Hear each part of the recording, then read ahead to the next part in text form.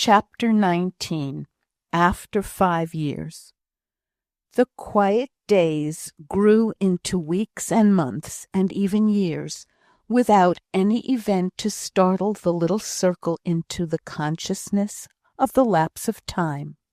One who had known them at the date of Ruth's becoming a governess in Mr. Bradshaw's family, and had been absent until the time of which I am now going to tell you, would have noted some changes which had imperceptibly come over all.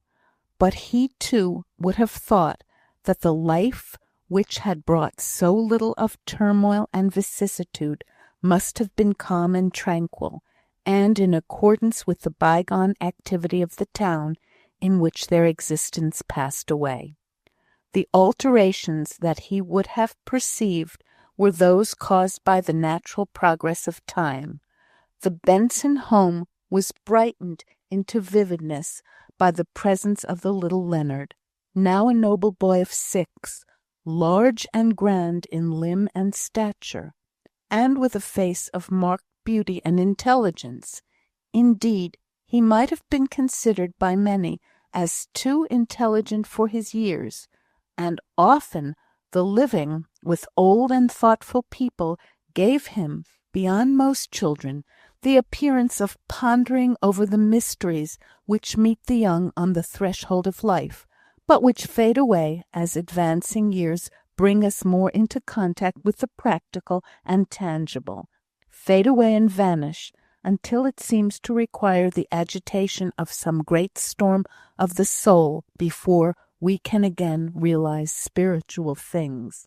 But at times Leonard seemed oppressed and bewildered, after listening intent, with grave and wondering eyes, to the conversation around him. At others, the bright animal life shone forth radiant, and no 3 months' kitten, no foal, suddenly tossing up its heels by the side of its sedate dam, and careering around the pasture in pure mad enjoyment, no young creature of any kind could show more merriment and gladness of heart. Forever in mischief was Sally's account of him at such times, but it was not intentional mischief, and Sally herself would have been the first to scold anyone else who had used the same words in reference to her darling. Indeed, she was once nearly giving warning because she thought the boy was being ill-used. The occasion was this. Leonard had for some time shown a strange, odd disregard of truth. He invented stories, and told them with so grave a face that unless there was some internal evidence of their incorrectness, such as describing a cow with a bonnet on, he was generally believed, and his statements, which were given with the full appearance of relating a real occurrence, had once or twice led to awkward results. All the 3, whose hearts were pained by this apparent unconsciousness of the difference between truth and falsehood, were unaccustomed to children, or they would have recognized this as a stage through which most infants, who would have lively imaginations, pass, and accordingly there was a consultation in Mr. Benson's study one morning. Ruth was there, quiet, very pale, and with compressed lips, sick at heart as she heard Miss Benson's arguments for the necessity of whipping in order to cure Leonard of his storytelling. Mr. Benson looked happy and uncomfortable. Education was but a series of experiments to them all, and they all had a secret dread of spoiling the noble boy, who was the darling of their hearts. And, perhaps, this very intensity of love begot an impatient, unnecessary anxiety, and made them resolve on sterner measures than the parent of a large family, where love was more spread abroad, would have dared to use. At any rate, the vote for whipping carried the day, and even Ruth, trembling and cold, agreed that it must be done. Only she asked, in a meek, sad voice, if she need be present. Mr. Benson was to be the executioner, the scene, the study, and being instantly told that she had better not, she went slowly and languidly up to her room, and kneeling down, she closed her ears and prayed.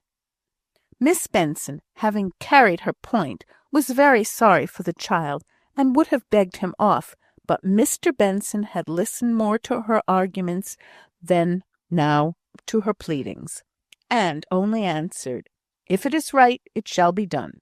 He went into the garden, and deliberately, almost as if he wished to gain time, chose and cut off a little switch from the laburnum tree. Then he returned through the kitchen, and gravely taking the awed and wondering little fellow by the hand, he led him silently into the study, and placing him before him, began an admonition on the importance of truthfulness, meaning to conclude with what he believed to be the moral of all punishment. "As you cannot remember this of yourself, I must give you a little pain to make you remember it. I am sorry it is necessary, and that you cannot recollect without my doing so."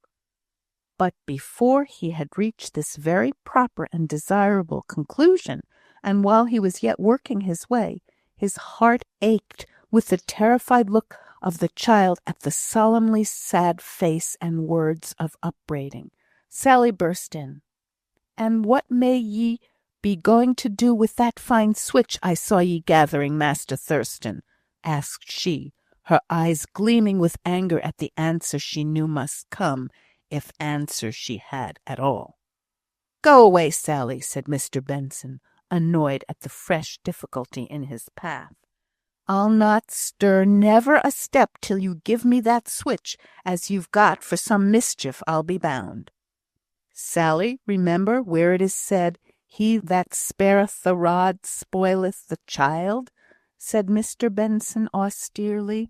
"Ay, I remember, and I remember a bit more than you want me to remember, I reckon. It were King Solomon as spoke them words, and it were King Solomon's son that were King Rehoboam, and no great shakes either. I can remember what is said on him, 2 Chronicles 12, chapter 14th verse, and he, that's King Rehoboam, the lad that tasted the rod, did evil because he prepared not his heart to seek the Lord. I've not been reading my chapters every night for 50 years to be caught napping by a dissenter, neither," said she triumphantly. "Come along, Leonard." She stretched out her hand to the child, thinking that she had conquered. But Leonard did not stir. He looked wistfully at Mr. Benson. "Come," said she impatiently. The boy's mouth quivered. "If you want to whip me, uncle, you may do it. I don't much mind."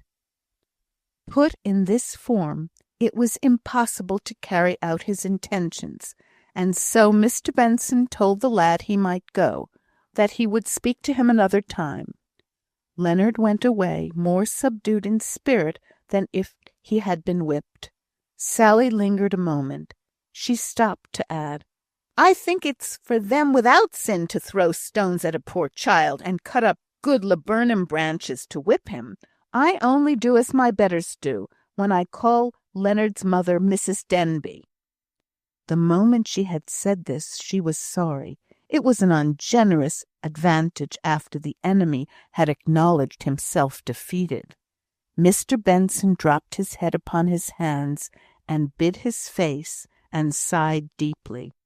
Leonard flew in search of his mother, as in search of a refuge. If he had found her calm, he would have burst into a passion of crying after his agitation. As it was, he came upon her kneeling and sobbing, and he stood quite still.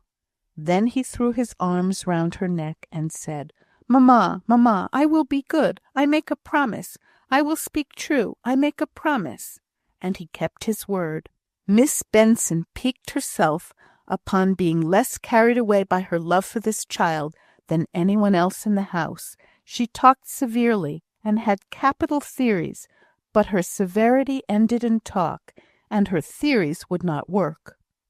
However, she read several books on education, knitting socks for Leonard all the while, and upon the whole I think the hands were more usefully employed than the head, and the good honest heart better than either. She looked older than when we first knew her, but it was a ripe, kindly age that was coming over her. Her excellent practical sense, perhaps, made her a more masculine character than her brother. He was often so much perplexed by the problems of life that he let the time for action go by, but she kept him in check by her clear, pithy talk, which brought back his wandering thoughts to the duty that lay straight before him, waiting for action. And then he remembered that it was the faithful part to wait patiently upon God, and leave the ends in his hands, who alone knows why evil exists in this world, and why it ever hovers on either side of good. In this respect, Miss Benson had more faith than her brother, or so it seemed, for quick, resolute action in the next step of life was all she required, while he deliberated and trembled, and often did wrong from his very deliberation, when his first instinct would have led him right. But, although decided and prompt as ever, Miss Benson was grown older since the summer afternoon when she dismounted from the coach at the foot of the long Welsh hill that led to Llandew, where her brother awaited her to consult her about Ruth. Though her eye was as bright and straight-looking as ever, quick and brave in its glances, her hair had become almost snowy white, and it was on this point she consulted Sally soon after the date of Leonard's last untruth. The two were arranging Miss Benson's room one morning, when, after dusting the looking-glass, she suddenly stopped in her operation, and, after a close inspection of herself, startled Sally by this speech. "Sally, I'm looking a great deal older than I used to." Sally, who was busy dilating on the increased price of flour, considered this remark of Miss Benson's as strangely irrelevant to the matter in hand, and only noticed it by a "To be sure, I suppose we all on us do, but 2 and 4 pence a dozen is too much to make us pay for it." Miss Benson went on with her inspection of herself, and Sally with her economical projects. "Sally," said Miss Benson, "my hair is nearly white. The last time I looked it was only pepper and salt. What must I do?" Why, what would the wench do?" asked Sally contemptuously. "You're never going to be taken in at your time of life by hair dyes and such gimcracks as can only take in young girls whose wisdom teeth are not cut." "And who are not very likely to want them," said Miss Benson quietly. "No, but you see, Sally, it's very awkward having such grey hair, and feeling so young. Do you know, Sally, I've as great a mind for dancing when I hear a lively tune on the street organs as ever, and as great a mind to sing when I'm happy, to sing in my old way, Sally, you know." "Aye, you had it from a girl," said Sally, "and many a time when the door's been shut, I did not know if it was you in the parlour or a big bumblebee in the kitchen as was making that drumbling noise. I heard you at it yesterday." "But an old woman with grey hair ought not to have a fancy for dancing or singing," continued Miss Benson. "What nonsense are you talking?" said Sally, roused to indignation. "Calling yourself an old woman when you're better than 10 years younger than me, and many a girl has grey hair at 25. "But I'm more than 25, Sally. I'm 57 next May." "More shame for ye, then, not to know better than to talk of dyeing your hair. I cannot abide such vanities." "Oh, dear Sally, when will you understand what I mean? I want to know how I'm to keep remembering how old I am, so as to prevent myself from feeling so young. I was quite startled just now to see my hair in the glass, for I can generally tell if my cap is straight by feeling. I'll tell you what I'll do. I'll cut off a piece of my grey hair, and plait it together for a marker in my Bible." Miss Benson expected applause for this bright idea, but Sally only made answer, You'll be taking to painting your cheeks next, now you've once thought of dyeing your hair." So Miss Benson plaited her grey hair in silence and quietness, Leonard holding one end of it while she wove it, and admiring the colour and texture all the time, with a sort of implied dissatisfaction at the auburn colour of his own curls, which was only half comforted away by Miss Benson's information that he lived long enough his hair would be like hers. Mr. Benson, who had looked old and frail while he was yet but young, was now stationary as to the date of his appearance. But there was something more of nervous restlessness in his voice and ways than formerly. That was the only change 5 years had brought to him. And as for Sally, she chose to forget age in the passage of years altogether, and had as much work in her, to use her own expression, as she had at 16. Nor was her appearance very explicit as to the flight of time. 50, 60, or 70 she might be, not more than the last nor less than the first, though her usual answer to any circuitous inquiry as to her age was now, what it had been for many years past: "I'm feared I shall never see 30 again." Then, as to the house, it was not one where the sitting rooms are refurnished every 2 or 3 years, not now even, since Ruth came to share their living, a place where, as an article grew shabby or worn, a new one was purchased. The furniture looked poor, and the carpets almost threadbare. But there was such a dainty spirit of cleanliness abroad, such exquisite neatness of repair, and altogether so bright and cheerful a look about the rooms, everything so above board, no shifts to conceal poverty under flimsy ornament, that many a splendid drawing-room would give less pleasure to those who could see evidence of character in inanimate things. But whatever poverty there might be in the house, there was full luxuriance in the little square, wall-encircled garden, on 2 sides of which the parlour and kitchen looked. The laburnum tree, which when Ruth came was like a twig stuck into the ground, was now a golden glory in spring, and a pleasant shade in summer. The wild hop that Mr. Benson had brought home from one of his country rambles, and planted by the parlour window while Leonard was yet a baby in his mother's arms, was now a garland over the casement, hanging down long tendrils that waved in the breezes, and threw pleasant shadows and traceries like some old bacchanalian carving on the parlour walls, at morn or dusky eve. The yellow rose had clambered up to the window of Mr. Benson's bedroom, and its blossom-laden branches were supported by a jargonelle pear-tree rich in autumnal fruit. But perhaps in Ruth herself there was the greatest external change, for of the change which had gone on in her heart and mind and soul, or if there had been any, neither she or anyone around her was conscious. But sometimes Miss Benson did say to Sally, "How very handsome Ruth is grown!" To which Sally made ungracious answer, "Yes, she's well enough. Beauty is deceitful, and favour a snare, and I'm thankful the Lord has spared me from such man-traps and spring guns." But even Sally could not help secretly admiring Ruth. If her early brilliancy of colouring was gone, a clear ivory skin as smooth as satin told of complete and perfect health, and was as lovely, if not so striking in effect, as the banished lilies and roses. Her hair had grown darker and deeper in the shadow that lingered in its masses.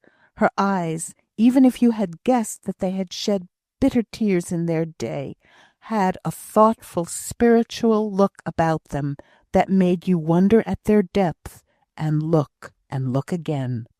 The increase of dignity in her face had been imparted to her form, I do not know if she had grown taller since the birth of her child, but she looked as if she had, and although she had lived in a very humble home, yet there was something about either it or her, or the people amongst whom she had been thrown during the last few years, which had so changed her, that whereas 6 or 7 years ago you would have perceived that she was not altogether a lady by birth and education, yet now she might have been placed among the highest in the land, and would have been taken by the most critical judge for their equal, although ignorant of their conventional etiquette, an ignorance which she would have acknowledged in a simple, childlike way, being unconscious of any false shame. Her whole heart was in her boy. She often feared that she loved him too much, more than God himself, yet she could not bear to pray to have her love for her child lessened. But she would kneel down by his little bed at night, at the deep, still midnight, with the stars that kept watch over Rizpah shining down upon her, and tell God what I have now told you, that she feared and loved her child too much, yet could not, would not, love him less, and speak to him of her one treasure as she could speak to no earthly friend. And so, unconsciously, her love of her child led her up to love to God, to the all-knowing who read her heart. It might be superstition, I dare say it was, but somehow she never lay down to rest without saying, as she looked her last on her boy, "Thy will, not mine, be done." And even while she trembled and shrank with infinite dread from sounding the depths of what that will might be, she felt as if her treasure were more secure to waken up rosy and bright in the morning, as one over whose slumbers God's holy angels had watched, for the very words which she had turned away in sick terror from realizing the night before. Her daily absence at her duties to the Bradshaw children only ministered to her love for Leonard. Everything does minister to love when its foundation lies deep in a true heart, and it was with exquisite pang of delight that after a moment of vague fear, "Oh, mercy to myself," I said, "if Lucy should be dead," she saw her child's bright face of welcome as he threw open the door every afternoon on her return home. For it was his silently appointed work to listen for her knock and rush breathless to let her in. If he were in the garden or upstairs among the treasures of the lumber room, either Miss Benson or her brother or Sally would fetch him to his happy little task. No one so sacred as he to the allotted duty. And the joyous meeting was not deadened by custom to either mother or child. Ruth gave the Bradshaws the highest satisfaction, as Mr. Bradshaw often said both to her and to the Bensons. Indeed, she rather winced under his pompous approbation.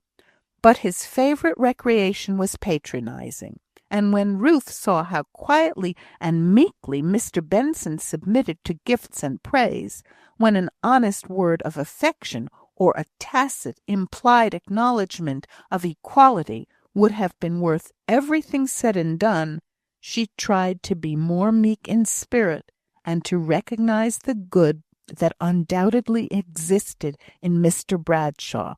He was richer and more prosperous than ever, a keen, far-seeing man of business, with an undisguised contempt for all who failed in the success which he had achieved. But it was not alone those who were less fortunate in obtaining wealth than himself that he visited with severity of judgment. Every moral error or delinquency came under his unsparing comment. Stained by no vice himself, either in his own eyes or in that of any human being who cared to judge him, having nicely and wisely proportioned and adapted his means to his ends, he could afford to speak and act with a severity which was almost sanctimonious in its ostentation or thankfulness as to himself. Not a misfortune or a sin was brought to light, but Mr. Bradshaw could trace to its cause in some former mode of action, which he long ago foretold would lead to shame. If another's son turned out wild or bad, Mr. Bradshaw had little sympathy. It might have been prevented by a stricter rule, or more religious life at home. Young Richard Bradshaw was quiet and steady, and other fathers might have had sons like him if they had taken the same pains to enforce obedience. Richard was an only son, and yet Mr. Bradshaw might venture to say he had never had his own way in his life. Mrs. Bradshaw was, he confessed. Mr. Bradshaw did not like confessing his wife's errors. Rather less firm than he should have liked with the girls, and with some people, he believed, Jemima was rather headstrong, but to his wishes she had always shown herself obedient. All children were obedient if their parents were decided and authoritative, and every one would turn out well, if properly managed. If they did not prove good, then they might take the consequences of their errors. Mrs. Bradshaw murmured faintly at her husband when his back was turned, but if his voice was heard or his footsteps sounded in the distance, she was mute and hurried her children into the attitude or action most pleasing to their father. Jemima, it is true, rebelled against this manner of proceeding, which savoured to her a little of deceit, but even she had not, as yet, overcome her awe of her father sufficiently to act independently of him, and according to her own sense of right, or rather, I should say, according to her own warm, passionate impulses. Before him, the wilfulness which made her dark eyes blaze out at times was hushed and still. He had no idea of her self-tormenting, no notion of the almost southern jealousy which seemed to belong to her brunette complexion. Jemima was not pretty. The flatness and shortness of her face made her almost plain. Yet most people looked twice at her expressive countenance, at the eyes which flamed or melted at every trifle, at the rich colour which came at every expressed emotion into her usually sallow face, at the faultless teeth which made her smile like a sunbeam. But then, again, when she thought she was not kindly treated, when a suspicion crossed her mind, or when she was angry with herself, her lips were tight pressed together, her colour was wan and almost livid, and a stormy gloom clouded her eyes as with a film. But before her father her words were few, and he did not notice looks or tones. Her brother Richard had been equally silent before his father in boyhood and early youth, but since he had gone to be a clerk in a London house, preparatory to assuming his place as junior partner in Mr. Bradshaw's business, he spoke more on his occasional visits at home, and very proper and highly moral was his conversation, sentences of goodness, which were like the flowers that children stick in the ground, and that have not sprung upwards from roots, deep down in the hidden life and experience of the heart. He was as severe a judge as his father of other people's conduct, but you felt that Mr. Bradshaw was sincere in his condemnation of all outward error and vice, and that he would try himself by the same laws as he tried others. Somehow Richard's words were frequently heard with a lurking distrust, and many shook their heads over the patterned son. But then it was those whose sons had gone astray and had been condemned in no private or tender manner by Mr. Bradshaw, so it might be revenge in them. Still, Jemima felt that all was not right. Her heart sympathized in the rebellion against his father's commands, which her brother had confessed to her in an unusual moment of confidence. but her uneasy conscience condemned the deceit which he had practised. The brother and sister was sitting alone over a blazing Christmas fire, and Jemima held an old newspaper in her hand to shield her face from the hot light. They were talking of family events, when, during a pause, Jemima's eye caught the name of a great actor who had lately given prominence and life to a character in one of Shakespeare's plays. The criticism in the paper was fine, and warmed Jemima's heart. "How I should like to see a play!" exclaimed she. "Should you?" said her brother listlessly. "Yes, to be sure. Just hear this." And she began to read a fine passage of criticism. "Those newspaper people can make an article out of anything," said he, yawning. "I've seen the man myself, and it was all very well, but nothing to make such a fuss about." "Have you seen a play, Richard? Oh, why did you never tell me before? Tell me all about it. Why did you never name seeing in your letters?" He half smiled, contemptuously enough.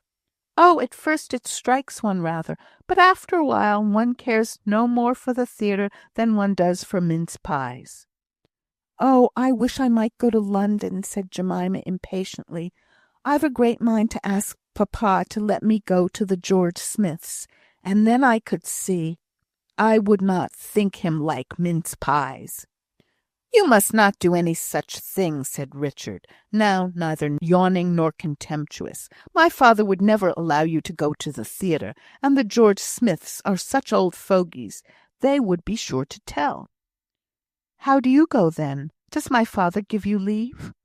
"Oh, many things are right for men which are not for girls." Jemima sat and pondered. Richard wished he had not been so confidential. "You need not name it," said he, rather anxiously. "Name what?" said she, startled, for her thoughts had gone far afield. "Oh, name my going once or twice to the theatre." "No, I shan't name it," said she. "No one here would care to hear it." But it was with some little surprise, and almost with a feeling of disgust, that she heard Richard join with her father in condemning someone, and add to Mr. Bradshaw's list of offences by alleging that the young man was a playgoer. He did not think his sister heard his words. Mary and Elizabeth were the two girls whom Ruth had in charge.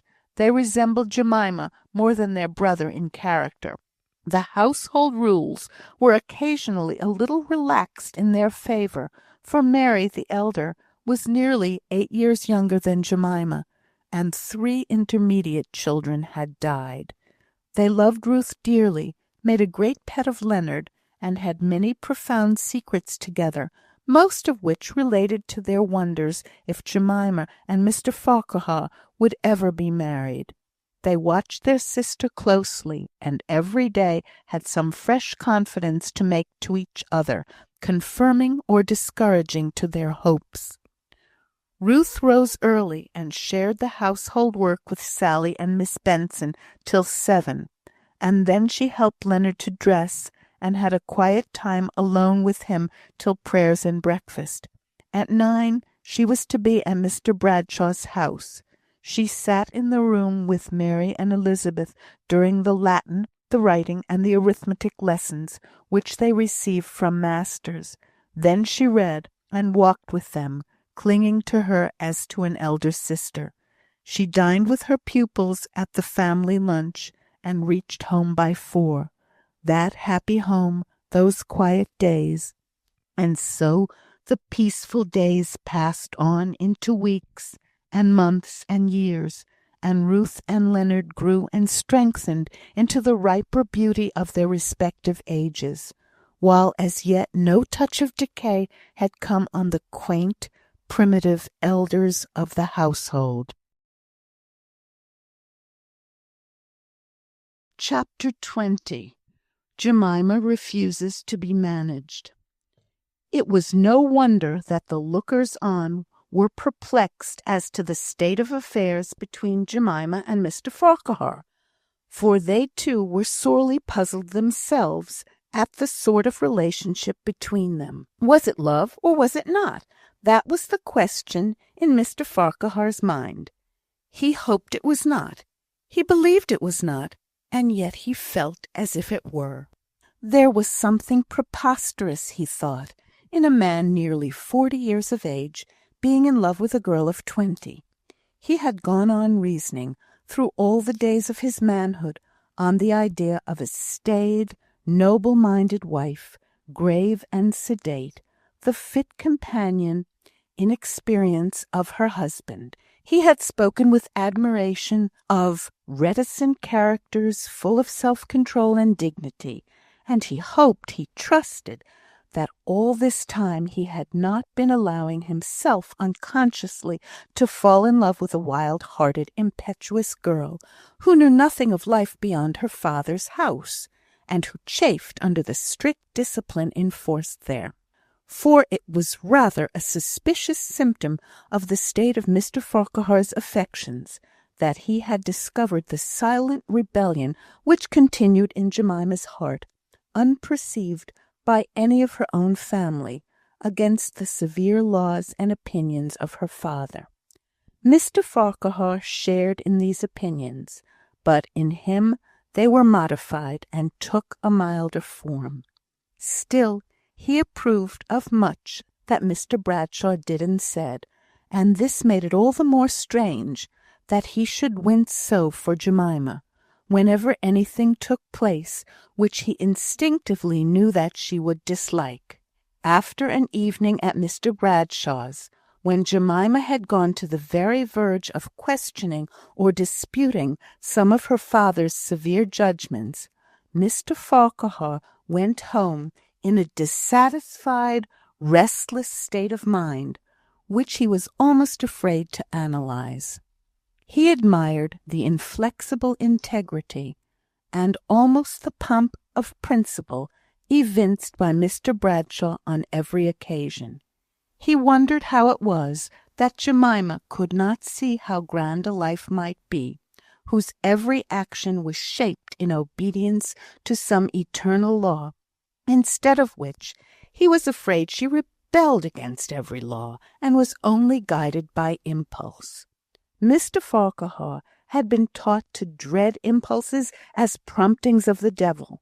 Sometimes, if he tried to present her father's opinion before her in another form, so as to bring himself and her rather more into that state of agreement he longed for, she flashed out upon him with the indignation of difference that she dared not show to or before her father, as if she had some diviner instinct which taught her more truly than they knew, with all their experience. At least, in her first expressions there seemed something good and fine, but opposition made her angry and irritable, and the arguments which he was constantly provoking, whenever he was with her in her father's absence, frequently ended in some vehemence of expression on her part that offended Mr. Farquhar, who did not see how she expiated her anger in tears and self-reproaches when alone in her chamber. Then he would lecture himself severely on the interest he could not help feeling in a wilful girl. He would determine not to interfere with her opinions in future, and yet, the very next time they differed, he strove to argue her into harmony with himself, in spite of all resolutions to the contrary. Mr. Bradshaw saw just enough of this interest which Jemima had excited in his partner's mind to determine him in considering their future marriage as a settled affair. The fitness of the thing had long ago struck him. Her father's partner, so the fortune he meant to give her might continue in the business, a man of such steadiness of character, and such a capital eye for a desirable speculation as Mr. Farquhar, just the right age to unite the paternal with the conjugal affection, and consequently the very man for Jemima, who had something unruly in her, which might break out under a regime less wisely adjusted to the circumstances than was Mr. Bradshaw's, in his own opinion.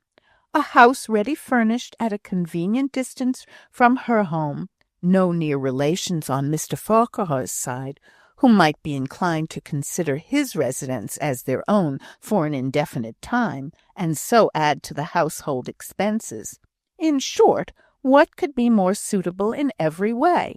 Mr. Bradshaw respected the very self-restraint he thought he saw in Mr. Farquhar's demeanour, attributing it to a wise desire to wait until trade should be rather more slack, and the man of business more at leisure to become the lover. As for Jemima, at times she thought she almost hated Mr. Farquhar. What business has he, she would think, to lecture me? Often I can hardly bear it from papa, and I will not bear it from him.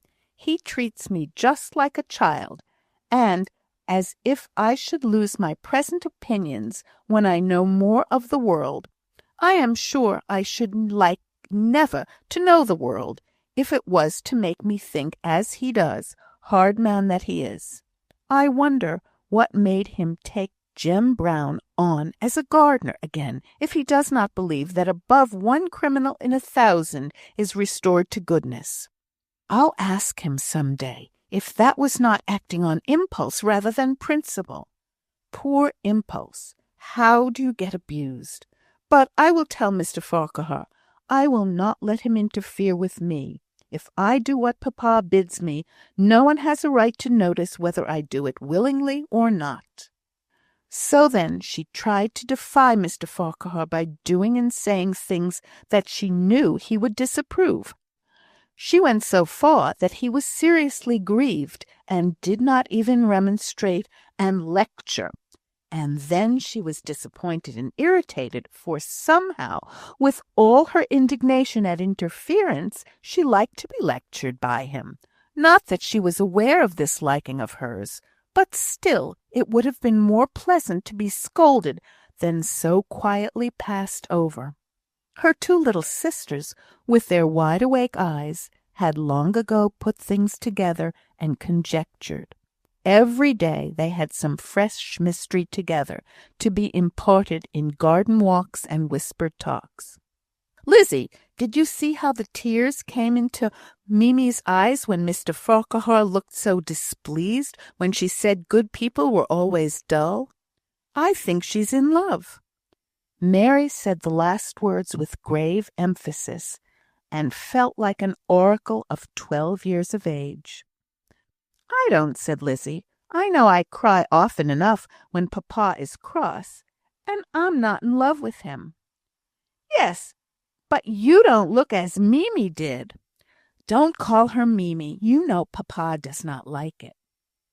Yes, but there are so many things papa does not like I can never remember them all. Never mind about that, but listen to something I've got to tell you, if you'll never, never tell. No, indeed I won't, Mary. What is it? Not to Mrs. Denby? No, not even to Mrs. Denby. Well then, the other day, last Friday, Mimi— Jemima, interrupted the more conscientious Elizabeth. Jemima, if it must be so, jerked out Mary, sent me to her desk for an envelope, and what do you think I saw? What? Asked Elizabeth, expecting nothing else than a red-hot valentine signed Walter Farquhar, Pro Bradshaw, Farquhar and Company in full. Why, a piece of paper with dull-looking lines upon it, just like the scientific dialogues, and I remember all about it. It was once when Mr. Farquhar had been telling us that a bullet does not go in a straight line, but in a something curve, and he drew some lines on a piece of paper, and Mimi— Jemima, put in Elizabeth. Well, she had treasured it up and written in corner, W.F., April 3rd. Now, that's rather like love, is it not? For Jemima hates useful information just as much as I do, and that's saying a great deal, and yet she had kept this paper and dated it. If that's all, I know Dick keeps a paper with Miss Benson's name written on it, and yet he's not in love with her, and perhaps Jemima may like Mr. Farquhar, and he may not like her. It seems such a little while since her hair was turned up, and he has always been a grave, middle-aged man ever since I can recollect. And then, have you never noticed how often he finds fault with her, almost lectures her?" "To be sure," said Mary, "but he may be in love, for all that. Just think how often papa lectures mamma, and yet, of course, they're in love with each other." "Well, we shall see," said Elizabeth. Poor Jemima little thought of the 4 sharp eyes that watched her daily course while she sat alone, as she fancied, with her secret in her own room. For, in a passionate fit of grieving at the impatient, hasty temper which had made her so seriously displease Mr. Farquhar that he had gone away without remonstrance, without more leave-taking than a distant bow, she had begun to suspect that, rather than not be noticed at all by him, rather than be an object of indifference to him, far rather would she be an object of anger and upbraiding. And the thoughts that followed this confession to herself stunned and bewildered her. For once that they made her dizzy with hope, 10 times they made her sick with fear. For an instant she planned to become and to be all he could wish her, to change her very nature for him. And then a great gush of pride came over her, and she set her teeth tight together and determined that he should either love her as she was or not at all. Unless he could take her with all her faults, she would not care for his regard. Love was too noble a word to call such cold calculating feeling as his must be, who went about with a pattern idea in his mind, trying to find a wife to match. Besides, there was something degrading, Jemima thought, in trying to alter herself to gain the love of any human creature. And yet, if he did not care for her, if this late indifference were to last, what a great shroud was drawn over life! Could she bear it? From the agony she dared not look at, but which she was going to risk encountering, she was aroused by the presence of her mother. "Jemima, your father wants to speak to you in the dining-room." "What for?" asked the girl. "Oh, he is fidgeted by something Mr. Farquhar said to me, and which I repeated. I am sure I thought there was no harm in it, and your father always likes me to tell him what everybody says in his absence." Jemima went with a heavy heart into her father's presence. He was walking up and down the room, and did not see her at first. "Oh, Jemima, is that you? Has your mother told you what I want to speak to you about?" "No," said Jemima, "not exactly." "She has been telling me, what proves to me how very seriously you must have displeased and offended Mr. Farquhar before he could have expressed himself to her as he did when he left the house. You know what he said?" "No," said Jemima, her heart swelling within her. "He has no right to say anything about me." She was desperate, or she durst not have said this before her father. "No right? What do you mean, Jemima?" said Mr. Bradshaw, turning sharp round. "Surely you must know that I hope he may one day be your husband. That is to say, if you prove yourself worthy of the excellent training I have given you. I cannot suppose Mr. Farquhar would take any undisciplined girl as a wife." Jemima held tight by a chair near which she was standing. She did not speak. Her father was pleased by her silence. It was the way in which he liked his projects to be received. "But you cannot suppose," he continued, "that Mr. Farquhar will consent to marry you." "Consent to marry me?" repeated Jemima in a low tone of brooding indignation. Were those the terms upon which her rich woman's heart was to be given, with a calm consent of acquiescent acceptance, but a little above resignation on the part of the receiver? "If you give way to a temper which, although you have never dared to show it to me, I am well aware exists, although I hope the habits of self-examination I had instilled had done much to cure you of manifesting it. At one time, Richard promised to be the more headstrong of the two. Now I must desire you to take pattern by him. Yes," he continued, falling into his old train of thought, "it would be a most fortunate connection for you in every way. I should have you under my own eye, and could still assist you in the formation of your character, and I should be at hand to strengthen and confirm your principles.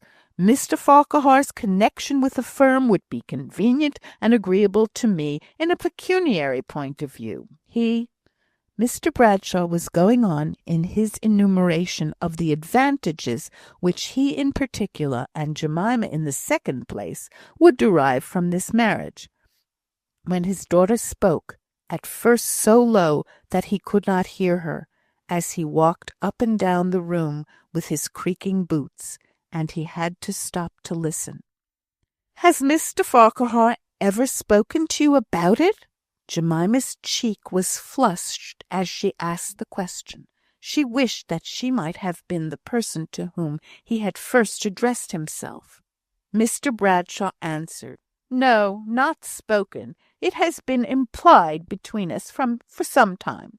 At least, I have been so aware of his intentions that I have made several allusions in the course of business to it as a thing that might take place. He can hardly have misunderstood. He must have seen that I perceived his design and approved of it," said Mr. Bradshaw, rather doubtfully, as he remembered how very little, in fact, passed between him and his partner which could have reference to the subject, to any but a mind prepared to receive it. Perhaps Mr. Farquhar had not really thought of it, but then again that would imply that his own penetration had been a thing not impossible certainly, but quite beyond the range of probability. So he reassured himself, and, as he thought, his daughter, by saying, "The whole thing is so suitable, the advantages arising from the connection are so obvious, besides which I am quite aware, from many little speeches of Mr. Farquhar's, that he contemplates marriage at no very distant time. And he seldom leaves Eccleston, and visits few families besides our own, certainly none that compare with ours in the advantages you have all received in moral and religious training."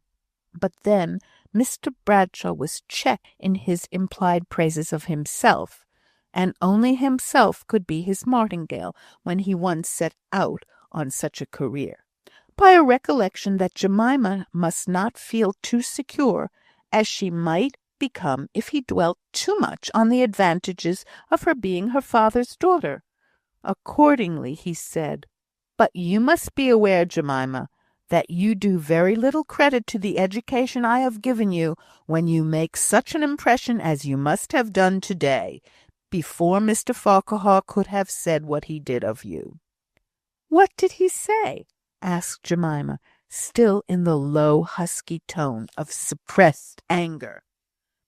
"Your mother says he remarked to her, 'What a pity it is that Jemima cannot maintain her opinions without going into a passion, and what a pity it is that her opinions are such as to sanction rather than curb these fits of rudeness and anger.'"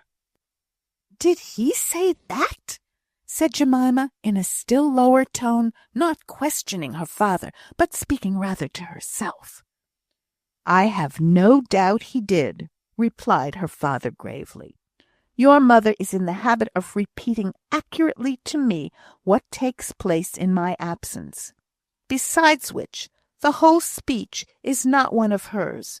She has not altered a word in the repetition. I am convinced. I have trained her to habits of accuracy very unusual in a woman." At another time Jemima might have been inclined to rebel against this system of carrying constant intelligence to headquarters, which she had long ago felt as an insurmountable obstacle to any free communication with her mother. But now her father's means of acquiring knowledge faded into insignificance before the nature of the information he imparted. She stood quite still, grasping the chair back, longing to be dismissed.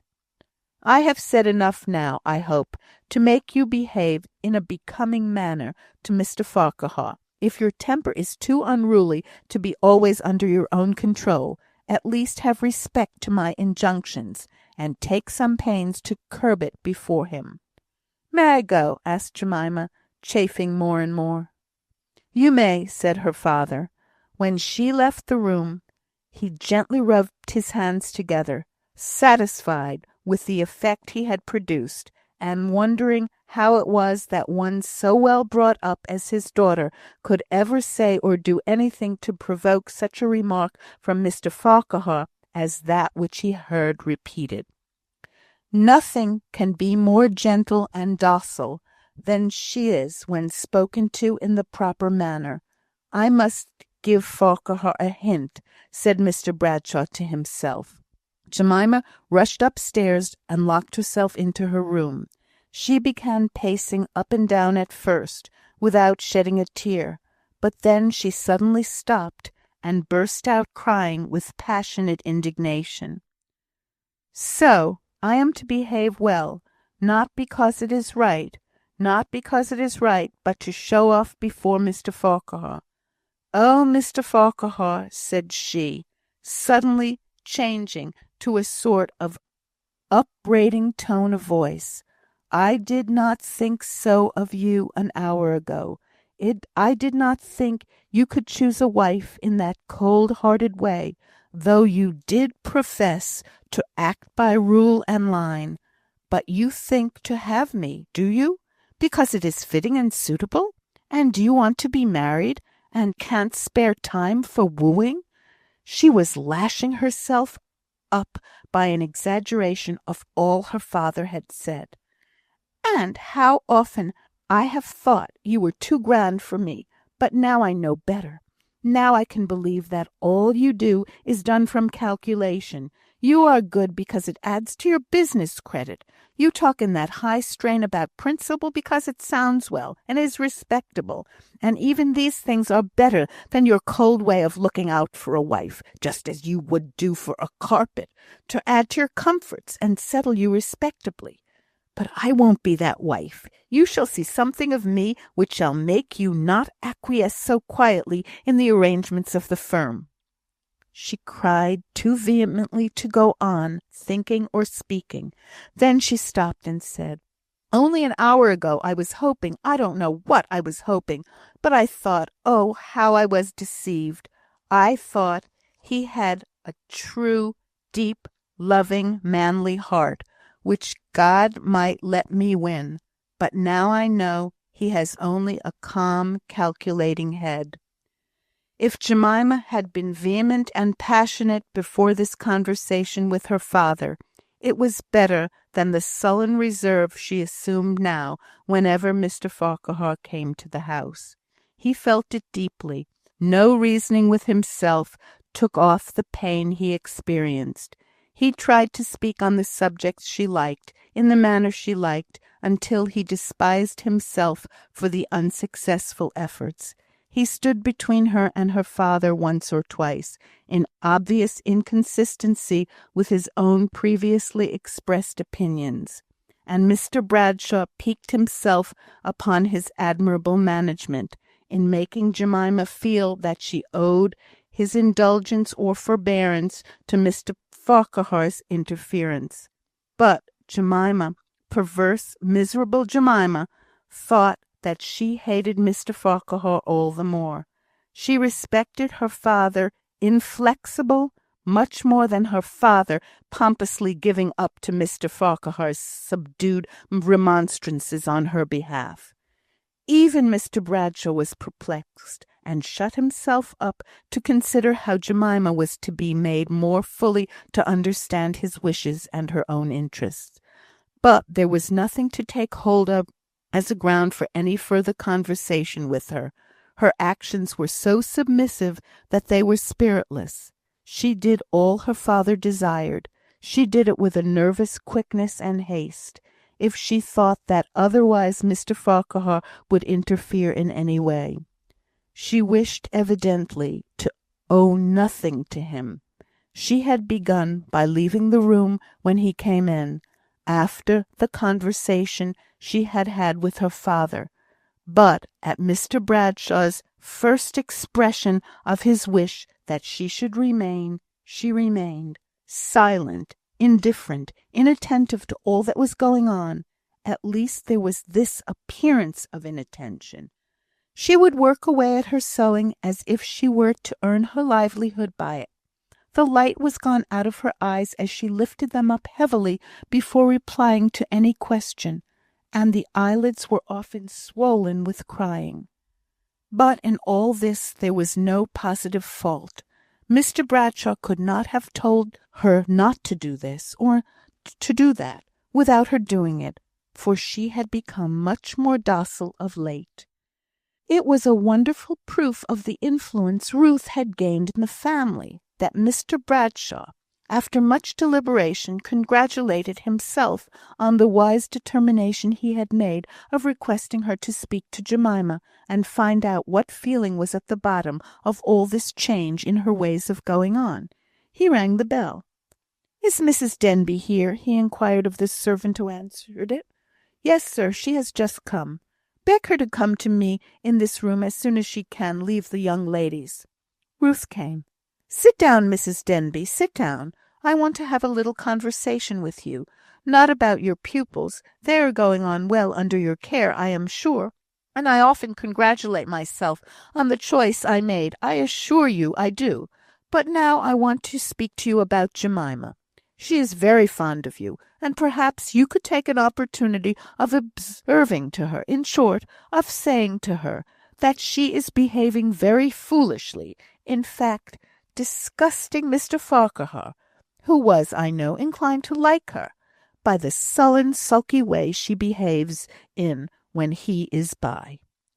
He paused for the ready acquiescence he expected, but Ruth did not quite comprehend what was required of her, and disliked the glimpse she had gained of the task very much. "I hardly understand, sir. You are displeased with Miss Bradshaw's manners to Mr. Farquhar?" Well, not quite that. I am displeased with her manners. They are sulky and abrupt, particularly when he is by, and I want you, of whom she is so fond, to speak to her about it.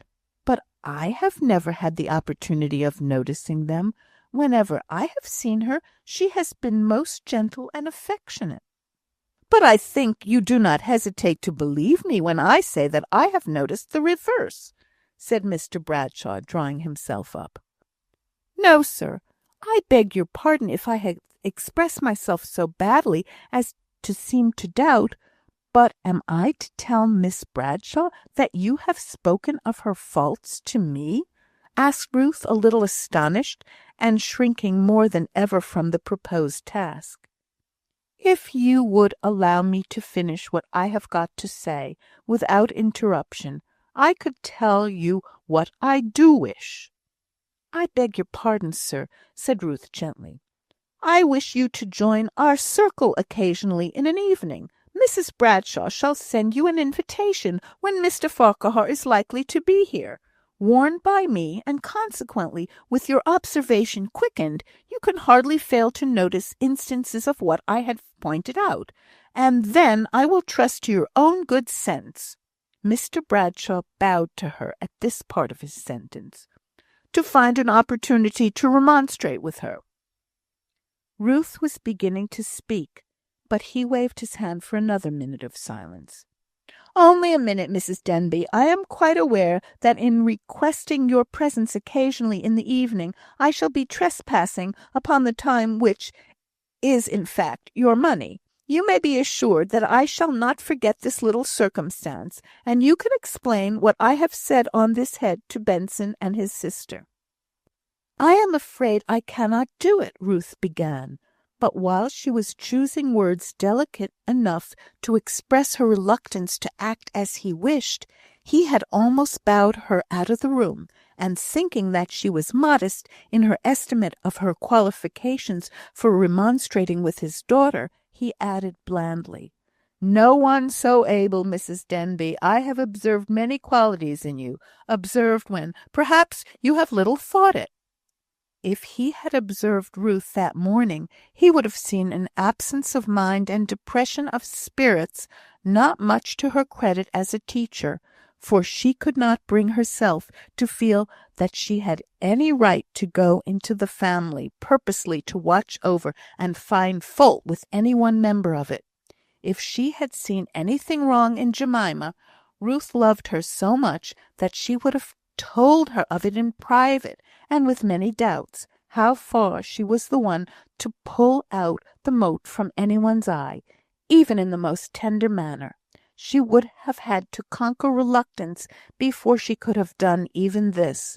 But there was something indefinably repugnant to her in the manner of acting which Mr. Bradshaw had proposed, and she determined not to accept the invitations which were to place her in so false a position.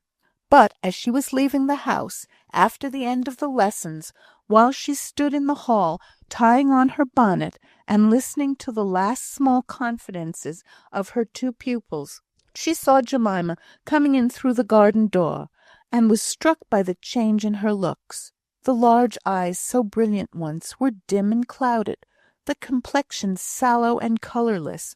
A lowering expression was on the dark brow, and the corners of her mouth drooped as with sorrowful thoughts. She looked up, and her eyes met Ruth's. "Oh, you beautiful creature!" thought Jemima, "with your still, calm, heavenly face. What are you to know of earth's trials?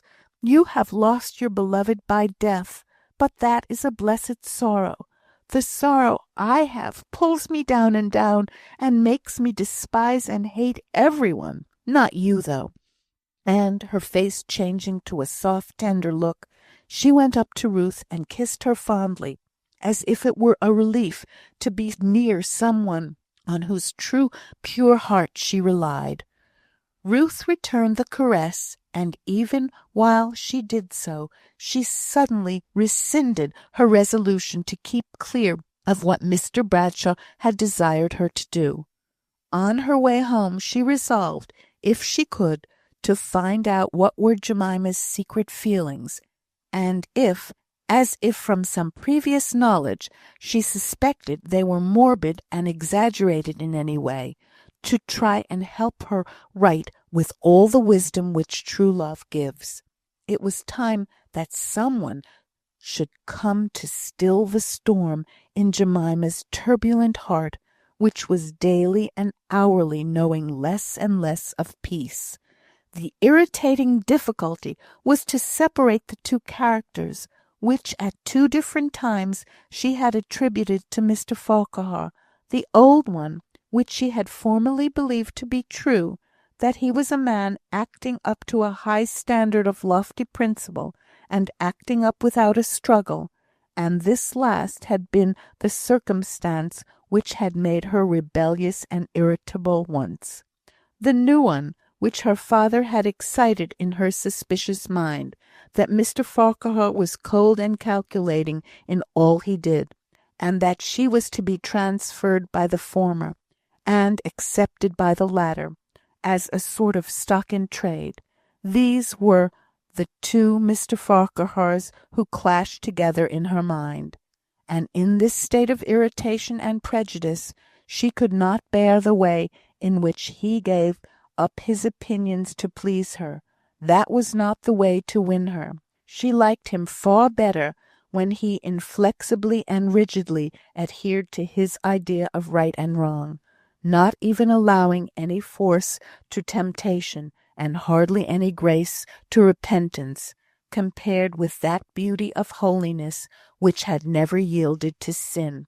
He had been her idol in those days, as she found out now, however much at the time she had opposed him with violence.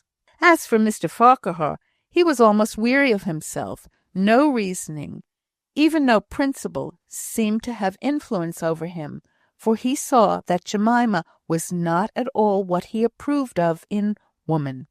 He saw her uncurbed and passionate, affecting to despise the rules of life he held most sacred, and indifferent to, if not positively disliking, him, and yet he loved her dearly.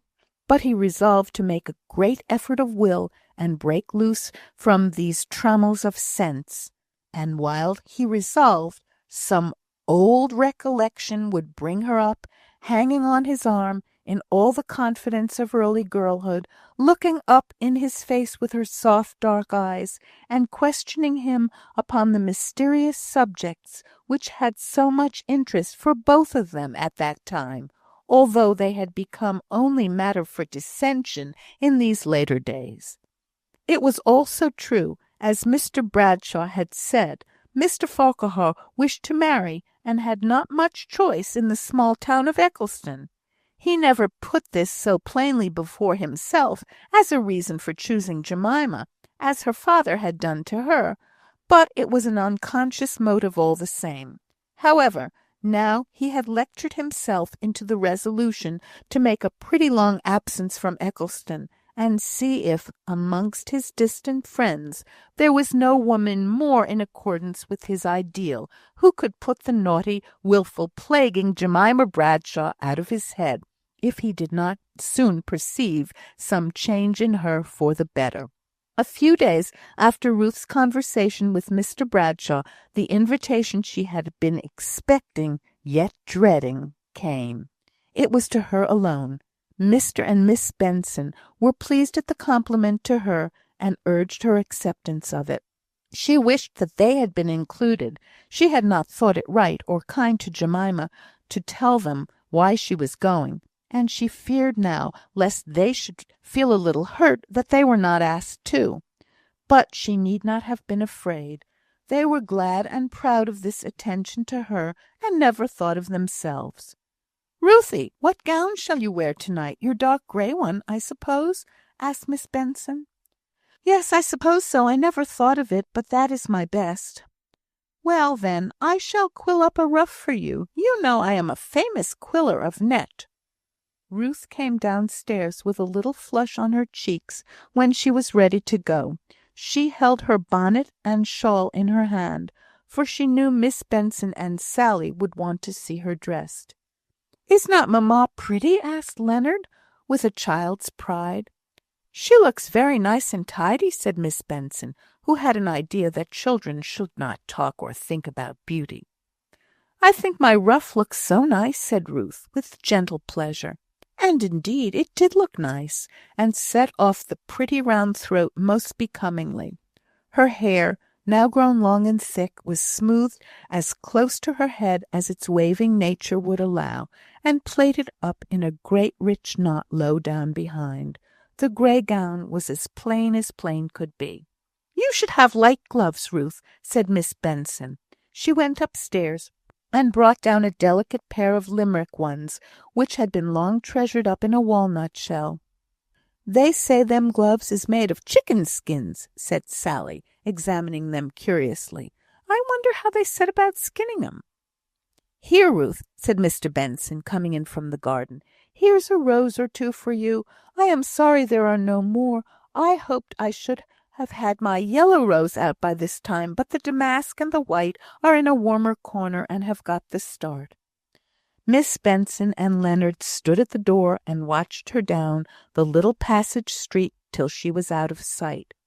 She had hardly touched the bell at Mr. Bradshaw's door when Mary and Elizabeth opened it with boisterous glee. "We saw you coming. We've been watching for you. We want you to come round the garden before tea.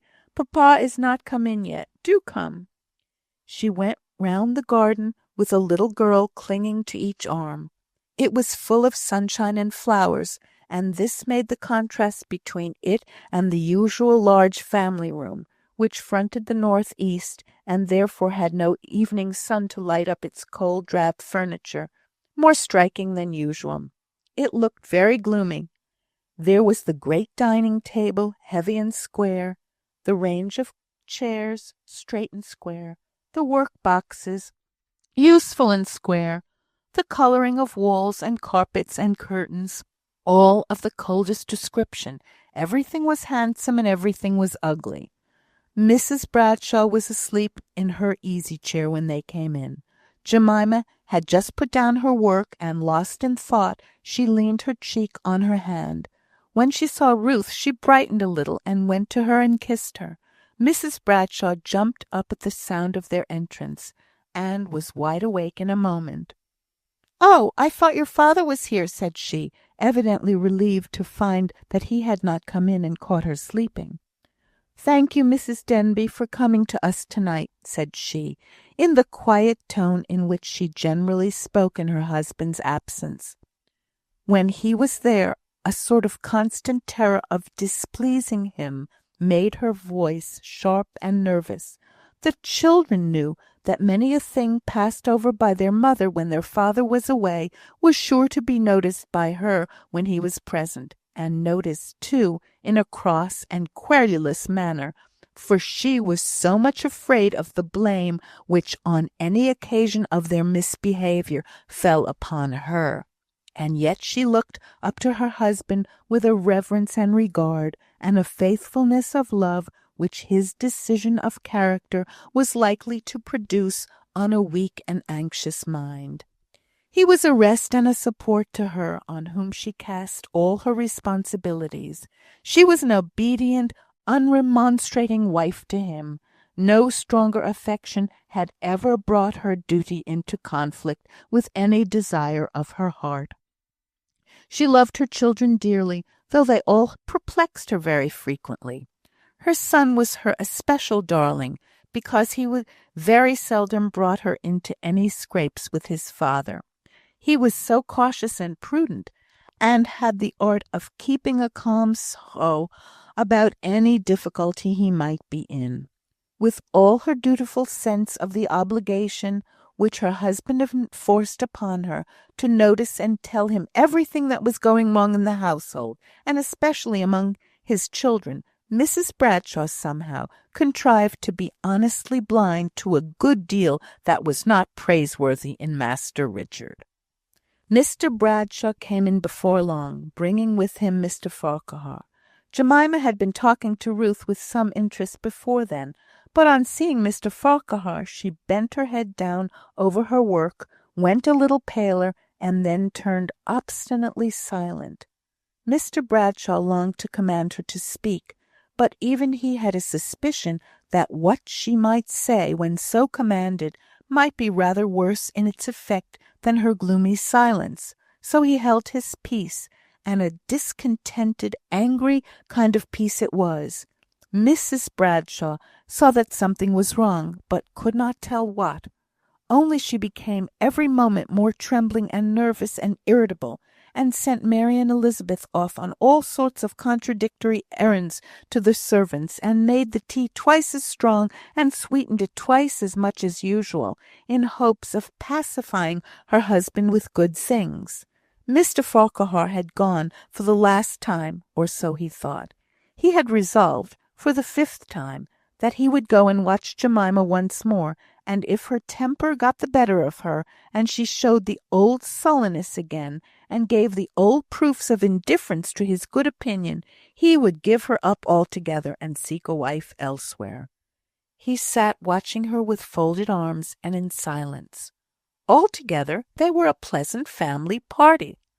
Jemima wanted to wind a skein of wool. Mr. Farquhar saw it, and came to her, anxious to do her this little service. She turned away pettishly, and asked Ruth to hold it for her.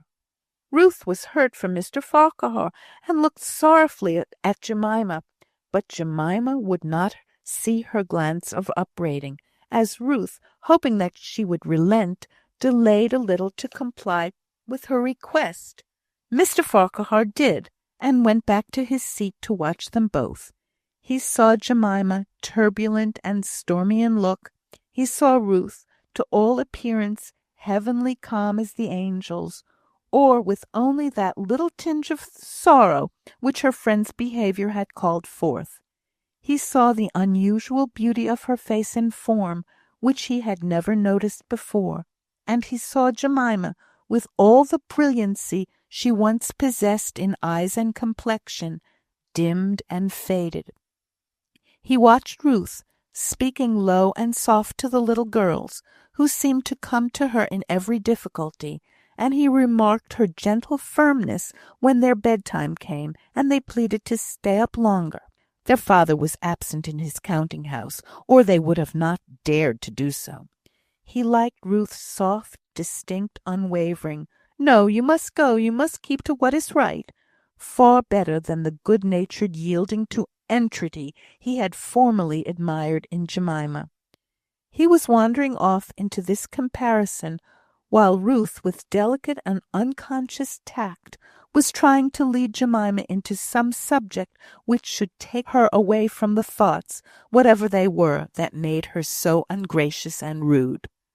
Jemima was ashamed of herself before Ruth, in a way which she had never been before any one else. She valued Ruth's good opinion so highly that she dreaded lest her friend should perceive her faults. She put a check upon herself, a check at first, but after a little time she had forgotten something of her trouble, and listened to Ruth, and questioned her about Leonard, and smiled at his little witticisms, and only the sighs that would come up from the very force of habit brought back the consciousness of her unhappiness. Before the end of the evening, Jemima had allowed herself to speak to Mr. Farquhar in the old way, questioning, differing, disputing. She was recalled to the remembrance of that miserable conversation by the entrance of her father. After that she was silent, but he had seen her face more animated and bright with a smile as she spoke to Mr. Farquhar, and although he regretted the loss of her complexion, for she was still very pale, he was highly pleased with the success of his project.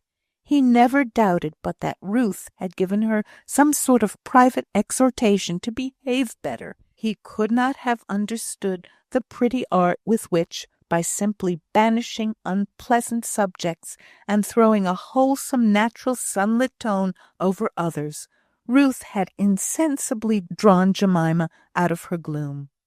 He resolved to buy Mrs. Denbigh a handsome silk gown the very next day. He did not believe she had a silk gown, poor creature. He had noticed that dark grey stuff this long time as her Sunday dress. He liked the colour. The silk one should be just the same tinge. Then he thought that it would perhaps be better to choose a lighter shade, one which might be noticed as different to the old gown, for he had no doubt she would like to have it remarked, and perhaps would not object to tell people that it was a present from Mr. Bradshaw, a token of his approbation. He smiled a little to himself as he thought of this additional source of pleasure to Ruth. She, in the meantime, was getting up to go home. While Jemima was lighting the bed candle at the lamp, Ruth came round to bid good night. Mr. Bradshaw could not allow her to remain till the morrow, uncertain whether he was satisfied or not. "Good night, Mrs. Denbigh," said he. "Good night. Thank you. I am obliged to you. I am exceedingly obliged to you." He laid emphasis on these words, for he was pleased to see Mr. Farquhar step forward to help Jemima in her little office. Mr. Farquhar offered to accompany Ruth home, but the streets that intervened between Mr. Bradshaw's and the chapel house were so quiet that he desisted, when he learned from Ruth's manner how much she disliked his proposal. Mr. Bradshaw, too, instantly observed, "Oh, Mrs. Denbigh need not trouble you, Farquhar. I have servants at liberty at any moment to attend to her if she wishes it." In fact, he wanted to make hay while the sun shone, and to detain Mr. Farquhar a little longer, now that Jemima was so gracious. She went upstairs with Ruth to help her put on her things. "Dear Jemima," said Ruth, "I am so glad to see you looking better to-night. You quite frightened me this morning, you looked so ill." "Did I?" replied Jemima. "Oh, Ruth, I have been so unhappy lately. I want you to come and put me to rights," she continued, half smiling. "You know, I'm a sort of out-pupil of yours, though we are so nearly of an age. You ought to lecture me, and make me good." "Should I, dear?" said Ruth. "I don't think I'm the one to do it." "Oh, yes, you are. You've done me good to-night." "Well, if I can do anything for you, tell me what it is," asked Ruth tenderly. "Oh, not now, not now," replied Jemima. "I could not tell you here. It's a long story, and I don't know that I can tell you it all. Mamma might come up at any moment, and Papa would be sure to ask what we had been talking about so long." "Take your own time, love," said Ruth. "Only remember, as far as I can, how glad I am to help you." "You're too good, my darling," said Jemima fondly. "Don't say so," replied Ruth earnestly, almost as if she were afraid. "God knows I am not." "Well, we're none of us too good," answered Jemima. "I know that. But you are very good. Nay, I won't call you so if it makes you look so miserable. But come away downstairs." With the fragrance of Ruth's sweetness lingering about her, Jemima was her best self during the next half hour.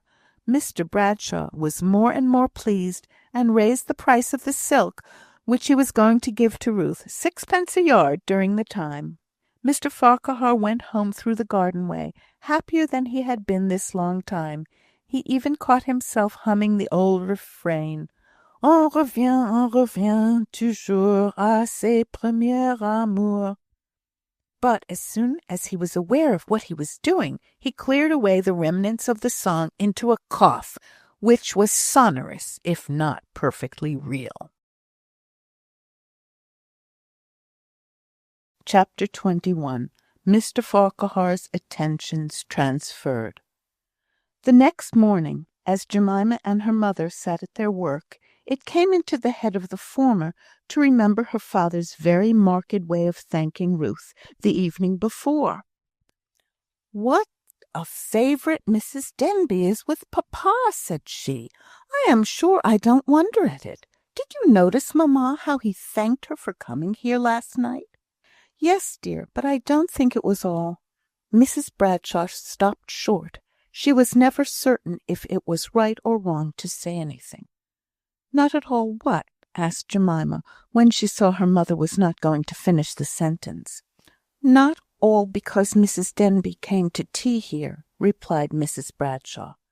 "Why, what else could he be thanking her for? What has she done?" asked Jemima, stimulated to curiosity by her mother's hesitating manner. "I don't know if I ought to tell you," said Mrs. Bradshaw. "Oh, very well," said Jemima, rather annoyed.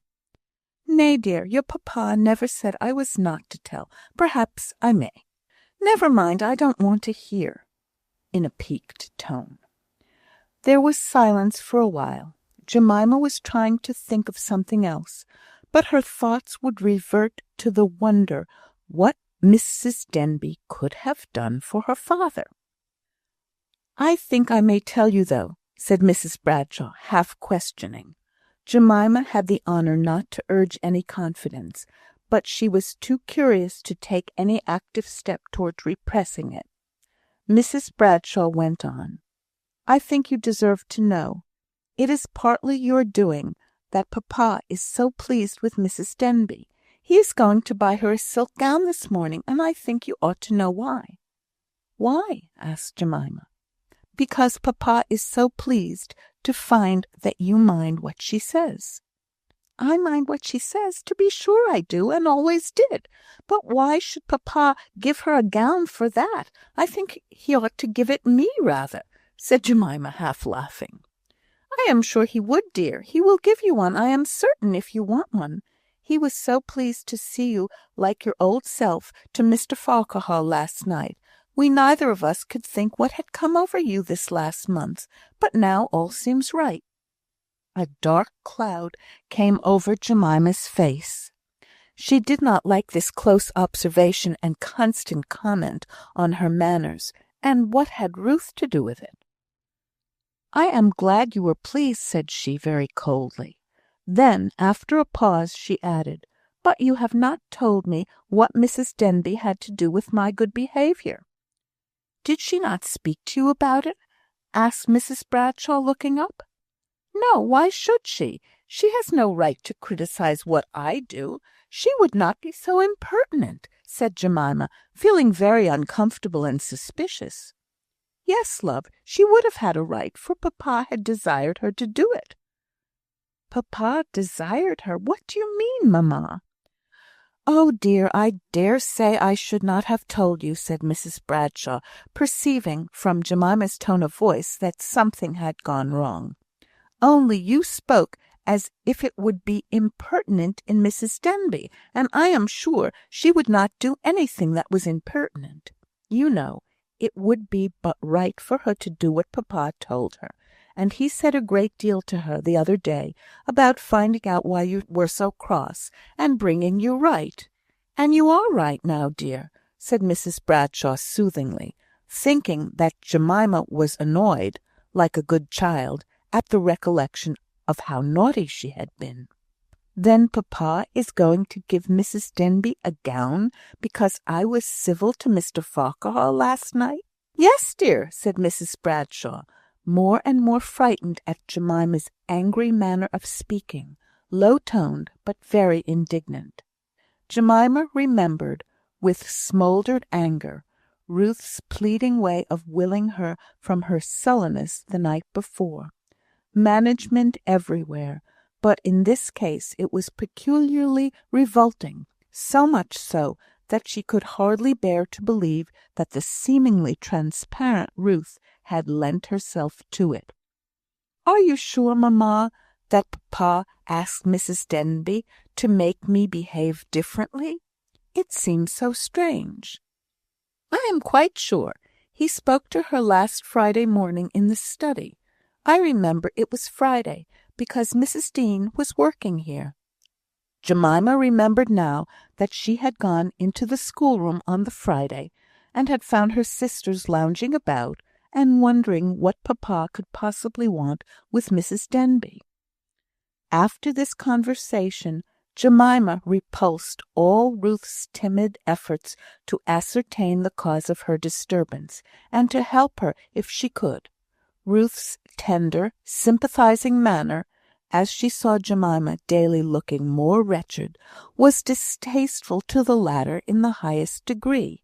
She could not say that Mrs. Denbigh's conduct was positively wrong. It might even be quite right, but it was inexpressibly repugnant to her to think of her father consulting with a stranger. A week ago she almost considered Ruth as a sister. How to manage his daughter, so as to obtain the end he wished for. Yes, even if that end was for her own good. She was thankful and glad to see a brown paper parcel lying on the hall table, with a note in Ruth's handwriting addressed to her father. She knew what it was, the grey silk dress, that she was sure Ruth would never accept. No one henceforward could induce Jemima to enter into conversation with Mr. Farquhar. She suspected manoeuvring in the simplest actions, and was miserable in this constant state of suspicion. She would not allow herself to like Mr. Farquhar, even when he said things the most after her own heart. She heard him one evening talking with her father about the principles of trade. Her father stood out for the keenest, sharpest work consistent with honesty. If he had not been her father, she would perhaps have thought some of his sayings inconsistent with true Christian honesty. He was for driving hard bargains, exacting interest, and payment of just bills to a day. That was, he said, the only way in which trade could be conducted. Once allow a margin of uncertainty, or where feelings instead of maxims were to be the guide, and all hope of there ever being any good men of business was ended. Suppose a delay of a month in requiring payment might save a man's credit, prevent his becoming a bankrupt, put in Mr. Farquhar. I would not give it him. I would let him have money to set up again as soon as he had passed the bankruptcy court. If he never passed, I might, in some cases, make him an allowance, but I would always keep my justice and my charity separate. And yet charity, in your sense of the word, degrades. Justice, tempered with mercy and consideration, elevates. That is not justice. Justice is certain and inflexible. No, Mr. Farquhar, you must not allow any quixotic notions to mingle with your conduct as a tradesman. And so they went on, Jemima's face glowing with sympathy in all Mr. Farquhar said, till once, on looking up suddenly with sparkling eyes, she saw a glance of her father's, which told her, as plain as words can say, that he was watching the effect of Mr. Farquhar's speeches upon his daughter. She was chilled thenceforward.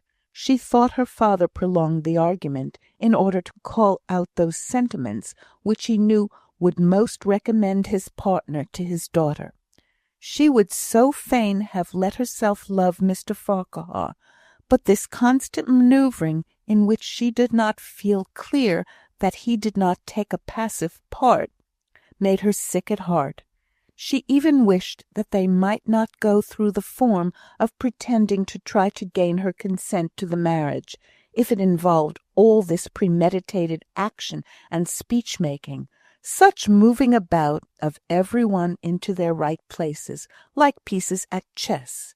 She felt as if she would rather be bought openly, like an Oriental daughter, where no one is degraded in their own eyes by being parties to such a contract.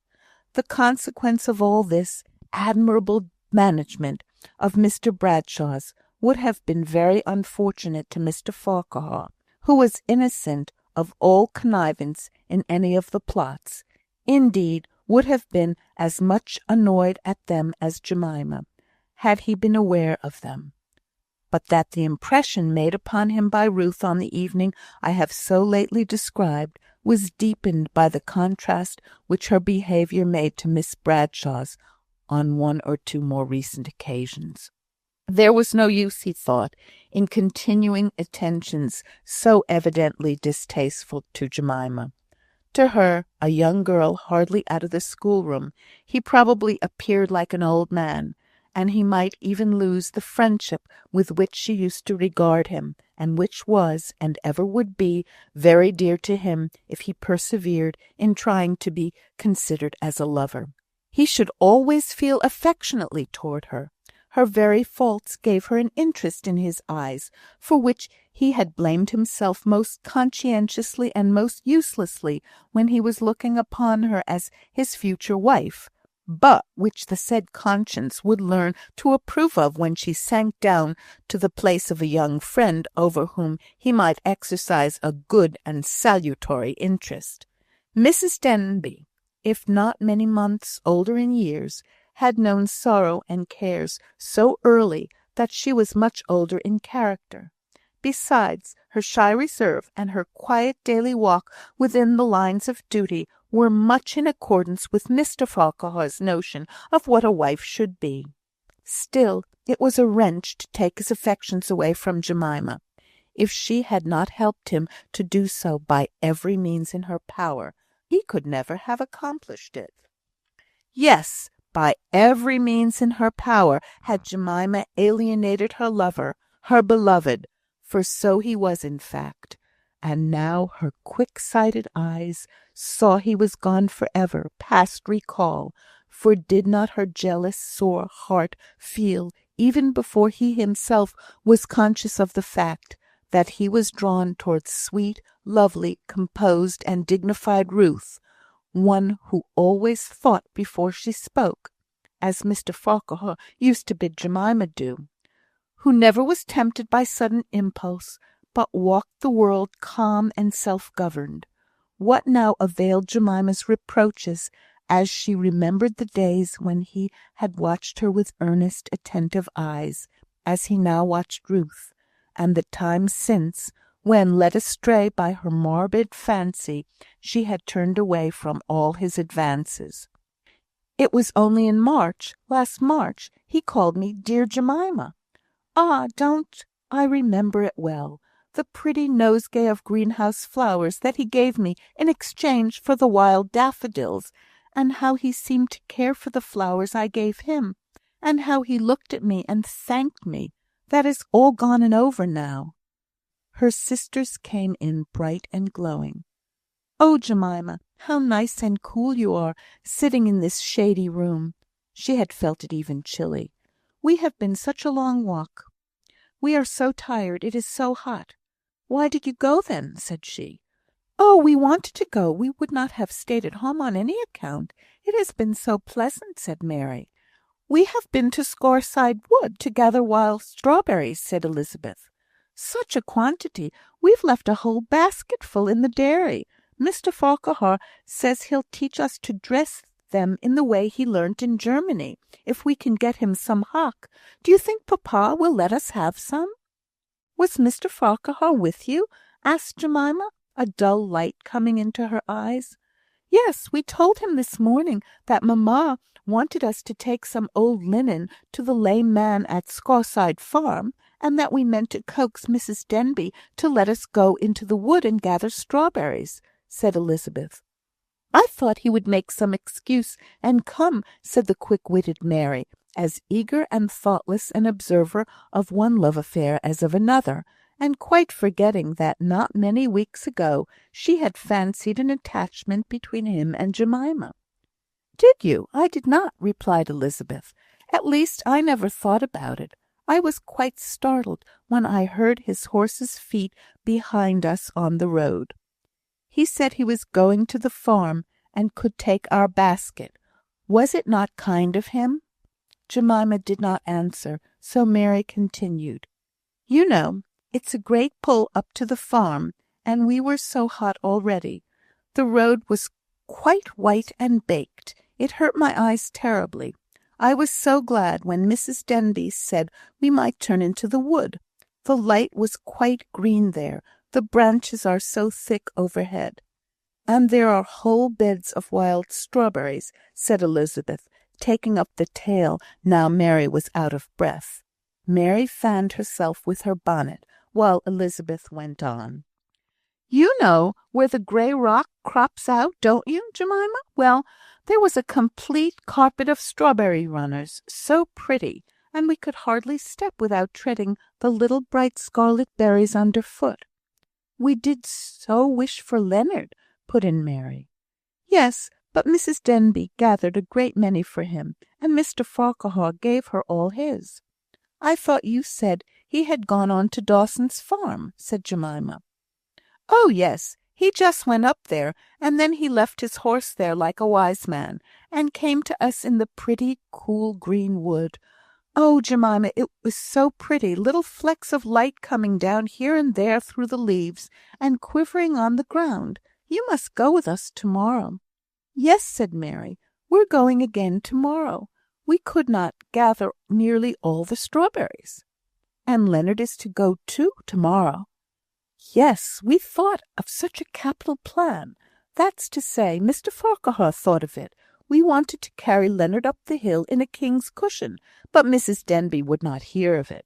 She said it would tire us so, and yet she wanted him to gather strawberries." "And so," interrupted Mary, for by this time the two girls were almost speaking together, "Mr. Farquhar is to bring him up before him on his horse." "You'll go with us, won't you, dear Jemima?" asked Elizabeth. "It will be at—" "No, I can't go," said Jemima abruptly. "Don't ask me. I can't." The little girls were hushed into silence by her manner, for whatever she might be to those above her in age and position, to those below her, Jemima was almost invariably gentle. She felt that they were wondering at her. "Go upstairs and take off your things. You know Papa does not like you to come into this room in the shoes in which you have been out." She was glad to out her sisters short in the details which they were so mercilessly inflicting, details which she must harden herself to, before she could hear them quietly and unmoved. She saw that she had lost her place as the first object in Mr. Farquhar's eyes, a position she hardly cared for while she was secure in the enjoyment of it, but the charm of it now was redoubled in her acute sense of how she forfeited it by her own doing and her own fault. For if he was the cold calculating man her father had believed him to be, and had represented him as being to her, would he care for a portionless widow in humble circumstances like Mrs. Denbigh? No money, no connection, encumbered with her boy. The very action which proved Mr. Farquhar to be lost to Jemima reinstated him on his throne in her fancy.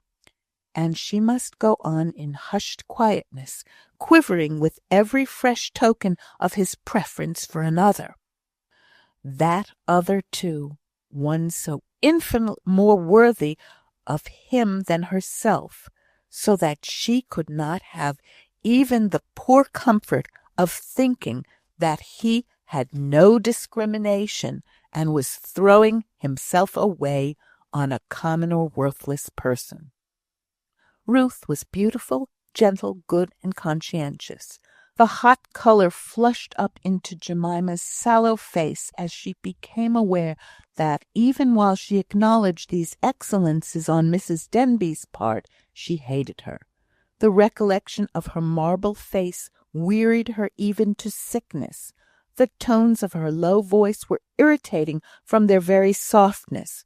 Her goodness, undoubted as it was more distasteful than many faults which had more savour of human struggle in them. What was this terrible demon in her heart? Asked Jemima's better angel. Was she indeed given up to possession? Was not this the old stinging hatred which had prompted so many crimes, the hatred of all sweet virtues which might win the love denied to us? The old anger that wrought in the elder brother's heart till it ended in the murder of the gentle Abel, while yet the world was young. "O God, help me! I did not know I was so wicked," cried Jemima aloud in her agony. It had been a terrible glimpse into the dark, lurid gulf, the capability for evil, in her heart.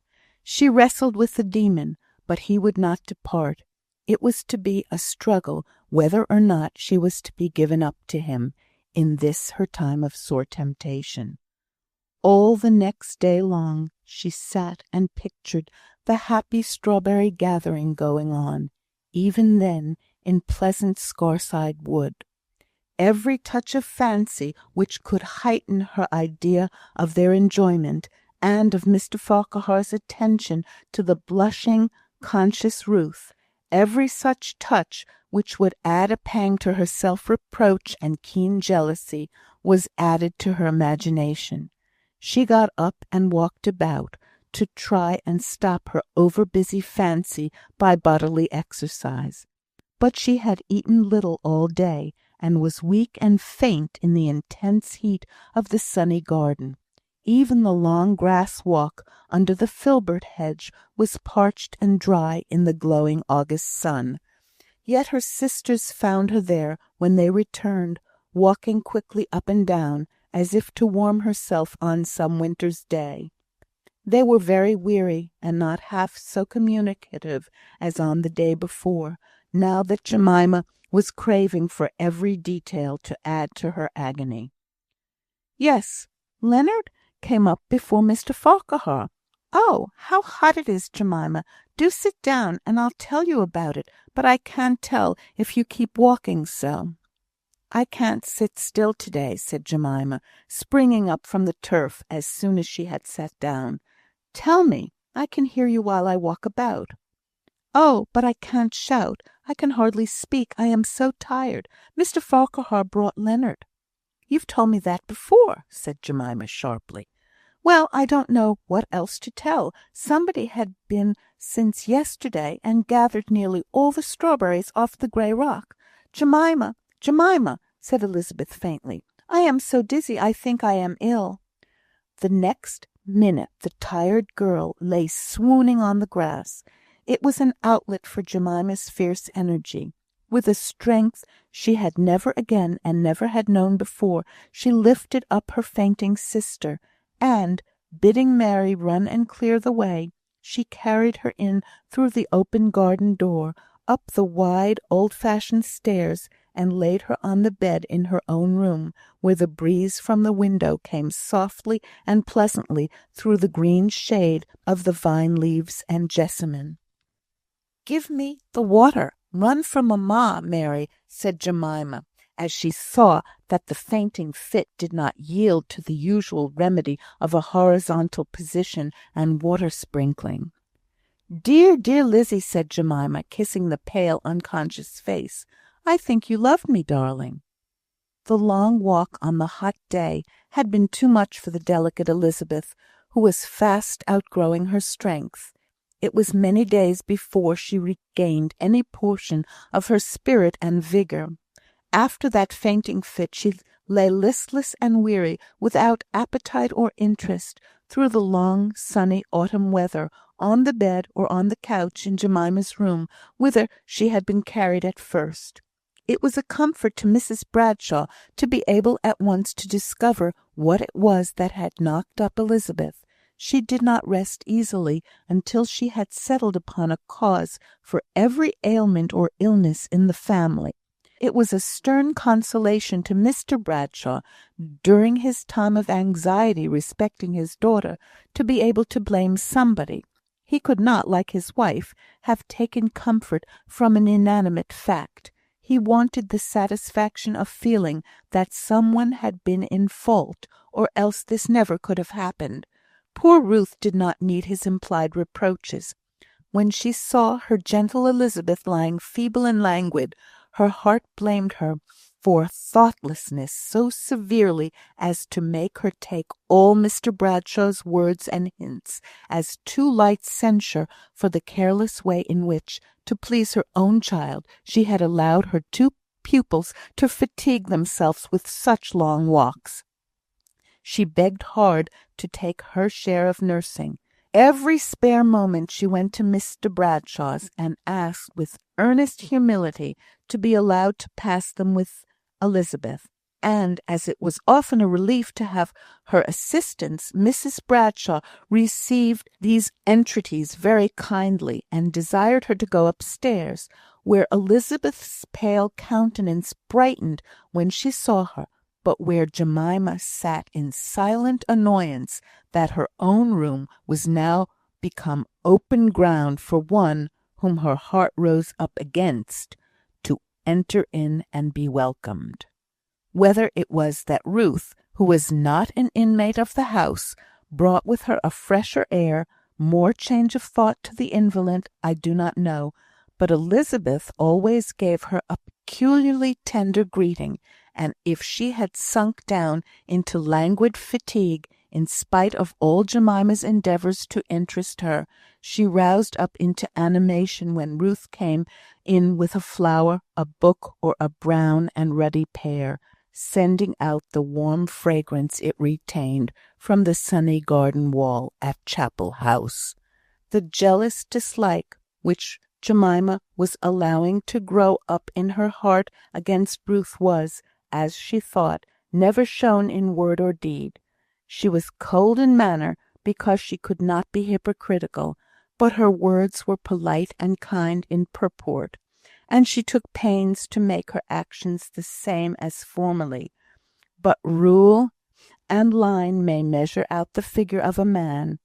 It is the soul that gives it life, and there was no soul, no inner meaning, breathing out in Jemima's actions. Ruth felt the change acutely. She suffered from it some time before she ventured to ask what had occasioned it.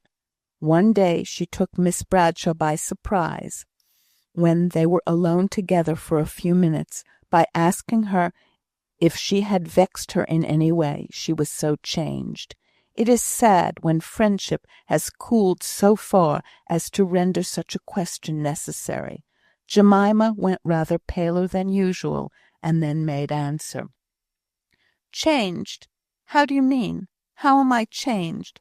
What do I say or do different from what I used to do?" But the tone was so constrained and cold that Ruth's heart sank within her. She knew now, as well as words could have told her, that not only had the old feeling of love passed away from Jemima, but that it had gone unregretted, and no attempt had been made to recall it. Love was very precious to Ruth now, as of old time. It was one of the faults of her nature to be ready to make any sacrifices for those who loved her, and to value affection almost above its price. She had yet to learn the lesson that it is more blessed to love than to be beloved, and lonely as the impressible years of her youth had been, without parents, without brother or sister, It was perhaps no wonder that she clung tenaciously to every symptom of regard, and could not relinquish the love of any one without a pang. The doctor, who was called in to Elizabeth, prescribed sea air as the best means of recruiting her strength. Mr. Bradshaw, who liked to spend money ostentatiously, went down straight to Abermouth, and engaged a house for the remainder of the autumn, for, as he told the medical man, money was no object to him in comparison with his children's health, and the doctor cared too little about the mode in which his remedy was administered to tell Mr. Bradshaw that lodgings would have done as well, or better, than the complete house he had seen fit to take, for it was now necessary to engage servants and take much trouble which might have been obviated and Elizabeth's removal effected more quietly and speedily if she had gone into lodgings. As it was, she was weary of hearing all the planning and talking and deciding and undeciding and redeciding before it was possible for her to go. Her only comfort was in the thought that dear Mrs. Denbigh was to go with her. It had not been entirely by way of pompously spending his money that Mr. Bradshaw had engaged this seaside house. He was glad to get his little girls and their governess out of the way, for a busy time was impending, when he should want his head clear for electioneering purposes, and his house clear for hospitality. He was the mover of a project for bringing forward a man on the Liberal and dissenting interest to contest the election with the old Tory member, who had on several successive occasions walked over the course, as he and his family owned half the town, and votes and rent were paid alike to the landlord. Kings of Eccleston had Mr. Cranworth and his ancestors been this many a long year. Their right was so little disputed that they never thought of acknowledging the allegiance so readily paid to them. The old feudal feeling between landowner and tenant did not quake prophetically at the introduction of manufactures.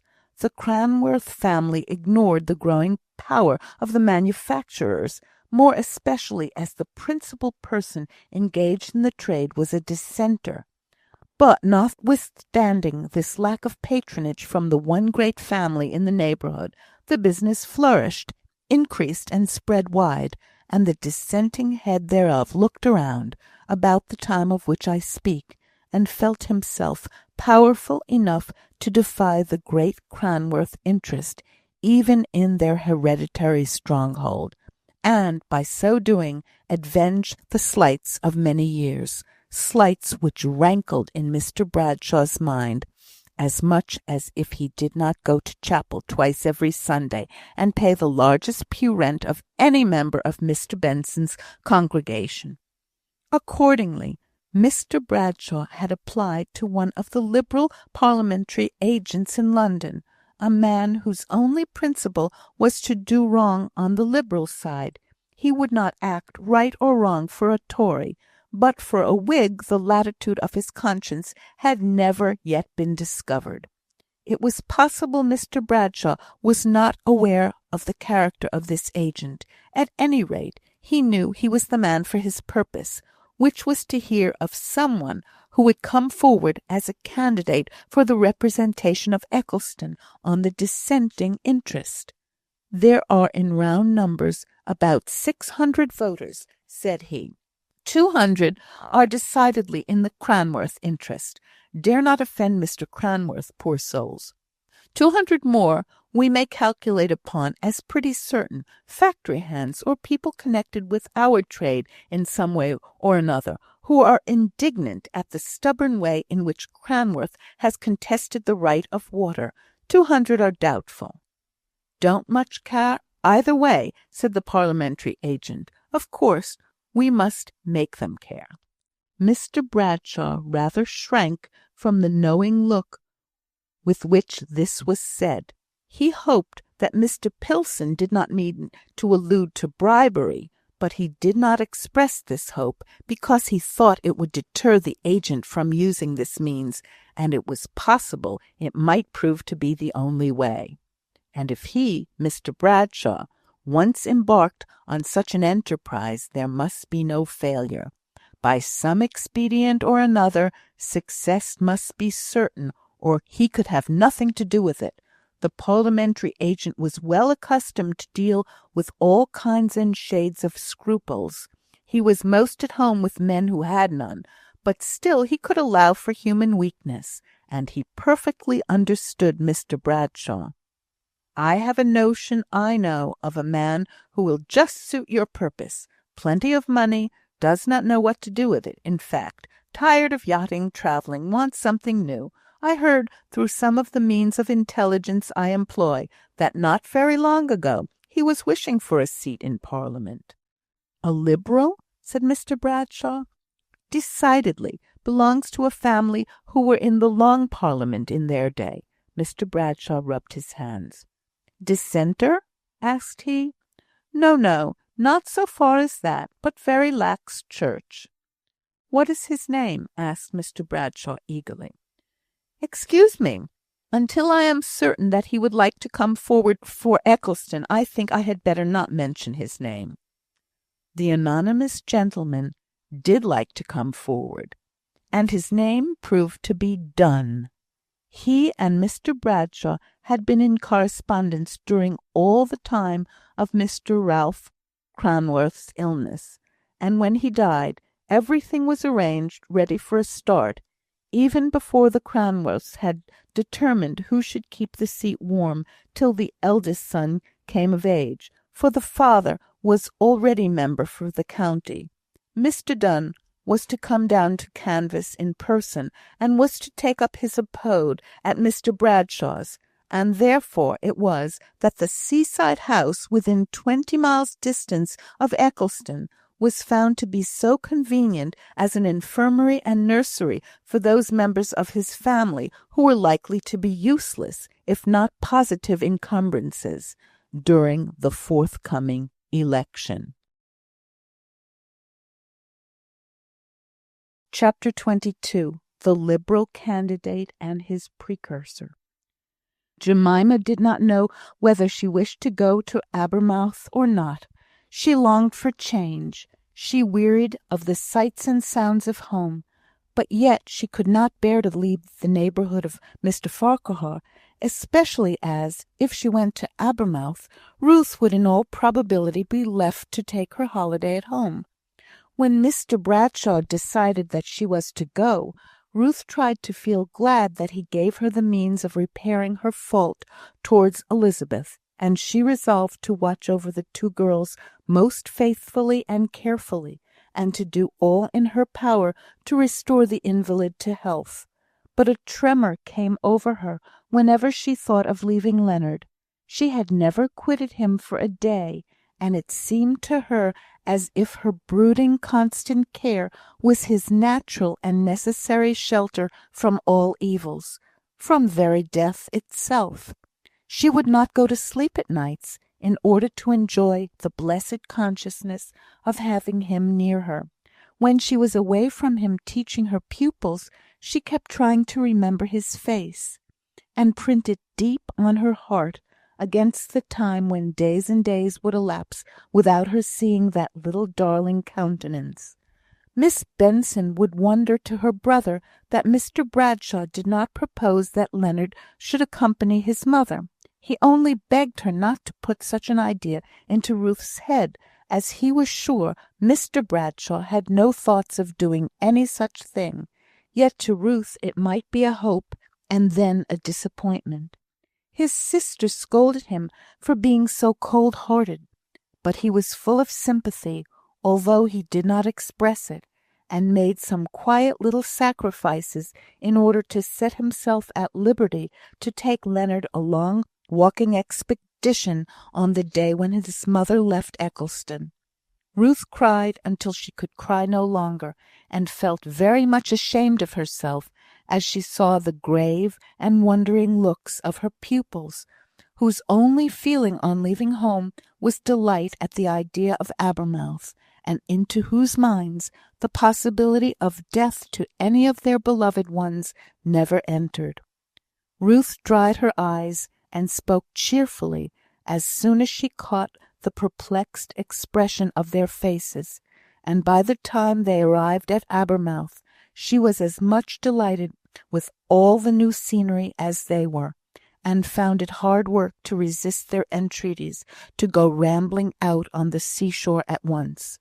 But Elizabeth had undergone more fatigue that day than she had had before for many weeks, and Ruth was determined to be prudent. Meanwhile, the Bradshaw's house at Eccleston was being rapidly adapted for electioneering hospitality. The partition wall between the unused drawing-room and the schoolroom was broken down in order to admit of folding doors. The ingenious upholsterer of the town, and what town does not boast of the upholsterer full of contrivances and resources, in opposition to the upholsterer of steady capital and no imagination, who looks down with uneasy contempt on ingenuity, had come in to give his opinion that nothing could be easier than to convert a bathroom into a bedroom by the assistance of a little drapery to conceal the shower bath, the string of which was to be carefully concealed, for fear that the unconscious occupier of the bath bed might innocently take it for a bell rope. The professional cook of the town had been already engaged to take up her abode for a month at Mr. Bradshaw's, much to the indignation of Betsy, who became a vehement partisan of Mr. Cranworth. As soon as ever she heard of the plan of her deposition from sovereign authority in the kitchen, in which she had reigned supreme for 14 years, Mrs. Bradshaw sighed and bemoaned herself in all her leisure moments, which were not many, and wondered why their house was to be turned into an inn for this Mr. Donne, when everybody knew that the George was good enough for the Cranworths, who never thought of asking the electors to the hall, and they had lived at Cranworth ever since Julius Caesar's time, and if that was not being an old family, she did not know what was. The excitement soothed Jemima. There was something to do. It was she who planned with the upholsterer. It was she who soothed Betsy into angry silence. It was she who persuaded her mother to lie down and rest, while she herself went out to buy the heterogeneous things required to make the family and house presentable to Mr. Donne and his precursor, the friend of the parliamentary agent. This latter gentleman never appeared himself on the scene of action, but pulled all the strings notwithstanding. The friend was a Mr. Hickson, a lawyer, a briefless barrister, some people called him, but he himself professed a great disgust to the law as a great sham, which involved an immensity of underhanded action, and truckling and time-serving, and was perfectly encumbered by useless forms and ceremonies, and dead obsolete words. So, instead of putting his shoulder to the wheel to reform the law, he talked eloquently against it, in such a high priest style that it was occasionally a matter of surprise how he could ever have made a friend of the parliamentary agent before mentioned. But, as Mr. Hickson himself said, it was the very corruptness of the law which he was fighting against, in doing all he could to effect the return of certain members to Parliament, these certain members being pledged to effect a reform in the law, according to Mr. Hickson. And, as he once observed confidentially, if you had to destroy a hydra-headed monster, would you measure swords with the demon as if he were a gentleman? Would you not rather seize the first weapon that came to hand? And so do I. My great object in life, sir, is to reform the law of England, sir. Once get a majority of Liberal members into the House, and the thing is done. And I consider myself justified for so high, for, I may say, so holy an end, in using men's weaknesses to work out my purpose. Of course, if men were angels, or even immaculate, men invulnerable to bribes, we would not bribe. Could you? Asked Jemima, for the conversation took place at Mr. Bradshaw's dinner table, where a few friends were gathered together to meet Mr. Hickson, and among them was Mr. Benson. We neither would nor could, said the ardent barrister, disregarding, in his vehemence, the point of the question, and floating on over the bar of argument into the wide ocean of his own eloquence. As it is, as the world stands, they who would succeed even in good deeds must come down to the level of expediency, and therefore, I say once more, if Mr. Donne is the man for your purpose, and your purpose is a good one, a lofty one, a holy one, for Mr. Hickson remembered the dissenting character of his little audience, and privately considered the introduction of the word holy a most happy hit, then, I say, we must put all the squeamish scruples which might befit Utopia, or some such place, on one side, and treat men as they are. If they are avaricious, it is not we who have made them so, but as we have to do with them, we must consider their failings in dealing with them. If they had been careless or extravagant, or have had their little peccadilloes, we must administer the screw. The glorious reform of the law will justify, in my idea, all means to obtain the end. That law, from the profession of which I have withdrawn myself from perhaps a too scrupulous conscience, he concluded softly to himself. We are not to do evil that good may come, said Mr. Benson. He was startled at the deep sound of his own voice as he uttered these words. But he had not been speaking for some time, and his voice came forth strong and unmodulated. True, sir, most true, said Mr. Hickson, bowing. I honour you for the observation. And he profited by it in so much that he confined his further remarks on elections to the end of the table, where he sat near Mr. Bradshaw, and one or two equally eager, though not equally influential partisans of Mr. Donne's. Meanwhile, Mr. Farquhar took up Mr. Benson's quotation at the end, where he and Jemima sat down near to Mrs. Bradshaw and him. But in the present state of the world, as Mr. Hickson says, it is rather difficult to act upon that precept.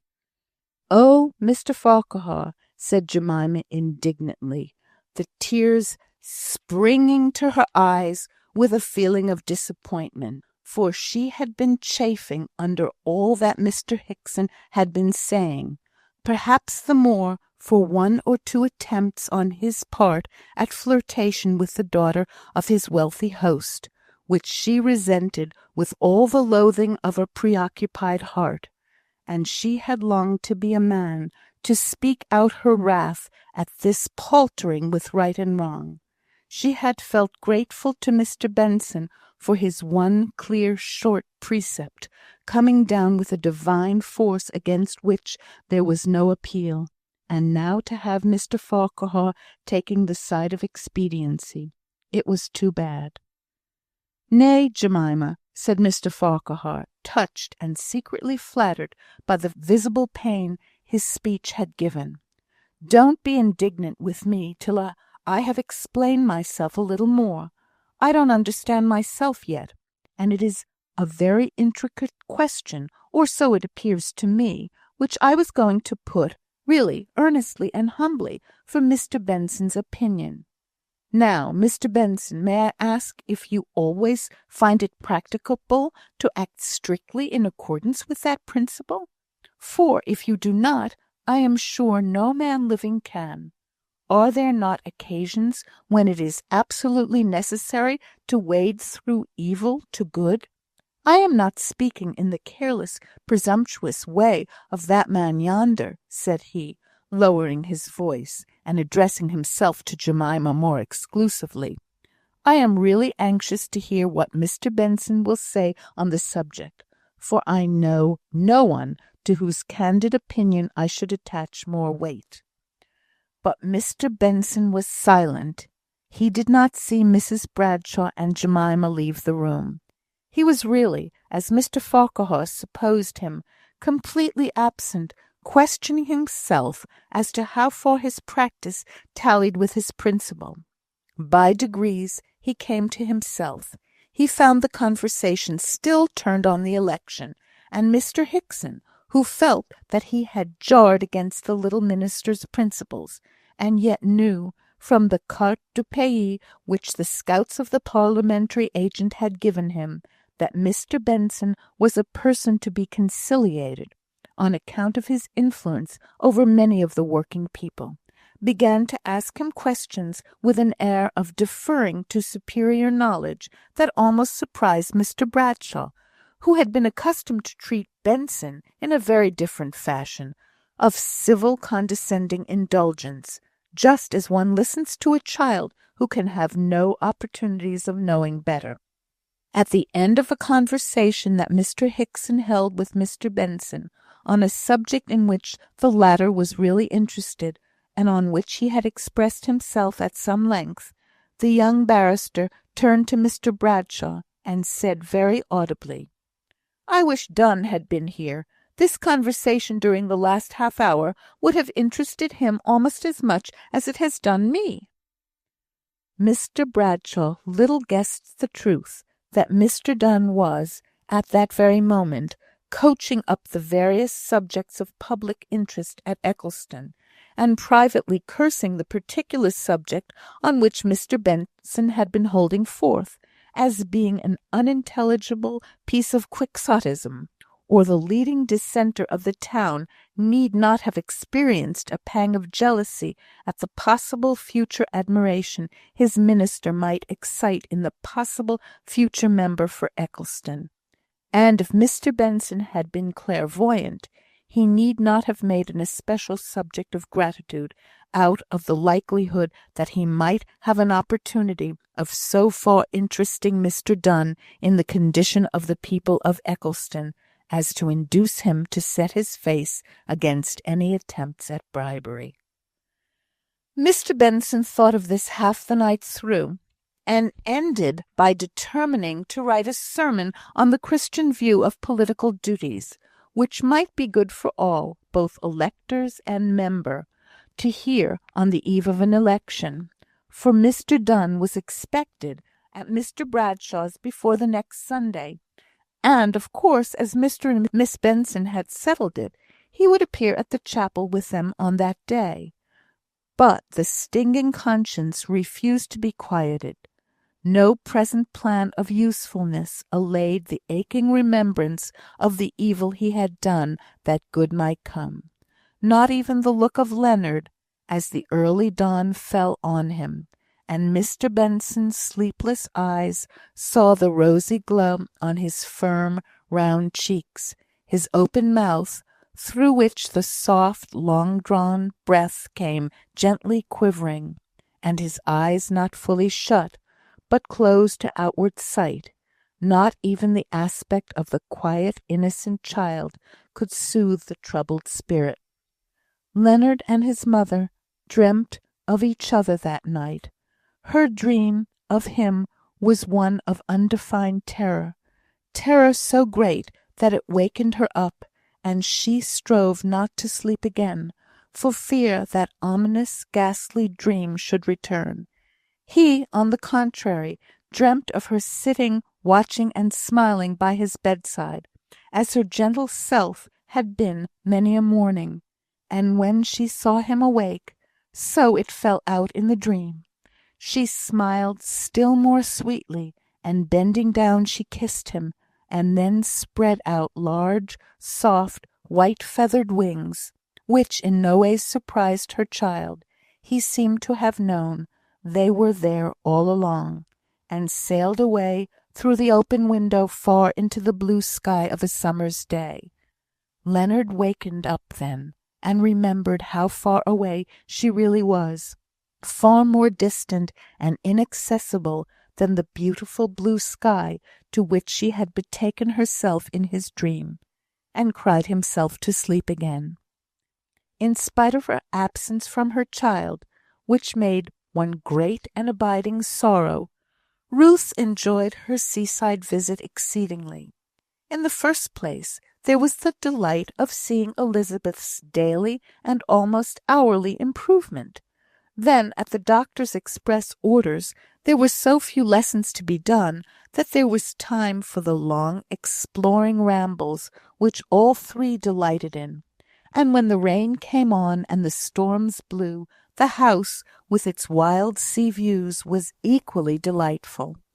It was a large house, built on the summit of a rock, which nearly overhung the shore below. There was, to be sure, a series of zigzag tacking paths down the face of this rock, but from the house they could not be seen. Old or delicate people would have considered the situation bleak and exposed. Indeed, the present proprietor wanted to dispose of it on this very account. But by its present inhabitants, this exposure and bleakness was called by other names and considered as charms. From every part of the rooms they saw the grey storms gather on the sea horizon and put themselves in marching array. And soon the march became a sweep, and the great dome of the heavens was covered with the lurid clouds, between which and the vivid green earth below there seemed to come a purple atmosphere, making the very threatening beautiful, and by the house was wrapped in sheets of rain, shutting out sky and sea and inland view, till of a sudden the storm was gone by, and the heavy raindrops glistened in the sun as they hung on leaf and grass, and the little birds sang east, and the little birds sang west, and there was a pleasant sound of running waters all abroad. "Oh, if papa would but buy this house!" exclaimed Elizabeth, after one such storm, which she had watched silently from the very beginning of the little cloud no bigger than a man's hand. "Mamma would never like it, I am afraid," said Mary. "She would call our delicious gushes of air draughts, and think we should catch cold.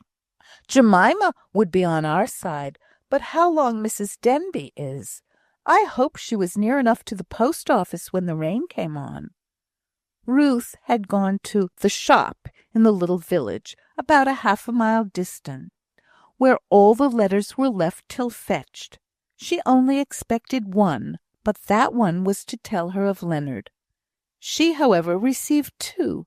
The unexpected one was from Mr. Bradshaw, and the news it contained was, if possible, a greater surprise than the letter itself. Mr. Bradshaw informed her that he planned arriving by dinner-time the following Saturday at Eagle's Crag, and more, that he intended bringing Mr. Donne and one or two other gentlemen with him to spend the Sunday there. The letter went on to give every possible direction regarding the household preparations. The dinner hour was fixed to be at 6, but, of course, Ruth and the girls would have dined long before. The professional cook would arrive the day before, laden with all the provisions that could not be obtained on the spot.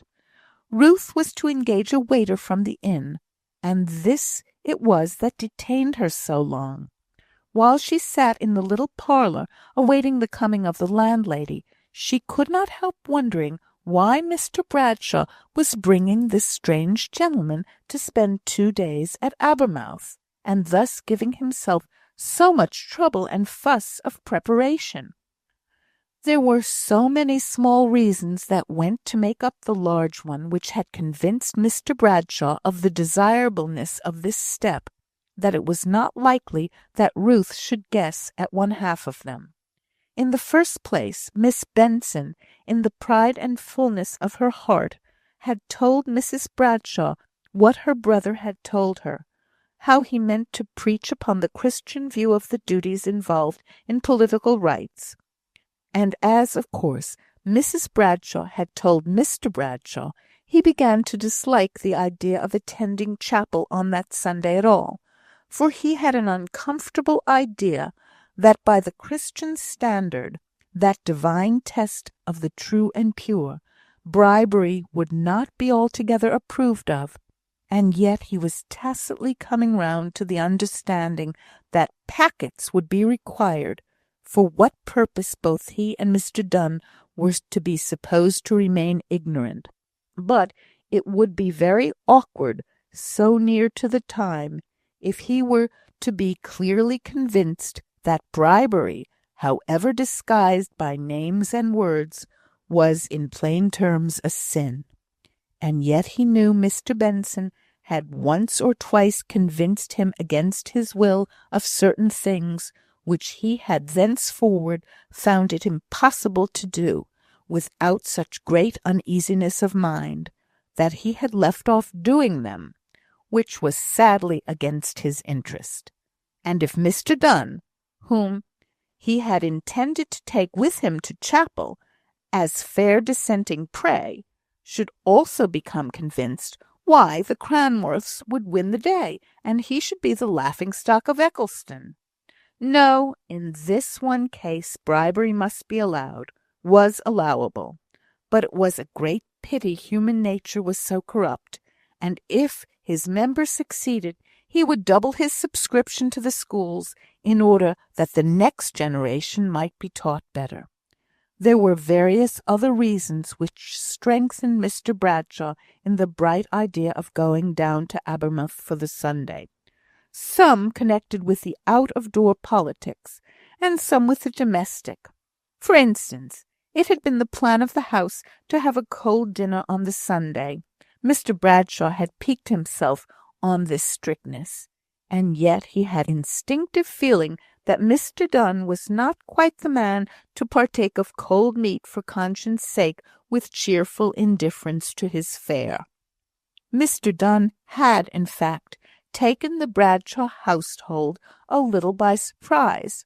Before he came, Mr. Bradshaw had pleased himself with thinking that more unlikely things had happened than the espousal of his daughter with the member of a small borough. But this pretty airy bubble burst as soon as he saw Mr. Donne, and its very existence was forgotten in less than half an hour, when he felt the quiet but incontestable difference of rank and standard that there was, in every respect, between his guest and his own family.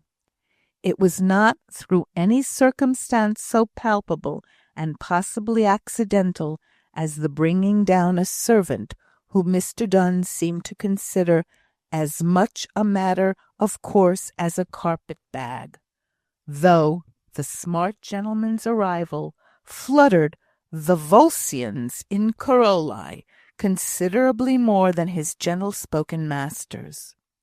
It was nothing like this. It was something indescribable, a quiet being at ease, and expecting every one else to be so. An attention to women which was so habitual as to be unconsciously exercised to those subordinate persons in Mr. Bradshaw's family. A happy choice of simple and expressive words, some of which, it must be confessed, were slang, but fashionable slang, and that makes all the difference. A measured, graceful way of utterance, with a style of pronunciation quite different to that of Eccleston. All these put together make but a part of the indescribable whole which unconsciously affected Mr. Bradshaw, and established Mr. Donne in his estimation as a creature quite different to any he had seen before, and as most unfit to mate with Jemima. Mr. Hickson, who had appeared as a model of gentlemanly ease before Mr. Donne's arrival, now became vulgar and coarse in Mr. Bradshaw's eyes, and yet such was the charm of that languid, high-bred manner that Mr. Bradshaw cottoned, as he expressed it to Mr. Farquhar, to his new candidate at once. He was only afraid lest Mr. Donne was too indifferent to all things under the sun to care whether he gained or lost the election. But he was reassured after the first conversation they had together on the subject. Mr. Donne's eye lightened with an eagerness that was almost fierce, though his tones were as musical and nearly as slow as ever, when Mr. Bradshaw alluded distantly to probable expenses and packets, Mr. Donne replied, "Oh, of course, disagreeable necessity. Better speak as little about such things as possible. Other people can be found to arrange all the dirty work. Neither you nor I would like to soil our fingers by it, I am sure. £4,000 are in Mr. Pilson's hands, and I shall never inquire what becomes of them. They may very probably be absorbed in the law expenses, you know. I shall let it be clearly understood from the hustings that I most decidedly disapprove of bribery, and leave the rest to Hickson's management. He is accustomed to these sort of things. I am not." Mr. Bradshaw was rather perplexed by this want of bustling energy on the part of the new candidate, and if it had not been for the £4,000 aforesaid, would have doubted whether Mr. Donne cared sufficiently for the result of the election. Jemima thought differently. She watched her father's visitor attentively, with something like the curious observation which a naturalist bestows on a new species of animal. "Do you know what Mr. Donne reminds me of, mamma?" said she one day, as the two sat at work while the gentlemen were absent canvassing. "No, he is not like anybody I ever saw. He quite frightens me, by being so ready to open the door for me if I am going out of the room, and by giving me a chair when I come in. I never saw anyone like him. Who is it, Jemima?" "Not any person, not any human being, mamma," said Jemima, half smiling. "Do you remember us stopping at Wakefield once on our way to Scarborough? And there were horse races going on somewhere, and some of the racers were in the stables at the inn where we dined?" "Yes, I remember it. But what about that?" "Why, Richard, somehow, knew one of the jockeys, and as we were coming in from our ramble throughout the town, this man or boy asked us to look at one of the racers he had the charge of." "Well, my dear?" "Well, mamma, Mr. Donne is like that horse." "Nonsense, Jemima! You must not say so. I don't know what your father would say if he heard you likening Mr. Donne to a brute." "Brutes are sometimes very beautiful, mamma. I am sure I should think it a compliment to be likened to a racehorse, such as the one we saw. But the thing in which they are alike is the sort of repressed eagerness in both." "Eager? Why, I should say there never was anyone cooler than Mr. Donne. Think of the trouble your papa had this month past, and then remember the slow way in which Mr. Donne moves when he is going out to canvass, and the low, drawling voice in which he questions the people who bring him intelligence. I can see your papa standing by, ready to shake them to get out their news." "But Mr. Donne's questions are always to the point, and force out the grain without the chaff. And look at him. If anyone tells him ill news about the election, have you never seen a dull red light come into his eyes? That is like my racehorse." Her flesh quivered all over at certain sounds and noises which had some meaning to her, but she stood quite still, pretty creature. Now, Mr. Donne is just as eager as she was, though he may be too proud to show it. Though he seems so gentle, I almost think he is very headstrong in following out his own will. "Well, don't call him like a horse again, for I am sure papa would not like it. Do you know, I thought you were going to say he was like little Leonard when you asked me who he was like." "Leonard? Oh, mamma, he is not in the least like Leonard. He is 20 times more like my racehorse." "Now, my dear Jemima, do be quiet. Your father thinks racing so wrong that I am sure he would be very seriously displeased if he were to hear you." To return to Mr. Bradshaw, and to give one more of his various reasons for wishing to take Mr. Donne to Abermouth. The wealthy Eccleston manufacturer was uncomfortably impressed with an indefinable sense of inferiority to his visitor. It was not in education, for Mr. Bradshaw was a well-educated man. It was not in power, for, if he chose, the present object of Mr. Donne's life might be utterly defeated. It did not arise from anything overbearing in manner, for Mr. Donne was habitually polite and courteous, and was just now anxious to propitiate his host, whom he looked upon as a very useful man. Whatever this sense of inferiority arose from, Mr. Bradshaw was anxious to relieve himself from it, and imagined that if he could make more display of his wealth, his object would be obtained. Now his house in Eccleston was old-fashioned and ill-calculated to exhibit money's worth. His mode of living, though strained to a high pitch just at this time, he became aware, was no more than Mr. Donne was accustomed to every day of his life. The first day, at dessert, some opportune remark, as Mr. Bradshaw, in his innocence, had thought, was made regarding the price of pineapples, which was rather exorbitant that year, and Mr. Donne asked Mrs. Bradshaw, with quiet surprise, if they had no pinery, as if to be without a pinery were indeed a depth of pitiable destitution. In fact, Mr. Donne had been born and cradled in all that wealth could purchase, and so had his ancestors before him for so many generations, that refinement and luxury seemed the natural condition of man, and they that dwelt without were in the position of monsters. The absence was noticed, but not the presence. Now Mr. Bradshaw knew that the house and grounds of Eagle's Crag were exorbitantly dear, and yet he really thought of purchasing them. And as one means of exhibiting his wealth, and so raising himself up to the level of Mr. Donne, he thought that if he could take the latter down to Abermouth, and show him the place for which, because his little girls had taken a fancy to it, he was willing to give the fancy price of £14,000, he should, at last, make those half-shut dreamy eyes open wide, and their owner confess that, in wealth at least, the Eccleston manufacturer stood on a par with him. All these mingled motives caused the determination which made Ruth sit in the little inn parlour of Abermouth during the wild storm's passage. She wondered if she had fulfilled all Mr. Bradshaw's directions. She looked at the letter. Yes, everything was done, and now home with her news, through the wet lane, where the little pools by the roadside reflected the deep blue sky and the round white clouds, with even deeper blue and clearer white, and the raindrops hung so thick on the trees that even a little bird's flight was enough to shake them down in a bright shower as of rain.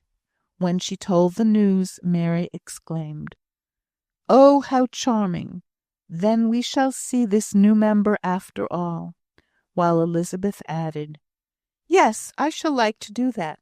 But where must we be? Papa will want the dining room, and this room, and where must we sit?" "Oh," said Ruth, "in the dressing room next to my room. All that your papa wants always is that you are quiet and out of the way." Chapter 23. Recognition. Saturday came. Torn, ragged clouds were driven across the sky. It was not a becoming day for the scenery, and the little girls regretted it much. First they hoped for a change at 12 o'clock, and then at the afternoon tide-turning, but at neither time did the sun show his face. "Papa will never buy this dear place," said Elizabeth sadly, as she watched the weather. "The sun is everything to it. The sea looks quite leaden to-day, and there's no sparkle on it, and the sands, that were so yellow and sun-sparkled on Thursday, are all one dull brown now." "Never mind, to-morrow may be better," said Ruth cheerily. "I wonder what time they will come at?" inquired Mary.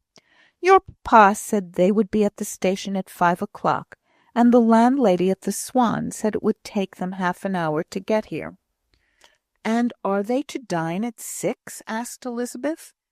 "Yes," answered Ruth, "and I think, if we had our tea half an hour earlier at 4:30, and then went out for a walk, we should be nicely out of the way just during the bustle of the arrival and dinner, and we could be in the drawing-room ready against your papa came in after dinner." "Oh, that would be nice," said they, and tea was ordered accordingly.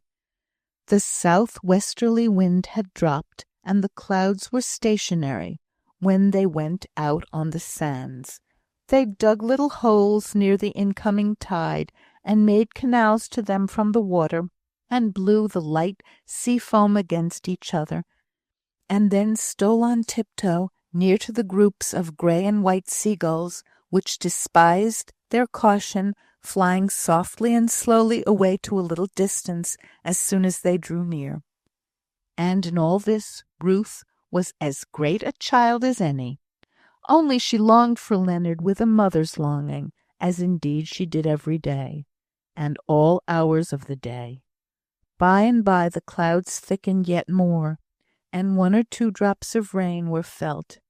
It was very little, but Ruth feared a shower for her delicate Elizabeth, and besides, the September evening was fast closing in the dark and sunless day. As they turned homewards in the rapidly increasing dusk, they saw 3 figures on the sand near the rocks, coming in their direction. "Papa and Mr. Dunn!" exclaimed Mary. "Now we shall see him." "Which do you make out is him?" asked Elizabeth. "Oh, the tall one, to be sure. Don't you see how papa always turns to him as if he were speaking to him, and not to the other?" "Who is the other?" asked Elizabeth. "Mr. Bradshaw said that Mr. Farquhar and Mr. Hickson would come with him, but that is not Mr. Farquhar, I am sure," said Ruth. The girls looked at each other, as they always did, when Ruth mentioned Mr. Farquhar's name, but she was perfectly unconscious both of the look and of the conjectures which gave rise to it. As soon as the 2 parties drew near, Mr. Bradshaw called out in his strong voice, "Well, my dears, we found there was an hour before dinner, so we came down upon the sands, and here you are."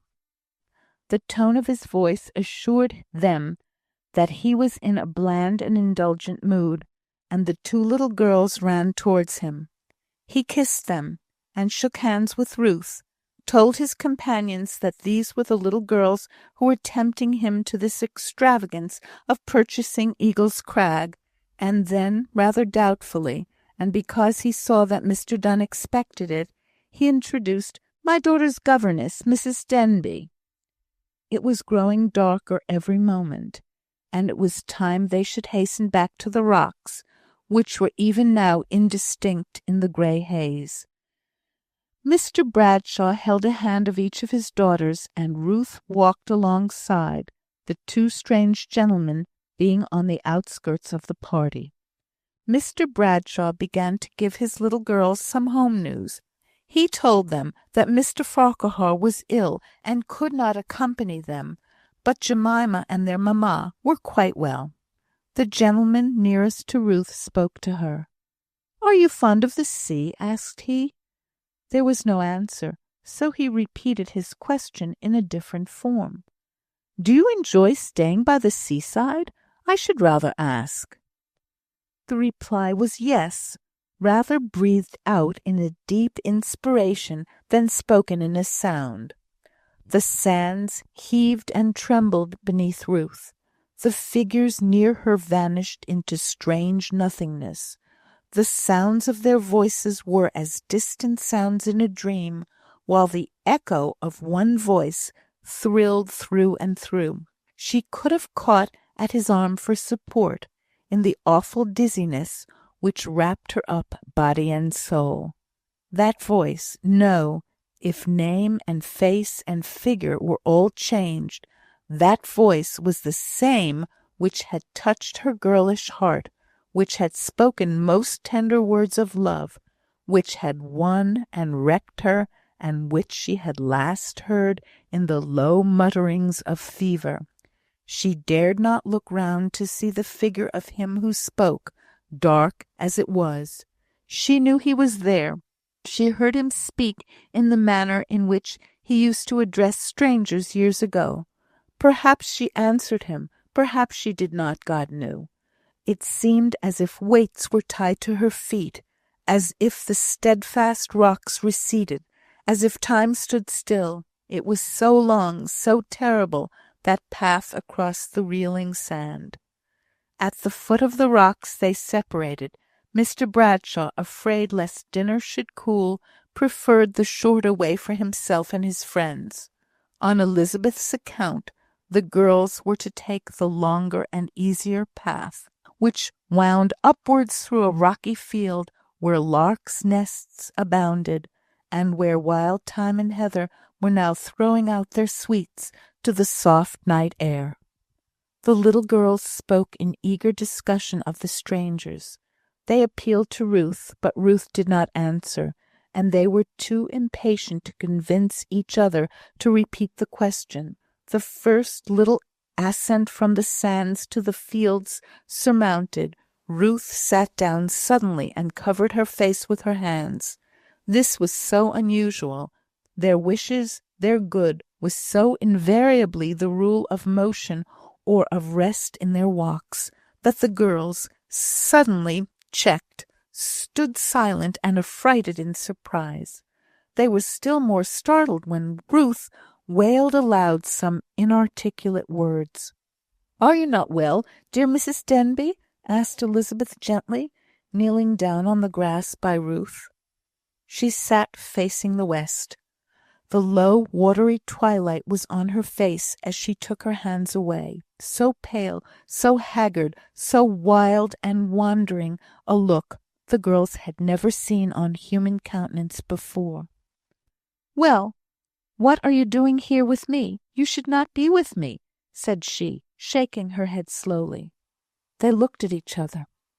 "You are sadly tired," said Elizabeth soothingly.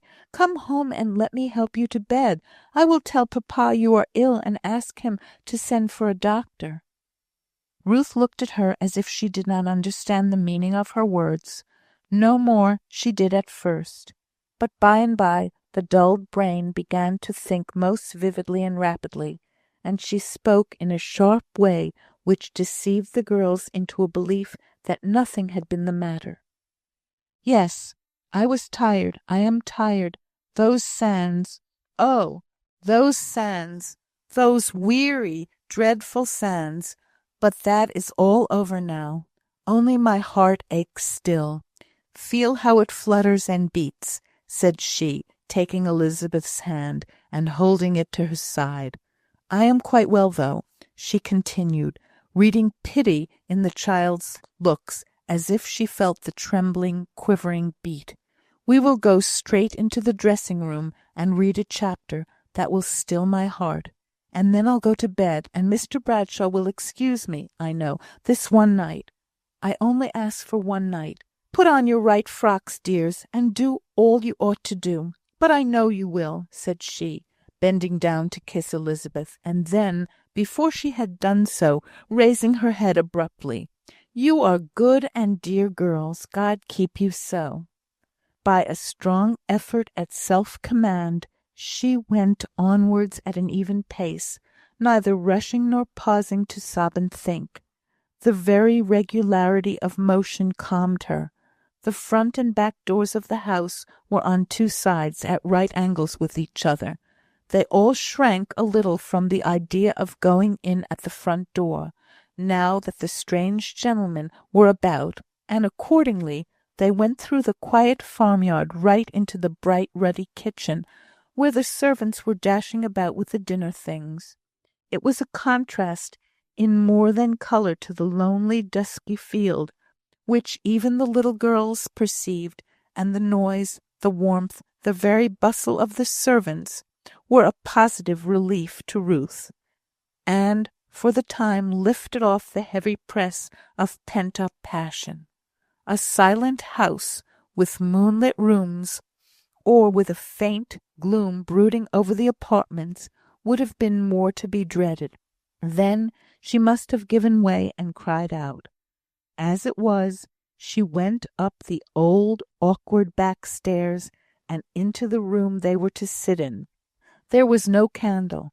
Mary volunteered to go down for one, and when she returned, she was full of the wonders of preparation in the drawing-room, and ready and eager to dress, so as to take her place there before the gentlemen had finished dinner. But she was struck by the strange paleness of Ruth's face, now that the light fell upon it. "Stay up here, dear Mrs. Denbigh. We'll tell papa you are tired and gone to bed." Another time Ruth would have dreaded Mr. Bradshaw's displeasure, for it was an understood thing that no one was to be ill or tired in his household without leave asked, and cause given and assigned. But she never thought of that now. Her great desire was to hold quiet till she was alone. Quietness it was not, it was rigidity. But she succeeded in being rigid in look and movement, and went through her duties to Elizabeth, who preferred remaining with her upstairs, with wooden precision. But her heart felt at times like ice, at times like burning fire, always a heavy, heavy weight within her. At last Elizabeth went to bed. Still Ruth dared not think. Mary would come upstairs soon, and with a strange, sick, shrinking yearning, Ruth awaited her, and the crumbs of intelligence she might drop out about him. Ruth's sense of hearing was quickened to miserable intensity as she stood before the chimney-piece, grasping it tight with both hands, gazing into the dying fire, but seeing not the dead grey embers or the little sparks of vivid light that ran hither and thither among the wood ashes, but an old farmhouse, and climbing, winding road, and a little golden, breezy common, with a rural inn on the hilltop, far, far away. And through the thoughts of the past came the sharp sounds of the present, of three voices, one of which was almost silence, it was so hushed. Indifferent people would only have guessed that Mr. Donne was speaking by the quietness in which the others listened. But Ruth heard the voice and many of the words, though they conveyed no idea to her mind. She was too much stunned even to feel curious to know to what they related. He spoke. That was her one fact. Presently up came Mary, bounding exultant. Papa had let her stay up 1/4 of an hour longer, because Mr. Hickson had asked. Mr. Hickson was so clever, she did not know what to make of Mr. Donne. He seemed such a dawdle, but he was very handsome. Had Ruth seen him? Oh no, she could not. It was so dark on those stupid sands. Well, never mind, she would see him to-morrow. She must be well to-morrow. Papa seemed a good deal put out that neither she nor Elizabeth were in the drawing-room to-night, and his last words were, "Tell Mrs. Denbigh, I hope," and papa's hopes always meant expect. "She will be able to make breakfast at 9 o'clock." And then she would see Mr. Donne. That was all Ruth heard about him. She went with Mary into her bedroom, helped her to undress, and put the candle out. At length she was alone in her own room. At length. But the tension did not give way immediately. She fastened her door, and threw open the window, cold and threatening as was the night. She tore off her gown. She put her hair back from her heated face. It seemed now as if she could not think, as if thought and emotion had been repressed so sternly that they would not come to relieve her stupefied brain, till all at once, like a flash of lightning, her life, past and present, was revealed to her to its minutest detail. And when she saw her very present now, the strange confusion of agony was too great to be borne, and she cried aloud. Then she was quite dead, and listened as to the sound of galloping armies. If I might see him, if I might see him, if I might just ask him why he left me, if I had vexed him in any way. It was so strange, so cruel. It was not him, it was his mother, said she, almost fiercely, as if answering herself. Oh God! But he might have found me out before this, she continued sadly. He did not care for me as I did for him. He did not care for me at all," she went on wildly and sharply. "He did me cruel harm. I can never lift up my face in innocence. They think I have forgotten all, because I do not speak. Oh, darling love, am I talking against you?" asked she tenderly. "I am so torn and perplexed. You, who are the father of my child." But that very circumstance, full of such tender meaning in many cases, threw a new light into her mind. It changed her from the woman into the mother, the stern guardian of her child. She was still for a time, thinking. Then she began again, but in a low, deep voice. "He left me. He might have been hurried off, but he might have inquired. He might have learned and explained. He left me to bear the burden and the shame, and never cared to learn, as he might have done, of Leonard's birth. He has no love for his child, and I will have no love for him." She raised her voice while uttering this determination, and then, feeling her own weakness, she moaned out, "Alas, alas!" And then she started up. For all this time she had been rocking herself backwards and forwards as she sat on the ground, and began to pace the room with hurried steps. "What am I thinking of? Where am I? I who have been praying these years and years to be worthy to be Leonard's mother? My God, what a depth of sin is in my heart! Why, the old time would be as white as snow to what it would be now, if I sought him out, and prayed for the explanation, which would re-establish him in my heart. I who have striven, or made a mock of trying, to learn God's holy will in order to bring up Leonard into the full strength of a Christian. I who have taught his sweet, innocent lips to pray, "Lead us not into temptation, but deliver us from evil." And yet, somehow, I've been longing to give him to his father, who is. She almost choked, till at last she cried sharp out, "Oh, my God, I do believe Leonard's father is a bad man, and yet, oh, pitiful God, I love him. I cannot forget. I cannot." She threw her body half out the window into the cold night air. The wind was rising, and came in great gusts. The rain beat down on her. It did her good. A still, calm night would not have soothed her as this did. The wild, tattered clouds, hurrying past the moon, gave her a foolish kind of pleasure that almost made her smile a vacant smile. The blast-driven rain came on her again, and drenched her hair through and through.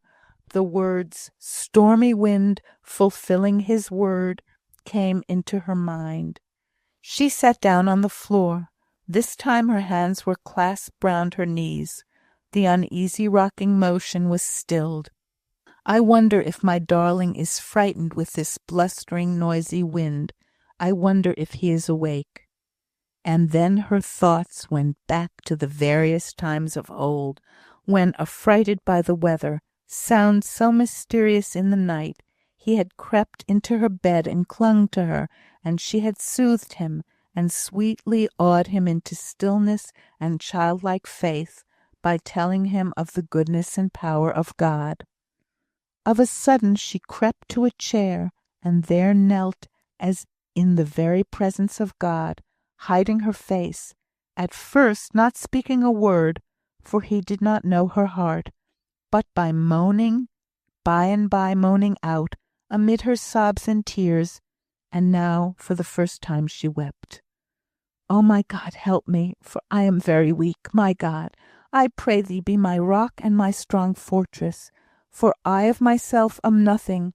If I ask in his name, thou wilt give it me. In the name of Jesus Christ, I pray for strength to do thy will." She could not think, or indeed remember, anything but that she was weak and God was strong, and a very present help in time of trouble.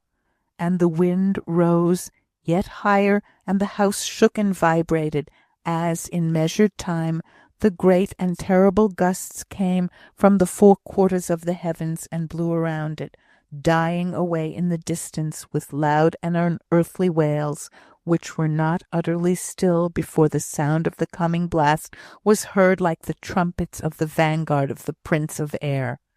There was a knock at the bedroom door, a little gentle knock, and a soft child's voice.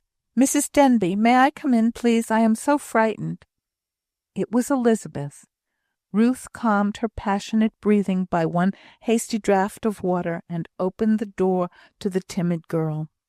"Oh, Mrs. Denbigh, did you ever hear such a night? I am so frightened, and I and Mary sleep so sound." Ruth was too much shaken to be able to speak all at once, but she took Elizabeth in her arms to reassure her. Elizabeth stood back. "Why, how wet you are, Mrs. Denbigh! And there's the window open, I do believe. Oh, how cold it is!" said she, shivering. "Get into my bed, dear," said Ruth. "But do come too. The candle gives such a strange light with that long wick, and somehow your face does not look like you. Please put the candle out and come to bed. I am so frightened, and it seems as if I should be safer if you were by me." Ruth shut the window and went to bed. Elizabeth was all shivering and quaking. To soothe her, Ruth made a great effort, and spoke of Leonard and his fears, and, in a low, hesitating voice, she spoke of God's tender mercy, but very humbly, for she feared lest Elizabeth should think her better and holier than she was. The little girl was soon asleep, her fears forgotten, and Ruth, worn out by passionate emotion, and obliged to be still for fear of awakening her bedfellow, went off into a short slumber, through the depths of which the echoes of her waking sobs quivered up. When she awoke, the grey light of autumnal dawn was in the room. Elizabeth slept on, but Ruth heard the servants about, and the early farmyard sounds. After she had recovered from the shock of consciousness and recollection, she collected her thoughts with a stern calmness. He was here. In a few hours she must meet him. There was no escape, except through subterfuges and contrivances that were both false and cowardly. How it would all turn out she could not say, or even guess. But of one thing she was clear, and to one thing she would hold fast. That was, that, come what might, she would obey God's law, and, be the end of all what it might, she would say, "Thy will be done." She only asked for strength enough to do this when the time came. How the time would come, what speech or action would be requisite on her part, she did not know. She did not even try to conjecture. She left that in his hands. She was icy cold but very calm when the breakfast bell rang. She went down immediately, because she felt that there was less chance of a recognition if she were already at her place behind the tea urn and busied with the cups, than if she came in after all were settled. Her heart seemed to stand still, but she felt almost a strange, exultant sense of power over herself. She felt, rather than saw, that he was not there. Mr. Bradshaw and Mr. Hickson were, and so busy talking election politics that they did not interrupt their conversation even when they bowed to her. Her pupils sat on one side of her. Before they were quite settled, and while the other two gentlemen yet hung over the fire, Mr. Donne came in. Ruth felt as if that moment was like death. She had a kind of desire to make some sharp sound, to relieve a choking sensation, but it was over in an instant, and she sat on very composed and silent, to all outward appearance the very model of a governess who knew her place, and by she felt strangely at ease in her sense of power. She could even listen to what was being said.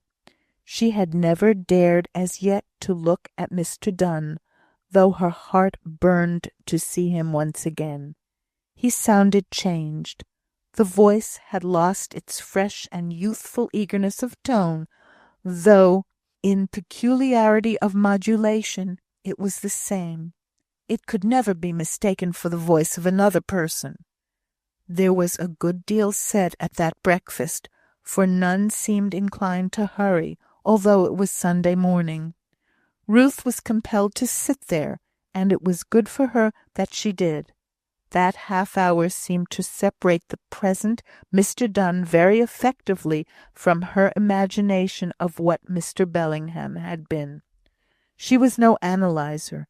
She hardly ever had learnt to notice character, but she felt there was some strange difference between the people she had lived with lately and the man who now leant back in his chair, listening in a careless manner to the conversation, but never joining in or expressing any interest in it, unless it somewhere or somehow touched himself. Now Mr. Bradshaw always threw himself into a subject. It might be in a pompous, dogmatic sort of way, but he did do it, whether it related to himself or not, and it was part of Mr. Hickson's trade to assume an interest if he felt it not. But Mr. Donne did neither the one nor the other. When the other two were talking of many of the topics of the day, he put his glass in his eye, the better to examine into the exact nature of a cold game pie at the other side of the table. Suddenly Ruth felt that his attention was caught by her. Until now, seeing his short-sightedness, she had believed herself safe.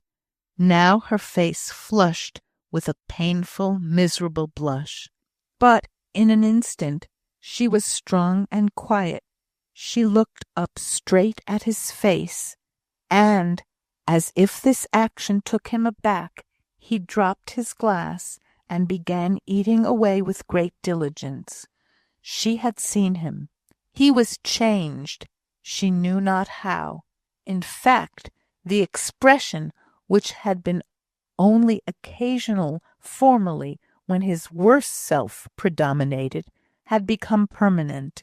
He looked restless and dissatisfied, but he was very handsome still, and her quick eye had recognized, with a sort of strange pride, that the eyes and mouth were like Leonard's. Although perplexed by the straightforward, brave look she had sent right at him, he was not entirely baffled. He thought this Mrs. Denbigh was certainly like poor Ruth, but this woman was far handsomer. Her face was positively Greek, and then such a proud, superb turn of her head, quite queenly. A governess in Mr. Bradshaw's family. Why, she might be a Percy or a Howard for the grandeur of her grace. Poor Ruth! This woman's hair was darker, though, and she had less colour, although a more refined-looking person. Poor Ruth!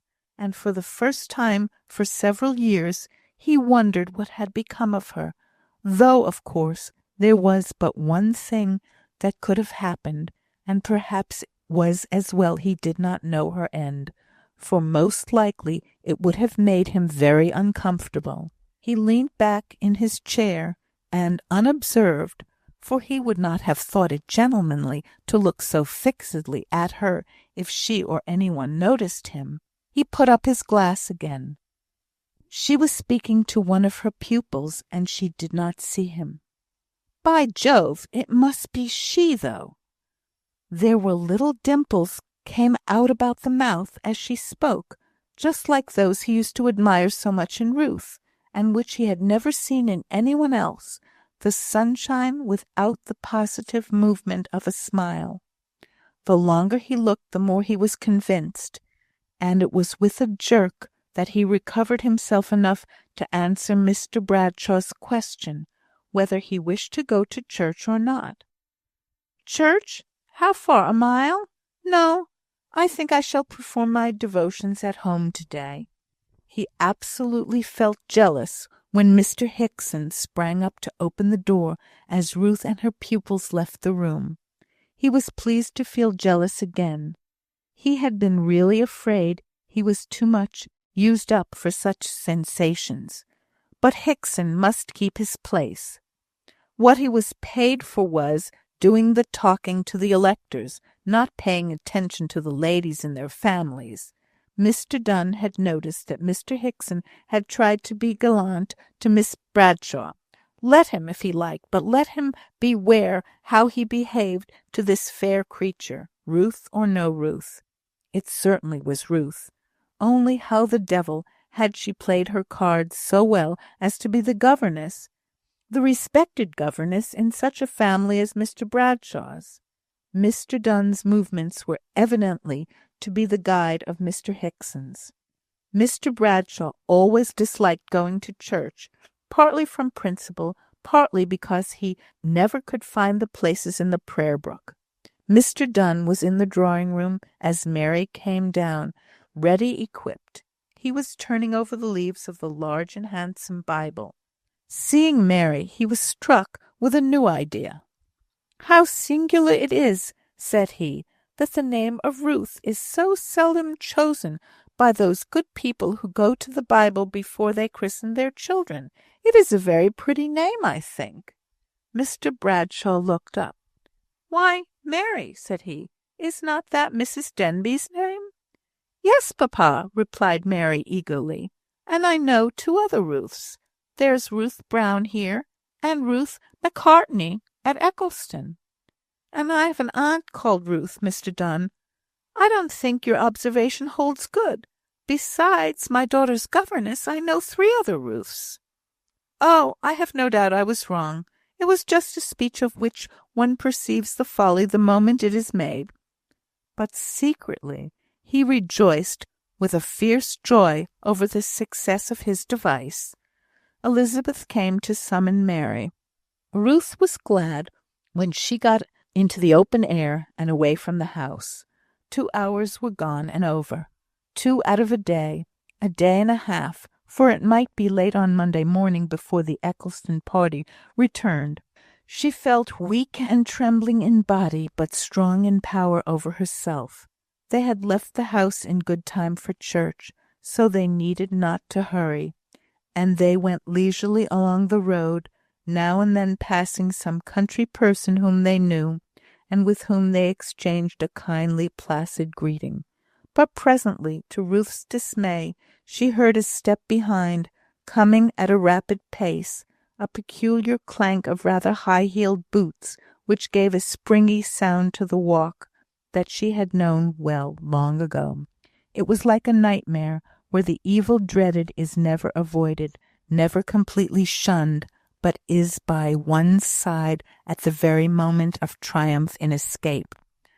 There he was by her side, and there was still a 1/4 of a mile intervening between her and the church, but even yet she trusted that he had not recognized her. "I have changed my mind, you see," said he quietly. "I have some curiosity to see the architecture of the church. Some of these old country churches have singular bits about them. Mr. Bradshaw kindly directed me part of the way, but I was so much puzzled by turns to the right and turns to the left that I was quite glad to espy your party." That speech required no positive answer of any kind, and no answer did it receive. He had not expected a reply. He knew, if she were Ruth, she could not answer any indifferent words of his, and her silence made him more certain of her identity with the lady by his side. "The scenery here is of a kind new to me, neither grand, wild, nor yet marked by high cultivation, and yet it has great charms. It reminds me of some part of Wales." He breathed deeply, and then added, "You have been in Wales, I believe." He spoke low, almost in a whisper. The little church bell began to call the lagging people with its quick, sharp summons. Ruth writhed in body and spirit, but struggled on. The church door would be gained at last, and in that holy place she would find peace. He repeated in a louder tone, so as to compel an answer in order to conceal her agitation from the girls. "Have you never been in Wales?" He used never instead of ever, and laid the emphasis on that word in order to mark his meaning to Ruth and Ruth only. But he drove her to bay. "I have been in Wales, sir," she replied, in a calm, grave tone. "I was there many years ago. Events took place there which contributed to make the recollections of that time most miserable to me. I shall be obliged to you, sir, if you will make no further reference to it."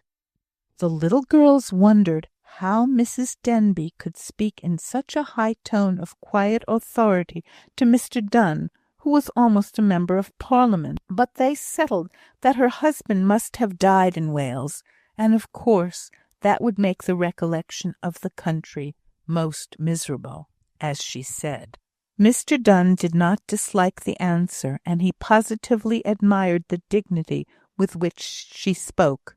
His leaving her as he did must have made her very miserable, and he liked the pride that made her retain her indignation until he could speak to her in private and explain away a good deal of what she might complain of with some justice. The church was reached. They all went up the middle aisle into the Eagle's Crag pew. He followed them in, entered himself, and shut the door. Ruth's heart sank as she saw him there, just opposite to her, coming between her and the clergyman who was to read out the word of God. It was merciless, it was cruel to haunt her there. She durst not lift her eyes to the bright eastern light. She could not see peacefully the marble images of the dead lay on their tombs, for he was between her and all light and peace. She knew that his look was on her, that he never turned his glance away. She could not join in the prayer for the remission of sins while he was there, for his very presence seemed as a sign that their stain would never be washed out of her life. But although goaded and chafed by her thoughts and recollections, she kept very still. No sign of emotion, no flush of colour was on her face as he looked at her. Elizabeth could not find her place, and then Ruth breathed once, long and deeply, as she moved up the pew and out of the straight, burning glance of those eyes of evil meaning. When they sat down for the reading of the first lesson, Ruth turned the corner of the seat so as no longer to be opposite to him. She could not listen. The words seemed to be uttered in some world far away, from which she was exiled and cast out. Their sound, yet more their meaning, was dim and distant. But in this extreme tension of mind, to hold in her bewildered agony, it so happened that one of her senses was preternaturally acute. While all the church and the people swam in misty haze, one point in a dark corner grew clearer and clearer till she saw what at another time she could not have discerned at all, a face, a gargoyle I think they call it, at the end of the arch next to the narrowing of the nave into the chancel, and in the shadow of that contraction. The face was beautiful in feature. The next to it was a grinning monkey. But it was not the features that were the most striking part. There was a half-open mouth, not in any way distorted out of its exquisite beauty by the intense expression of suffering it conveyed. Any distortion of the face by mental agony implies that a struggle with circumstance is going on. But in this face, if such a struggle had been, it was over now. Circumstance had conquered, and there was no hope from mortal endeavour, or help from mortal creature to be had, but the eyes looked onward and upward to the hills from whence cometh our help, and though the parted lips seemed ready to quiver with agony, yet the expression of the whole face, owing to these strange, stony, and yet spiritual eyes, was high and consoling. If mortal gaze had never sought its meaning before, in the deep shadow where it had been placed long centuries ago, yet Ruth's did now. Who could have imagined such a look? Who could have witnessed, perhaps felt, such infinite sorrow, and yet dared to lift it up by faith into a peace so pure? Or was it a mere conception? If so, what a soul the unknown carver must have had, for creator and handicraftsman must have been one. No two minds could have been in such perfect harmony. Whatever it was, however it came there, imaginer, carver, sufferer, all were long passed away. Human art was ended, human life done, human suffering over, but this remained. It stilled Ruth's beating heart to look on it. She grew still enough to hear words which have come to many in their time of need, and awed them in the presence of the extremest suffering that the hushed world had ever heard of. The second lesson for the morning of the 25th of September is the 26th chapter of St. Matthew's Gospel.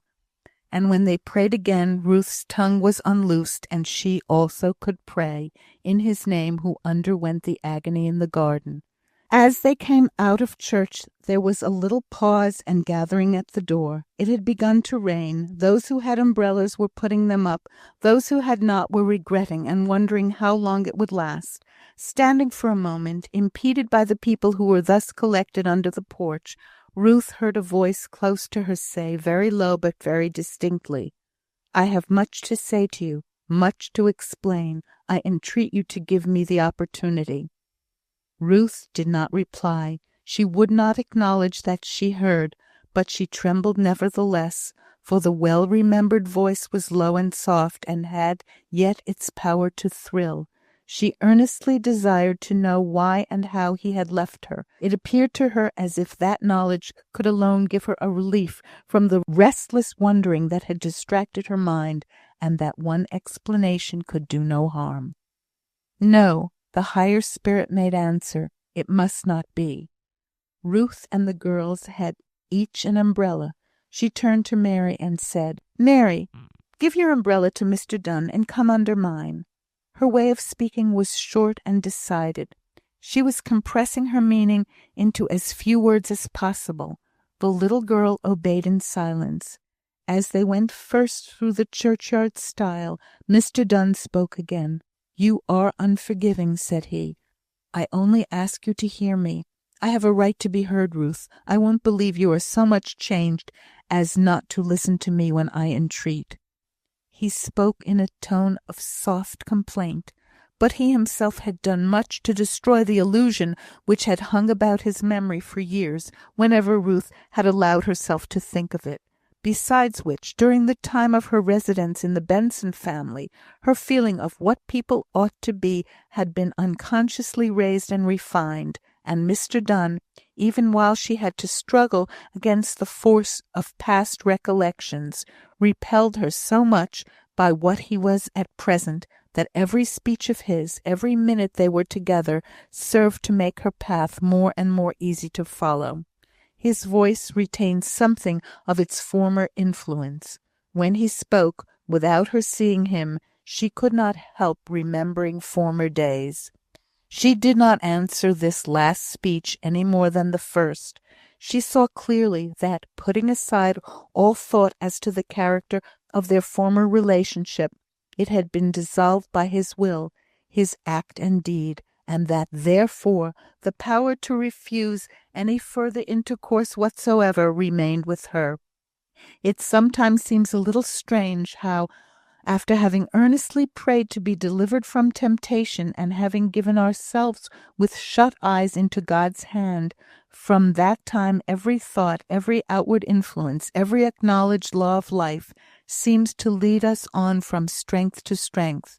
It seems strange sometimes, because we notice the coincidence, but it is the natural, unavoidable consequence of all, truth and goodness being one and the same, and therefore carried out in every circumstance, external and internal, of God's creation.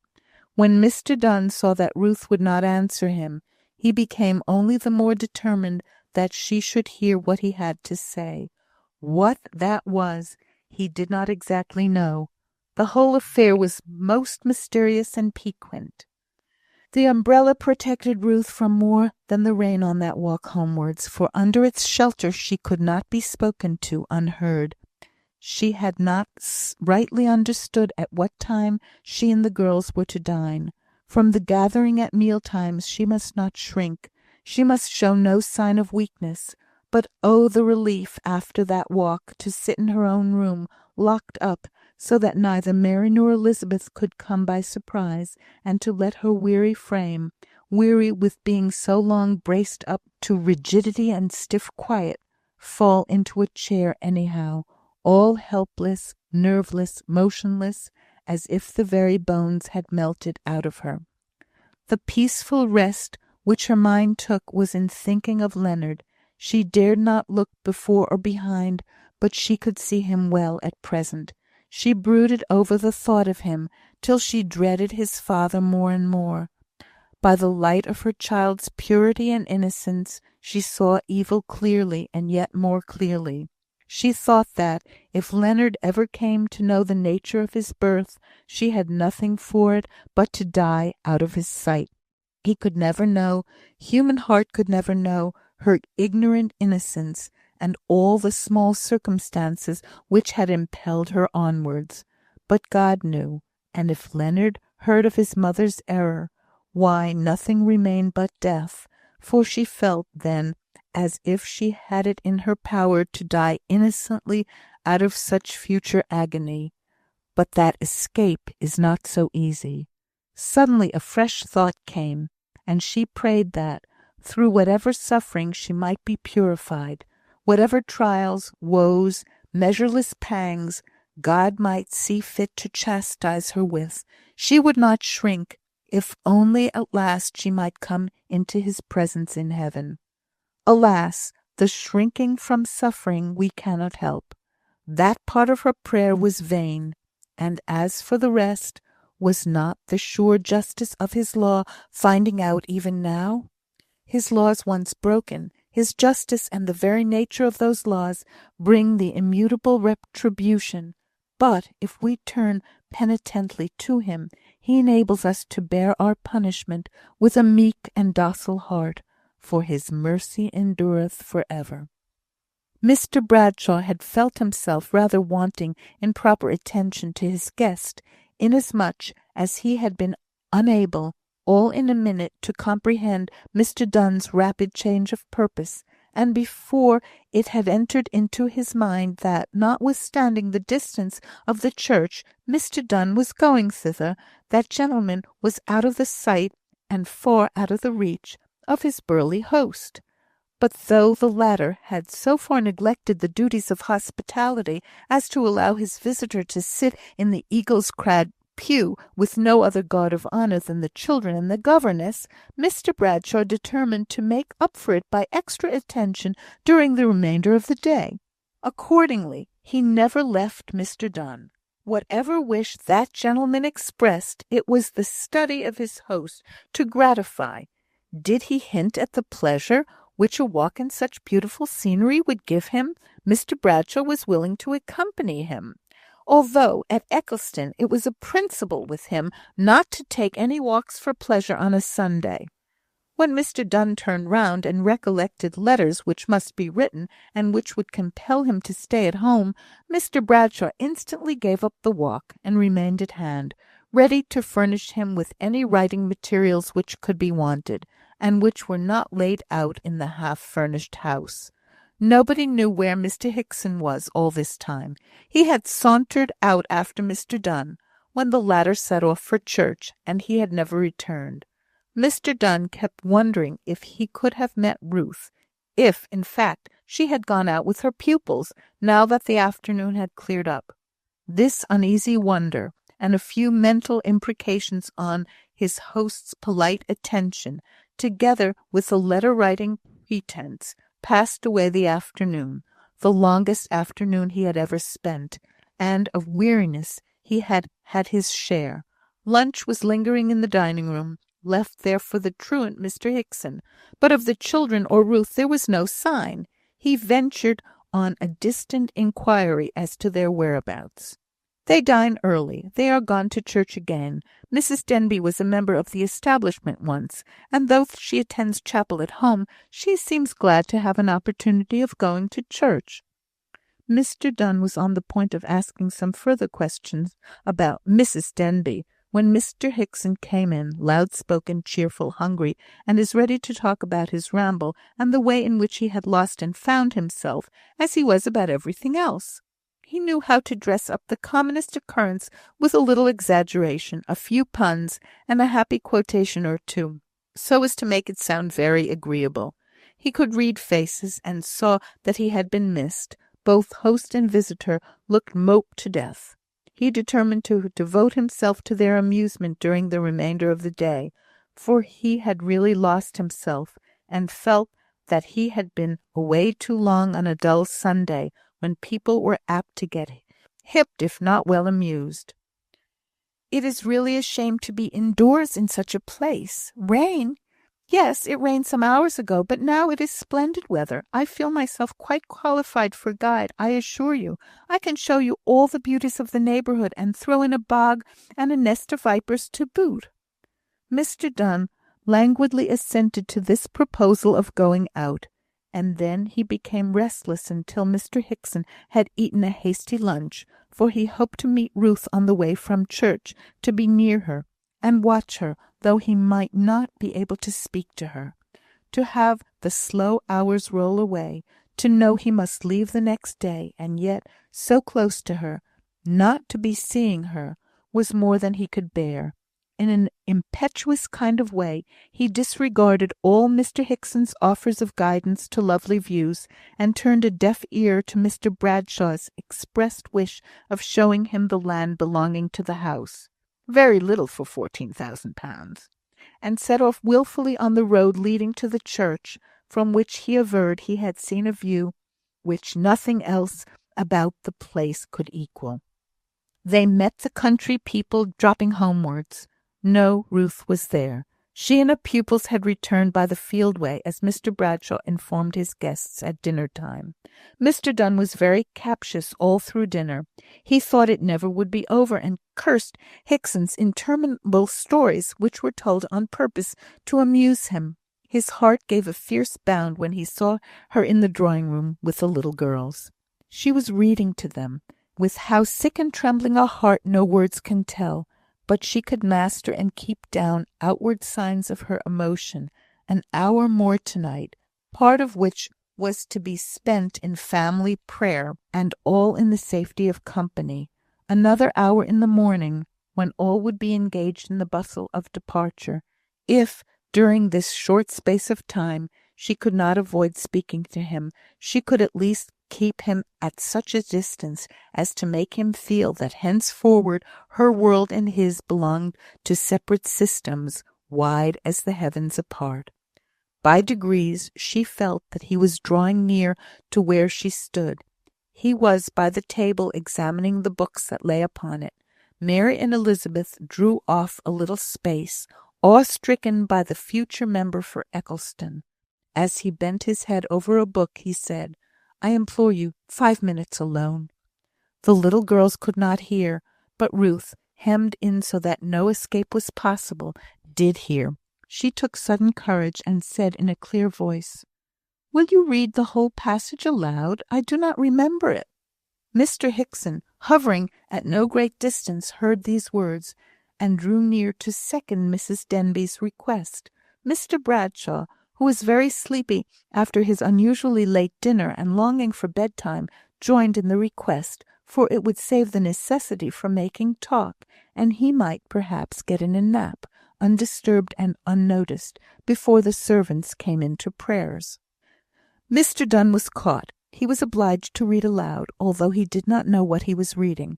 In the middle of some sentence the door opened, a rush of servants came in, and Mr. Bradshaw became particularly wide awake in an instant, and read them a long sermon with great emphasis and unction, winding up with a prayer almost as long. Ruth sat with her head drooping, more from exhaustion after a season of effort than because she shunned Mr. Dunn's looks. He had so lost his power over her. his power which had stirred her so deeply the night before, that, except as one knowing her error and her shame, and making a cruel use of such knowledge, she had quite separated him from the idol of her youth. And yet, for the sake of that first and only love, she would gladly have known what explanation he could offer to account for leaving her. It would have been something gained to her own self-respect if she had learnt that he was not then, as she felt him to be now, cold and egotistical, caring for no one and nothing but what related to himself.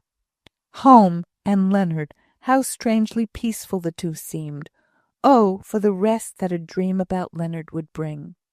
Mary and Elizabeth went to bed immediately after prayers, and Ruth accompanied them. It was planned that the gentlemen should leave early the next morning. They were to breakfast half an hour sooner to catch the railway train, and this by Mr. Donne's own arrangement, who had been as eager about his canvassing the week before as it was possible for him to be, but who now wished Eccleston and the dissenting interest therein very fervently at the devil. Just as the carriage came round, Mr. Bradshaw turned to Ruth. "Any message for Leonard beyond love, which is a matter of course?" Ruth gasped, for she saw Mr. Donne catch at the name. She did not guess the sudden sharp jealousy called out by the idea that Leonard was a grown-up man. "Who is Leonard?" said he to the little girl standing by him. He did not know which she was. "Mrs. Denbigh's little boy," answered Mary. Under some pretence or other, he drew near to Ruth, and in that low voice which she had learnt to loathe, he said, "Our child?" By the white misery that turned her face to stone, by the wild terror in her imploring eyes, by the gasping breath which came out as the carriage drove away, he knew that he had seized the spell to make her listen at last. Chapter 24. The Meeting on the Sands. "He will take him away from me. He will take the child from me." These words rang like a tolling bell through Ruth's head. It seemed to her that her doom was certain. Leonard would be taken from her. She had a firm conviction, not the less firm because she knew not on what it was based, that a child, whether legitimate or not, belonged of legal right to the father. And Leonard, of all children, was the prince and monarch. Every man's heart would long to call Leonard child. She had been too strongly taxed to have much power left her to reason coolly and dispassionately. Just then, even if she had been with any one who could furnish her with information from which to draw correct conclusions, the one thought haunted her night and day: "He will take my child away from me." In her dreams she saw Leonard borne away in some dim land to which she could not follow. Sometimes he sat in a swiftly moving carriage at his father's side, and smiled on her as he passed by, as if going to promised pleasure. At another time he was struggling to return to her, stretching out his little arms, and crying to her for the help she could not give. How she got through the days she did not know. Her body moved about and habitually acted, but her spirit was with her child. She thought often of writing and warning Mr. Benson of Leonard's danger, but then she shrank from recurring to circumstances all mention of which had ceased years ago, the very recollection of which seemed buried deep for ever. Besides, she feared occasioning discord or commotion in the quiet circle in which she lived. Mr. Benson's deep anger against her betrayer had been shown too clearly in the old time to allow her to think that he would keep it down without expression now. he would cease to do anything to forward his election. He would oppose him as much as he could, and Mr. Bradshaw would be angry, and a storm would arise, from the bare thought of which Ruth shrank with the cowardliness of a person thoroughly worn out with late contest. She was bodily wearied with her spiritual buffeting. One morning, 3 or 4 days after their departure, she received a letter from Miss Benson. She could not open it at first, and put it on one side, clenching her hands over it all the time. At last she tore it open. Leonard was safe as yet. There were a few lines in his great round hand, speaking of events no larger than the loss of a beautiful alley. There was a sheet from Miss Benson. She always wrote letters in the manner of a diary. Monday we did so and so, Tuesday so and so, etc. Ruth glanced rapidly down the pages. Yes, here it was.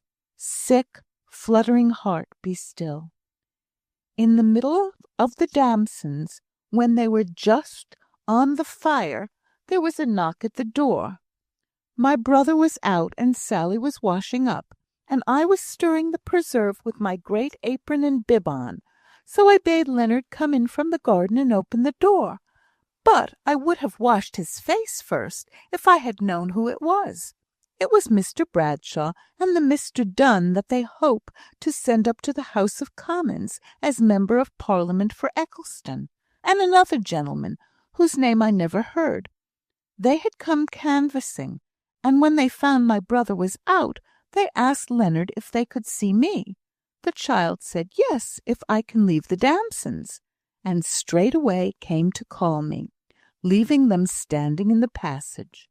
I whipped off my apron and took Leonard by the hand, for I fancied I should feel less awkward if he was with me, and then I went and asked them all into the study, for I thought I should like them to see how many books Thurstan had got. Then they began talking politics at me in a very polite manner, only I could not make head or tail of what they meant. And Mr. Donne took a deal of notice of Leonard, and called him to him, and I am sure he noticed what a noble, handsome boy he was, though his face was very brown and red, and hot with digging, and his curls all tangled. Leonard talked back, as if he had known him all his life, till I think Mr. Bradshaw thought he was making too much noise, and bid him remember he ought to be seen, not heard. So he stood as still and stiff as a soldier, close to Mr. Donne, and, as I could not help looking at the two, and thinking how handsome they both were in their different ways, I could not tell Thurstan half the message the gentleman left for him. But there was one thing more I must tell you, though I said I would not. When Mr. Donne was talking to Leonard, he took off his watch and chain, and put it round the boy's neck, who was pleased enough, you may be sure. I bade him give it back to the gentleman when they were all going away, and I was quite surprised and very uncomfortable when Mr. Donne said he had given it to Leonard, and that he was to keep it for his own. I could see Mr. Bradshaw was annoyed, and he and the other gentlemen spoke to Mr. Donne, and I heard them say, too barefaced. And I shall never forget Mr. Donne's proud, stubborn look back at them, nor his way of saying, I allow no one to interfere with what I choose to do with my own. And he looked so haughty and displeased, I durst say nothing at the time. But when I told Thurstan, he was very grieved and angry, and said he had heard that our party were bribing, but that he never could have thought they would have tried to do it at his house.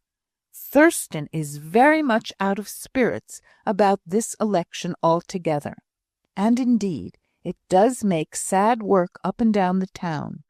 However, he sent back the watch with a letter to Mr. Bradshaw, and Leonard was very good about it, so I gave him a taste of the new damson preserve on his bread for supper. Although a stranger might have considered this letter wearisome from the multiplicity of the details, Ruth craved greedily after more. What had Mr. Donne said to Leonard? Had Leonard liked his new acquaintance? Were they likely to meet again?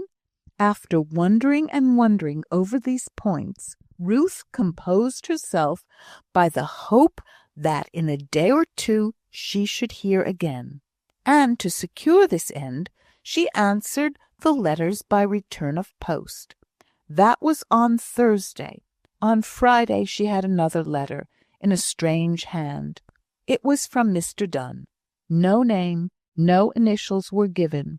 If it had fallen into another person's hands, they could not have recognized the writer, nor guessed to whom it was sent. It contained simply these words: "For our child's sake, and in his name, I summon you to appoint a place where I can speak, and you can listen undisturbed. The time must be on Sunday. The limit of distance may be the circumference of your power of walking. My words may be commands, but my fond heart entreats. More I shall not say now, but remember your boy's welfare depends on your acceding to this request. Address B.D., Post Office, Eccleston." Ruth did not attempt to answer this letter till the last 5 minutes before the post went out. She could not decide until forced to it. Either way she dreaded. She was very nearly leaving the letter altogether unanswered. But suddenly she resolved she would know all, the best, the worst. No cowardly dread of herself or of others should make her neglect aught that came to her in her child's name. She took up a pen and wrote: "The sands below the rocks, where we met you the other night. Time, afternoon church." Sunday came. "I shall not go to church this afternoon. You know the way, of course, and I trust you to go steadily by yourselves." When they came to kiss her before leaving her, according to their fond wont, they were struck by the coldness of her face and lips. "Are you not well, dear Mrs. Denbigh? How cold you are!" "Yes, darling, I am well," and tears sprang into her eyes as she looked at their anxious little faces. "Go now, dears. 5 o'clock will soon be here, and then we will have tea." "And that will warm you," said they, leaving the room. "And then it will be over," she murmured. "Over." It never came into her head to watch the girls as they disappeared down the lane on their way to church. She knew them too well to distrust their doing what they were told. She sat still, her head bowed on her arms for a few minutes, and then rose up and went to put on her walking things. Some thoughts impelled her to sudden haste. She crossed the field by the side of the house, ran down the steep and rocky path, and was carried by the impetus of her descent far out on the level sands, but not far enough for her intent. Without looking to the right hand or to the left, where comers might be seen, she went forwards to the black posts, which, rising above the heaving waters, marked where the fishermen's nets were laid. She went straight towards this place, and hardly stinted her pace even where the wet sands were glittering with the receding waves. Once there, she turned round, and, in a darting glance, saw that, as yet, no one was near. She was perhaps half a mile or more from the grey, silvery rocks which sloped away into brown moorland, interspersed with a field here and there of golden waving corn. Behind were purple hills, with sharp, clear outlines touching the sky. A little on one side from where she stood, she saw the white cottages and houses which formed the village of Abermouth, scattered up and down, and on a windy hill, about a mile inland, she saw the little grey church. where even now many were worshipping in peace. "Pray for me," she sighed out as this object caught her eye. And now, close under the heathery fields, where they fell softly down and touched the sands, she saw a figure moving in the direction of the great shadow made by the rocks, going towards the very point where the path from Eagle's Crag came down to the shore. "It is he," said she to herself, and she turned round and looked seaward. The tide had turned. The waves were slowly receding, as if loth to lose the hold they had so lately, and with such swift bounds, gained on the yellow sands. The eternal moan they have made since the world began filled the ear, broken only by the skirl of the grey sea-birds as they alighted in groups on the edge of the waters, or as they rose up with their measured, balancing motion, and the sunlight caught their white breasts. There was no sign of human life to be seen, no boat, or distant sail, or near shrimper. The black posts there were all that spoke of men's work or labour.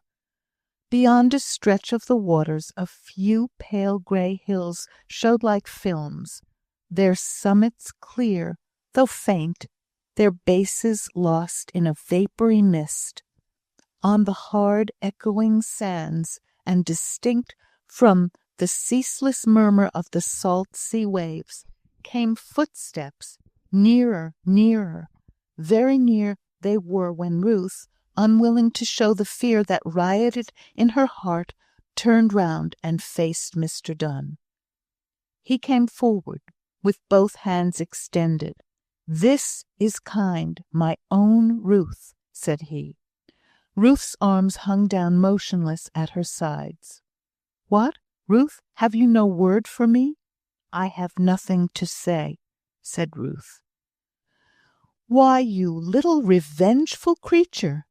And so I am to explain all before you will even treat me with decent civility?" "I do not want explanations," said Ruth in a trembling tone. "We must not speak of the past. You asked me to come in Leonard's, in my child's name, and to hear what you had to say about him. But what I have to say about him relates to you even more. And how can we talk about him without recurring to the past? That past, which you try to ignore, I know you cannot do it in your heart, is full of happy recollections to me. Were you not happy in Wales?" he said in his tenderest tone. But there was no answer, not even one faint sigh, though he listened intently.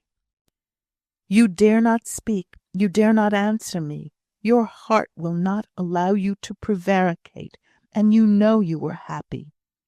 Suddenly Ruth's beautiful eyes were raised to him, full of lucid splendour, but grave and serious in their expression, and her cheeks, heretofore so faintly tinged with the tenderest blush, flashed into a ruddy glow. "I was happy, I do not deny it. Whatever comes, I will not blench from the truth. I have answered you." "And yet," replied he, secretly exulting in her admission, and not perceiving the inner strength of what she must have been conscious before she would have dared to make it, "and yet, Ruth, we are not to recur to the past. Why not? If it was happy at the time, is the recollection of it so miserable to you?" He tried once more to take her hand, but she quietly stepped back. "I came to hear what you had to say about my child," said she, beginning to feel very weary. "Our child, Ruth." She drew herself up, and her face went very pale. "What have you to say about him?" asked she coldly. "Much," exclaimed he. "Much that may affect his whole life.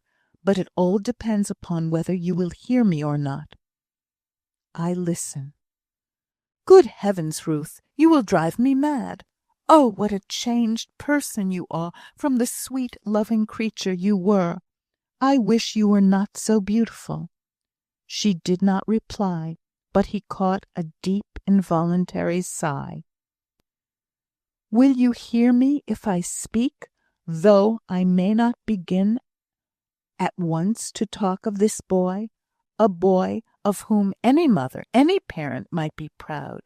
I could see that, Ruth. I have seen him. He looked like a prince in that cramped, miserable house, and with no earthly advantages. It is a shame he should not have every kind of opportunity laid open before him." There was no sign of maternal ambition on the motionless face, though there might be some little spring in her heart, as it beat quick and strong at the idea of the proposal she imagined he was going to make of taking her boy away to give him the careful education she had often craved for him. She should refuse it, as she would everything else which seemed to imply that she acknowledged a claim over Leonard, but yet sometimes, for her boy's sake, she had longed for a larger opening, a more extended sphere. "Ruth, you acknowledge we were happy once. There were circumstances which, if I could tell you them all in detail, would show you how, in my weak, convalescent state, I was almost passive in the hands of others. Ah, Ruth, I have not forgotten the tender nurse who soothed me in my delirium. When I am feverish, I dream that I am again at Landau, in the little old bedchamber, and you, in white, which you always wore then, you know, flitting about me." The tears dropped, large and round, from Ruth's eyes. She could not help it. How could she? "We were happy then," continued he, gaining confidence from the sight of her melted mood, and recurring once more to the admission which he considered so much in his favour. "Can such happiness never return?" Thus he went on, quickly, anxious to lay before her all he had to offer, before she should fully understand his meaning. "If you would consent, Leonard should be always with you, educated where and how you liked, money to any amount you might choose to name should be secured to you and him. If only, Ruth, if only those happy days might return." Ruth spoke. "I said I was happy because I had asked God to protect and help me, and I dared not tell a lie. I was happy. Oh, what is happiness or misery that we should talk about them now?" Mr Donne looked at her as she uttered these words, to see if she was wandering in her mind. They seemed to him so utterly strange and incoherent. "I dare not think of happiness. I must not look forward to sorrow. God did not put me here to consider either of these things." "My dear Ruth, compose yourself. There is no hurry in answering the question I asked." "What was it?" said Ruth. "I love you so I cannot live without you. I offer you my heart, my life. I offer to place Leonard wherever you would have him placed. I have the power and the means to advance him in any path of life you choose. All who have shown kindness to you shall be rewarded by me, with a gratitude even surpassing your own. If there is anything else I can do that you can suggest, I will do it." "Listen to me," said Ruth, now that the idea of what he proposed had entered her mind. "When I said that I was happy with you long ago, I was choked with shame as I said it, and yet it may be a vain, false excuse that I make for myself. I was very young. I did not know how such a life was against God's pure and holy will, at least not as I know it now, and I tell you the truth, all the days of my years since I have gone about with a stain on my hidden soul, a stain which made me loathe myself, and envy those who stood spotless and undefiled, which made me shrink from my child, from Mr. Benson, from his sister, from the innocent girls whom I teach. Nay, even I have cowered away from God himself, and what I did wrong then, I did blindly to what I should do now if I listened to you." She was so strongly agitated that she put her hands over her face and sobbed without restraint. Then, taking them away, she looked at him with a glowing face, and beautiful, honest, wet eyes, and tried to speak calmly, as she asked if she needed to stay longer. She would have gone away at once, but that she thought of Leonard, and wished to hear all that his father might have to say. He was so struck anew by her beauty, and understood her so little, that he believed that she only required a little more urging to consent to what he wished, for in all she had said there was no trace of the anger and resentment for his desertion of her, which he had expected would be a prominent feature, the greatest obstacle he had to encounter.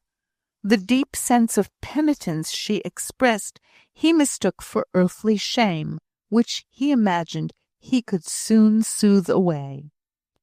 "Yes, I have much more to say. I have not said half. I cannot tell you how fondly I will, how fondly I do love you, how my life shall be spent in ministering to your wishes. Money, I know, you despise. Mr. Bellingham, I will not stay to hear you speak to me so again. I have been sinful, but it is not you who should—" She could not speak. She was so choking with passionate sorrow. He wanted to calm her, as he saw her shaken with repressed sobs. He put his hand on her arm. She shook it off impatiently, and moved away in an instant. "Ruth," said he, nettled by her action of repugnance, "I begin to think you never loved me." I never loved you? Do you dare to say so?" Her eyes flamed on him as she spoke. Her red round lip curled into beautiful contempt. "Why do you shrink so from me?" said he, in his turn getting impatient. "I did not come here to be spoken to in this way," said she. "I came, if by any chance I could do Leonard good. I would submit to many humiliations for his sake, but to no more from you." "Are you not afraid to brave me so?" said he. "Don't you know how much you are in my power?" She was silent. She longed to go away, but dreaded lest he should follow her, where she might be less subject to interruption than she was here, near the fishermen's nets, which the receding tide was leaving every moment barer and more bare, and the posts they were fastened to more blackly uprising above the waters. Mr. Donne put his hands on her arms as they hung down before her, her hands tightly clasped together. "Ask me to let you go," said he. "I will, if you will ask me." He looked very fierce and passionate and determined. The vehemence of his action took Ruth by surprise, and the painful tightness of the grasp almost made her exclaim, but she was quite still and mute. "Ask me," said he, giving her a little shake. She did not speak. Her eyes, fixed on the distant shore, were slowly filling with tears. Suddenly a light came through the mists that obscured them, and the shut lips parted. She saw some distant object that gave her hope. "It is Stephen Bromley," said she. "He is coming to his nets.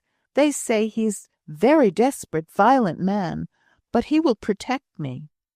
"You obstinate, wilful creature," said Mr. Donne, releasing his grasp. "You forget that one word of mine could undeceive all these good people at Eccleston, and that if I spoke out ever so little, they would throw you off in an instant. Now," he continued, "do you understand how much you are in my power?" "Mr. and Miss Benson know all. They have not thrown me off," Ruth gasped out. "Oh, for Leonard's sake, you would not be so cruel." "Then do not be cruel to him. To me, think once more." "I think once more." She spoke solemnly. "To save Leonard from the shame and agony of knowing my disgrace, I would lay down and die. Oh, perhaps it would be best for him, for me, if I might. My death would be a stingless grief. But to go back into sin would be the real cruelty to him. The errors of my youth may be washed away by my tears. It was so once, when the gentle, blessed Christ was upon earth. But now, if I went into wilful guilt, as you would have me, how could I teach Leonard God's holy will?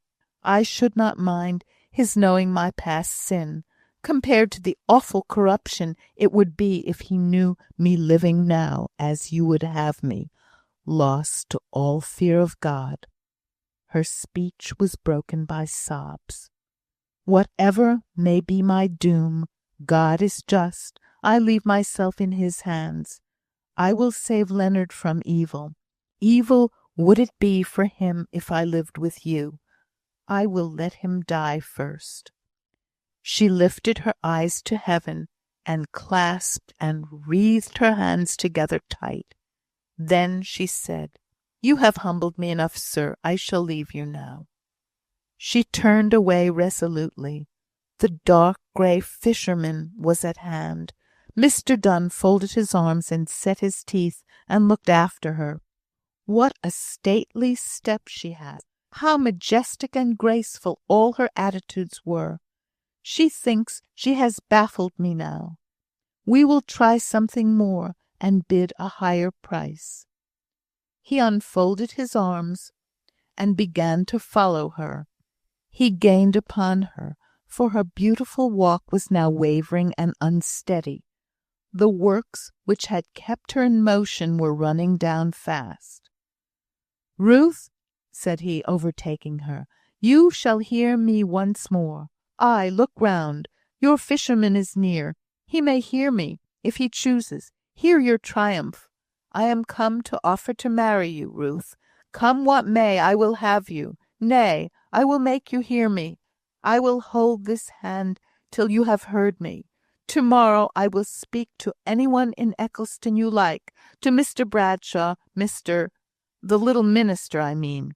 We can make it worth while for him to keep our secret, and no one else need know but what you are really Mrs. Denbigh. Leonard shall still bear this name, but in all things else he shall be treated as my son. He and you would grace any situation. I will take care the highest paths are open to him." He looked to see the lovely face brighten into sudden joy. On the contrary, the head was still hung down with a heavy droop. "I cannot," said she. Her voice was very faint and low. "It is sudden for you, my dearest, but be calm. It will all be easily managed. Leave it to me." "I cannot," repeated she, more distinct and clear, though still very low. "Why, what on earth makes you say that?" asked he, in a mood to be irritated by any repetition of such words. "I do not love you. I did once. Don't say I did not love you then, but I do not now. I could never love you again. All you have said and done since you came with Mr. Bradshaw to Abermouth first has only made me wonder how I ever could have loved you. We are very far apart.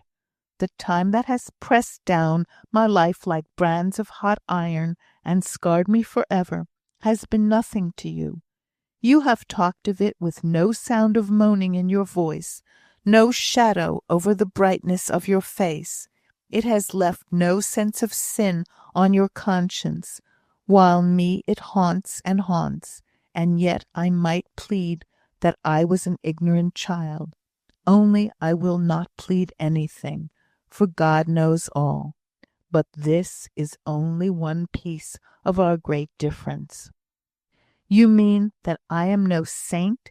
said he, impatient at her speech. "Granted; but people who are no saints have made very good husbands before now. Come, don't let any morbid, overstrained conscientiousness interfere with substantial happiness, both to you and to me. For I am sure I can make you happy, ay, and make you love me, too, in spite of your pretty defiance. I love you so dearly, I must win love back. And here are advantages for Leonard, to be gained by you quite in a holy and legitimate way." She stood very erect. "If there was one thing needed to confirm me, you have named it. You shall have nothing to do with my boy, by my consent, much less by my agency. I would rather see him working on the roadside than leading such a life, being such a one as you are. You have heard my mind now, Mr. Bellingham. You have humbled me. You have baited me. And if at last I have spoken out too harshly and too much in a spirit of judgment, the fault is yours. If there were no other reason to prevent our marriage but the one fact that it would bring Leonard into contact with you, that would be enough." "It is enough," said he, making her a low bow. "Neither you nor your child shall ever more be annoyed by me. I wish you a good evening." They walked apart, he back to the inn to set off instantly, while the blood was hot within him from the place where he had been so mortified. She to steady herself along till she reached the little path, more like a rude staircase than anything else, by which she had to climb to the house. She did not turn round for some time after she was fairly lost to the sight of any one on the shore. She clambered on, almost stunned by the rapid beating of her heart. Her eyes were hot and dry, and at last became as if she were suddenly blind. Unable to go on, she tottered into the tangled underwood which grew among the stones, filling every niche and crevice, and little shelving space with green and delicate tracery. She sank down behind a great overhanging rock, which hid her from anyone coming up the path. An ash tree was rooted in this rock, slanting away from the sea breezes that were prevalent in most weathers. But this was a still autumnal Sabbath evening. As Ruth's limbs fell, so they lay. She had no strength, no power of volition to move a finger. She could not think or remember.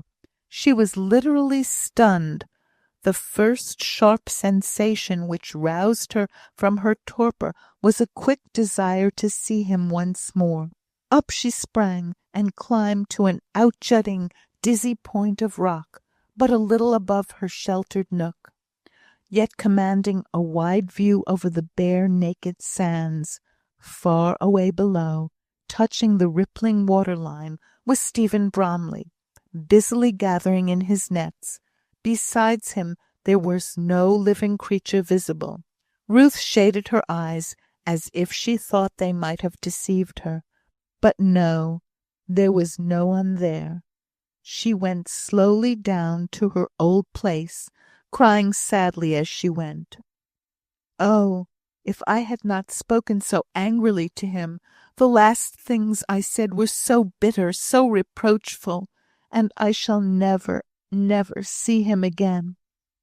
She could not take in a general view and scope of their conversation. The event was too near her for that, but her heart felt sore at the echo of her last words, just and true as their severity was. Her struggle, her constant flowing tears, which fell from very weakness, made her experience a sensation of intense bodily fatigue, and her soul had lost the power of throwing itself forward, or contemplating anything beyond the dreary present, when the expanse of grey, wild, bleak moors, stretching wide away below a sunless sky, seemed only an outward sign of the waste world within her heart, for which she could claim no sympathy, for she could not even define what its woes were, and, if she could, no one would understand how the present time was haunted by the terrible ghost of the former love. "I am so weary, I am so weary," she moaned aloud at last. "I wonder if I might stop here and just die away." She shut her eyes until through the closed lids came a ruddy blaze of light. The clouds had parted away, and the sun was going down in the crimson glory behind the distant purple hills. The whole western sky was one flame of fire. Ruth forgot herself in looking at the gorgeous sight. She sat up gazing, and, as she gazed, the tears dried on her cheeks, and somehow all human care and sorrow were swallowed up in the unconscious sense of God's infinity. The sunset calmed her more than any words, however wise and tender, could have done. It even seemed to give her strength and courage. She did not know how or why, but so it was. She rose and went slowly towards home. Her limbs were very stiff, and every now and then she had to choke down an unbidden sob. Her pupils had been long returned from church, and had busied themselves in preparing tea, an occupation which had probably made them feel the time less long. If they had ever seen a sleepwalker, they might have likened Ruth to one for the next few days. So slow and measured did her movements seem. So far away was her intelligence from all that was passing around her. So hushed and strange were the tones of her voice. They had letters from home, announcing the triumphant return of Mr. Donne as MP for Eccleston. Mrs. Denbigh heard the news without a word, and was too languid to join in the search after purple and yellow flowers with which to deck the sitting-room at Eagle's Crag. A letter from Jemima came the next day, summoning them home. Mr. Donne and his friends had left the place, and quiet was restored in the Bradshaw household, so it was time that Mary and Elizabeth's holidays should cease. Mrs. Denbigh had also a letter from Miss Benson, saying that Leonard was not quite well. There was so much pains taken to disguise anxiety that it was very evident much anxiety was felt, and the girls were almost alarmed by Ruth's sudden change from taciturn languor to eager, vehement energy. Body and mind seemed strained to exertion. Every plan that could facilitate packing and winding up affairs at Abermouth, every errand and arrangement that could expedite their departure by 1 minute, was done by Ruth with stern promptitude. She made them rest, made them lie down, while she herself lifted weights and transacted business with feverish power, never resting, and trying never to have time to think. For in remembrance of the past there was remorse. How had she forgotten Leonard these last few days? How had she repined and been dull of heart to her blessing? And in anticipation of the future, there was one sharp point of red light in the darkness, which pierced her brain with agony, and which she would not see or recognise, and saw and recognised all the more for such mad determination, which is not the true shield against the bitterness of the arrows of death. When the seaside party arrived in Eccleston, they were met by Mrs. and Miss Bradshaw and Mr. Benson. By a firm resolution, Ruth kept from shaping the question, "Is he alive?" As if by giving shape to her fears she made their realization more imminent. She said merely, How is he?" But she said it with drawn, tight, bloodless lips, and in her eyes Mr. Benson read her anguish of anxiety. "He is very ill, but we hope he will soon be better. It is what every child has to go through." Chapter 25. Jemima makes a discovery. Mr. Bradshaw had been successful in carrying his point. His member had been returned, his proud opponents mortified, so the public thought he ought to be well pleased. But the public were disappointed to see that he did not show any of the gratification they supposed him to feel. The truth was that he met with so many small mortifications during the progress of the election that the pleasure which he would otherwise have felt in the final success of his scheme was much diminished. He had more than tacitly sanctioned bribery, and now that the excitement was over, he regretted it, not entirely from conscientious motives, though he was uneasy from the slight sense of wrongdoing, but he was more pained after all to think that in the eyes of some of his townsmen his hitherto spotless character had received a blemish. He, who had been so stern and severe a censor on the undue influence exercised by the opposite party in all preceding elections, could not expect to be spared by their adherents now, when there were rumours that the hands of the scrupulous dissenters were not clean. Before, it had been his boast that neither friend nor enemy could say one word against him. Now he was constantly afraid of an indictment for bribery, and of being compelled to appear before a committee to swear to his own share in the business. His uneasy, fearful consciousness made him stricter and sterner than ever, as if he would quench all wondering, slanderous talk about him in the town by a renewed austerity of uprightness, that the slack-principled Mr. Bradshaw of 1 month of ferment and excitement might not be confounded with the highly conscientious and deeply religious Mr. Bradshaw, who went to chapel twice a day and gave £100 apiece to every charity in the town, as a sort of thank-offering that his end was gained. But he was secretly dissatisfied with Mr. Donne. In general, that gentleman had been rather too willing to act in accordance with anyone's advice, no matter whose, as if he had thought it too much trouble to weigh the wisdom of his friends, in which case Mr. Bradshaw's would have, doubtless, proved the most valuable. But now and then he unexpectedly, and utterly without reason, took the conduct of affairs into his own hands, as when he had been absent without leave only just before the day of nomination.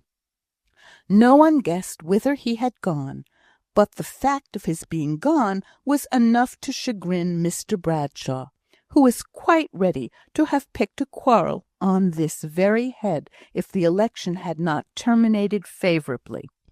As it was, he had a feeling of proprietorship in Mr. Donne which was not disagreeable. He had given the new MP his seat, his resolution, his promptitude, his energy had made Mr. Donne our member, and Mr. Bradshaw began to feel proud of him accordingly. But there had been no one circumstance during this period to bind Jemima and Mr. Farquhar together. They were still misunderstanding each other with all their power. The difference in the result was this: Jemima loved him all the more, in spite of quarrels and coolness.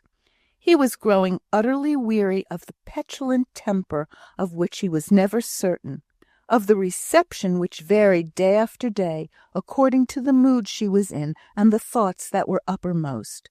And he was almost startled to find how very glad he was that the little girls and Mrs. Denbigh were coming home. His was a character to bask in peace, and lovely quiet Ruth, with her low tones and soft replies, her delicate waving movements, appeared to him the very type of what a woman should be, a calm, serene soul, fashioning the body to angelic grace. It was, therefore, with no slight interest that Mr. Farquhar inquired daily after the health of little Leonard. He asked at the Bensons' house, and Sally answered him, with swollen and tearful eyes, that the child was very bad indeed. He asked at the doctor's, and the doctor told him, in a few short words, that it was only a bad kind of measles, and that the lad might have a struggle for it, but he thought he would get through. Vigorous children carried their force into everything, never did things by halves. If they were ill, they were sure to be in a high fever directly. If they were well, there was no peace in the house for their rioting. For his part, continued the doctor, he thought he was glad he had no children. As far as he could judge, they were pretty much all plague and no profit. But as he ended his speech, he sighed, and Mr. Farquhar was none the less convinced that common report was true, which represented the clever, prosperous surgeon of Eccleston as bitterly disappointed at his failure of offspring. While these various interests and feelings had their course outside the chapel house, within there was but one thought which possessed all the inmates. When Sally was not cooking for the little invalid, she was crying, for she had had a dream about green rushes, not 3 months ago, which, by some queer process of oniromancy, she interpreted to mean the death of a child, and all Miss Benson's endeavours were directed to making her keep silence to Ruth about this dream. Sally thought that the mother ought to be told. What were dreams sent for but for warnings? But it was just like a pack of dissenters, who would not believe anything like other folks. Miss Benson was too much accustomed to Sally's contempt for dissenters, as viewed from the pinnacle of the establishment, to pay much attention to all this grumbling, especially as Sally was willing to take as much trouble about Leonard as if she believed he was going to live, and that his recovery depended upon her care. Miss Benson's great object was to keep her from having any confidential talks with Ruth, as if any repetition of the dream could have deepened the conviction in Ruth's mind that the child would die. It seemed to her that his death would only be the fitting punishment for the state of indifference towards him, toward life and death, towards all things earthly or divine, into which she had suffered herself to fall since her last interview with Mr. Donne. She did not understand that such exhaustion is but the natural consequence of violent agitation and severe tension of feeling. The only relief she experienced was in constantly serving Leonard. She had almost an animal's jealousy lest any one should come between her and her young. Mr. Benson saw this jealous suspicion, although he could hardly understand it. But he calmed his sister's wonder and officious kindness, so that the two patiently and quietly provided all that Ruth might want, but did not interfere with her right to nurse Leonard. But when he was recovering, Mr. Benson, with a slight tone of authority he knew how to assume when need was, bade Ruth lie down and take some rest, while his sister watched. Ruth did not answer, but obeyed in a dull, weary kind of surprise at being so commanded. She lay down by her child, gazing her fill at his calm slumber, and, as she gazed, her large white eyelids were softly pressed down as with a gentle, irresistible weight, and she fell asleep. She dreamed that she was once more on the lonely shore, striving to carry away Leonard from some pursuer, some human pursuer. She knew he was human, and she knew who he was, although she dared not say his name even to herself. He seemed so close and present, gaining on her flying footsteps, rushing after her as with the sound of the roaring tide. Her feet seemed heavy weights fixed to the ground. They would not move. All at once, just near the shore, a great black whirlwind of waves clutched her back to her pursuer. She threw Leonard on to land, which was safety, but whether he reached it or no, or was swept back like her into a mysterious something too dreadful to be borne, she did not know, for the terror awakened her. At first the dream seemed yet a reality, and she thought that the pursuer was couched even there, in that very room, and the great boom of the sea was still in her ears. But as full consciousness returned, she saw herself safe in the dear old room, the haven of rest, the shelter from storms. A bright fire was glowing in the little old-fashioned cup-shaped grate, niched into a corner of the wall, and guarded on either side by whitewashed bricks, which served for bobs. On one of these the kettle hummed and buzzed, within 2 points of boiling whenever she or Leonard required tea. In her dream, that home-like sound had been the roar of the relentless sea, creeping swiftly on to seize its prey. Miss Benson sat by the fire, motionless and still. It was too dark to read any longer without a candle, but yet on the ceiling and upper part of the walls the golden light gives the feeling of rest to the weary, yet more than perfect stillness. The old clock on the staircase told its monotonous click-clack in that soothing way which more marked the quiet of the house than disturbed with any sense of sound. Leonard still slept that renovating slumber almost in her arms, far from that fatal pursuing sea, with its human form of cruelty. The dream was a vision. The reality which prompted the dream was over and past. Leonard was safe. She was safe. All this loosened the frozen springs, and they gushed forth in her heart, and her lips moved in accordance with her thoughts. "What were you saying, my darling?" said Miss Benson, who caught sight of the motion and fancied she was asking for something. Miss Benson bent over the side of the bed on which Ruth lay, to catch the low tones of her voice. "I only said," replied Ruth timidly, "thank God! I have so much to thank him for, you don't know." "My dear, I am sure we have all of us cause to be thankful that our boy is spared. See, he is wakening up, and we will have a cup of tea together." Leonard strode on to perfect health, but he was made older in character and looks by his severe illness. He grew tall and thin, and the lovely child was lost in the handsome boy. He began to wonder and to question. Ruth mourned a little over the vanished babyhood, when she was all in all, and over the childhood whose petals had fallen away. It seemed as though 2 of her children were gone, the one an infant, the other a bright, thoughtless darling, and she wished that they could have remained quick in her memory for ever, instead of being absorbed in loving pride for the present boy. But these were only fanciful regrets, flitting like shadows across a mirror. Peace and thankfulness were once more the atmosphere of her mind, nor was her unconsciousness disturbed by any suspicion of Mr. Farquhar's increasing approbation and admiration, which he was diligently nursing up into love for her.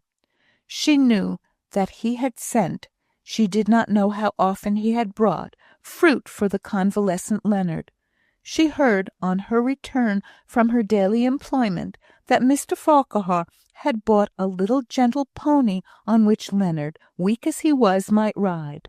To confess the truth, her maternal pride was such that she thought that all kindness shown to such a boy as Leonard was but natural. She believed him to be a child whom all that looked on loved, as in truth he was, and the proof of this was daily shown in many kind inquiries, and many thoughtful little offerings besides Mr. Farquhar's. The poor, warm, and kind of heart to all sorrow common to humanity, were touched with pity for the young widow, whose only child lay ill and nigh unto death.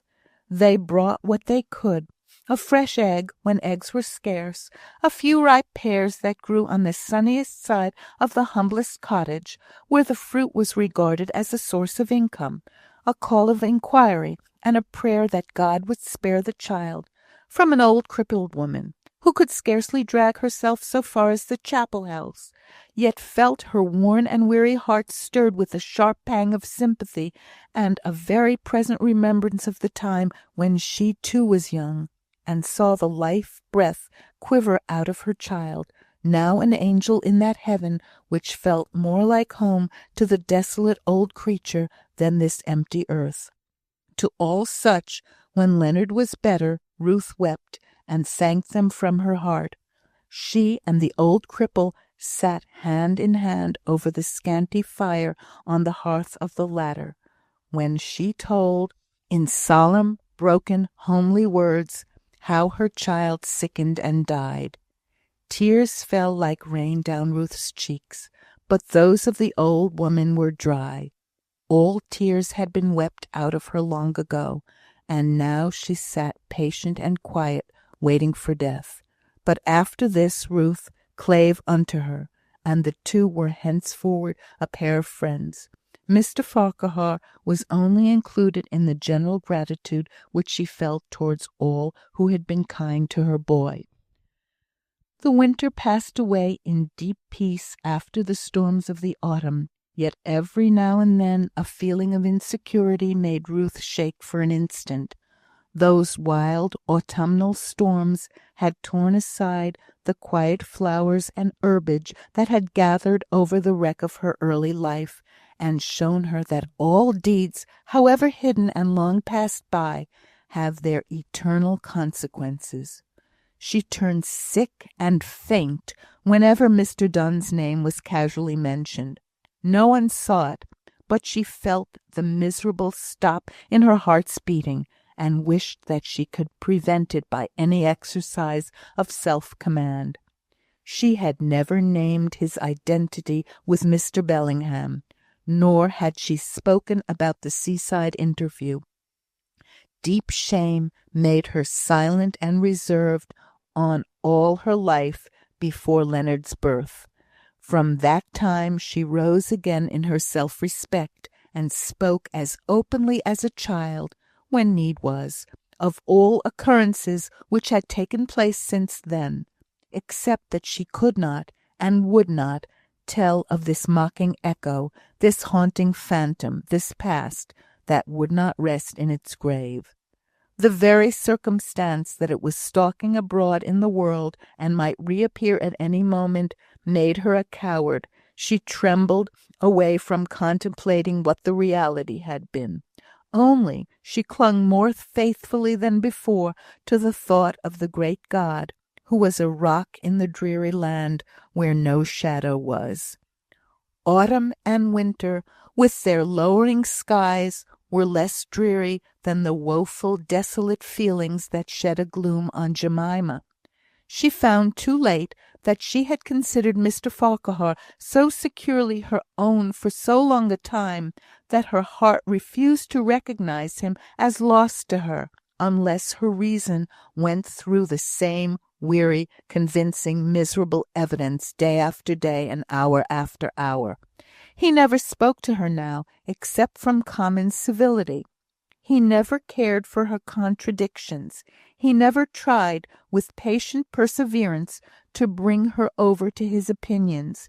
He never used the wonted wiles, so tenderly remembered now they had no existence but in memory, to bring her round out of some wilful mood, and such moods were common enough now.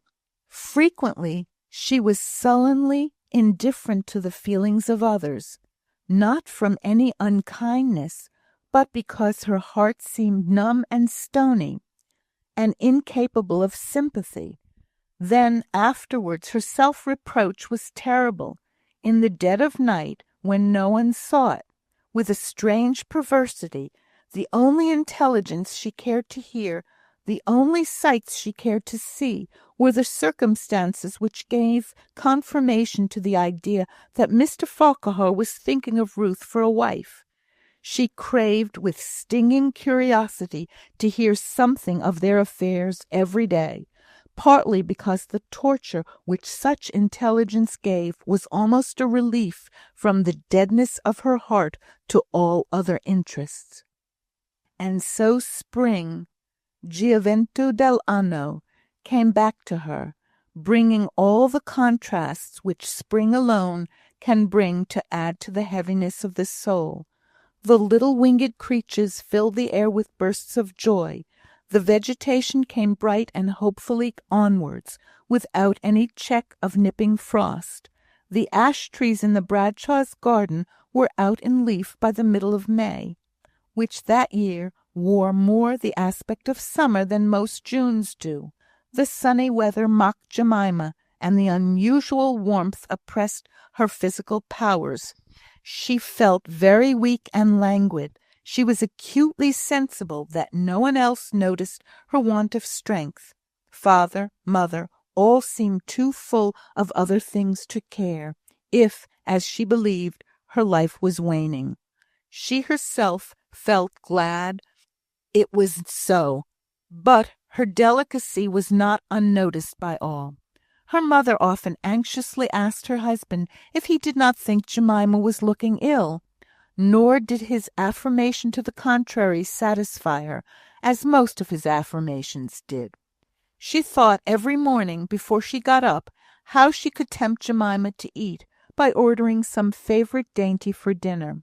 In many other little ways she tried to minister to her child, but the poor girl's own abrupt irritability of temper had made her mother afraid of openly speaking to her about her health. Ruth, too, saw that Jemima was not looking well. How she had become an object of dislike to her former friend she did not know, but she was sensible that Miss Bradshaw disliked her now.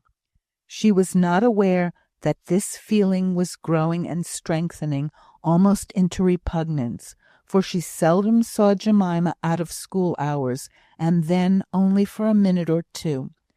But the evil element of a fellow creature's dislike oppressed the atmosphere of her life. That fellow creature was one who had loved her so fondly, and whom she still loved, although she had learnt to fear her, as we fear those whose faces cloud over when we come in sight, who cast unloving glances at us, of which we, though not seeing, are conscious, as of some occult influence, and the cause of whose dislike is unknown to us, though every word and action seems to increase it. I believe that this sort of dislike is only shown by the jealous, and that it renders the disliker even more miserable, because more continually conscious than the object. But the growing evidence of Jemima's feeling made Ruth very unhappy at times.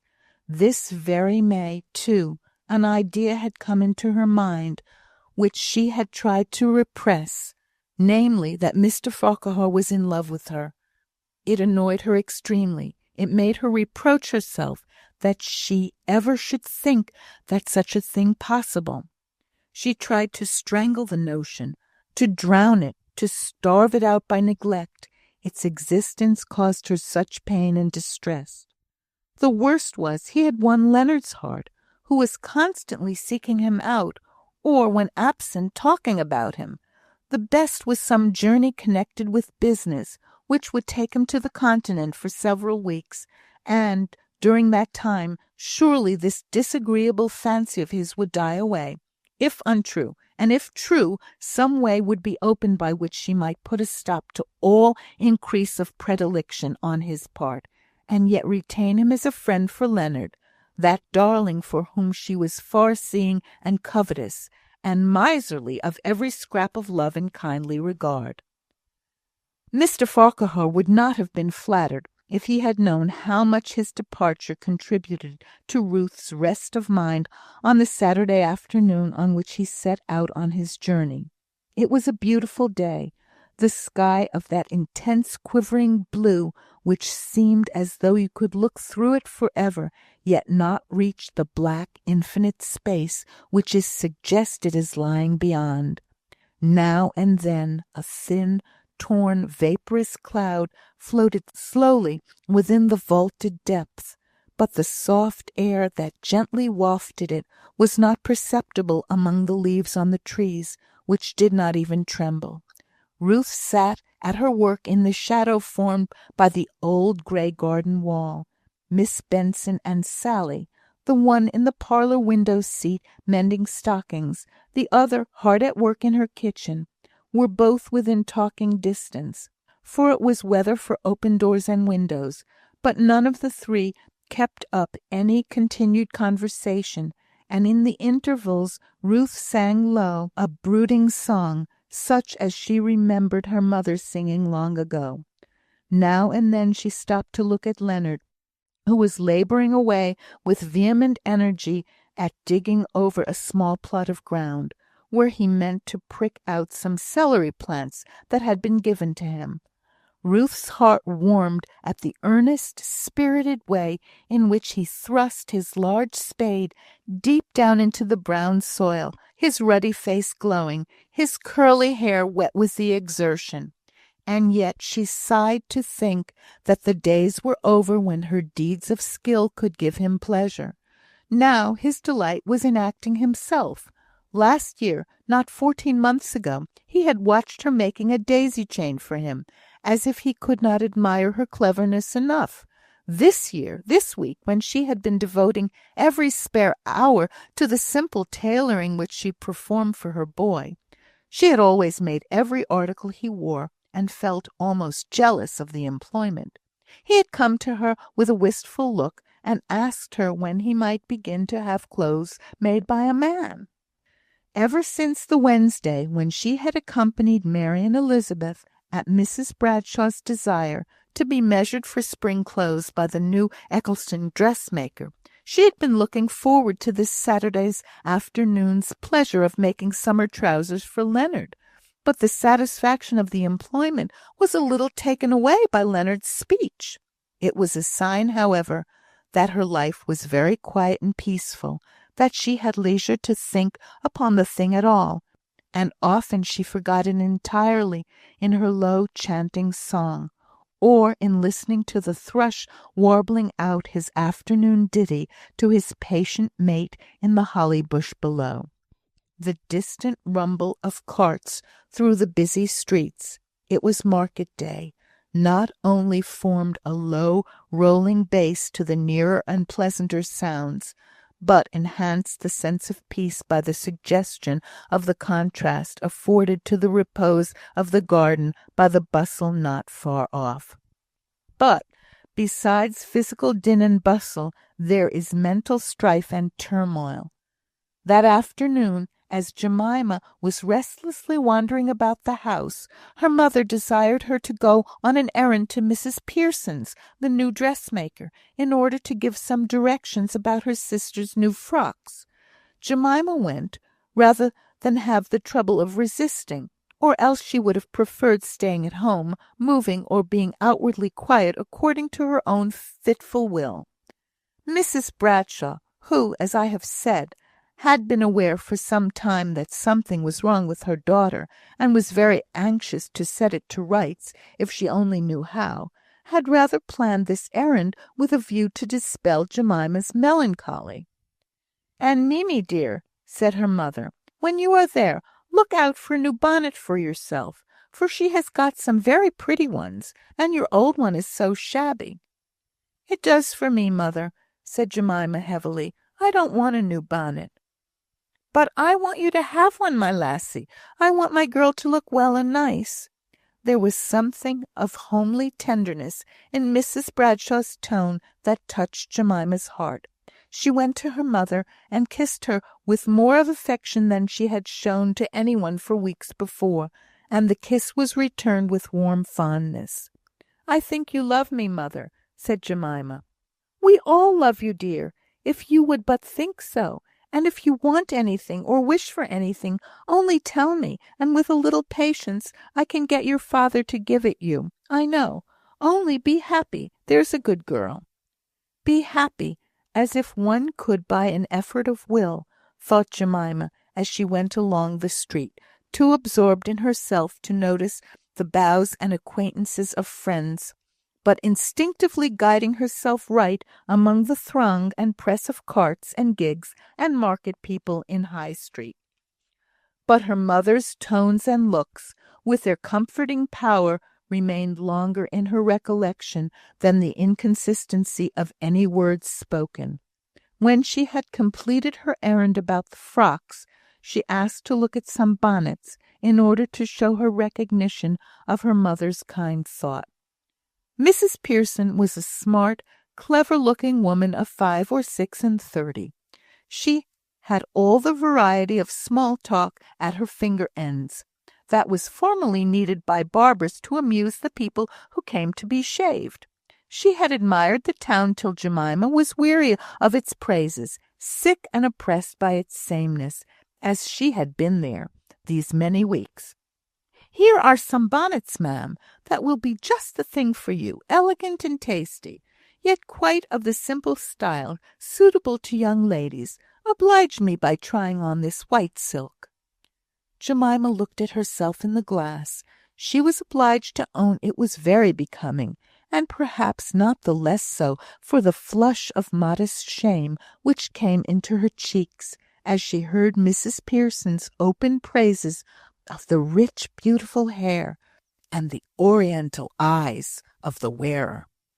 "I induced the young lady who accompanied your sisters the other day, the governess. Is she, ma'am?" "Yes, Mrs. Denbigh is her name," said Jemima, clouding over. "Thank you, ma'am. Well, I persuaded Mrs. Denbigh to try on that bonnet, and you can't think how charming she looked in it, and yet I don't think it became her as much as it does you." "Mrs. Denbigh is very beautiful," said Jemima, taking off the bonnet, and not much inclined to try on any other. "Very, ma'am. Quite a peculiar style of beauty, if I might be allowed. I should say that hers was a Grecian style of loveliness, while yours was Oriental. She reminded me of a young person I once knew in Fordham." Mrs. Pearson sighed an audible sigh. "In Fordham," said Jemima, remembering that Ruth had once spoken of the place as one in which she had spent some time, while the county in which it was situated was the same in which Ruth was born. "In Fordham. Why, I think Mrs. Denbigh comes from that neighbourhood." "Oh, ma'am, she cannot be the young person I mean, I am sure, ma'am, holding the position she does in your establishment. I should hardly say I knew her myself, for I only saw her 2 or 3 times at my sister's house, but she was so remarked for her beauty that I remember her face quite well, the more so on account of her vicious conduct afterwards." "Her vicious conduct?" repeated Jemima, convinced by these words that there could be no identity between Ruth and the young person alluded to. "Then it could not have been our Mrs. Denbigh." "Oh, no, ma'am. I am sure I should be sorry to be understood to have suggested anything of the kind. I beg your pardon if I did so. All I meant to say, and perhaps that was a liberty I ought not to have taken, considering what Ruth Hilton was." "Ruth Hilton?" said Jemima, turning suddenly round and facing Mrs. Pearson. "Yes, ma'am, that was the name of the young person I allude to." "Tell me about her. What did she do?" asked Jemima, subduing her eagerness of tone and look as best she might, but trembling as on the verge of some strange discovery. "I don't know whether I ought to tell you, ma'am. It is hardly a fit story for a young lady. But this Ruth Hilton was an apprentice to my sister-in-law, who had a first-rate business in Fordham, which brought her a good deal of patronage from the county families. And this young creature was very artful and bold, and thought sadly too much of her beauty, and somehow she beguiled a young gentleman, who took her into keeping. I am sure, ma'am, I ought to apologize for polluting your ears." "Go on," said Jemima breathlessly. "I don't know much more. His mother followed him into Wales. She was a lady of a great deal of religion, and a very old family, and was much shocked at her son's misfortune in being captivated by such a person. But she led him to repentance, and took him to Paris, where I think she died, but I am not sure, for owing to family differences, I have not been on terms for some years with my sister-in-law, who was my informant." "Who died?" interrupted Jemima. "The young man's mother, or Ruth Hilton?" "Oh, dear ma'am, pray don't confuse the two. It was the mother, Mrs. I forget the name, something like Billington. It was the lady who died." "And what became of the other?" asked Jemima, unable, as her dark suspicion seemed thickening, to speak the name. "The girl? Why, ma'am, what could become of her? Not that I know exactly, only one knows they can but go from bad to worse, poor creatures. God forgive me if I am speaking too transiently of such degraded women, who, after all, are a disgrace to our sex." "Then you know nothing more about her?" asked Jemima. "I did hear that she had gone off with another gentleman that she met with in Wales, but I'm sure I can't tell who told me." There was a little pause. Jemima was pondering on all she had heard. Suddenly she felt that Mrs. Pearson's eyes were upon her, watching her, not with curiosity, but with a newly awakened intelligence. And yet she must ask one more question, but she tried to ask it in an indifferent, careless tone, handling the bonnet while she spoke. "How long is it since all you have been telling me about, happened?" Leonard was 8 years old. "Why, let me see. It was before I was married, and I was married 3 years, and poor dear Pearson has been deceased 5. I should say going on for 9 years this summer. Blush roses would become your complexion, perhaps, better than these lilacs," said she, as with superficial observation she watched Jemima turning the bonnet round and round on her hand, the bonnet that her dizzy eyes did not see. "Thank you, it is very pretty, but I don't want a bonnet. I beg your pardon for taking up your time." And with an abrupt bow to the discomfited Mrs. Pearson, she was out and away in the open air, threading her way with instinctive energy along the crowded street. Suddenly she turned round and went back to Mrs. Pearson's with even more rapidity than she had been walking away from the house. "I have changed my mind," said she, as she came, breathless, up into the showroom. "I will take the bonnet. How much is it?" "Allow me to change the flowers. It can be done in an instant, and then you can see if you would not prefer the roses, but with either foliage. It is a lovely little bonnet," said Mrs. Pearson, holding it up admiringly on her hand. "Oh, never mind the flowers. Yes, change them to the roses." And she stood by, agitated. Mrs. Pearson thought with impatience. All the time the milliner was making the alteration with skilful, busy haste.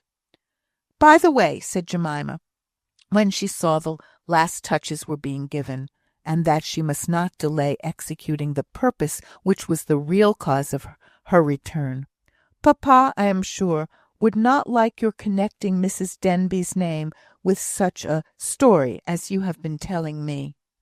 "Oh, dear ma'am, I have too much respect for you all to think of doing such a thing. Of course I know, ma'am, that it is not to be cast up to any lady that she is like anybody disreputable. But I would rather you did not name the likeness to anyone," said Jemima. "Not to anyone. Don't tell anyone the story you have told me this morning." "Indeed, ma'am, I should never think of such a thing. My poor husband could have borne witness that I am as close as the grave where there is anything to conceal." "Oh, dear," said Jemima. "Mrs. Pearson, there is nothing to conceal, only you must not speak about it."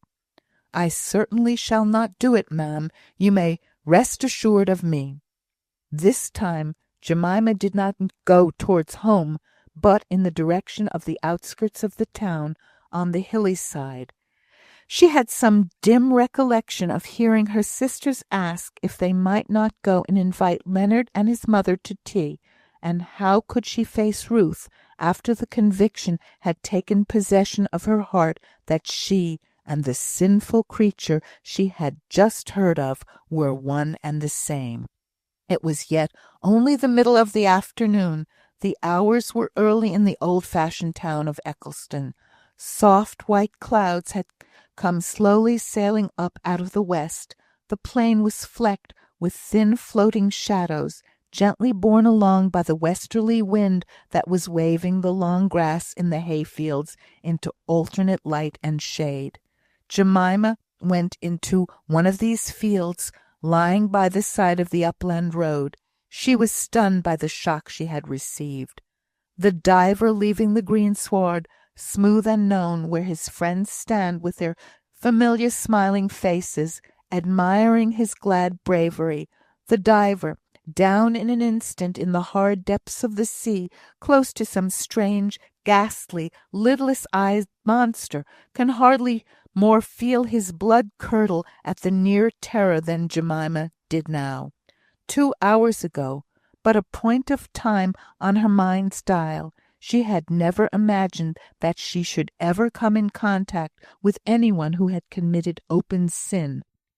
She had never shaped her conviction into words and sentences, but still it was there, that all the respectable, all the family and religious circumstances of her life would hedge her in, and guard her from ever encountering the great shock of coming face to face with vice. Without being pharisaical in her estimation of herself, she had all a Pharisee's dread of publicans and sinners, and all a child's cowardliness, that cowardliness which prompts it to shut its eyes against the object of terror, rather than acknowledge its existence with brave faith. Her father's often reiterated speeches had not been without their effect. He drew a clear line of partition which separated mankind into 2 great groups, to one of which, by the grace of God, he and his belonged, while the other was composed of those whom it was his duty to try and reform, and bring the whole force of his morality to bear upon, with lectures, admonitions, and exhortations, a duty to be performed because it was a duty, but with very little of that hope and faith which is the spirit that maketh alive. Jemima had rebelled against these hard doctrines of her father's, but their frequent repetition had had its effect, and led her to look upon those who had gone astray with shrinking, shuddering recoil, instead of with a pity so Christ-like as to have both wisdom and tenderness in it. And now she saw among her own familiar associates one, almost her house-fellow, who had been stained with that evil most repugnant to her womanly modesty, that would fain have ignored its existence altogether. She loathed the thought of meeting Ruth again. She wished that she could take her up and put her down at a distance somewhere, anywhere, where she might never see or hear of her more, never be reminded, as she must be whenever she saw her, that such things were in this sunny, bright, lark-singing earth, over which the blue dome of heaven bent softly down, as Jemima sat in the hayfield that June afternoon, her cheeks flushed and red, but her lips pale and compressed, and her eyes full of a heavy, angry sorrow. It was Saturday, and the people in that part of the country left their work an hour earlier on that day. By this, Jemima knew it must be growing time for her to be at home. She had had so much of conflict in her own mind of late, that she had grown to dislike struggle or speech or explanation, and so strove to conform to times and hours much more than she had done in happier days. But oh, how full of hate her heart was growing against the world, and oh, How she sickened at the thought of seeing Ruth. Who was to be trusted more? If Ruth, calm, modest, delicate, dignified Ruth, had a memory blackened by sin? As she went heavily along, the thought of Mr. Farquhar came into her mind. It showed how terrible had been the stun, that he had been forgotten until now. With the thought of him came in her first merciful feeling towards Ruth. This would never have been, had there been the least latent suspicion in Jemima's jealous mind that Ruth had purposely done aught, looked a look, uttered a word, modulated a tone, for the sake of attracting. As Jemima recalled all the passages of their intercourse, she slowly confessed to herself how pure and simple had been all Ruth's ways in relation to Mr. Farquhar. It was not merely that there had been no coquetting, but there had been simple unconsciousness on Ruth's part.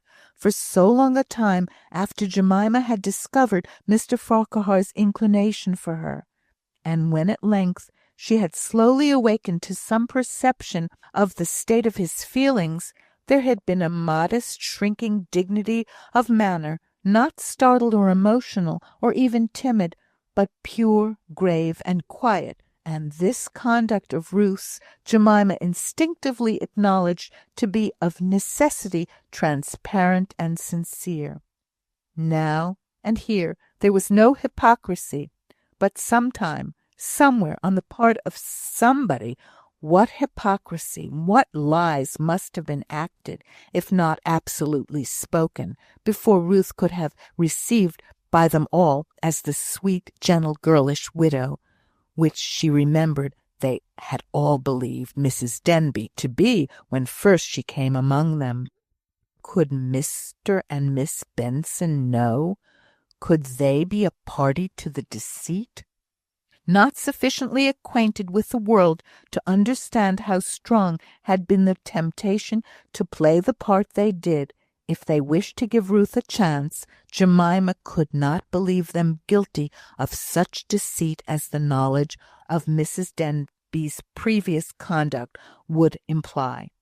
And yet, how it darkened the latter into a treacherous hypocrite, with a black secret shut up in her soul for years, living in apparent confidence and daily household familiarity with the Bensons for years, yet never telling the remorse that ought to be corroding her heart.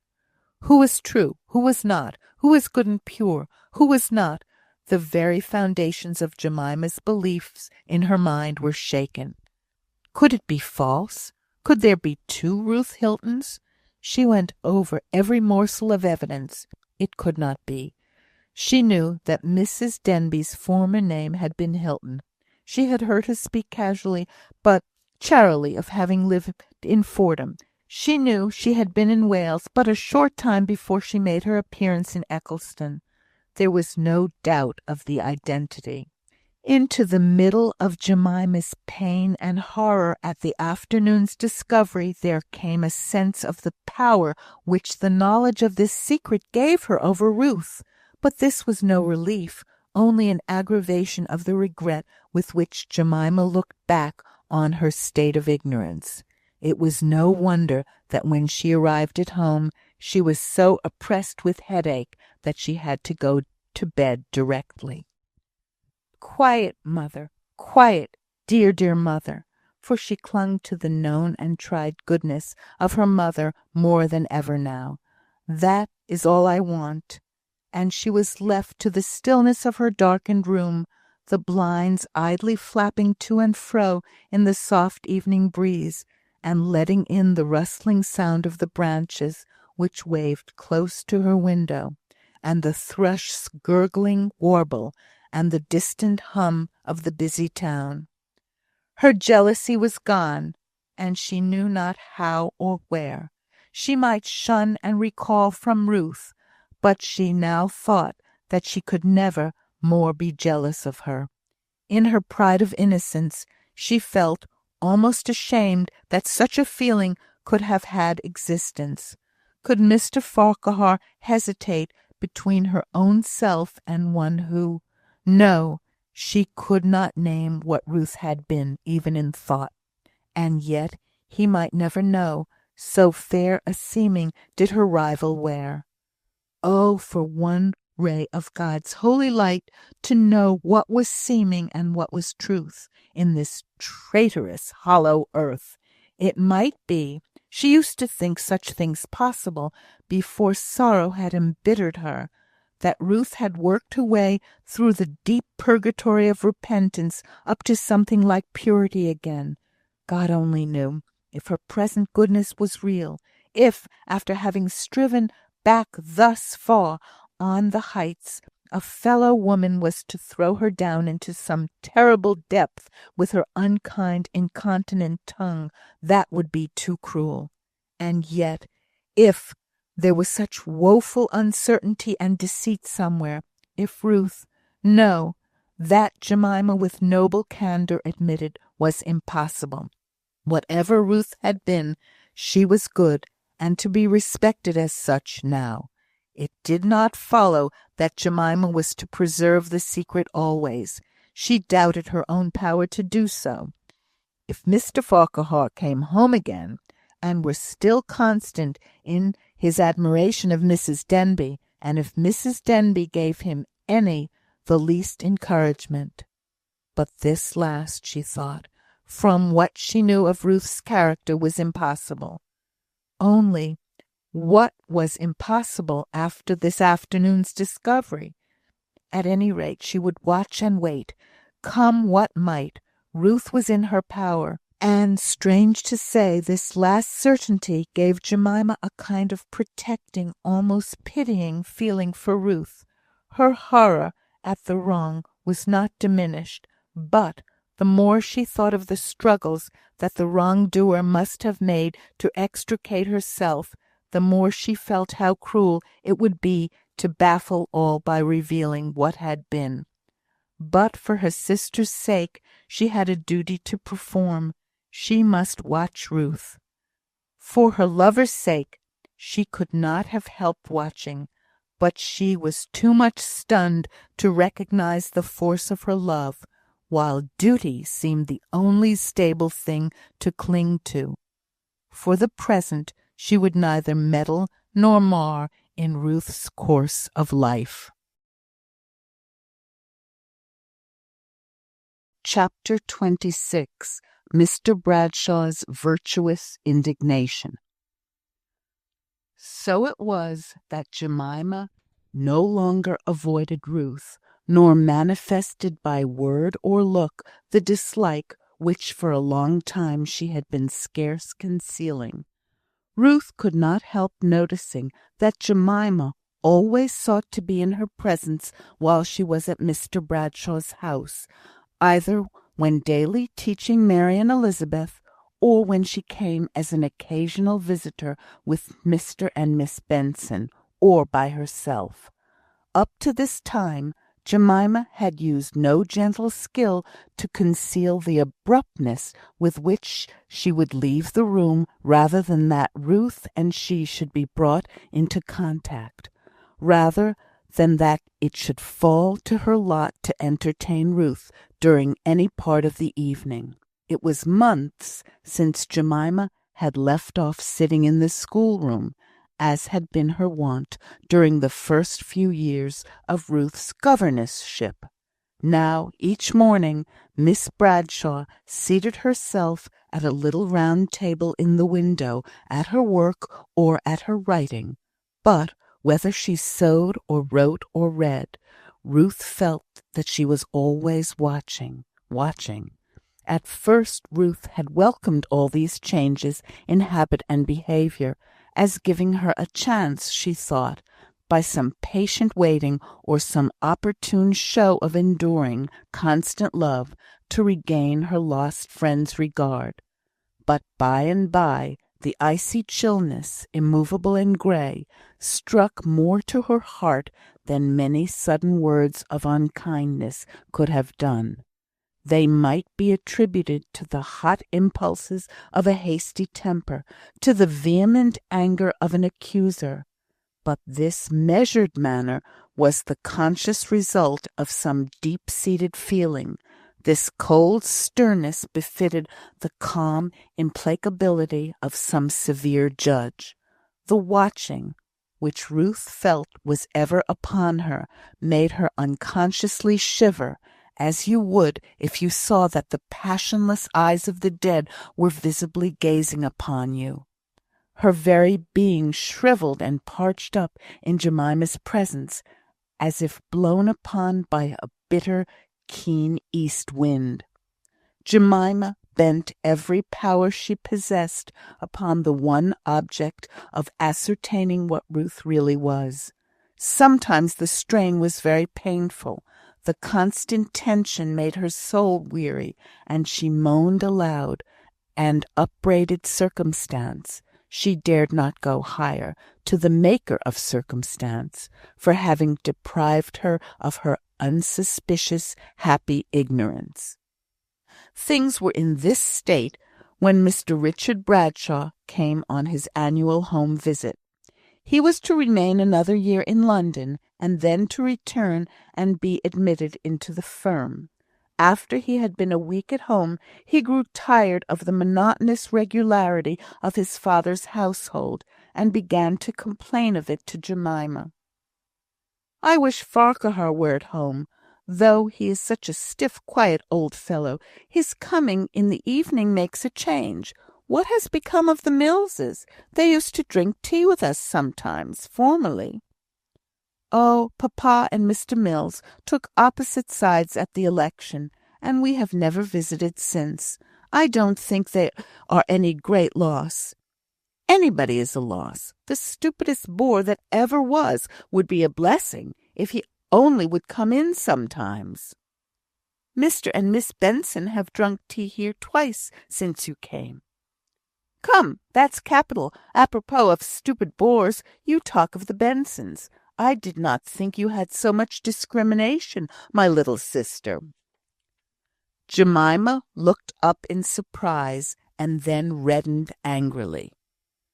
"I never meant to say a word against Mr. or Miss Benson, and that you know quite well, Dick."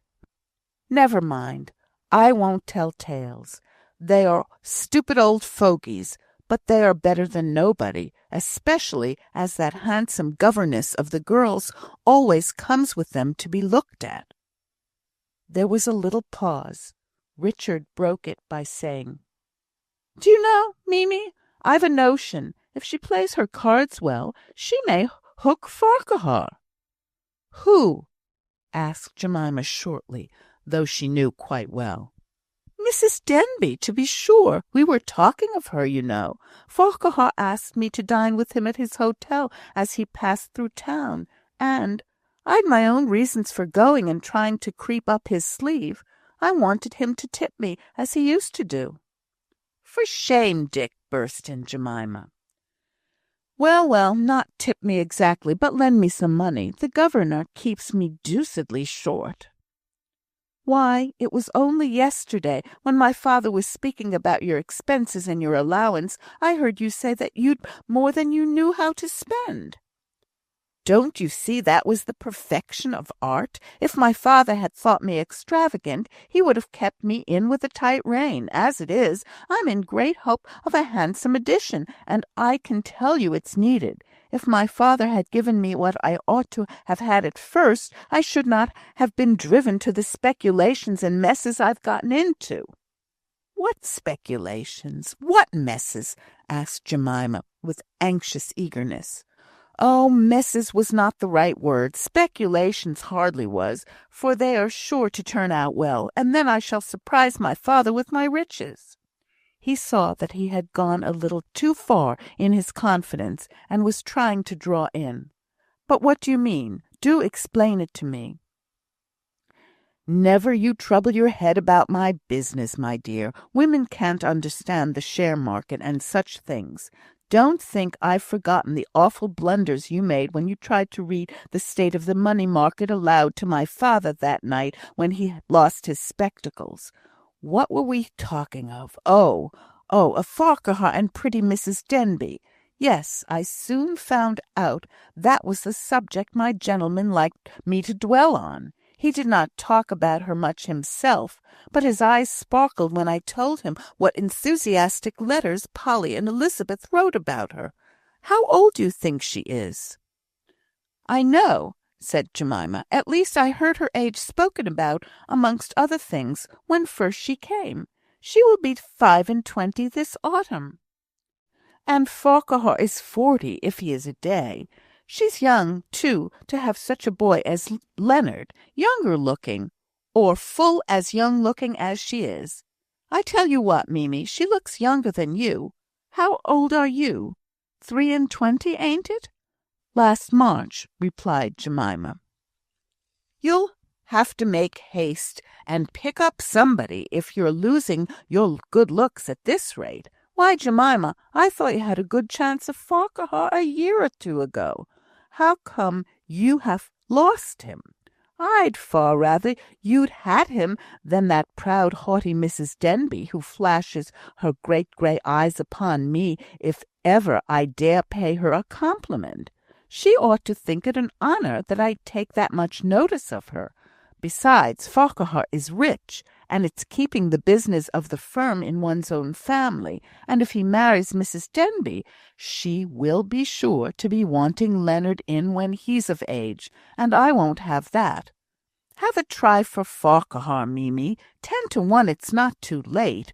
I wish I'd brought you a pink bonnet down. You go about so dowdy, so careless of how you look."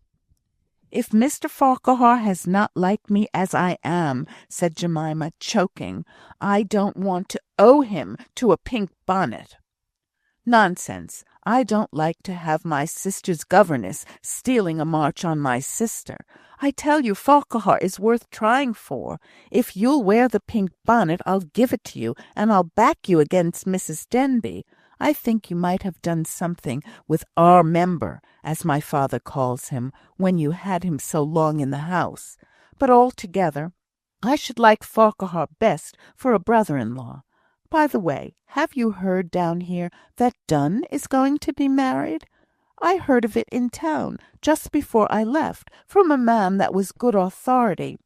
Some Sir Thomas Campbell's 7th daughter, a girl without a penny. Father ruined himself by gambling, and obliged to live abroad. But Donne is not a man to care for any obstacle, from all accounts, when once he has taken a fancy. It was love at first sight, they say. I believe he did not know of her existence a month ago." "No, we have not heard it," replied Jemima. "My father will like to know. Tell it him," continued she, as she was leaving the room to be alone, in order to still her habitual agitation whenever she heard Mr. Farquhar and Ruth coupled together. Mr. Farquhar came home the day before Richard Bradshaw left for town. He dropped in after tea at the Bradshaws'. He was evidently disappointed to see none but the family there, and looked round whenever the door opened. "Look, look," said Dick to his sister. "I wanted to make sure of his coming in to-night, to save me my father's parting exhortations against the temptations of the world, as if I did not know much more of the world than he does. So I used a spell I thought would prove efficacious. I told him that we should be by ourselves, with the exception of Mrs. Denbigh, and look how he is expecting her to come in." Jemima did see, did understand. She understood, too, why certain packets were put carefully on one side, apart from the rest of the purchases of Swiss toys and jewellery, by which Mr. Farquhar proved that none of Mr. Bradshaw's family had been forgotten by him during his absence. Before the end of the evening, she was very conscious that her sore heart had not forgotten how to be jealous.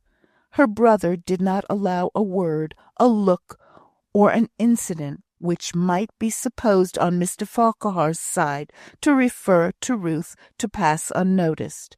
He pointed out all to his sister, never dreaming of the torture he was inflicting, only anxious to prove his own extreme penetration. At length, Jemima could stand it no longer and left the room. She went into the schoolroom, where the shutters were not closed, as it only looked into the garden. She opened the window to let the cool night air blow in on her hot cheeks.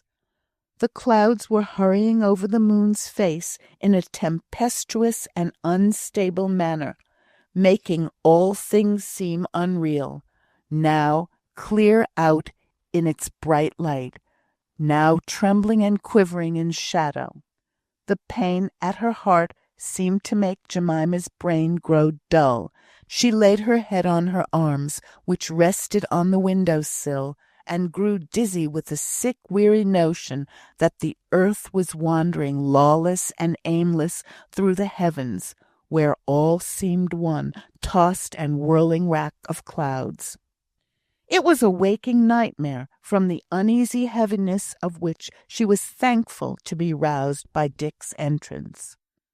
"What? You are here, are you? I have been looking everywhere for you. I wanted to ask you if you have any spare money you could lend me for a few weeks." "How much do you want?" asked Jemima in a dull, hopeless voice. "Oh, the more the better, but I should be glad of any trifle. I am kept so confoundedly short." When Jemima returned with her little store, even her careless, selfish brother was struck by the wanness of her face, lighted by the bed candle she carried. "Come, Mimi, don't give it up. If I were you, I would have a good try against Mrs. Denbigh. I'll send you the bonnet as soon as ever I get back to town, and you pluck up a spirit, and I'll back you against her even yet." It seemed to Jemima strange, and yet only a fitting part of this strange, chaotic world, to find that her brother, who was the last person to whom she could have given her confidence in her own family, and almost the last person of her acquaintance to whom she could look for real help and sympathy, should have been the only one to hit upon the secret of her love, and the idea passed away from his mind as quickly as all ideas not bearing upon his own self-interests did. The sleepless night, was so crowded and haunted by the miserable images that she longed for day, and when day came, with its stinging realities, she wearied and grew sick for the solitude of night. For the next week she seemed to see and hear nothing but what confirmed the idea of Mr. Farquhar's decided attachment to Ruth. Even her mother spoke of it as a thing which was impending, and which she wondered how Mr. Bradshaw would like, for his approval or disapproval was the standard by which she measured all things. "Oh, merciful God," prayed Jemima, in the dead silence of the night, "the strain is too great. I cannot bear it longer. My life, my love, the very essence of me, which is myself through time and eternity, and on the other side there is all-pitying charity. If she had not been what she is, if she had shown any sign of triumph, any knowledge of her prize, if she had made any effort to gain his dear heart, I must have given way long ago and taunted her, even if I did not tell others, taunted her, even though I sank down to the pit the next moment. The temptation is too strong for me. O Lord, where is thy peace that I believed in my childhood, that I hear people speaking of now, as if it hushed up the troubles of life, and had not to be sought for, as with tears of blood? There was no sound nor answer to this wild imploring cry, which Jemima half thought must force out a sign from heaven. But there was a dawn stealing on through the darkness of her night. It was glorious weather for the end of August. The nights were full of light as the days, everywhere, save in the low dusky meadows by the riverside, where the mists rose and blended the pale sky with the lands below. Unknowing of the care and trouble around them, Mary and Elizabeth exulted in the weather and saw some new glory in every touch of the year's decay. They were clamorous for an expedition to the hills before the calm stillness of the autumn should be disturbed by storms. They gained permission to go on the next Wednesday, the next half-holiday. They had won their mother over to consent to a full holiday, but their father would not hear of it. Mr. Bradshaw had proposed an early dinner, but the idea was scouted out by the girls. What would the expedition be worth if they did not carry their dinners with them in baskets? Anything out of a basket and eaten in the open air was worth 20 times as much as the most sumptuous meal in the house. So the baskets were packed up, while Mrs. Bradshaw wailed over probable colds to be caught from sitting on the damp ground. Ruth and Leonard were to go, they 4. Jemima had refused all invitations to make one of the party, and yet she had a half-sympathy with her sister's joy, a sort of longing, lingering look back to the time when she too would have revelled in the prospect that lay before them. They too would grow up and suffer, though now they played, regardless of their doom. The morning was bright and glorious, just cloud enough, as someone said, to make the distant plain look beautiful from the hills, with its floating shadows passing over the golden cornfields. Leonard was to join them at 12, when his lessons with Mr. Benson and the girls with their masters should be over. Ruth took off her bonnet and folded her shawl with her usual dainty, careful neatness, and laid them aside in a corner of the room to be in readiness. She tried to forget the pleasure she always anticipated from a long walk towards the hills while the morning's work went on, but she showed enough sympathy to make the girls cling round her with many a caress of joyous love. Everything was beautiful in their eyes, from the shadows of the quivering leaves on the wall to the glittering beads of dew not yet absorbed by the sun, which decked the gossamer web in the vine outside the window. 11 o'clock struck. The Latin master went away, wondering much at the radiant faces of his pupils, and thinking that it was only very young people who could take such pleasure in the Delectus. Ruth said, "Now, let us try to be very steady this next hour," and Mary pulled back Ruth's head and gave the pretty budding mouth a kiss. They sat down to work while Mrs. Denby read aloud.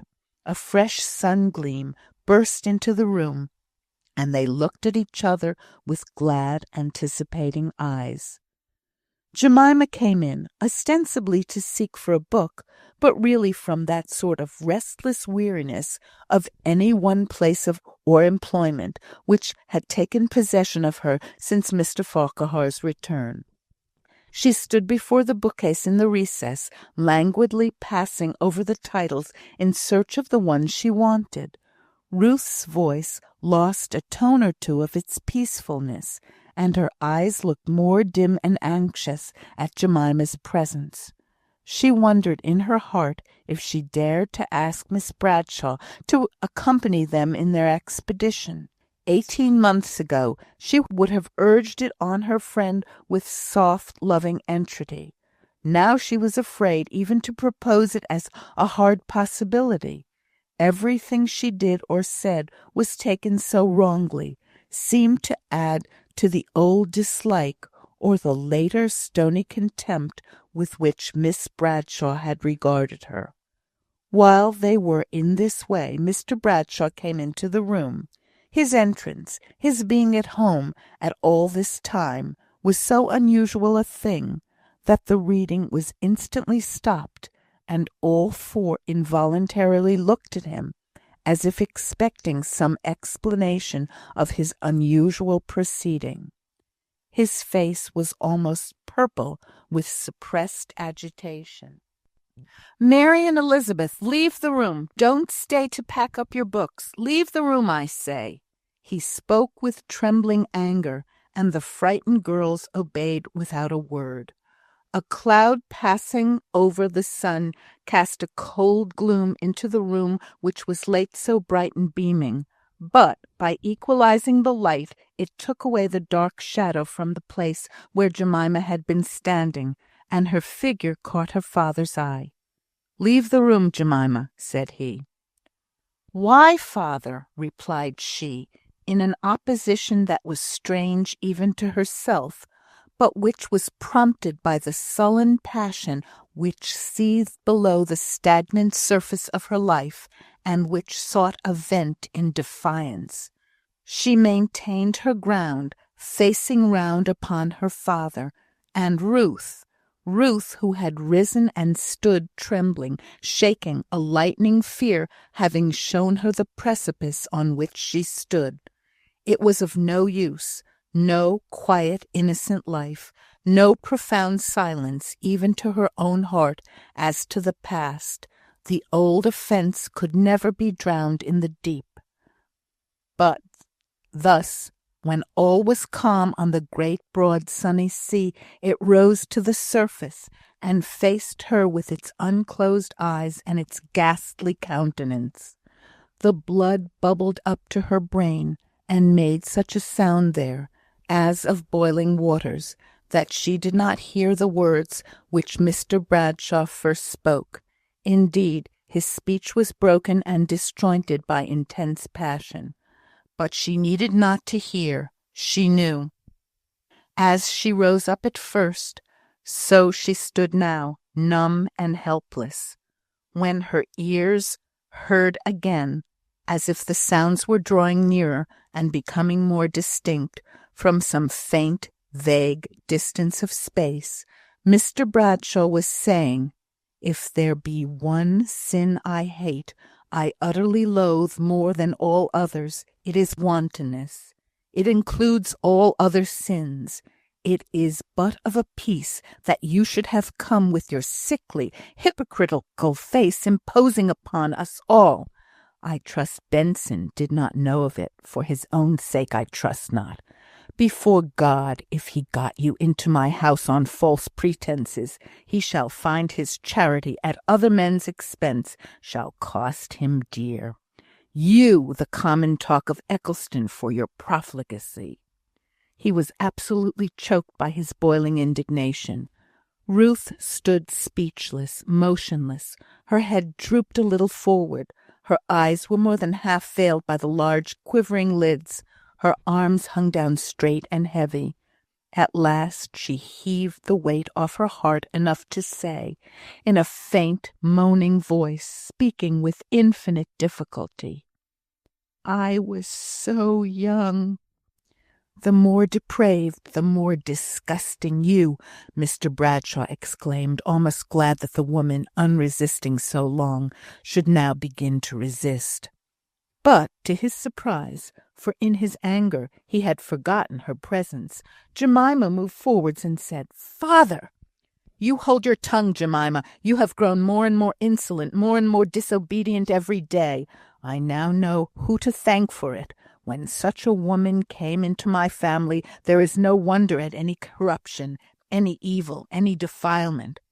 "Father!" "Not a word. If in your disobedience you choose to stay and hear what no modest young woman would put herself in the way of hearing, you shall be silent when I bid you. The only good you can gain is in the way of warning. Look at that woman," indicating Ruth, who moved her drooping head a little on one side, as if by such motion she could avert the pitiless pointing, her face growing whiter and whiter still every instant. "Look at that woman.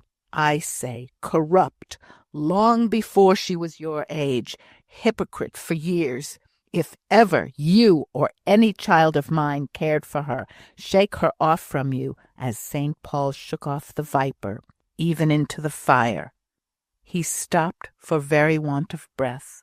Jemima, all flushed and panting, went up and stood side by side with wan Ruth. She took the cold, dead hand which hung next to her in her warm convulsive grasp, and, holding it so tight that it was blue and discolored for days, she spoke out beyond all power of restraint from her father. "Father, I will speak. I will not keep silence. I will bear witness to Ruth. I have hated her. So keenly may God forgive me. But you may know, from that my witness is true. I have hated her, and my hatred was only quenched into contempt. Not contempt now, dear Ruth, dear Ruth." This was spoken with infinite softness and tenderness, and in spite of her father's fierce eyes and passionate gesture. "I heard what you have learnt now, father, weeks and weeks ago. A year it may be.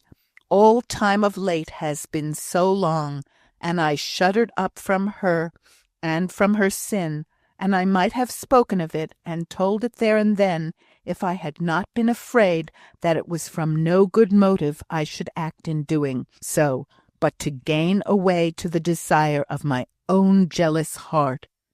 Yes, father, to show you what a witness I am for Ruth, I will own that I was stabbed to the heart with jealousy. Someone cared for Ruth that, oh, father, spare me saying all." Her face was double dyed with crimson blushes, and she paused for one moment, no more. I watched her, and I watched her with my wild beast eyes. If I had seen one paltering with duty, if I had witnessed one flickering shadow of untruth in word or action, if, more than all things, my woman's instinct had ever been conscious of the faintest speck of impurity in thought or word or look, my old hate would have flamed out with the flame of hell. My contempt would have turned to loathing disgust. Instead of my being full of pity and the stirrings of new awakened love and most true respect, Father, I have borne my witness. "And I will tell you how much your witness is worth," said her father, beginning low, that his pent-up wrath might have room to swell out. "It only convinces me more and more how deep is the corruption this wanton has spread in my family. She has come amongst us with her innocent seeming, and spread her nets well and skilfully. She has turned right into wrong, and wrong into right, and taught you all to be uncertain whether there be any such thing as vice in the world, or whether it ought not to be looked upon as virtue. She has led you to the brink of the deep pit, ready for the first circumstance to push you in. And I trusted her, I welcomed her."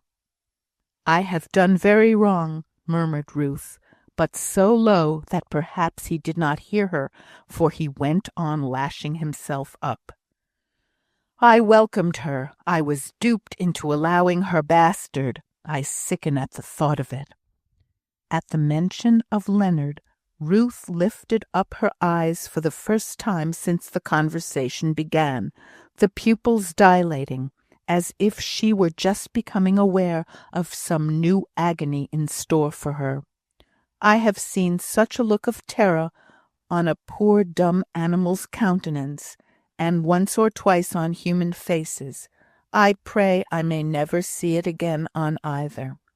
Jemima felt the hand she held in her strong grasp writhe itself free.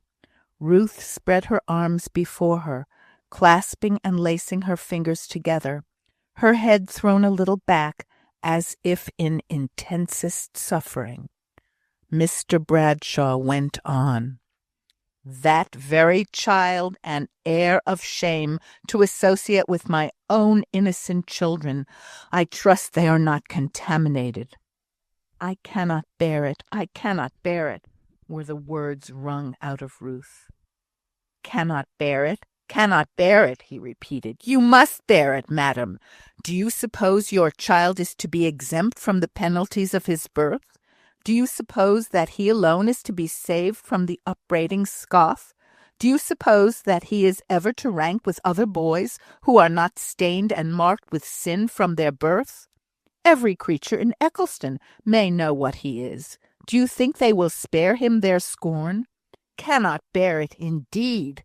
Before you went into your sin, you should have thought whether you could bear the consequences or not, have had some idea how far your offspring would be degraded and scouted, till the best thing that could happen to him would be for him to be lost to all sense of shame, dead to all knowledge of guilt for his mother's sake.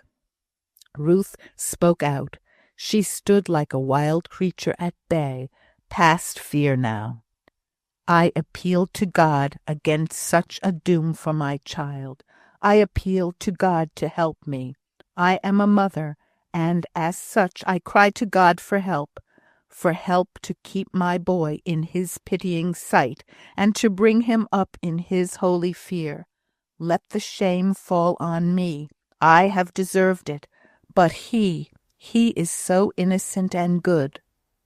Ruth had caught up her shawl, and was tying on her bonnet with her trembling hands.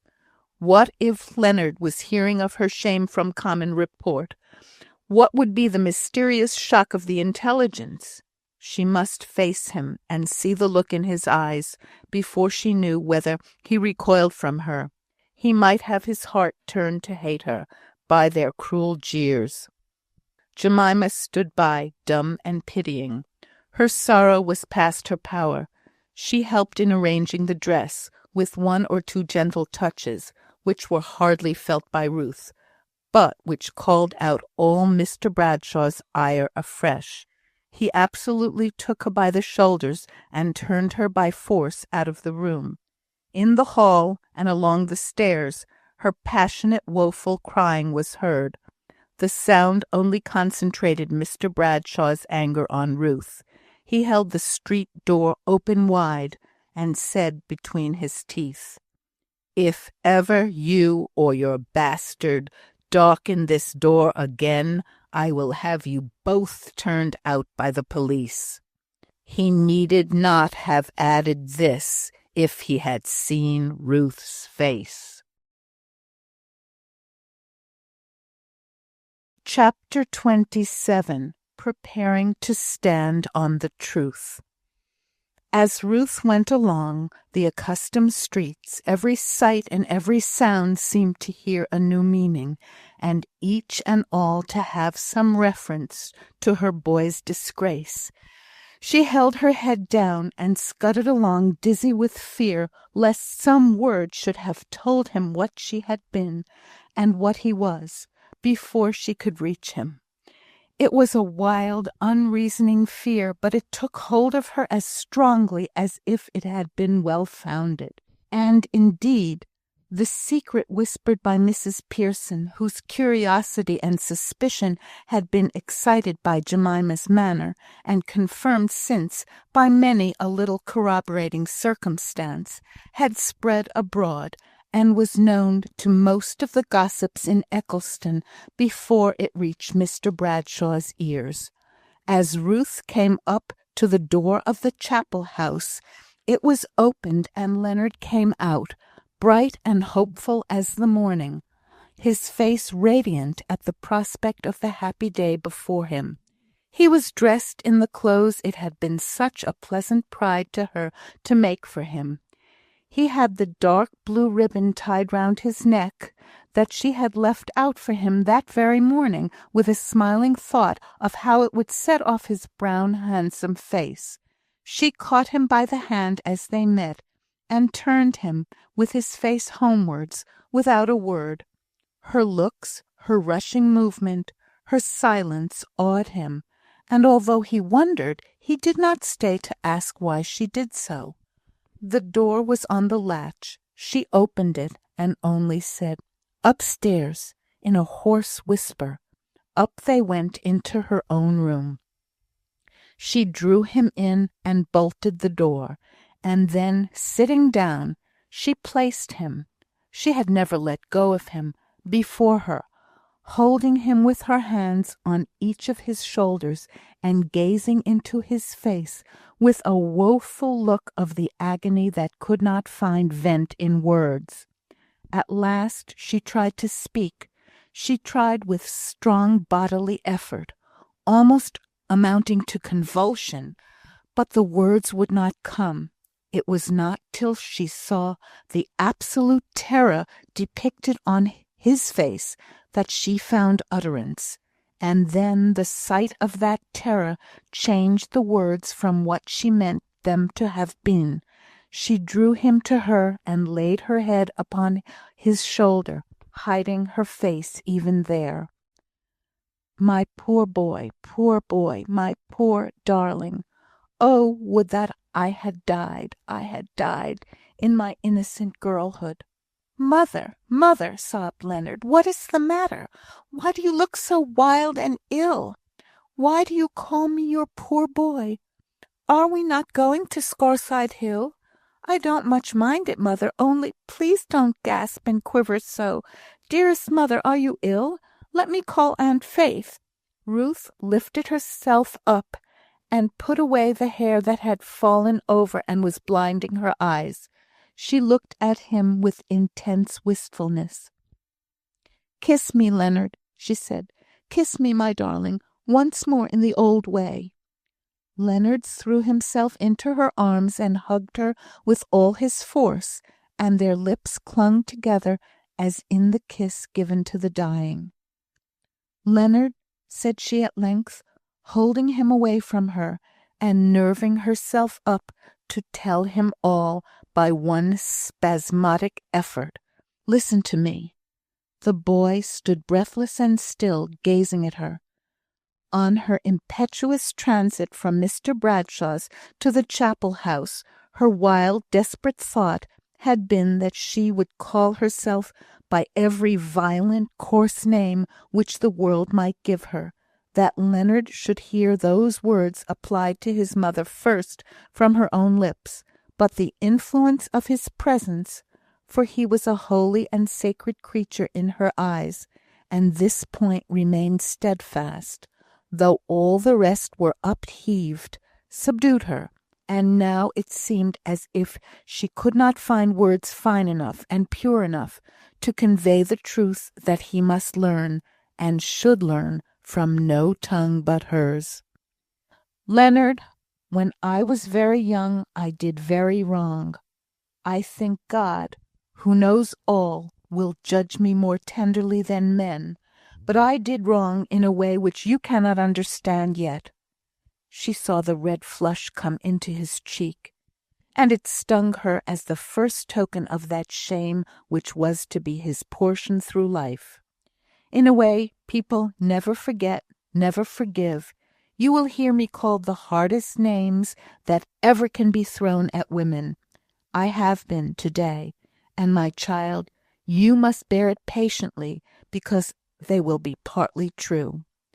Never get confused by your love for me into thinking that what I did was right.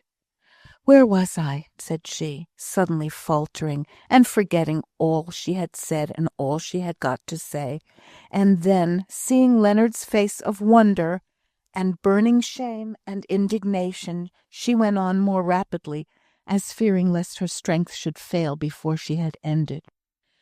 "And Leonard," continued she, in a trembling, sad voice, "this is not all. The punishment of punishments lies awaiting me still. It is to see you suffer from my wrongdoing. Yes, darling, they will speak shameful things of you, poor innocent child, as well as of me, who am guilty. They will throw it in your teeth through life that your mother was never married, was not married when you were born." "Were you not married? Are you not a widow?" asked he abruptly, for the first time getting anything like a clear idea of the real state of the case. "No, may God forgive me and help me," exclaimed she, as she saw a strange look of repugnance cloud over the boy's face, and felt a slight motion on his part to extricate himself from her hold. It was as slight, as transient as it could be, over in an instant, but she had taken her hands away and covered up her face with them as quickly, covered up her face in shame before her child, and in the bitterness of her heart she was wailing out, "Oh, would to God I had died, that I had died as a baby, that I had died as a little baby hanging at my mother's breast." "Mother!" said Leonard, timidly putting his hand on her arm, but she shrank from him, and continued her low, passionate wailing. "Mother," said he, after a pause, coming nearer, though she saw it not. "Mammy, darling," said he, using the caressing name which he had been trying to drop as not sufficiently manly. "Mammy, my own dear darling mother, don't believe them. I don't believe them. I don't. He broke out into a wild burst of crying as he said this. In a moment her arms were round the boy, and she was hushing him up like a baby on her bosom. "Hush, Leonard, Leonard, be still, my child. I have been too sudden with you. I have done you harm. Oh, I have done you nothing but harm," cried she, in a tone of bitter self-reproach. "No, mother," said he, stopping his tears, and his eyes blazing out with earnestness. "There never was such a mother as you have been to me, and I won't believe any one who says it. I won't, and I'll knock them down if they say it again. I will." He clenched his fist with a fierce, defiant look on his face. "You forget, my child," said Ruth, in the sweetest, saddest tone that ever was heard. "I said it of myself. I said it because it was true." Leonard threw his arms tight round her and hid his face against her bosom. She felt him pant there like some hunted creature. She had no soothing comfort to give him.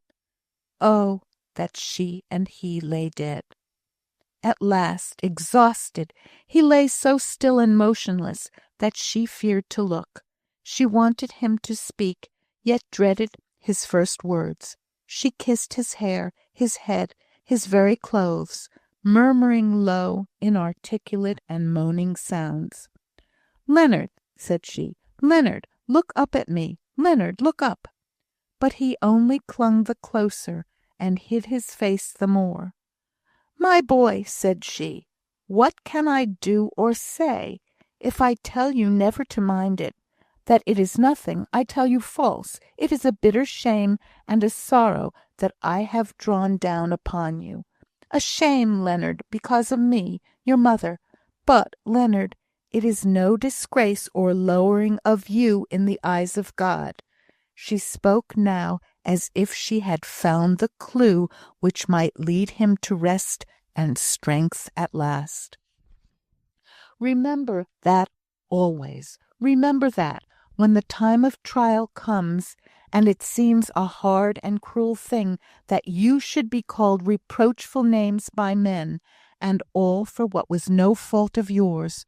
Remember God's pity and God's justice, and though my sin shall have made you an outcast in the world, oh, my child, my child," she felt him kiss her, as if mutually trying to comfort her. It gave her strength to go on. "Remember, darling of my heart, it is only your own sin that can make you an outcast from God." She grew so faint that her hold of him relaxed. He looked up affrighted. He brought her water. He threw it over her, in his terror at the notion that she was going to die and leave him. He called her by every fond name, imploring her to open her eyes.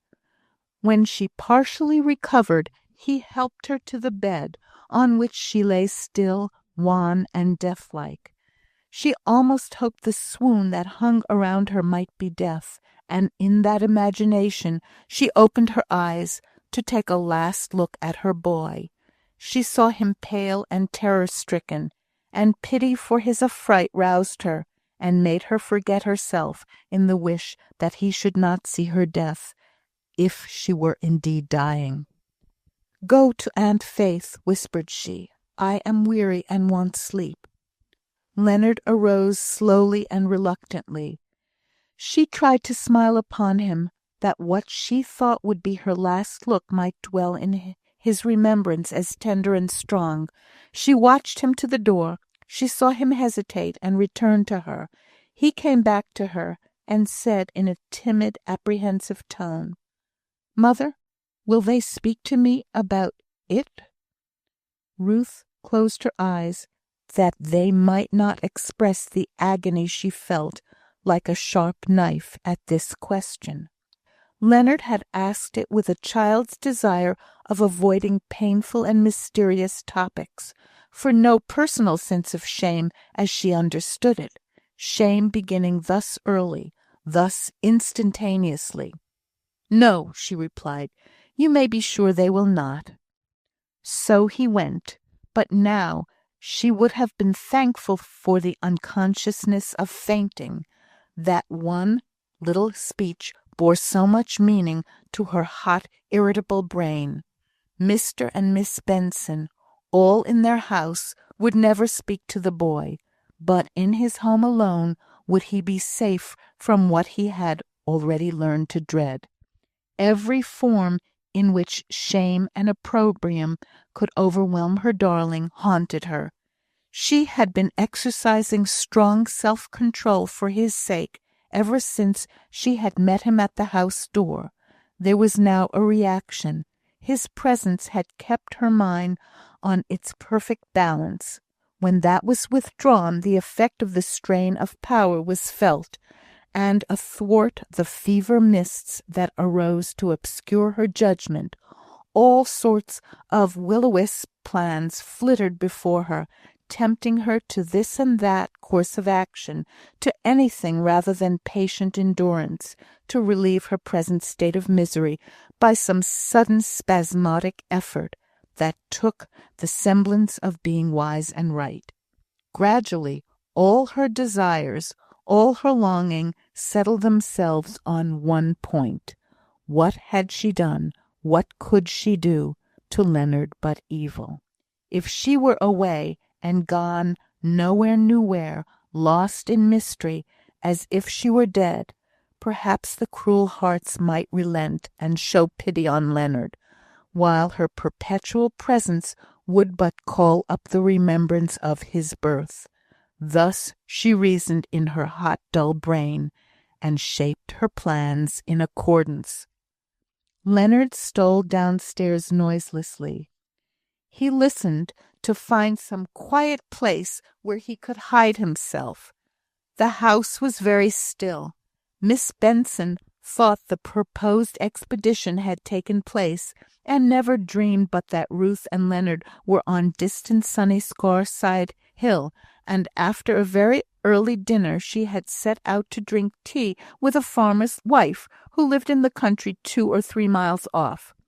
Mr. Benson meant to have gone with her, but while they were at dinner he had received an unusually authoritative note from Mr. Bradshaw desiring to speak with him, so he went to that gentleman's house instead. Sally was busy in her kitchen, making a great noise, not unlike a groom rubbing down a horse, over her cleaning.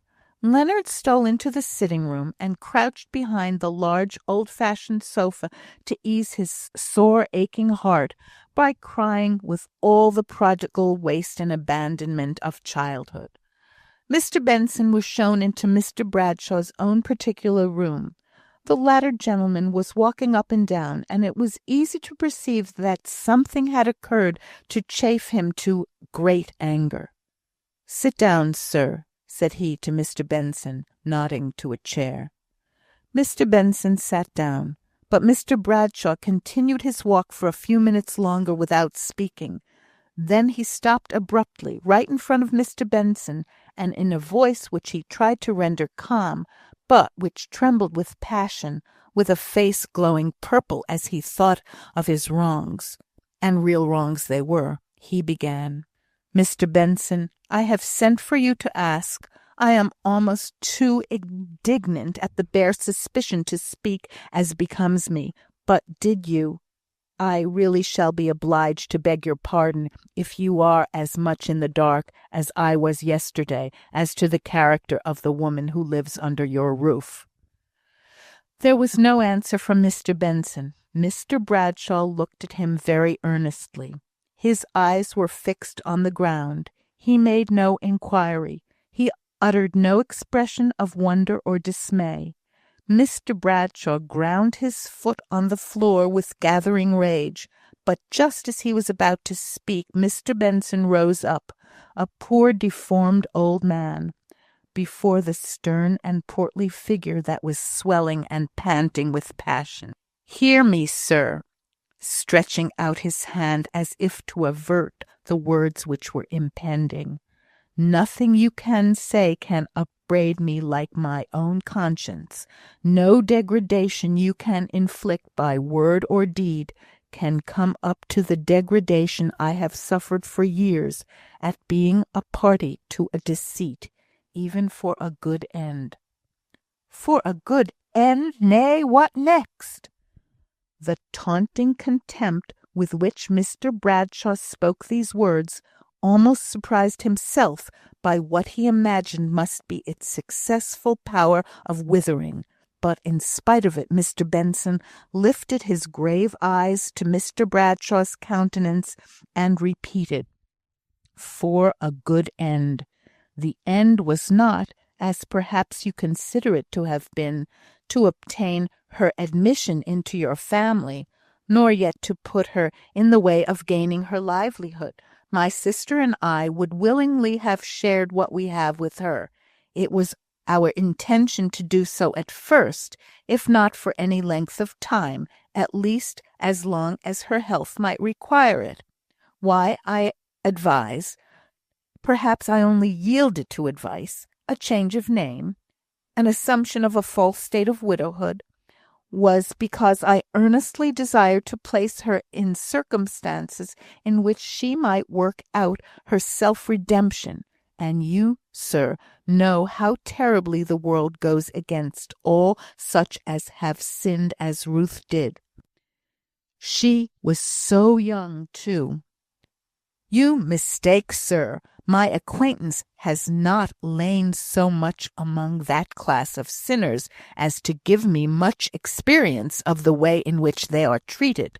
But judging from what I have seen, I should say they meet with full as much leniency as they deserve, and supposing they do not, I know there are plenty of sickly sentimentalists just now who reserve all their interest and regard for criminals. Why not pick out one of these to help you in your task of washing the blackamoor white? Why choose me to be imposed upon, my household into which to intrude your protégé? Why were my innocent children to be exposed to corruption, I say?" said Mr. Bradshaw, stamping his foot. "How dared you come into this house, where you were looked upon as a minister of religion, with a lie in your mouth? How dared you single me out of all people to be gulled and deceived, and pointed out through the town as the person who had taken an abandoned woman into his house to teach his daughters?" "I own my deceit was wrong and faithless."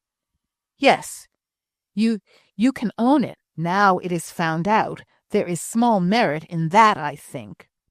"Sir, I claim no merit. I take shame to myself. I did not single you out. You applied to me with your proposal that Ruth should be your children's governess." "Pah!" "And the temptation was too great. No, I will not say that. But the temptation was greater than I could stand. It seemed to open out a path of usefulness." "Now, don't let me hear you speak so," said Mr. Bradshaw, blazing up. "I can't stand it. It is too much to talk in that way when the usefulness was to consist in contaminating my innocent girls."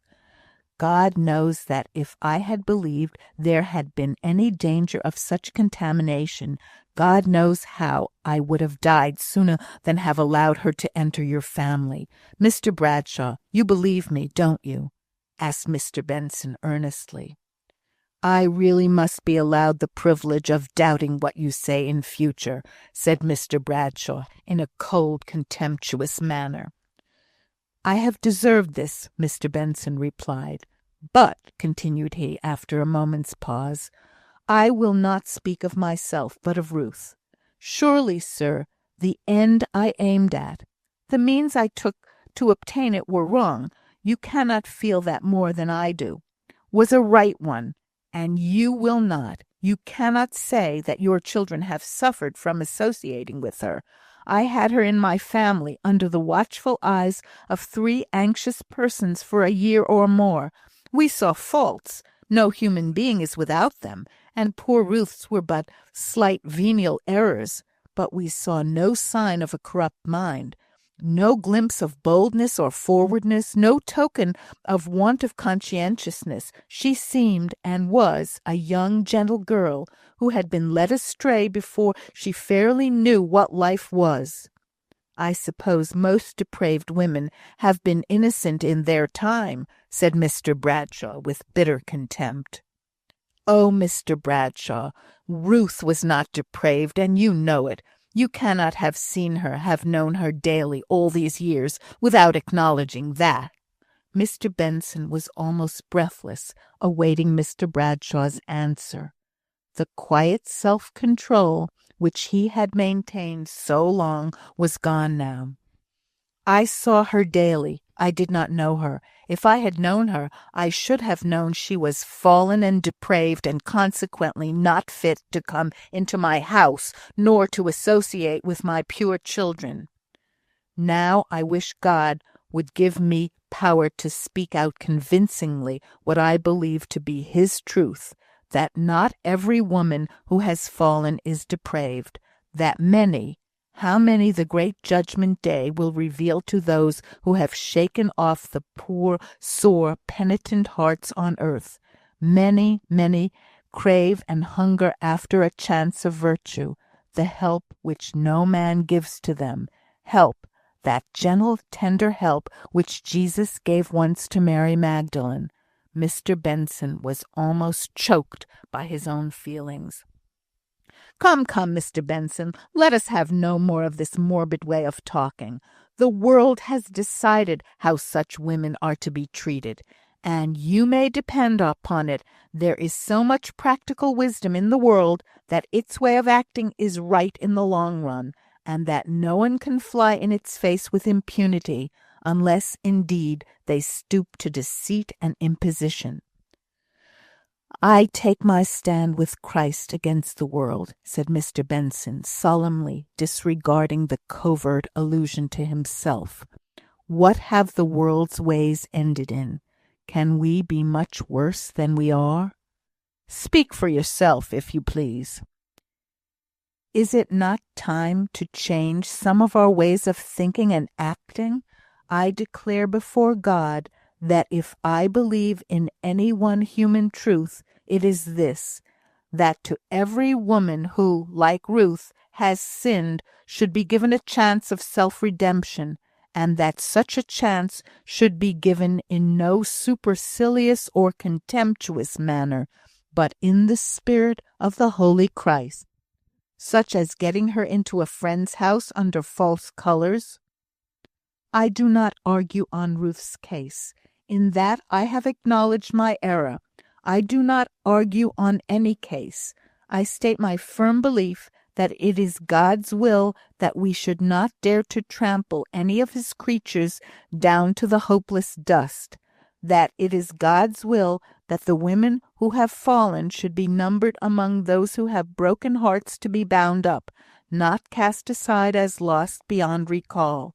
If this be God's will, as a thing of God it will stand, and He will open a way. I should have attached much more importance to all your exhortation on this point if I could have respected your conduct in other matters. As it is, when I see a man who has deluded himself into considering falsehood right, I am disinclined to take his opinion on subjects connected with morality, and I can no longer regard him as a fitting exponent of the will of God. You perhaps understand what I mean, Mr. Benson. I can no longer attend your chapel.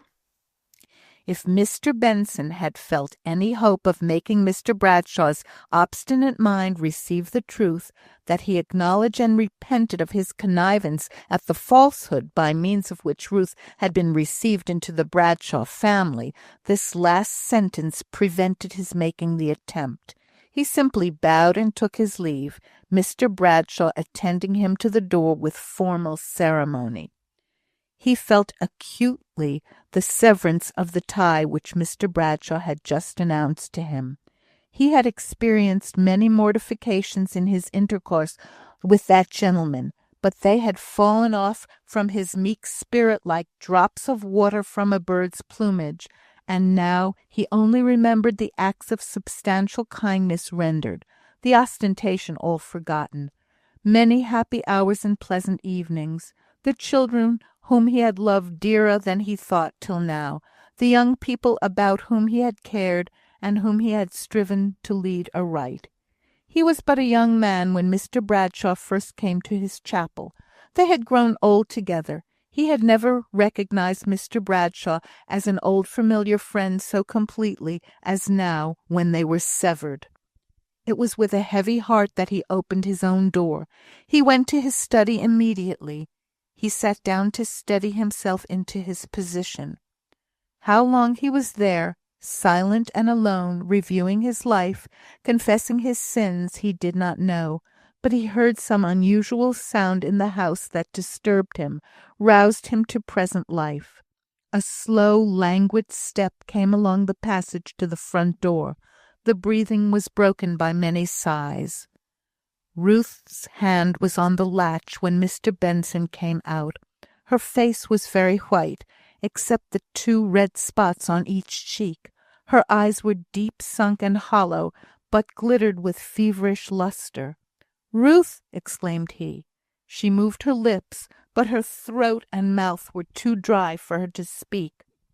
"Where are you going?" asked he, for she had all her walking things on, yet trembled so even as she stood, that it was evidence she could not walk far without falling.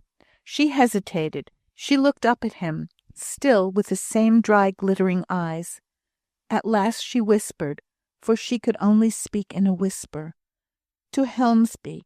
I am going to Helmsby." "Helmsby, my poor girl, may God have mercy upon you," for he saw she hardly knew what she was saying. "Where is Helmsby?" "I don't know. In Lincolnshire, I think." "But why are you going there?" "Hush! He's asleep," said she, as Mr. Benson had unconsciously raised his voice. "Who is asleep?" asked Mr. Benson. "That poor little boy," said she, beginning to quiver and cry. "Come here," said he authoritatively, drawing her into the study. "Sit down in that chair. I will come back directly." He went in search of his sister, but she had not returned. Then he had recourse to Sally, who was as busy as ever about her cleaning. "How long has Ruth been at home?" asked he. "Ruth? She has never been at home since morning.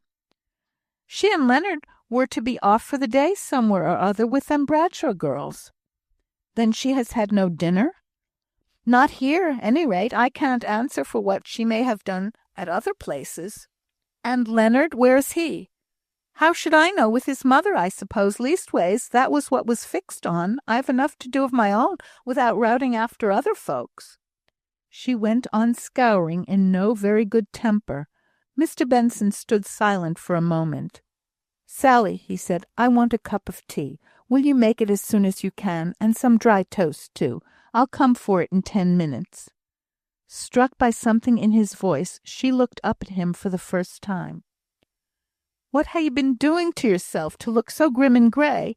Tiring yourself all to tatters, looking after some nought, I'll be bound. Well, well, I'll mun make you your tea, I reckon, but I didn't hope as you grow older you have grown wiser." Mr. Benson made no reply, but went to look for Leonard, hoping that the child's presence might bring back to his mother the power of self-control. He opened the parlour door and looked in, but saw no one. Just as he was shutting it, however, he heard a deep, broken, sobbing sigh, and guided by the sound, he found the boy lying on the floor fast asleep, but with his features all swollen and disfigured by passionate crying. Poor child! This was what she meant, then, thought Mr. Benson. He has begun his share of the sorrows too, he continued pitifully. No, I will not waken him back to consciousness. So he returned alone into the study. Ruth sat where he had placed her, her head bent back and her eyes shut. But when he came in, she started up. I must be going, she said in a hurried way. Nay, Ruth, you must not go. You must not leave us. We cannot do without you. We love you too much. Love me? Said she, looking at him wistfully. As she looked, her eyes filled slowly with tears. It was a good sign, and Mr. Benson took heart to go on. Yes, Ruth, you know we do. You may have other things to fill up your mind just now, but you know we love you, and nothing can alter our love for you. You ought not to have thought of leaving us. You would not, if you had been quite well. Do you know what has happened? She asked, in a low, hoarse voice. Yes, I know all, he answered. It makes no difference to us. Why should it? Oh, Mr. Benson, don't you know that my shame is discovered? She replied, bursting into tears, and I must leave you and leave Leonard, that you may not share in my disgrace. You must do no such thing. Leave Leonard? You have no right to leave Leonard. Where could you go to? To Helmsby, she said humbly. It would break my heart to go, but I think I ought for Leonard's sake. I know I ought. She was crying sadly by this time, but Mr. Benson knew the flow of tears would ease her brain. It will break my heart to go, but I know I must. Sit still here at present, said he, in a decided tone of command. He went for the cup of tea. He brought it to her without Sally's being aware for whom it was intended. Drink this. He spoke as you would do to a child if desiring it to take medicine. Eat some toast. She took the tea and drank it feverishly, but when she tried to eat, the food seemed to choke her. Still, she was docile, and she tried. I cannot, said she at last, putting down the piece of toast. There was a return of something of her usual tone in the words. She spoke gently and softly, no longer in the shrill, hoarse voice she had used at first. Mr. Benson sat down by her.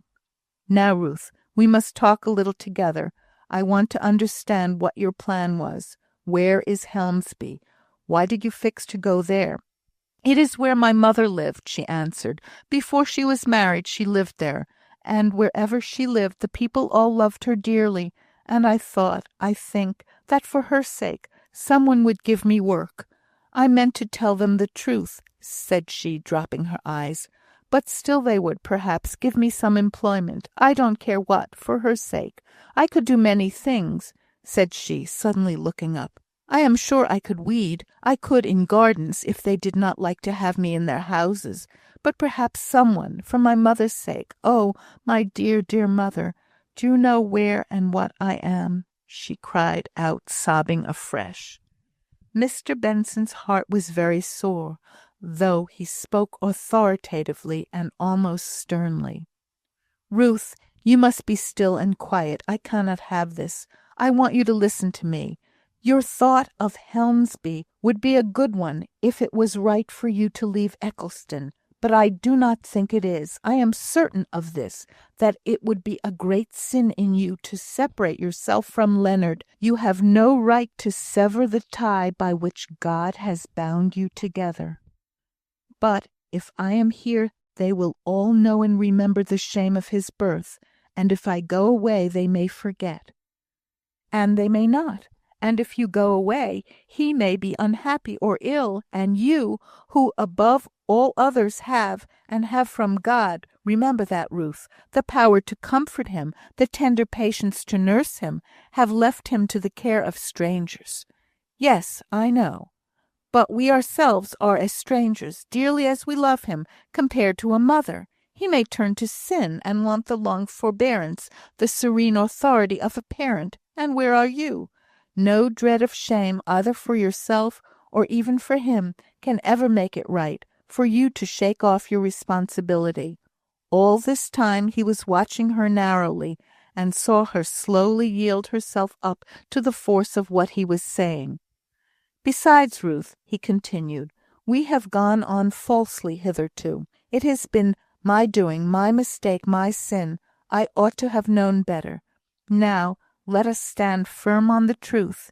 You have no new fault to repent of. Be brave and faithful.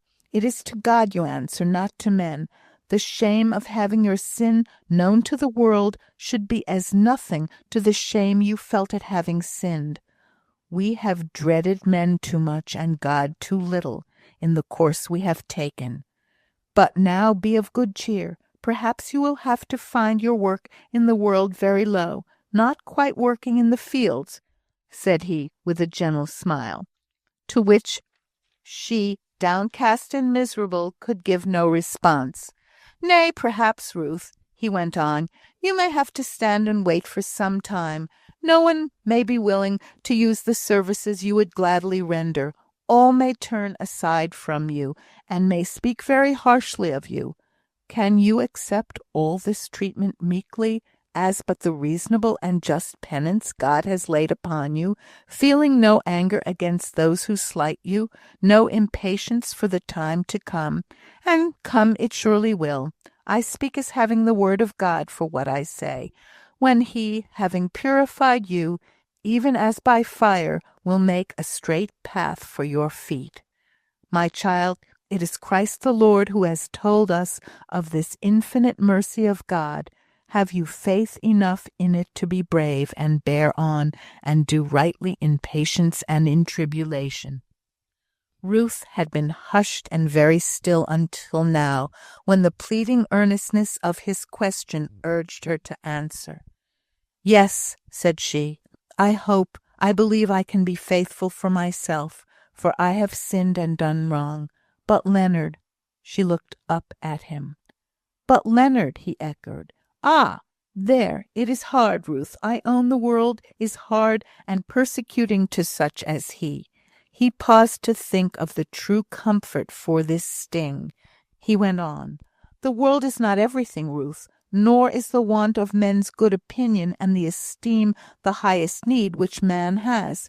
Teach Leonard this. You would not wish his life to be one summer's day. You dared not make it so, if you had the power.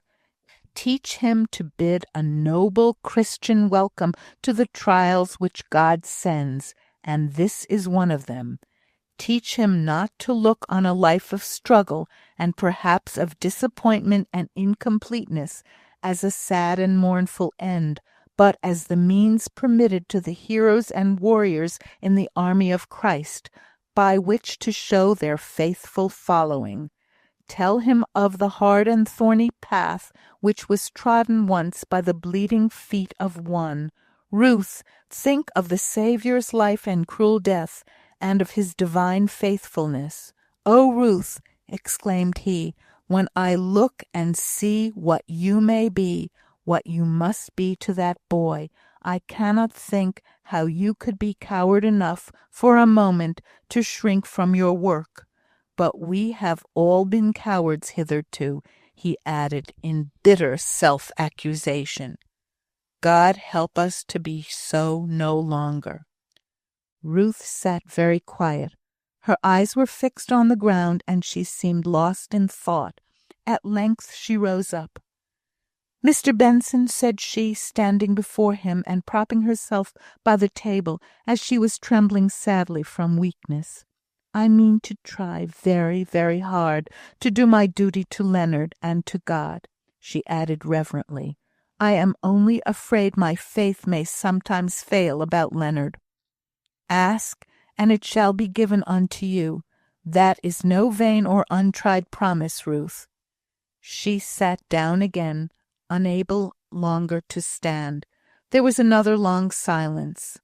I must never go to Mr. Bradshaw's again, she said at last, as if thinking aloud. No, Ruth, you shall not, he answered. But I shall earn no money, added she quickly, for she thought that he did not perceive the difficulty that was troubling her. You surely know, Ruth, that while Faith and I have a roof to shelter us or bread to eat, you and Leonard share it with us. I know your most tender goodness, said she, but it ought not to be. It must be at present, he said, in a decided manner. Perhaps before long you may have some employment. Perhaps it may be some time before an opportunity occurs. Hush, said Ruth. Leonard is moving about in the parlour. I must go to him. But when she stood up, she turned so dizzy and tottered so much that she was glad to sit down again immediately. You must rest here. I will go to him, said Mr. Benson. He left her, and when he was gone, she leaned her head on the back of the chair and cried quietly and incessantly. But there was a more patient, hopeful, resolved feeling in the heart, which all along, through all the tears she shed, bore her onwards to higher thoughts, until at last she rose to prayers. Mr. Benson caught the new look of shrinking shame in Leonard's eyes, as it first sought, then shunned, meeting his. He was pained, too, by the sight of the little sorrowful, anxious face, on which until now hope and joy had been predominant. The constrained voice, the few words the boy spoke, when formerly there would have been a glad and free utterance, all this grieved Mr. Benson inexpressibly, but the beginning of an unwonted mortification, which must last for years. He himself made no allusion to any unusual occurrence. He spoke of Ruth as sitting, overcome by headache, in the study for quietness. He hurried on the preparations for tea, while Leonard sat by in the great armchair and looked on with sad, dreamy eyes. He strove to lessen the shock which he knew Leonard had received by every mixture of tenderness and cheerfulness that Mr. Benson's gentle heart prompted, and now and then a languid smile stole over the boy's face. When his bedtime came, Mr. Benson told him of the hour, although he feared that Leonard would have but another sorrowful crying of himself to sleep. But he was anxious to accustom the boy to cheerful movement within the limits of domestic law, and by no disobedience to it to weaken the power of glad submission to the Supreme, to begin the new life that lay before him, where strength to look up to God as the lawgiver and ruler of events would be preeminently required. When Leonard had gone upstairs, Mr. Benson went immediately to Ruth and said, "Ruth, Leonard is just gone up to bed," secure in the instinct which made her silently rise and go up to the boy, certain, too, that they would each be the other's best comforter, and that God would strengthen each through the other. Now, for the first time, he had leisure to think of himself, and to go over all the events of the day. The half-hour of solitude in his study that he had before his sister's return was of inestimable value. He had leisure to put events in their true places as to importance and eternal significance.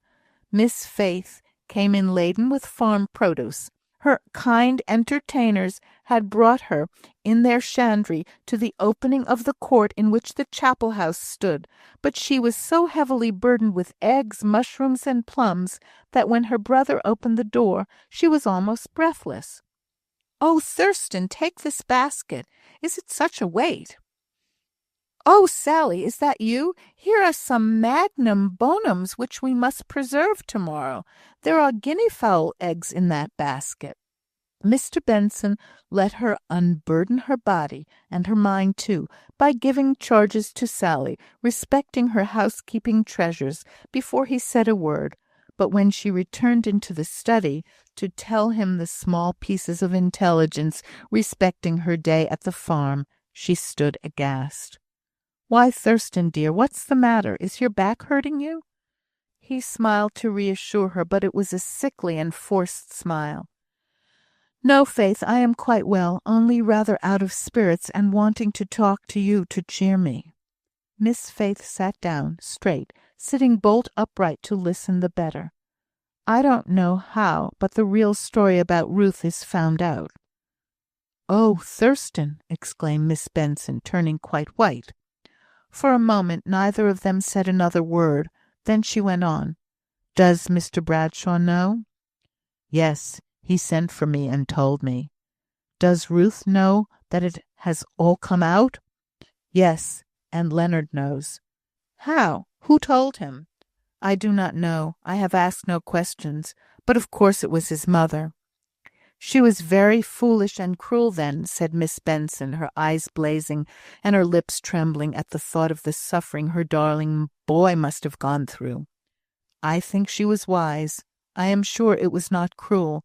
He must have soon known that there was some mystery, and it was better that it should be told him openly and quietly by his mother than by a stranger." "How could she tell him quietly?" asked Miss Benson, still indignant. "Well, perhaps I used the wrong word. Of course no one was by, and I don't suppose even they themselves could now tell how it was told, or in what spirit it was borne." Miss Benson was silent again. "Was Mr. Bradshaw very angry?" "Yes, very, and justly so. I did very wrong in making that false statement at first." "No, I am sure you did not," said Miss Faith. "Ruth has had some years of peace in which to grow stronger and wiser, so that she can bear her shame now in a way she never could have done at first. All the same, it was wrong in me to do what I did. I did it too, as much or more than you, and I don't think it wrong. I am certain it was quite right, and I would do just the same again. Perhaps it has not done you the harm it has done me." "Nonsense, Thurstan, don't be morbid. I'm sure you are as good and better than ever you were." "No, I am not. I have got what you call morbid, just in consequence of the sophistry by which I persuaded myself that wrong could be right. I torment myself. I have lost my clear instincts of conscience. Formerly, if I believed that such or such an action was according to the will of God, I went and did it, or at least I tried to do it, without thinking of consequences. Now I reason and weigh what will happen if I do so, and so. I grope where formerly I saw. Oh, Faith, it is such a relief to me to have the truth known, that I am afraid I have not been sufficiently sympathising with Ruth." "Poor Ruth," said Miss Benson. "But at any rate, our telling a lie has been the saving of her. There is no fear of her going wrong now." God's omnipotence did not need our sin. They did not speak for some time. "You have not told me what Mr. Bradshaw said." "One can't remember the exact words that are spoken on either side in moments of such strong excitement.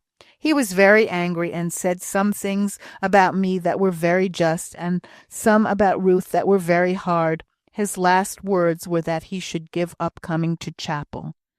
"Oh, Thurstan, did it come to that?" "Yes." "Does Ruth know all he said?" "No. Why should she? I don't know if she knows he has spoken to me at all. Poor creature! She had enough to craze her almost without that. She was for going away and leaving us, that we might not share in her disgrace. I was afraid of her being quite delirious. I did so want you, Faith. However, I did the best I could. I spoke to her very coldly and almost sternly. All the while my heart was bleeding for her. I dared not give her sympathy. I tried to give her strength. But I did so want you, Faith. And I was so full of enjoyment, I am ashamed to think of it. But the Dawsons are so kind, and the day was so fine. Where's Ruth now?" "With Leonard. He is her great earthly motive. I thought that being with him would be best. But he must be in bed and asleep now." "I will go up to her," said Miss Faith. She found Ruth keeping watch by Leonard's troubled sleep.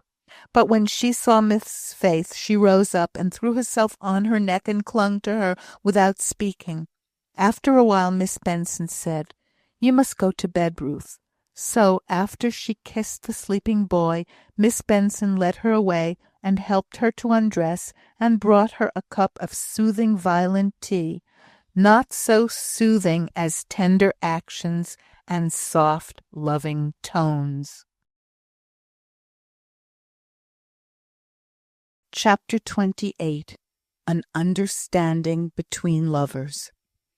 It was well they had so early and so truly strengthened the spirit to bear, for the events which had to be endured soon came thick and threefold. Every evening Mr. and Miss Benson thought the worst must be over, and every day brought some fresh occurrence to touch upon the raw place. They could not be certain, until they had seen all their acquaintances, what difference it would make in the cordiality of their reception. In some cases it made much, and Miss Benson was proportionably indignant. She felt this change in behaviour more than her brother. His great pain arose from the coolness of the Bradshaws, with all the faults which had at times grated on his sensitive nature, but which he now forgot, and remembered only their kindness. They were his old familiar friends, his kind if ostentatious patrons, his great personal interest, out of his own family, and he could not get over the suffering he experienced from seeing their large square pew empty on Sundays, from perceiving how Mr. Bradshaw, though he bowed in a distant manner when he and Mr. Benson met face to face, shunned him as often as he possibly could.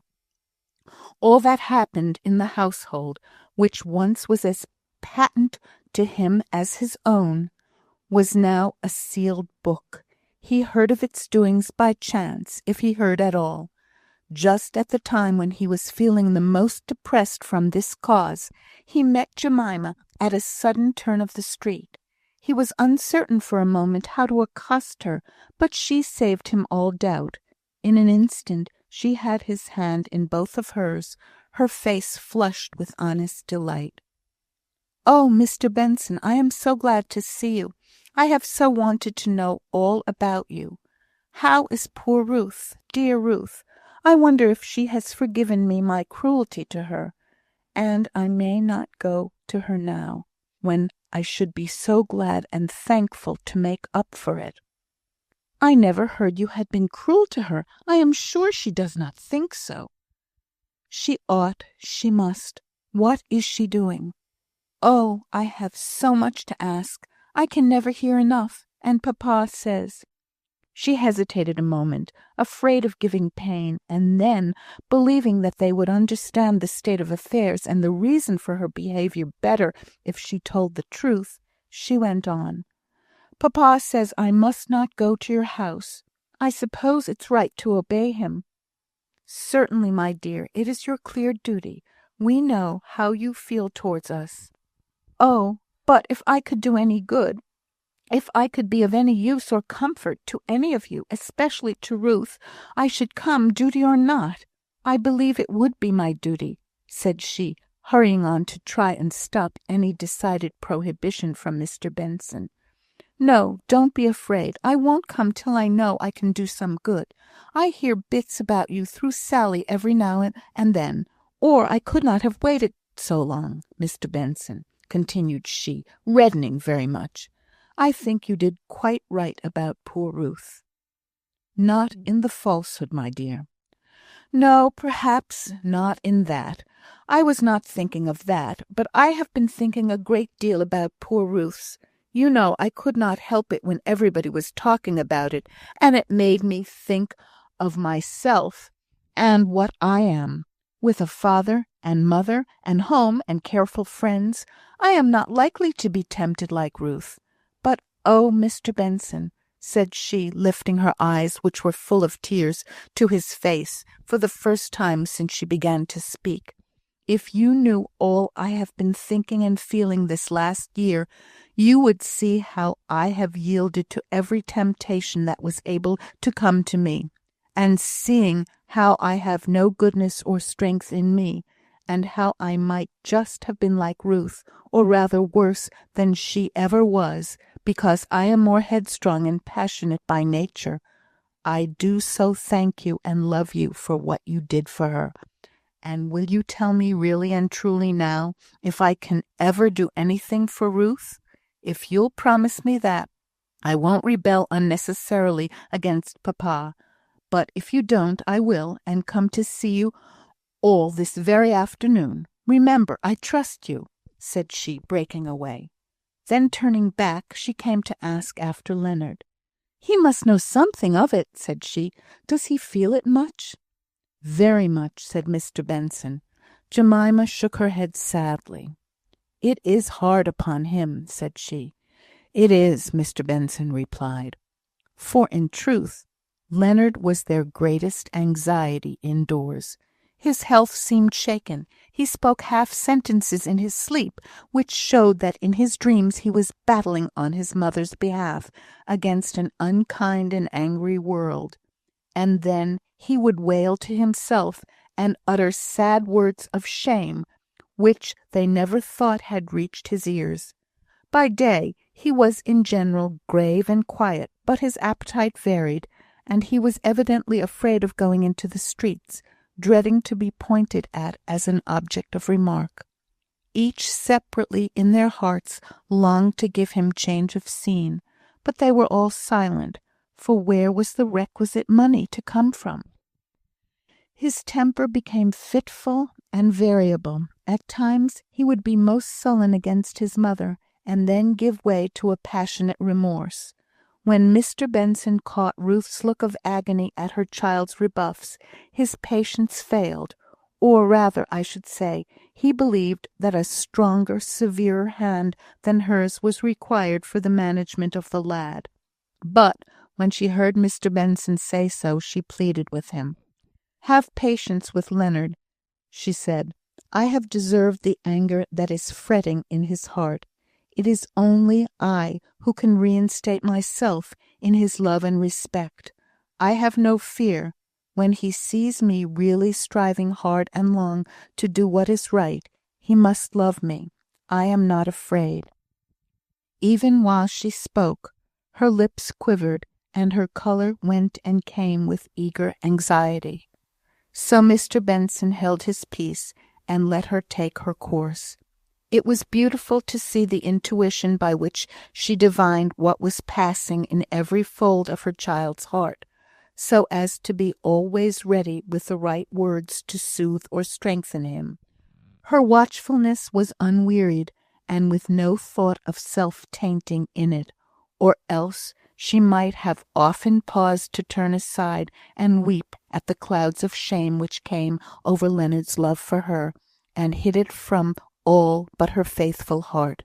She believed and knew that he was yet her own affectionate boy, although he might be gloomily silent or apparently hard and cold. And in all this Mr. Benson could not choose but admire the way in which she was insensibly teaching Leonard to conform to the law of right, to recognise duty in the mode in which every action was performed. When Mr. Benson saw this, he knew that all goodness would follow, and that the claims which his mother's infinite love had on the boy's heart would be acknowledged at last, and all the more fully because she herself never urged them, but silently admitted the force of the reason that caused them to be for a time forgotten. By and by Leonard's remorse at his ungracious and sullen ways to his mother, ways that alternated with passionate, fitful bursts of clinging love, assumed more the character of repentance. He tried to do so no more. But still his health was delicate. He was averse to going out of doors. He was much graver and sadder than became his age. It was what must be an inevitable consequence of what had been, and Ruth had to be patient and pray in secret, and with many tears, for the strength she needed. She knew what it was to dread the going out into the streets after her story had become known. For days and days she had silently shrunk from this effort. But One evening towards dusk, Miss Benson was busy, and asked her to go on an errand for her, and Ruth got up and silently obeyed her. That silence as to inward suffering was only one part of her peculiar and exquisite sweetness of nature, part of the patience with which she accepted her penance. Her true instincts told her that it was not right to disturb others with many expressions of her remorse, that the holiest repentance consisted in a quiet and daily sacrifice. Still, there were times when she wearied pitifully of her inaction. She was so willing to serve and work, and every one despised her services. Her mind, as I have said before, had been well cultivated during these last few years, so now she used all the knowledge she had gained in teaching Leonard, which was an employment that Mr. Benson relinquished willingly, because he felt that it would give her some of the occupation that she needed. She endeavoured to make herself useful in the house in every way she could, but the waters of housekeeping had closed over her place during the time of her absence at Mr. Bradshaw's, and besides, now that they were trying to restrict every unnecessary expense, it was sometimes difficult to find work for 3 women. Many and many a time Ruth turned over in her mind every possible chance of obtaining employment for her leisure hours, and nowhere could she find it. Now and then Sally, who was her confidant in this wish, procured her some needlework, but it was of a coarse and common kind, soon done, lightly paid for. But whatever it was, Ruth took it, and was thankful, although it added but a few pence to the household purse. I do not mean that there was any great need of money, but a new adjustment of expenditure was required, a reduction of wants which had never been very extravagant. Ruth's salary of £40 was gone, while more of her keep, as Sally called it, was thrown upon the Bensons. Mr. Benson received about £80 a year for his salary as minister. Of this he knew that £20 came from Mr. Bradshaw, and when the old man appointed to collect the pew rents brought him the quarterly amount, and he found no diminution in them, he inquired how it was, and learnt that although Mr. Bradshaw had expressed to the collector his determination never to come to chapel again, he had added that of course his pew rent should be paid all the same. But this Mr. Benson could not suffer, and the old man was commissioned to return the money to Mr. Bradshaw, as being what his deserted minister could not receive. Mr. and Miss Benson had about £30 or £40 coming in annually from a sum which, in happier days, Mr. Bradshaw had invested in canal shares for them.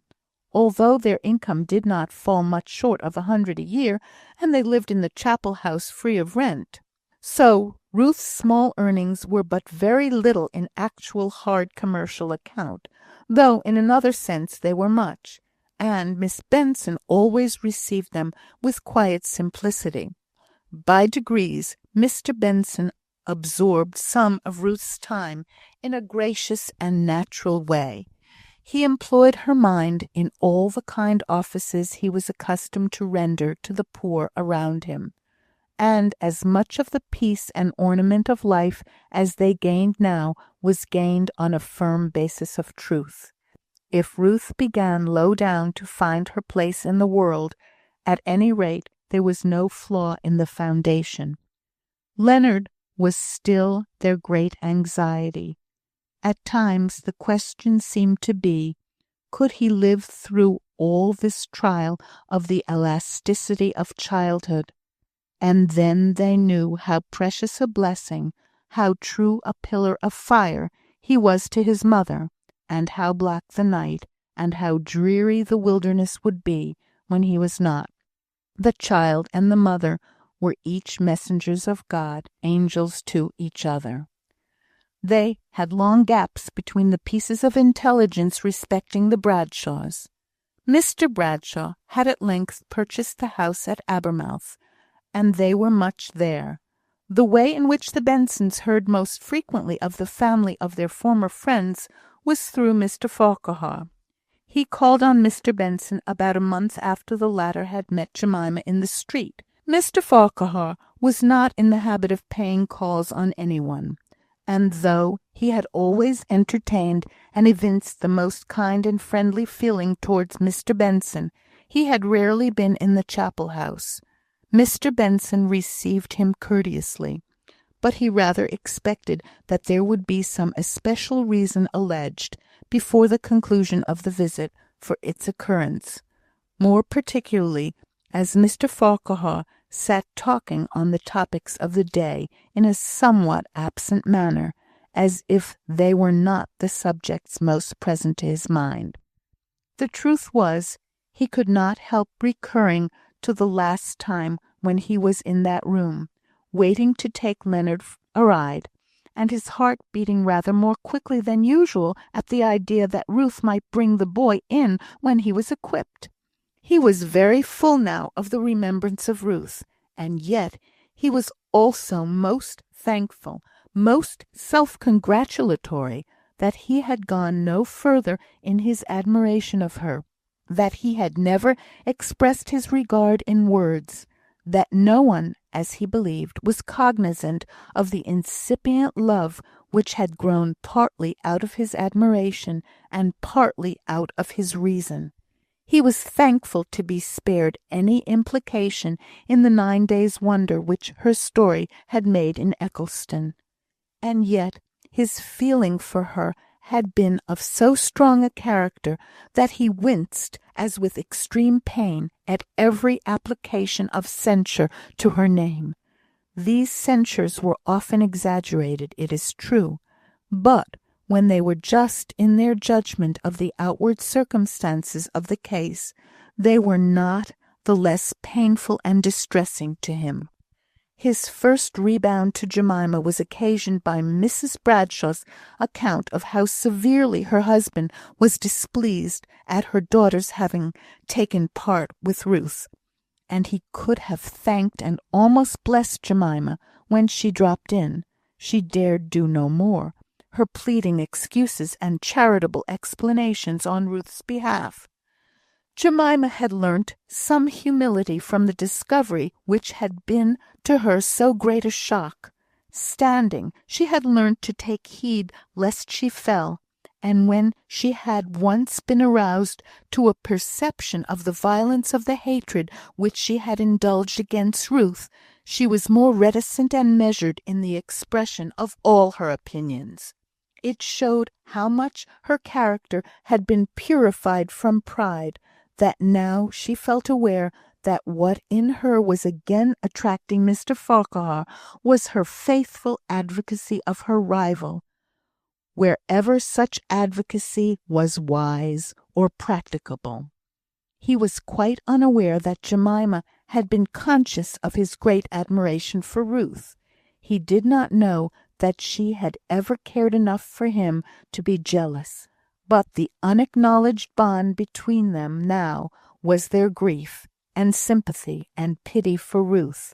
Only in Jemima these feelings were ardent, and would fain have become active, while in Mr. Farquhar they were strongly mingled with thankfulness that he had escaped a disagreeable position and a painful notoriety. His natural caution induced him to make a resolution never to think of any woman as a wife until he had ascertained all her antecedents, from her birth upwards, and the same spirit of caution, directed inwardly, made him afraid of giving too much pity to Ruth, for fear of the conclusions to which such a feeling might lead him.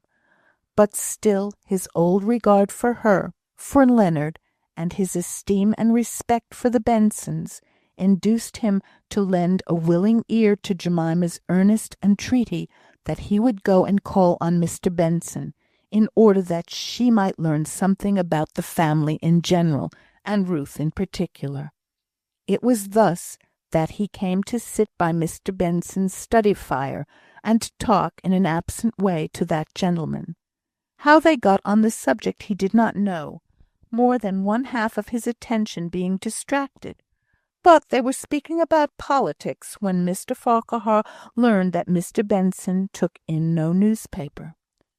"Will you allow me to send you over my Times? I have generally done with it before 12 o'clock, and after that it is really waste paper in my house.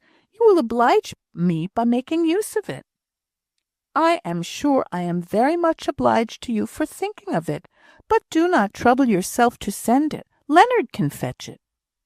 "How is Leonard now?" asked Mr. Farquhar, and he tried to speak indifferently, but a grave look of intelligence clouded his eyes as he looked for Mr. Benson's answer. "I have not met him lately." "No," said Mr. Benson, with an expression of pain in his countenance, though he too strove to speak in his usual tone. "Leonard is not strong, and we find it difficult to induce him to go much out of doors." There was a little silence for a minute or two, during which Mr. Farquhar had to check an unbidden sigh. But, suddenly rousing himself into a determination to change the subject, he said, "You will find a rather lengthened account of the exposure of Sir Thomas Campbell's conduct at Baden. He seems to be a complete blackleg, in spite of his baronetcy. I fancy the papers are glad to get hold of anything just now." "Who is Sir Thomas Campbell?" asked Mr. Benson. "Oh, I thought you might have heard the report, a true one, I believe, of Mr. Donne's engagement to his daughter. He must be glad she jilted him now, I fancy, after this public exposure of her father's conduct." That was an awkward speech, as Mr. Farquhar felt, and he hastened to cover it by going on without much connection. "Dick Bradshaw is my informant about all these projected marriages in high life. They are not much in my way, but, since he has come down from London to take his share in the business, I think I have heard more of the news and the scandal of what, I suppose, would be considered high life than ever I did before, and Mr. Donne's proceedings seem to be an especial object of interest to him." "And Mr. Donne is engaged to a Miss Campbell, is he?" "Was engaged, if I understood right. She broke off the engagement to marry some Russian prince or other. A better match, Dick Bradshaw told me, I assure you," continued Mr. Farquhar, smiling. "I am a very passive recipient of all such intelligence, and might very probably have forgotten all about it, if the Times of this morning had not been so full of the disgrace of the young lady's father." "Richard Bradshaw has quite left London, has he?" asked Mr. Benson, who felt far more interest in his old patron's family than in all the Campbells that ever were or ever would be. "Yes, he has come to settle down here. I hope he may do well, and not disappoint his father, who has formed very high expectations from him. I am not sure if they are not too high for any young man to realise." Mr. Farquhar could have said more, but Dick Bradshaw was Jemima's brother, and an object of anxiety to her. "I am sure, I trust such a mortification, such a grief as any disappointment in Richard may not befall his father," replied Mr. Benson. "Jemima, Miss Bradshaw," said Mr. Farquhar, hesitating, "was most anxious to hear of you all. I hope I may tell her you are all well," with an emphasis on all. "That thank you. Thank her for us. We are all well, all except Leonard, who is not strong, as I said before. But we must be patient. Time, and such devoted tender love as he has from his mother, must do much." Mr. Farquhar was silent. "Send him to my house for the papers. It will be a little necessity for him to have some regular exercise, and to face the world. He must do it sooner or later." The two gentlemen shook hands with each other warmly on parting, but no further allusion was made to either Ruth or Leonard. So Leonard went for the papers. Stealing along by back streets, running with his head bent down, his little heart panting with dread of being pointed out as his mother's child, so he used to come back and run trembling to Sally, who would hush him up to her breast with many a rough-spoken word of pity and sympathy. Mr. Farquhar tried to catch him, to speak to him, and tame him, as it were, and by he contrived to interest him sufficiently to induce the boy to stay a little while in the house or stables or garden. But the race through the streets was always to be dreaded as the end of ever so pleasant a visit. Mr. Farquhar kept up the intercourse with the Bensons which he had thus begun. He persevered in paying calls, quiet visits, where not much was said, political or local news talked about, and the same inquiries always made and answered as to the welfare of the two families, who were estranged from each other. Mr. Farquhar's reports were so little varied that Jemima grew anxious to know more particulars. "Oh, Mr. Farquhar," said she, "do you think they tell you the truth? I wonder what Ruth can be doing to support herself and Leonard. Nothing that you can hear of, you say, and, of course, one must not ask the downright question. And yet I am sure they must be pinched in some way. Do you think Leonard is stronger?" "I am not sure. He is growing fast, and such a blow as he has had will be most certain to make him more thoughtful and full of care than most boys of his age.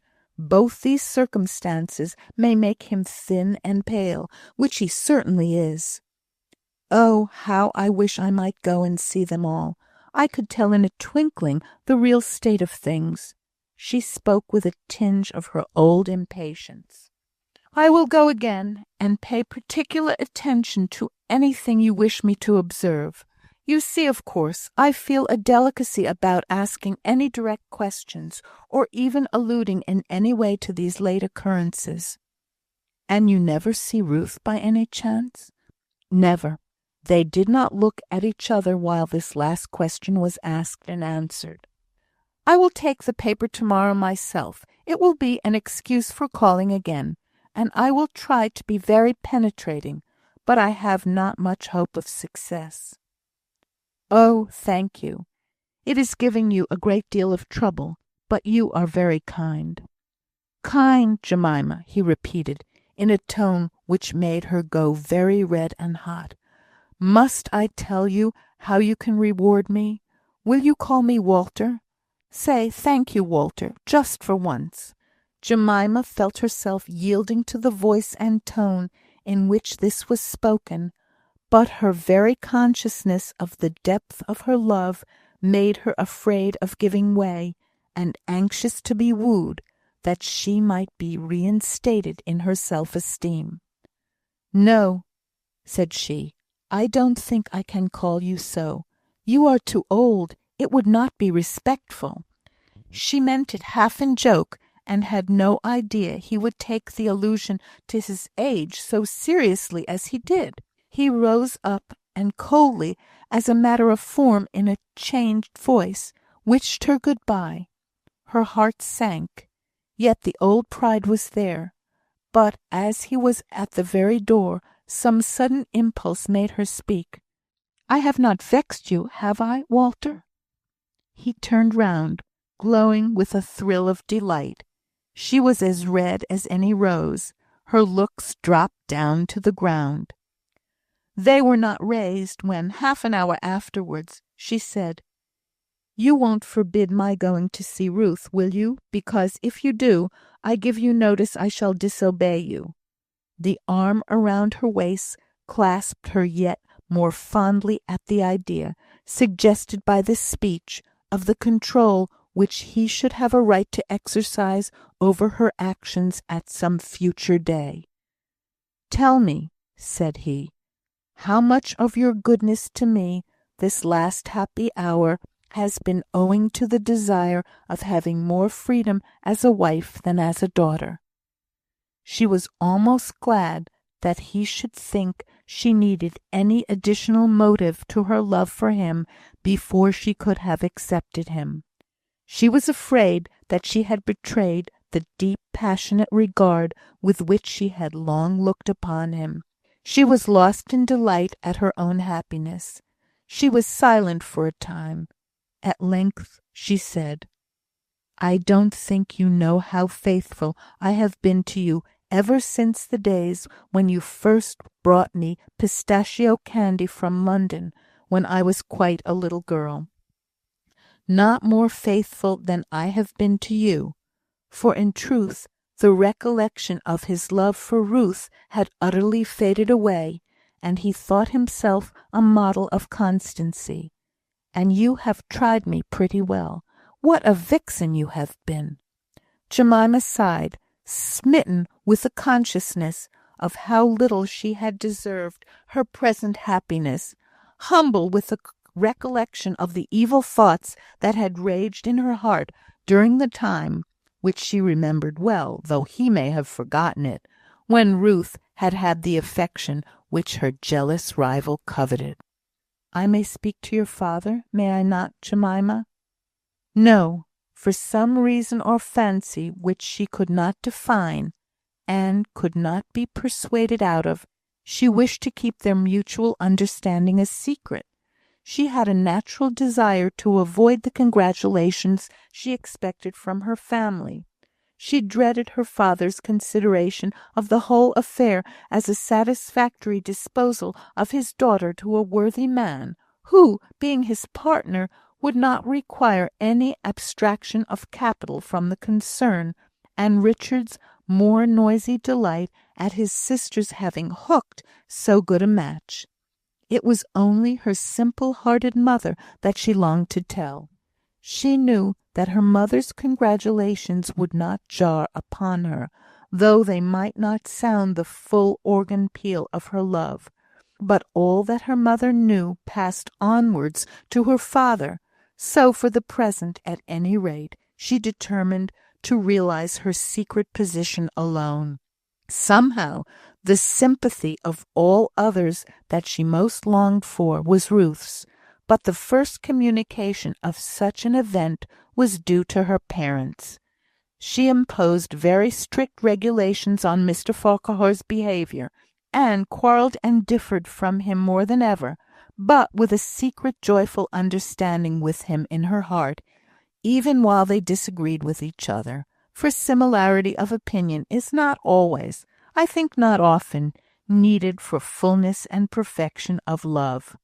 After Ruth's detection, as Mr. Bradshaw used to call it, he said he could never trust another governess again, so Mary and Elizabeth had been sent to school the following Christmas, and their place in the family was but poorly supplied by the return of Mr. Richard Bradshaw, who had left London, and been received as a partner. Chapter 29. Sally takes her money out of the bank. The conversation narrated in the last chapter as taking place between Mr. Farquhar and Jemima occurred about a year after Ruth's dismissal from her situation.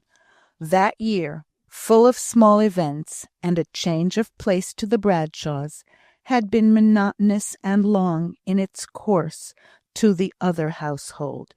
There had been no want of peace and tranquillity. There had, perhaps, been more of them than in the preceding years, when, though unacknowledged by any, all must have occasionally felt the oppression of the falsehood, and a slight glancing dread must have flashed across their most prosperous state, lest, somehow or another, the mystery should be disclosed. But now, as the shepherd boy in John Bunyan sweetly sang, "Me that is low need fear no fall," still their peace was as the stillness of a grey autumnal day, when no sun is to be seen above, and when a quiet film seems drawn before both sky and earth, as if to rest the wearied eyes after the summer's glare. Few events broke the monotony of their lives, and those events were of a depressing kind. They consisted in Ruth's futile endeavours to obtain some employment, however humble, in Leonard's fluctuations of spirits and health, in Sally's increasing deafness, in the final and unmendable wearing out of the parlour carpet, which there was no spare money to replace, and so they cheerfully supplied its want by a large hearth-rug that Ruth made out of ends of list, and, what was more a subject of unceasing regret to Mr. Benson than all, the defection of some of the members of his congregation who followed Mr. Bradshaw's lead. Their places, to be sure, were more than filled up by the poor, who thronged to his chapel, but still it was a disappointment to find that people about whom he had been earnestly thinking, to whom he had laboured to do good, should dissolve the connection without a word of farewell or explanation. Mr. Benson did not wonder that they should go, nay, he even felt it right that they should seek the spiritual help from another, which he, by his error, had forfeited his power to offer. He only wished that they had spoken of their intention to him in an open and manly way. But not the less did he labour on among those to whom God permitted him to be of use. He felt age stealing upon him apace, although he said nothing about it, and no one seemed to be aware of it, and he worked the more diligently while it was yet day. It was not the number of his years that made him feel old, for he was only 60, and many men are hale and strong at that time of life. In all probability, it was that early injury to his spine which affected the constitution of his mind as well as his body, and predisposed him, in the opinion of some at least, to a feminine morbidness of conscience. He had shaken off somewhat of this since the affair with Mr. Bradshaw. He was simpler and more dignified than he had been for several years before, during which time he had been anxious and uncertain in his manner, and more given to thought than to action. The one bright spot in this grey year was owing to Sally. As she said of herself, she believed she grew more nattered as she grew older, but that she was conscious of her natteredness was a new thing, and a great gain to the comfort of the house, for it made her very grateful for forbearance, and more aware of kindness than she had ever been before. She had become very deaf, yet she was uneasy and jealous if she were not informed of all the family thoughts, plans, and proceedings, which often had, however private in their details, to be shouted at her at the full pitch of the voice. But she always heard Leonard perfectly. His clear and bell-like voice, which was similar to his mother's till sorrow had taken the ring out of it, was sure to be heard by the old servant, though everyone else had failed.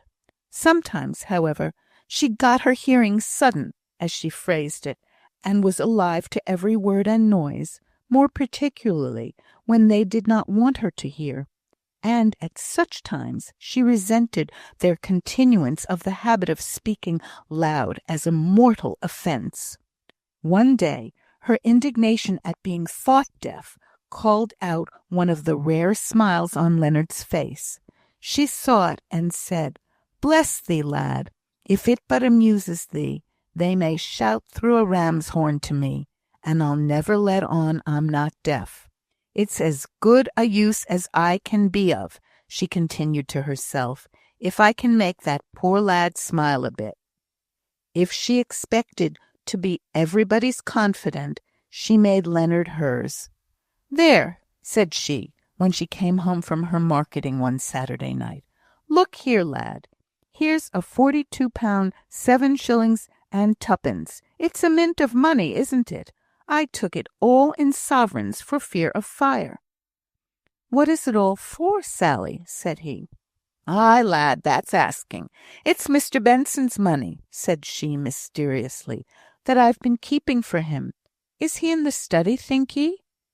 "Yes, I think so. Where have you been keeping it?" "Never you mind."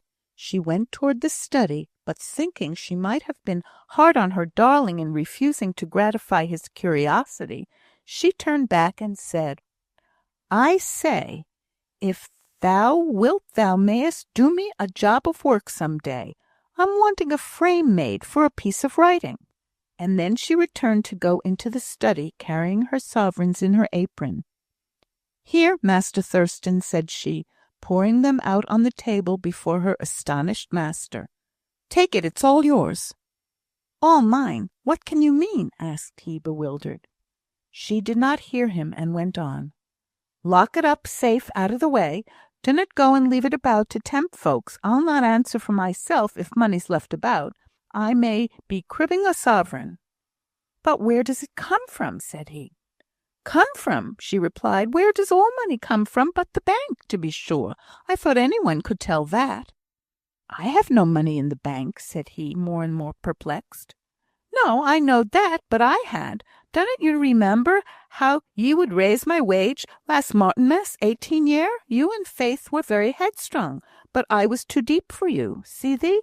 I went and put it in the bank. I was never going to touch it, and if I had died it would have been all right, for I'd a will made, all regular and tight, made by a lawyer. Leastwise, he would have been a lawyer if he hadn't got transported first.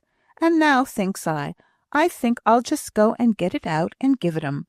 Bank is not always safe. I'll take care of it for you with the greatest pleasure. Still, you know, banks allow interest." "Do you suppose I don't know all about interest and compound interest too by this time? I tell ye I want you to spend it. It's your own. It's not mine. It always was yours. Now you're not going to fret me by saying you think it mine." Mr. Benson held out his hand to her, for he could not speak. She bent forward to him as he sat there and kissed him. Bless ye, lad. It's the first kiss I've had of ye since you were a little lad, and it's a great refreshment. Now, don't you and Faith go and bother me with talking about it. It's just yours, and make no more ado." She went back into the kitchen and brought out her will, and gave Leonard directions how to make a frame for it, for the boy was a very tolerable joiner, and had a box of tools which Mr. Bradshaw had given him some years ago. "It's a pity to lose such fine writing," said she, "though I can't say as I can read it. Perhaps you just read it for me, Leonard." She sat open-mouthed with admiration at all the long words.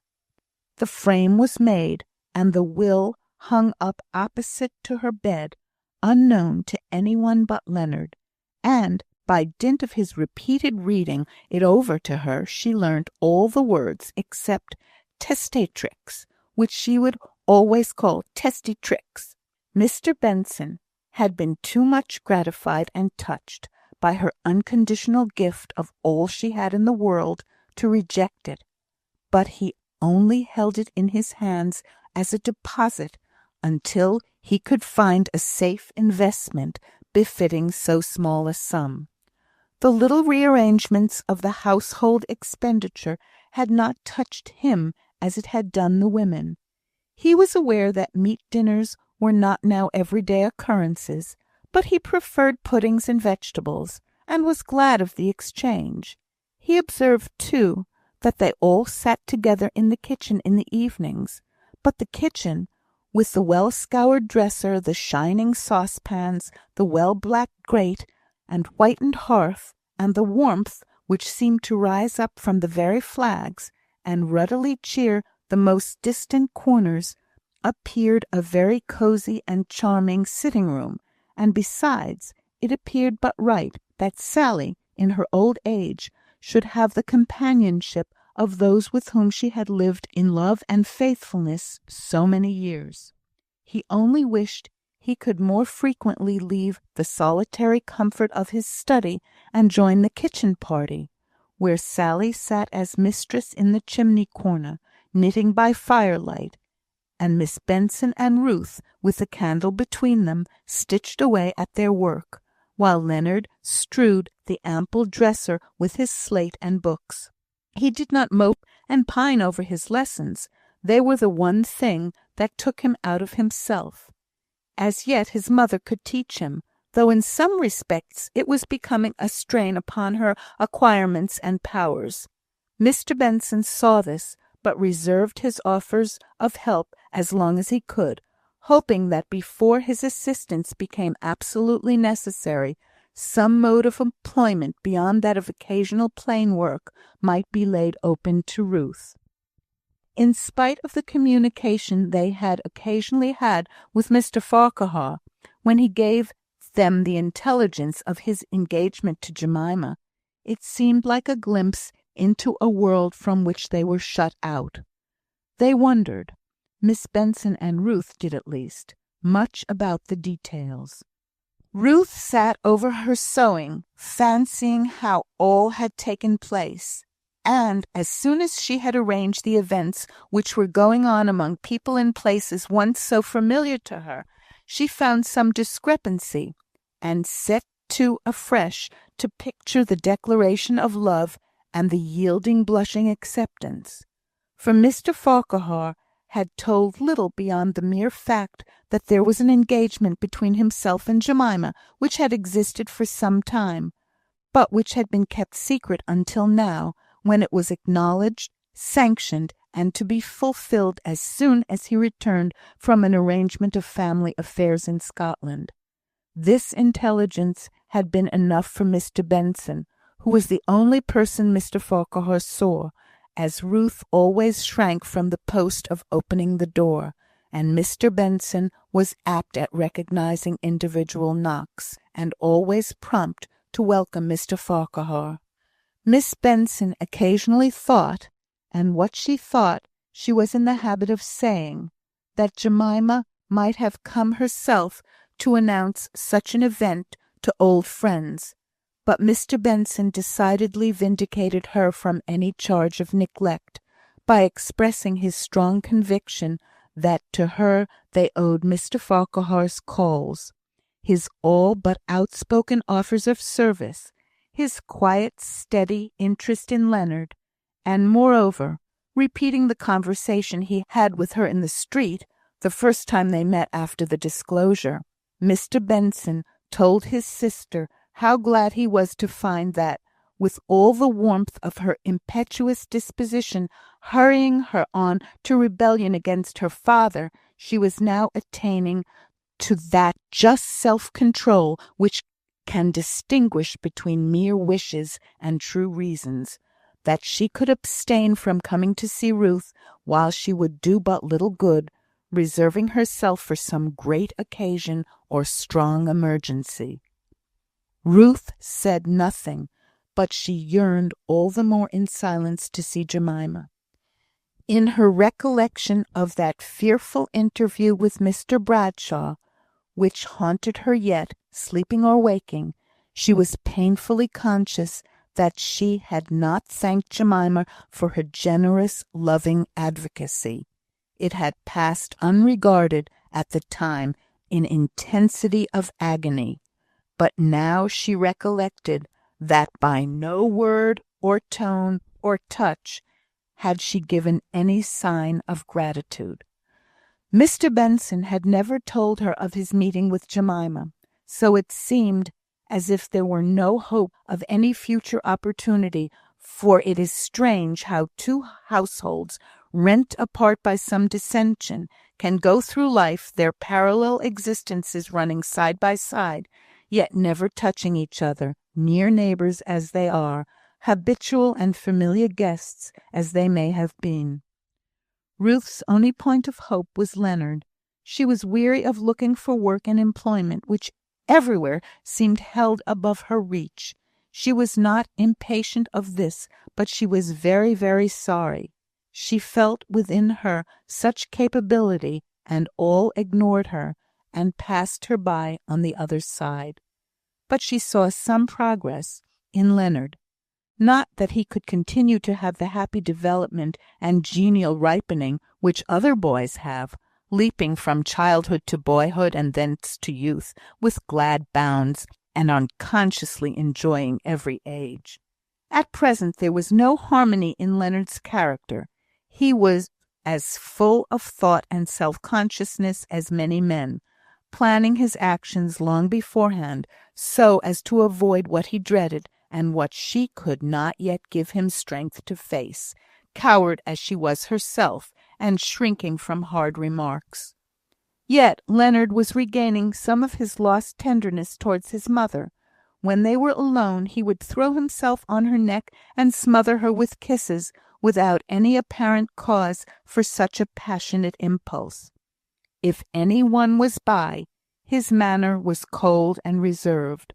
The hopeful parts of his character were the determination evident in him to be a law unto himself, and the serious thought which he gave to the formation of this law.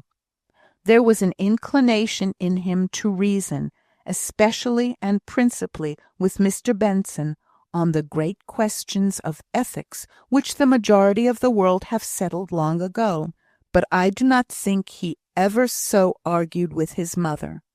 Her lovely patience and her humility was earning its reward, and from her quiet piety, bearing sweetly the denial of her wishes, the refusal of her begging, the disgrace in which she lay, while others less worthy were employed. This, which perplexed him, and almost angered him at first, called out his reverence at last, and what she said he took for his law with proud humility, and thus softly she was leading him up to God. His health was not strong. It was not likely to be. He moaned and talked in his sleep, and his appetite was still variable, part of which might be owing to his preference for the hardest lessons to any outdoor exercise. But this last unnatural symptom was vanishing before the assiduous kindness of Mr. Farquhar and the quiet but firm desire of his mother. Next to Ruth, Sally had perhaps the most influence over him, but he dearly loved both Mr. and Miss Benson, although he was reserved on this, as on every point not purely intellectual. His was a hard childhood, and his mother felt that it was so. Children bear any moderate degree of poverty and privation cheerfully, but, in addition to a good deal of this, Leonard had to bear a sense of disgrace attaching to him, and to the creature he loved best. This it was that took out of him the buoyancy and natural gladness of youth, in a way which no scantiness of food or clothing, or want of any outward comfort, could ever have done. 2 years had passed away, 2 long, eventless years. Something was now going to happen which touched their hearts very nearly, though out of their sight and hearing. Jemima was going to be married this August, and by the very day was fixed. It was to be on the 14th. On the evening of the 13th, Ruth was sitting alone in the parlour, idly gazing out on the darkening shadows in the little garden. Her eyes kept filling with quiet tears, that rose not for her own isolation from all that was going on of bustle and preparation for the morrow's event, but because she had seen how Miss Benson had felt that she and her brother were left out from the gathering of old friends in the Bradshaw family. As Ruth sat, suddenly she was aware of a figure by her. She started up, and in the gloom of the apartment she recognised Jemima. In an instant they were in each other's arms, a long, fast embrace. "Can you forgive me?" whispered Jemima in Ruth's ear. "Forgive you? What do you mean? What have I to forgive? The question is, can I ever think of you as I long to do, if I could find words? Oh, Ruth, how I hated you once! It was all the more noble in you to stand by me as you did. You must have hated me when you knew how I was deceiving you all." "No, that was not it that made me hate you. It was before that. Oh, Ruth, I did hate you." They were silent for some time, still holding each other's hands. Ruth spoke first. "And you are going to be married to-morrow?" "Yes," said Jemima, "to-morrow at 9 o'clock. But I don't think I could have been married without coming to wish Mr. Dr. Benson and Miss Faith good-bye." "I will go for them," said Ruth. "No, not just yet. I want to ask you one or two questions first. Nothing very particular. Only it seems as if there had been such a strange, long separation between us. Ruth," said she, dropping her voice, "is Leonard stronger than he was? I was so sorry to hear about him from Walter." "But is he better?" asked she anxiously. "Yes, he is better. Not what a boy of his age should be," replied his mother, in a tone of quiet but deep mournfulness. "Oh, Jemima," continued she, "my sharpest punishment comes through him. To think of what he might have been, and what he is." "But Walter says he is both stronger in health and not so nervous and shy." Jemima added the last words in a hesitating and doubtful manner, as if she did not know how to express her full meaning without hurting Ruth. "He does not show that he feels his disgrace so much. I cannot talk about it, Jemima. My heart aches so about him. But he is better," she continued, feeling that Jemima's kind anxiety required an answer at any cost of pain to herself. "He is only studying too closely now. He takes to his lessons evidently as a relief from thought. He is very clever, and I hope and trust, yet I tremble to say it, I believe he is very good. You must let him come and see us very often when we come back. We shall be 2 months away. We are going to Germany, partly on Walter's business. Ruth, I have been talking to papa to-night, very seriously and quietly, and it has made me love him so much more, and understand him so much better." "Does he know of your coming here?" "I hope he does," said Ruth. "Yes, not that he liked my doing it at all, but somehow I can always do things against a person's wishes more easily when I am on good terms with them. That's not exactly what I meant. But now, to-night, after papa had been showing me that he really loved me more than I ever thought he had done, for I always fancied he was so absorbed in Dick he did not care much for us girls, I felt brave enough to say that I intended to come here and bid you all good-bye.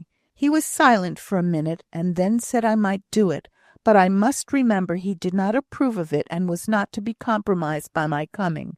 Still, I can tell that, at the bottom of his heart, there is some of the old kindly feeling to Mr. and Miss Benson, and I don't despair of its being made up, though perhaps I ought to say that mamma does."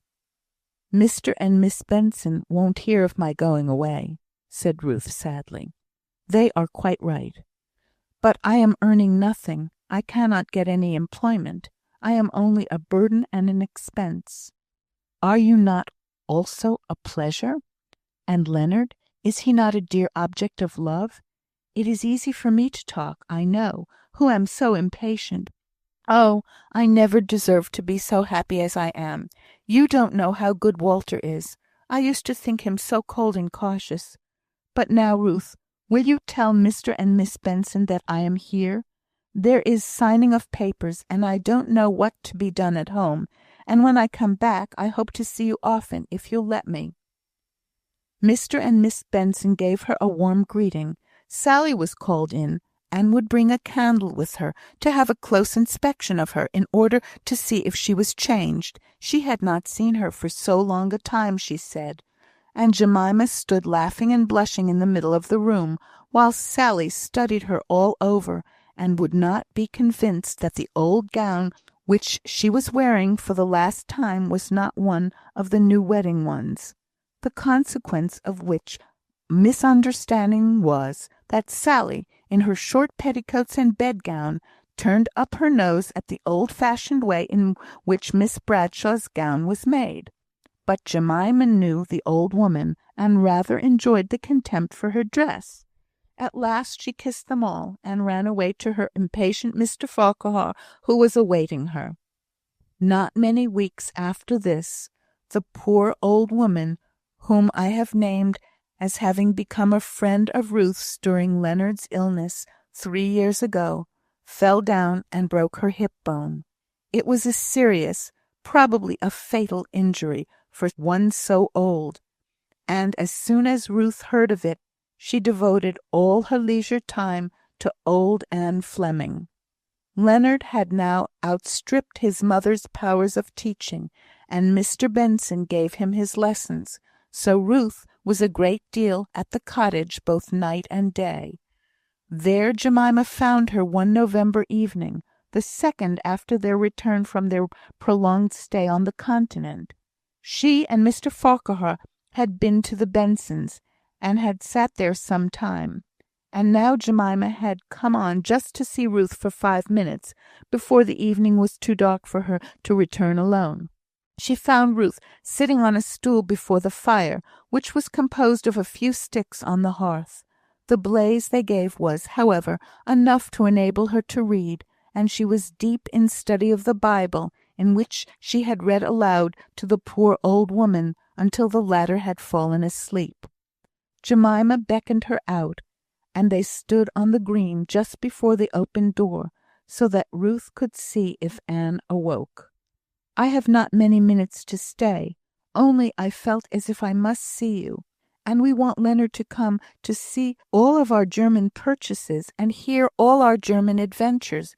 May he come to-morrow?" "Yes, thank you. Oh, Jemima, I have heard something. I have got a plan that makes me so happy.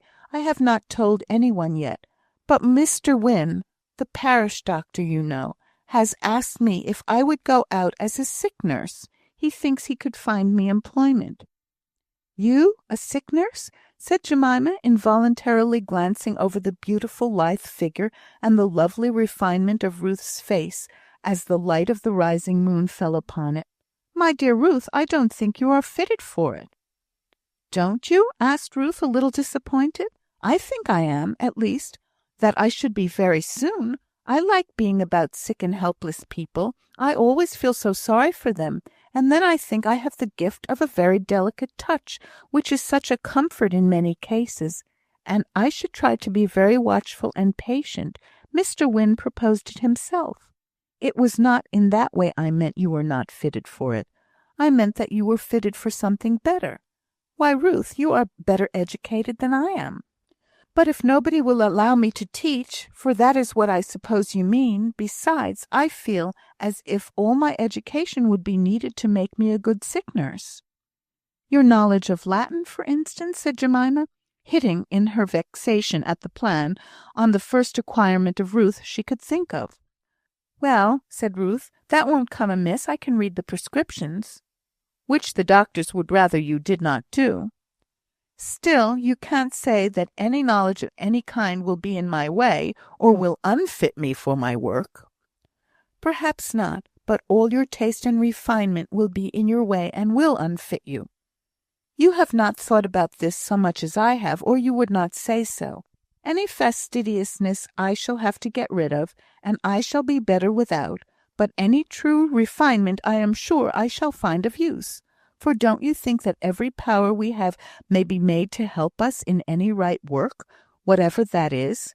Would you not rather be nursed by a person who spoke gently and moved quietly about, than by a loud bustling woman?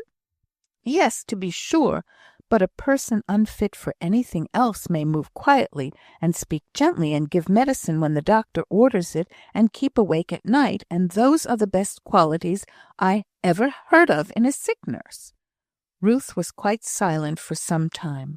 At last she said, "At any rate, it is work, and as such I am thankful for it.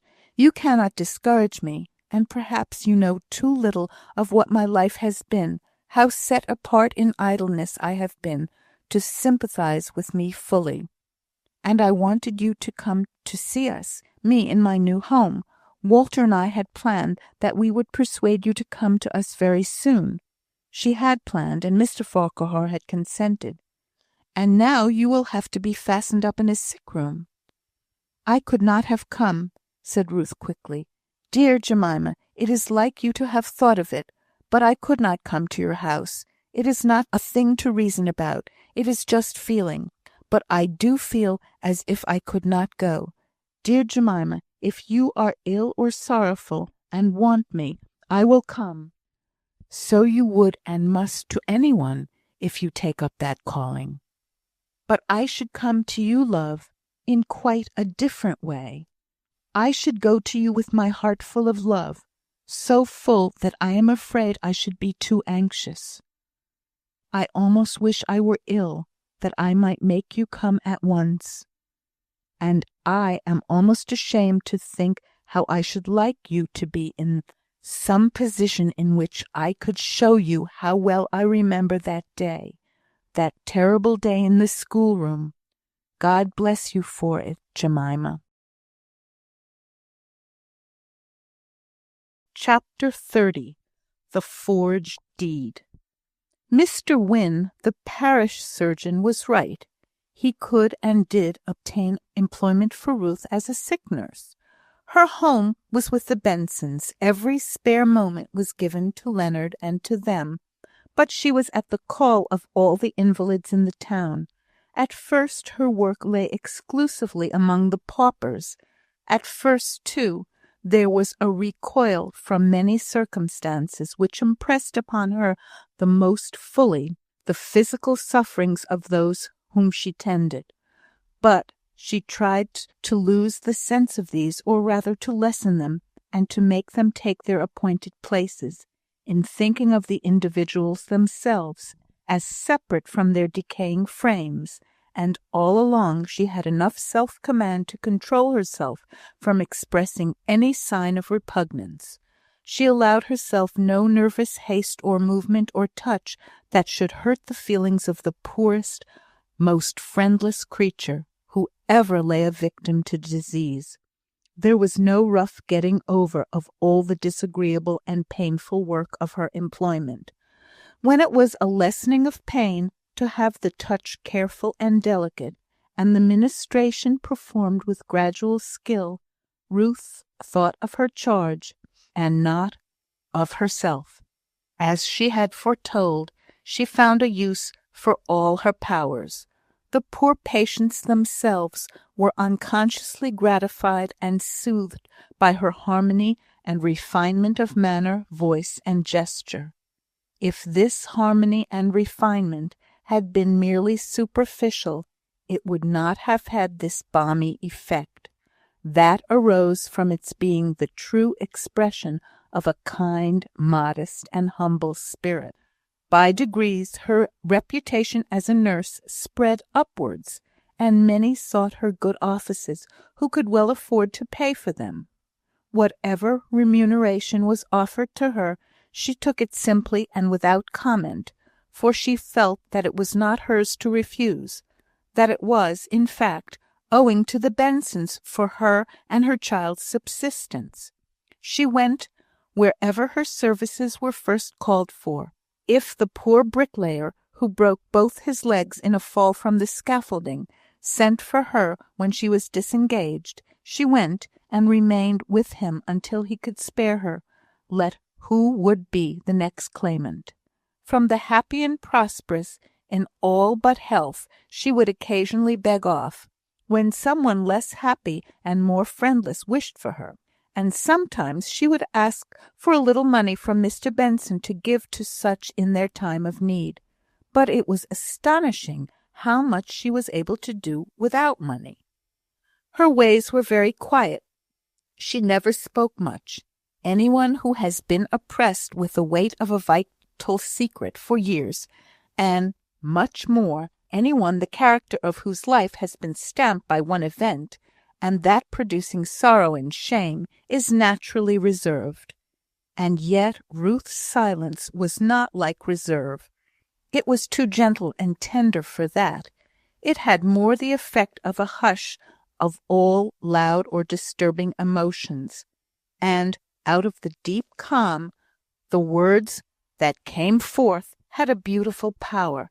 She did not talk much about religion, but those who noticed her knew that it was the unseen banner which she was following. The low-breathed sentences which she spoke into the ear of the sufferer and the dying carried them upwards to God. She gradually became known and respected among the roughest boys of the rough populace of the town. They would make way for her when she passed along the streets with more deference than they used to most, for all knew something of the tender care with which she had attended this or that sick person, and besides, she was so often in connection with death that something of the superstitious awe with which the dead were regarded by those rough boys in the midst of their strong life surrounded her. She herself did not feel changed. She felt just as faulty, as far from being what she wanted to be as ever. She best knew how many of her good actions were incomplete and marred with evil. She did not feel much change from the earliest Ruth she could remember. Everything seemed to change but herself. Mr. and Miss Benson grew old, and Sally grew deaf, and Leonard was shooting up, and Jemima was a mother. She and the distant hills that she saw from her chamber window seemed the only things which were the same as when she first came to Eccleston. As she sat looking out, and taking her fill of solitude, which sometimes was her most thorough rest, as she sat at the attic window looking abroad, she saw their next-door neighbour carried out to sun himself in his garden. When she first came to Eccleston, this neighbour and his daughter were often seen taking long and regular walks.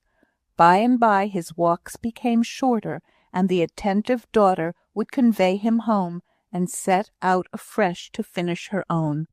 Of late years he had only gone out in the garden behind his house, but at first he had walked pretty briskly there by his daughter's help. Now he was carried and placed in a large cushioned easy chair, his head remaining where it was placed against the pillow, and hardly moving when his kind daughter, who was now middle-aged, brought him the first roses of the summer. This told Ruth of the lapse of life and time. Mr. and Mrs. Farquhar were constant in their attentions, but there was no sign of Mr. Bradshaw ever forgiving the imposition which had been practised upon him, and Mr. Benson ceased to hope for any renewal of their intercourse. Still, he thought that he must know of all the kind attentions which Jemima paid to them, and of the fond regard which both she and her husband bestowed on Leonard. This latter feeling even went so far that Mr. Farquhar called one day, and with much diffidence begged Mr. Benson to urge Ruth to let him to be sent to school, at his, Mr. Farquhar's, expense. Mr. Benson was taken by surprise, and hesitated. "I do not know. It would be a great advantage in some respects, and yet I doubt whether it would in others. His mother's influence over him is thoroughly good, and I should fear that any thoughtless allusions to his peculiar position might touch the raw spot in his mind. But he is so unusually clever, it seems a shame not to give him all the advantages he can have. Besides, does he see much of his mother now? Hardly a day passes without her coming home to be an hour or so with him, even at her busiest times. She says it is her best refreshment. And often, you know, she is disengaged for a week or two, except the occasional services which she is always rendering to those who need her. Your offer is very tempting, but there is so decidedly another view of the question to be considered, that I believe we must refer it to her. With all my heart. Don't hurry her to a decision. Let her weigh it well. I think she will find the advantages preponderate." "I wonder if I might trouble you with a little business, Mr. Farquhar, as you are here." "Certainly. I am only too glad to be of any use to you."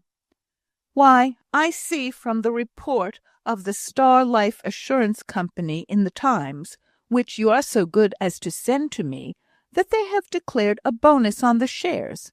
Now, it seems strange that I have received no notification of it, and I thought that perhaps it might be lying at your office, as Mr. Bradshaw was the purchaser of the shares, and I have always received the dividends through your firm." Mr. Farquhar took the newspaper, and ran his eye over the report. "I have no doubt that's the way of it," said he. "Some of our clerks have been careless about it, or it may be Richard himself. He is not always the most punctual and exact of mortals, but I'll see about it. Perhaps, after all, it mayn't come for a day or two. They have always such numbers of these circulars to send out." "Oh, I'm in no hurry about it. I only want to receive it some time before I incur any expenses, which the promise of this bonus may tempt me to indulge in." Mr. Farquhar took his leave. That evening there was a long conference, for, as it happened, Ruth was at home. She was strenuously against the school plan. She could see no advantages that would counterbalance the evil which she dreaded from any school for Leonard, namely, that the good opinion and regard of the world would assume too high an importance in his eyes. The very idea seemed to produce in her so much shrinking affright that by mutual consent the subject was dropped, to be taken up again or not according to circumstances. Mr. Farquhar wrote the next morning on Mr. Benson's behalf to the insurance company to inquire about the bonus. Although he wrote in the usual formal way, he did not think it necessary to tell Mr. Bradshaw what he had done, for Mr. Benson's name was rarely mentioned between the partners. Each had been made fully aware of the views which the other entertained on the subject that had caused the estrangement, and Mr. Farquhar felt that no external argument could affect Mr. Bradshaw's resolved disapproval and avoidance of his former minister. As it happened, the answer from the insurance company, directed to the firm, was given to Mr. Bradshaw along with the other business letters. It was to the effect that Mr. Benson's shares had been sold and transferred above a 12-month ago, which sufficiently accounted for the circumstance that no notification of the bonus had been sent to him. Mr. Bradshaw tossed the letter on one side, not displeased to have a good reason for feeling a little contempt at the unbusinesslike forgetfulness of Mr. Benson, at whose insistence someone had evidently been writing to the insurance company. On Mr. Farquhar's entrance, he expressed this feeling to him. "Really," he said, "these dissenting ministers have no more notion of exactitude in their affairs than a child. The idea of forgetting that he had sold his shares and applying for the bonus, when it seems he had transferred them only a year ago." Mr. Farquhar was reading the letter while Mr. Bradshaw spoke. "I don't quite understand it," said he. "Mr. Benson was quite clear about it. He could not have received his half-yearly dividends unless he had been possessed of these shares, and I don't suppose dissenting ministers, with all their ignorance of business, are unlike other men in knowing whether or not they receive the money that they believe to be owing to them." "I should not wonder if they were, if Benson was, at any rate. Why, I never knew his watch to be right in all my life. It was always too fast or too slow. It must have been a daily discomfort to him. It ought to have been. Depend upon it, his money matters are just in the same irregular state. No accounts kept, I'll be bound." "I don't see that follows," said Mr. Farquhar, half amused. "That watch of his is a very curious one. Belonged to his father and grandfather, I don't know how far back. And the sentimental feelings which he is guided by prompt him to keep it, to the inconvenience of himself and everyone else." Mr. Farquhar gave up the subject of the watch as hopeless. "But about this letter. I wrote, at Mr. Benson's desire, to the insurance office, and I am not satisfied with this answer. All the transaction has passed through our hands. I do not think it is likely Mr. Benson would write and sell the shares without, at any rate, informing us at the time, even though he forgot all about it afterwards. Probably he told Richard or Mr. Watson. We can ask Mr. Watson at once. I am afraid we must wait till Richard comes home, for I don't know where a letter would catch him." Mr. Bradshaw pulled the bell that rang into the head clerk's room, saying as he did so, "You may depend upon it, Farquhar, the blunder lies with Benson himself. He is just the man to muddle away his money in indiscriminate charity, and then to wonder what has become of it." Mr. Farquhar was discreet enough to hold his tongue. "Mr. Watson," said Mr. Bradshaw, as the old clerk made his appearance, "here is some mistake about those insurance shares we purchased for Benson 10 or a dozen years ago." He spoke to Mr. Farquhar about some bonus they are paying to the shareholders, it seems, and in reply to Mr. Farquhar's letter, the insurance company say the shares were sold 12 months since. Have you any knowledge of the transaction? Has the transfer passed through your hands? By the way," turning to Mr. Farquhar, "who kept the certificates? Did Benson or we?" "I really don't know," said Mr. Farquhar. "Perhaps Mr. Watson can tell us." Mr. Watson meanwhile was studying the letter. When he had ended it, he took off his spectacles, wiped them, and replacing them, he read it again. "It seems very strange, sir," he said at length, with his trembling, aged voice, "for I paid Mr. Benson the account of the dividends myself last June, and got a receipt in form, and that is since the date of the alleged transfer." "Pretty nearly 12 months after it took place," said Mr. Farquhar. "How did you receive the dividends? An order on the bank, along with old Mrs. Cranmer's?" asked Mr. Bradshaw sharply. "I don't know how they came. Mr. Richard gave me the money and desired me to get the receipt." "It's unlucky Richard is from home," said Mr. Bradshaw. "He could have cleared up this mystery for us." Mr. Farquhar was silent. "Do you know where the certificates were kept, Mr. Watson?" said he. "I'll not be sure, but I think they were with Mrs. Cranmer's papers and deeds, in box A24. I wish old Cranmer would have made any other man his executor. She, too, is always coming with some unreasonable request or other."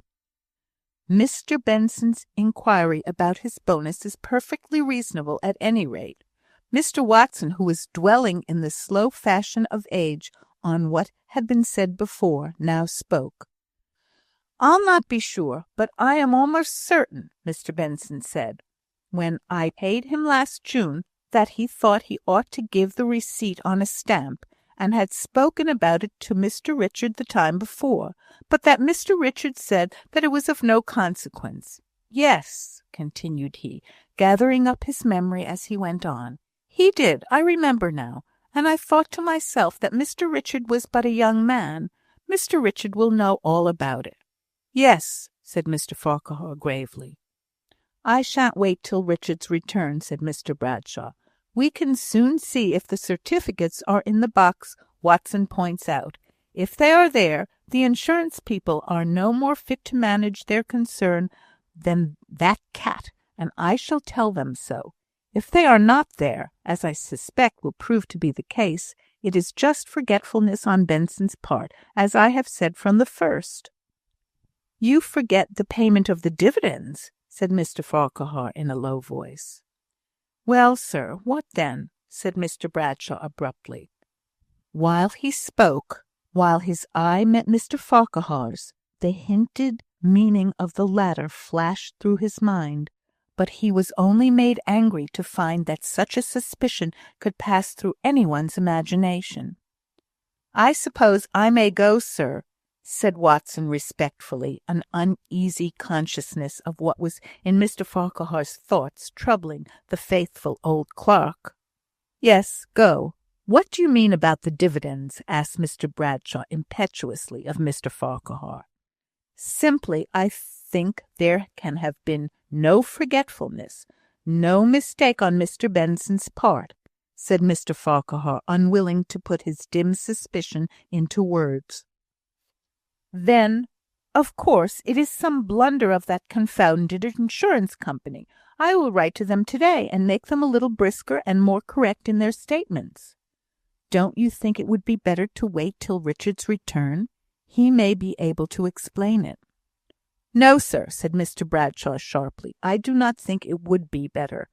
It has not been my way of doing business to spare anyone or any company the consequences of their own carelessness, nor to obtain information second-hand, when I could have it direct from the source.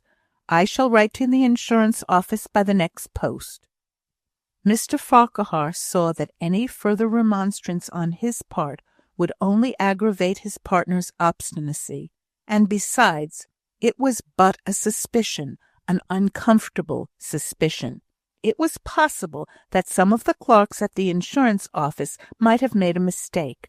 Watson was not sure, after all, that the certificates had been deposited in box A24, and when he and Mr. Farquhar could not find them there, the old man drew more and yet more back from his first assertion of belief that they had been placed there.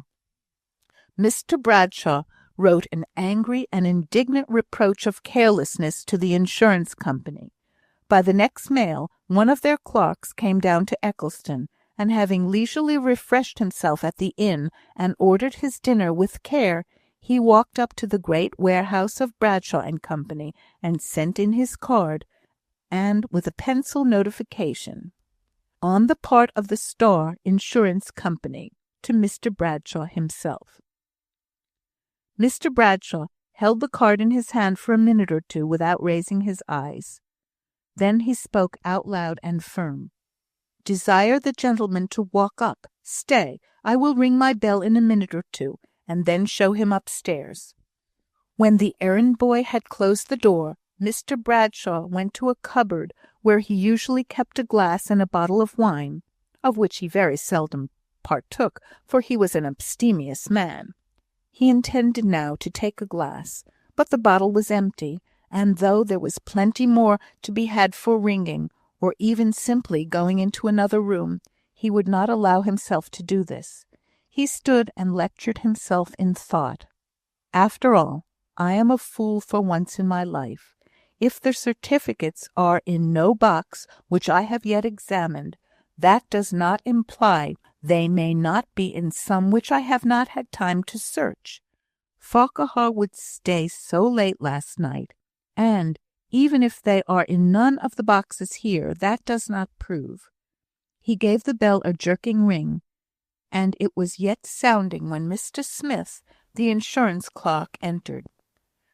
The manager of the insurance company had been considerably nettled at the tone of Mr. Bradshaw's letter, and had instructed the clerk to assume some dignity at first in vindicating, as it was well in his power to do, the character of the proceedings of the company.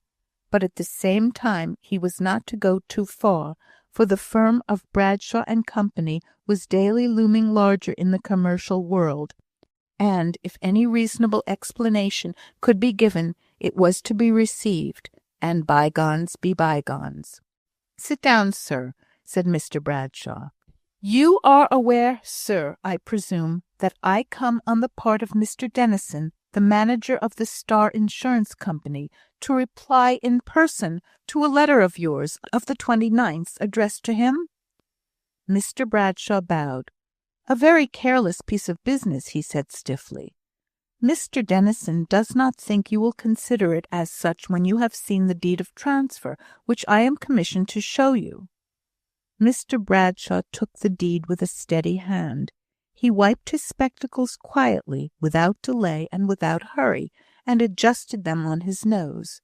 It is possible that he was rather long in looking over the document.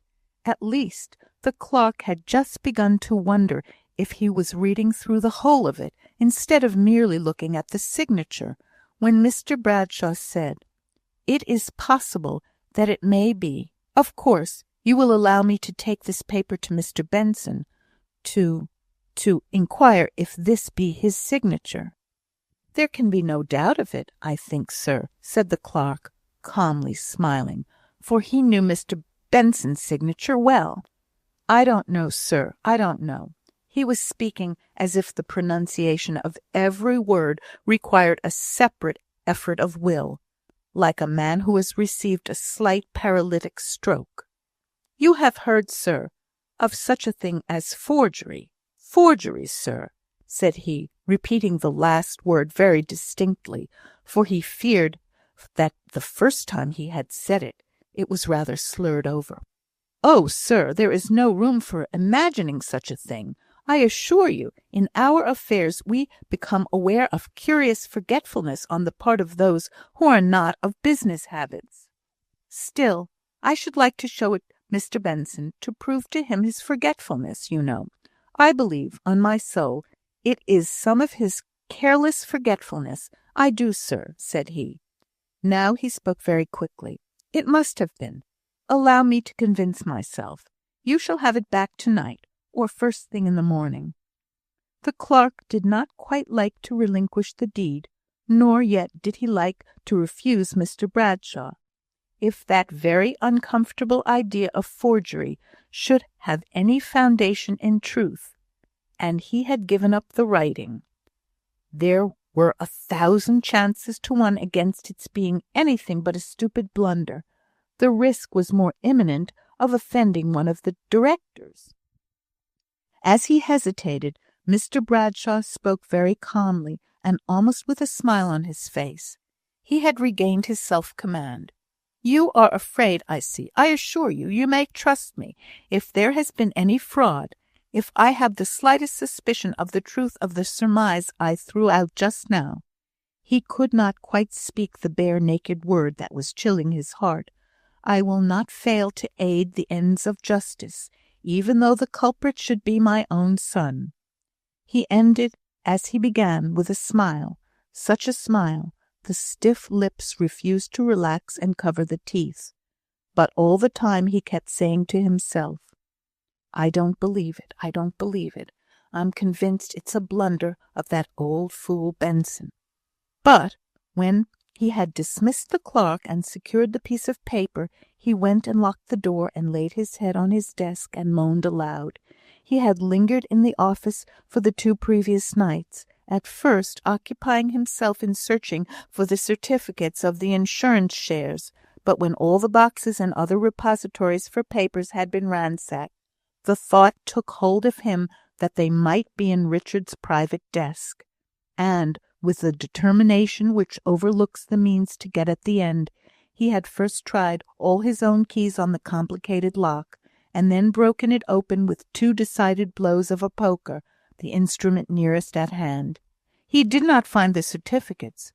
Richard had always considered himself careful in destroying any dangerous or telltale papers, but the stern father found enough in what remained to convince him that his pattern son, more even than his pattern son, his beloved pride, was far other than what he seemed.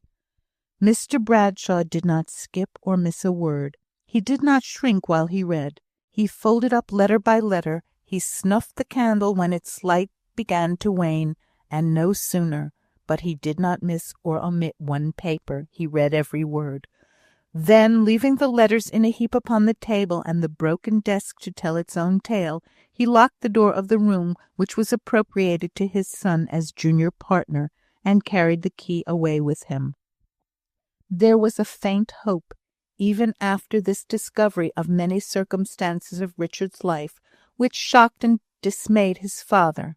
There was still a faint hope that he might not be guilty of forgery, that it might not be no forgery after all, only a blunder, an omission, a stupendous piece of forgetfulness. That hope was the one straw that Mr. Bradshaw clung to. Late that night, Mr. Benson sat in his study. Everyone else in the house had gone to bed, but he was expecting a summons to someone who was dangerously ill. He was not startled, therefore, at the knock which came to the front door about 12, but he was rather surprised at the character of the knock, so slow and loud, with a pause between each rap. His study door was but a step from that which led into the street. He opened it, and there stood Mr. Bradshaw, his large, portly figure not to be mistaken even in the dusky night. He said, "That is right. It was you I wanted to see." And he walked straight into the study. Mr. Benson followed and shut the door. Mr. Bradshaw was standing by the table, fumbling in his pocket. He pulled out the deed, and opening it after a pause in which you might have counted 5, he held it out to Mr. Benson. "Read it," said he. He spoke not another word until time had been allowed for its perusal. Then he added, "That is your signature?" The words were an assertion, but the tone was that of question. "No, it is not," said Mr. Benson decidedly. "It is very like my writing. I could almost say it was mine, but I know it is not. Recollect yourself a little. The date is August the 3rd of last year, 14 months ago. You may have forgotten it." The tone of the voice had a kind of eager entreaty in it, which Mr. Benson did not notice. He was so startled at the fetch of his own writing. "It is most singularly like mine, but I could not have signed away these shares, all the property I have, without the slightest remembrance of it. Stranger things have happened. For the love of heaven, think if you did not sign it. It's a deed to transfer for those insurance shares, you see. You don't remember it? You did not write this name, these words?" He looked at Mr. Benson with craving wistfulness for one particular answer. Mr. Benson glanced anxiously at Mr. Bradshaw, whose manner, gait, and voice were so different from usual that he might well excite attention. But as soon as the latter was aware of this momentary inspection, he changed his tone all at once. "Don't imagine, sir, I wish to force any invention upon you as a remembrance. If you did not write this name, I know who did. Once more I ask you, does no glimmering recollection of having needed money, we'll say? I never wanted you to refuse my subscription to the chapel, God knows, of having sold these accursed shares? Oh, I see by your face you did not write it. You need not speak to me, I know." He sank down into a chair near him. His whole figure drooped. In a moment he was up and standing straight as an arrow, confronting Mr. Benson, who could find no clue to this stern man's agitation. "You say you did not write these words?" pointing to the signature with an untrembling finger. "I believe you. Richard Bradshaw did write them." "My dear sir, my dear old friend," exclaimed Mr. Benson, "you are rushing to a conclusion for which, I am convinced, there is no foundation. There is no reason to suppose that because—" "There is reason, sir. Do not distress yourself. I am perfectly calm." His stony eyes and immovable face did indeed look rigid. "What we have now to do is punish the offence. I have not one standard for myself and those I love, and Mr. Benson, I did love him, and another for the rest of the world. If a stranger had forged my name, I should have known it was my duty to prosecute him. You must prosecute Richard." "I will not," said Mr. Benson. "You think, perhaps, that I shall feel it acutely. You are mistaken. He is no longer as my son to me. I have always resolved to disown any child of mine who is guilty of sin. I disown Richard. He is as a stranger to me. I shall feel no more at his exposure, his punishment." He could not go on, for his voice was choking.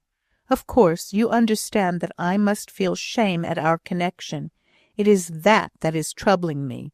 That is but consistent with a man who has always prided himself on the integrity of his name. But as for that boy who has been brought up all his life as I have brought up my children, it must be some innate wickedness, sir. I can cut him off, though he has been as my right hand, beloved. Let me be of no hindrance to the course of justice, I beg.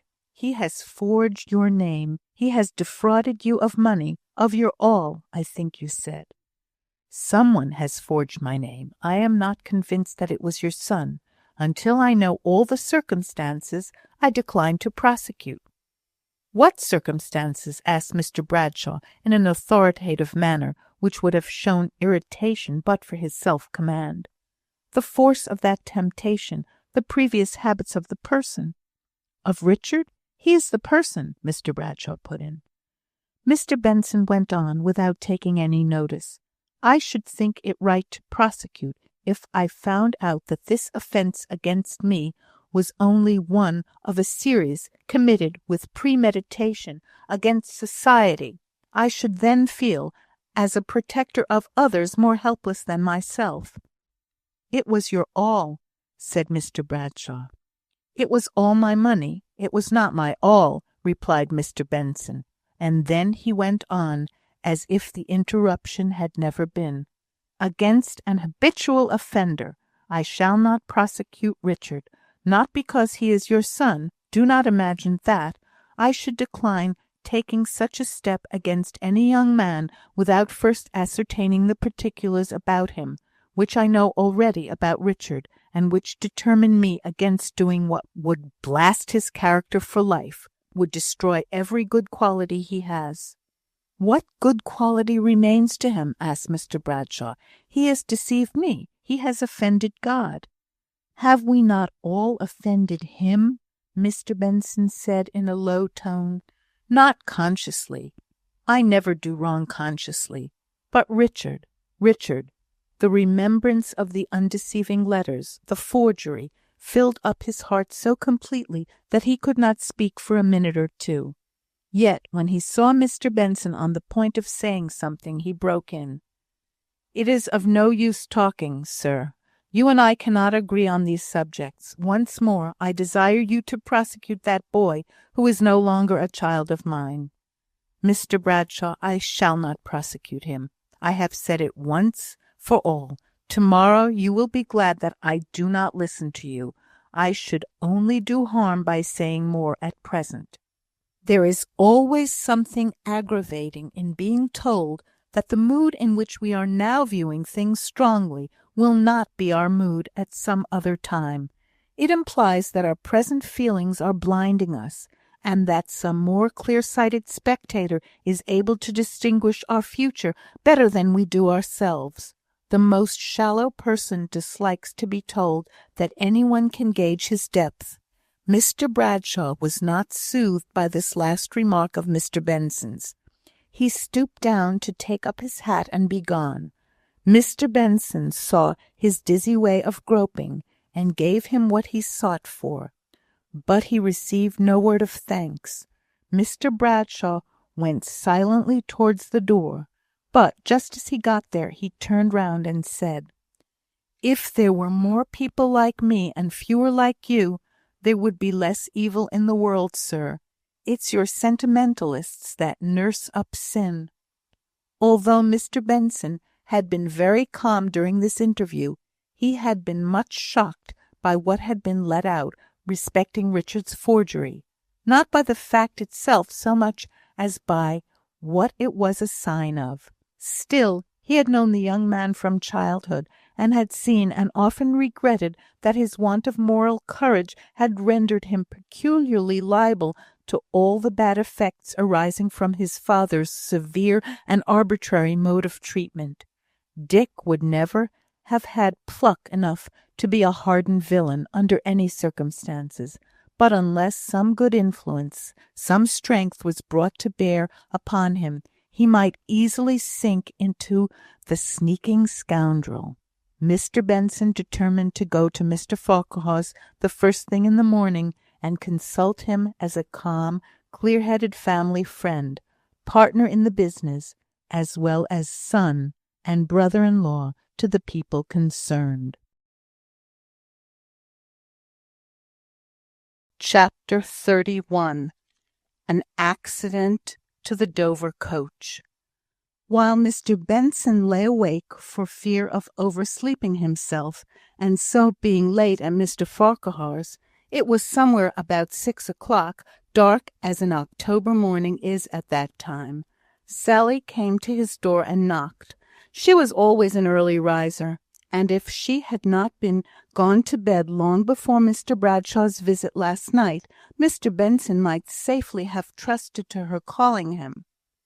"Here's a woman down below as must see you directly. She'll be upstairs after me if you're not down quick." "Is it anyone from Clark's?" No, not it, master," said she through the keyhole. "I reckon it's Mrs. Bradshaw, for all she's muffled up." He needed no other word. When he went down, Mrs. Bradshaw sat in his easy-chair, swaying her body to and fro, and crying without restraint. Mr. Benson came up to her before she was aware that he was there. "Oh, sir," said she, getting up and taking hold of both his hands, You won't be so cruel, will you? I have got some money somewhere. Some money my father settled on me, sir. I don't know how much, but I think it's more than £2,000, and you shall have it all. I can't give it you now. I'll make a will, sir. Only be merciful to poor Dick. Don't go and prosecute him, sir. My dear Mrs. Bradshaw, don't you agitate yourself in this way. I never meant to prosecute him. But Mr. Bradshaw says that you must. I shall not. Indeed, I have told Mr. Bradshaw so.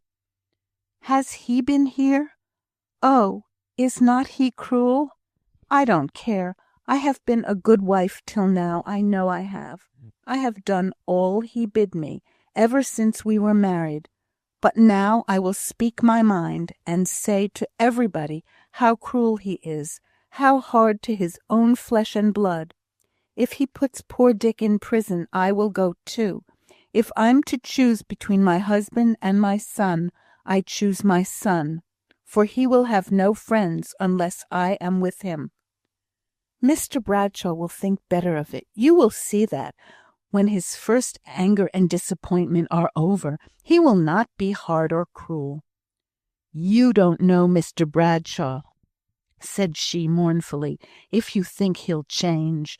I might beg and beg. I have done many a time when we had little children. I wanted to save them a whipping, but no begging ever did any good.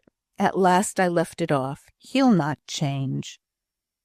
Perhaps not for human entreaty, Mrs. Bradshaw.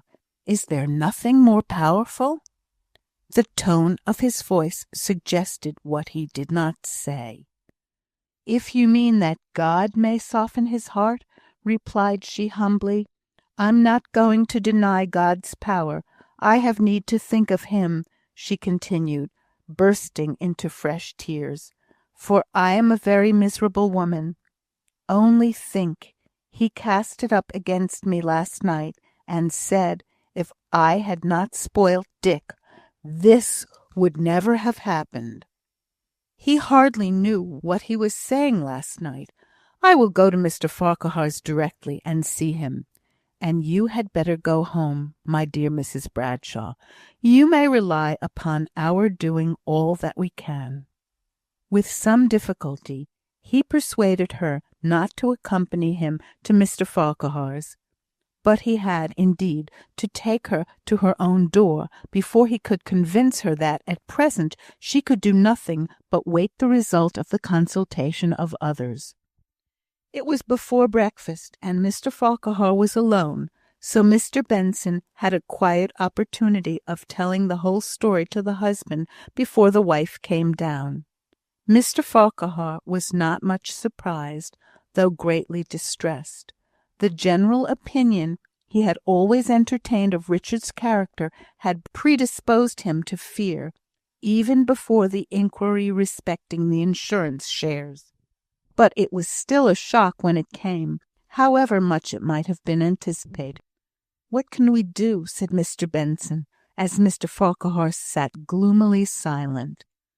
That is just what I was asking myself. I think I must see Mr. Bradshaw, and try and bring him a little out of this unmerciful frame of mind. That must be the first thing. Will you object to accompany me at once? It seems of particular consequence that we should subdue its obduracy before the affair gets wind. I will go with you willingly, but I believe I rather serve to irritate Mr. Bradshaw. He is reminded of things he has said to me formerly, and which he thinks he is bound to act up to. However, I can walk with you to the door, if you'll allow me, in the street. I want to know how he is to-day, both bodily and mentally, for indeed, Mr. Farquhar, I should not have been surprised last night if he had dropped down dead, so terrible was his strain upon himself. Mr. Benson was left at the door as he had desired, while Mr. Farquhar went in. "Oh, Mr. Farquhar, what is the matter?" exclaimed the girls, running to him. "Mamma sits crying in the old nursery. We believe she has been there all night. She will not tell us what it is, nor let us be with her, and papa is locked up in his room, and won't even answer us when we speak, though we know he is up and awake, for we heard him tramping about all night." "Let me go up to him," said Mr. Farquhar. "He won't let you in. It will be of no use." But in spite of what they said, he went up, and to their surprise, after hearing who it was, their father opened the door and admitted their brother-in-law. He remained with Mr. Bradshaw about half an hour, and then came into the dining-room, where the two girls stood huddled over the fire, regardless of the untasted breakfast behind them, and, writing a few lines, he desired them to take his note up to their mother, saying that it would comfort her a little, and that he should send Jemima in 2 or 3 hours with the baby, perhaps to remain some days with them. He had no time to tell them more. Jemima would. He left them, and rejoined Mr. Benson. "Come home and breakfast with me. I am off to London in an hour or 2, and must speak with you first." On reaching his house, he ran upstairs to ask Jemima to breakfast alone in her dressing-room, and returned in 5 minutes or less. "Now I can tell you about it," said he. "I see my way clearly to a certain point. We must prevent Dick and his father meeting just now, or all hope of Dick's reformation is gone for ever. His father is as hard as the nether millstone. He has forbidden me his house." "Forbidden you?" "Yes, because I would not give up Dick as utterly lost and bad, and because I said I should return to London with the clerk and fairly tell Denison (he's a Scotchman, and a man of sense and feeling) the real state of the case. By the way, we must not say a word to the clerk, otherwise he will expect an answer, and make out all sorts of inferences for himself from the unsatisfactory reply he must have. Denison will be upon honour, will see every side of the case, will know you refuse to prosecute. The company of which he is manager are no losers. Well, when I said what I thought wise of all this, when I spoke as if my course were a settled and declared thing, the grim old man asked me if he was to be an automaton in his own house. He assured me he had no feeling for Dick. All the time he was shaking like an aspen. In short, repeating much of the same things he must have said to you last night. However, I defied him, and the consequence is I'm forbidden the house, and what is more, he says he will not come to the office while I remain a partner. What shall you do?" "Send Jemima and the baby. There's nothing like a young child for bringing people round to a healthy state of feeling. And you don't know what Jemima is, Mr. Benson. No, though you've known her from her birth. If she can't comfort her mother, and if the baby can't steal into her grandfather's heart, why, I don't know what you may do to me. I shall tell Jemima all, and trust to her wit and wisdom to work at this end, while I do my best at the other. Richard is abroad, is not he?" "He will be in England to-morrow. I must catch him somewhere, but that I can easily do. The difficult point will be what to do with him, what to say to him when I find him. He must give up his partnership, that's clear. I did not tell his father so, but I am resolved upon it. There shall be no tampering with the honour of the firm to which I belong." "But what will become of him?" asked Mr. Benson anxiously. "I do not yet know, but for Jemima's sake, for his dour old father's sake, I will not leave him adrift. I will find him some occupation as clear from temptation as I can. I will do all in my power, and he will do much better, if he has any good in him, as a freer agent, not cowed by his father into a want of individuality and self-respect. I believe I must dismiss you, Mr. Benson," said he, looking at his watch. "I have to explain all to my wife, and to go to that clerk. You shall hear from me in a day or 2. Mr. Benson half envied the younger man's elasticity of mind and power of acting promptly. He himself felt as if he wanted to sit down in his quiet study and think over the revelations and events of the last 24 hours. It made him dizzy even to follow Mr. Farquhar's plans, as he had briefly detailed them, and some solitude and consideration would be required before Mr. Benson could decide upon their justice and wisdom. He had been much shocked by the discovery of the overt act of guilt which Richard had perpetrated, low as his opinion of that young man had been for some time, and the consequence was that he felt depressed and unable to rally for the next few days. He had not even the comfort of his sister's sympathy, as he felt bound in honour not to tell her anything, and she was luckily so much absorbed in some household contest with Sally that she did not notice her brother's quiet languor. Mr. Benson felt that he had no right at this time to intrude into the house which he had been once tacitly forbidden. If he went now to Mr. Bradshaw's without being asked or sent for, he thought it would seem like presuming on his knowledge of the hidden disgrace of one of the family. Yet he longed to go. He knew that Mr. Farquhar must be writing almost daily to Jemima, and he wanted to hear what he was doing. The 4th day after her husband's departure, she came, within half an hour after the post delivery, and asked to speak to Mr. Benson alone. She was in a state of great agitation, and had evidently been crying very much. "Oh, Mr. Benson," said she, "will you come with me and tell papa this sad news about Dick? Walter has written me a letter at last to say he has found him. He could not at first, but now it seems that, the day before yesterday, he heard of an accident which had happened to the Dover coach. It was overturned, 2 passengers killed, and several badly hurt. Walter says we ought to be thankful, as he is, that Dick was not killed. He says it was such a relief to him on going to the place, the little inn nearest to where the coach was overturned, to find that Dick was only severely injured, not one of those who was killed. But it is a terrible shock to us all. We had no more dreadful fear to lessen the shock. Mamma is quite unfit for anything, and we none of us dare to tell papa."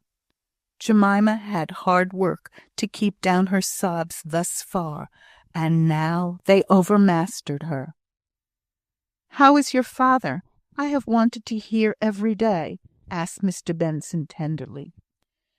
"It was careless of me not to come and tell you, but indeed I have had so much to do, and mamma would not go near him. He has said something which she seems as if she could not forgive. Because he came to meals, she would not. She has almost lived in the nursery, taking out all Dick's old playthings, and what clothes of his were left, and turning them over and crying over them. Then Mr. Bradshaw has joined you again. I was afraid, from what Mr. Farquhar said, he was going to isolate himself from you all." "I wish he had," said Jemima, crying afresh. "It would have been more natural than the way he has gone on. The only difference from his usual habit is, that he has never gone near the office, or else he has come to meals just as usual, and talked just as usual, and even done what I never knew him do before, tried to make jokes, all in order to show us how little he cares." "Does he not go out at all?"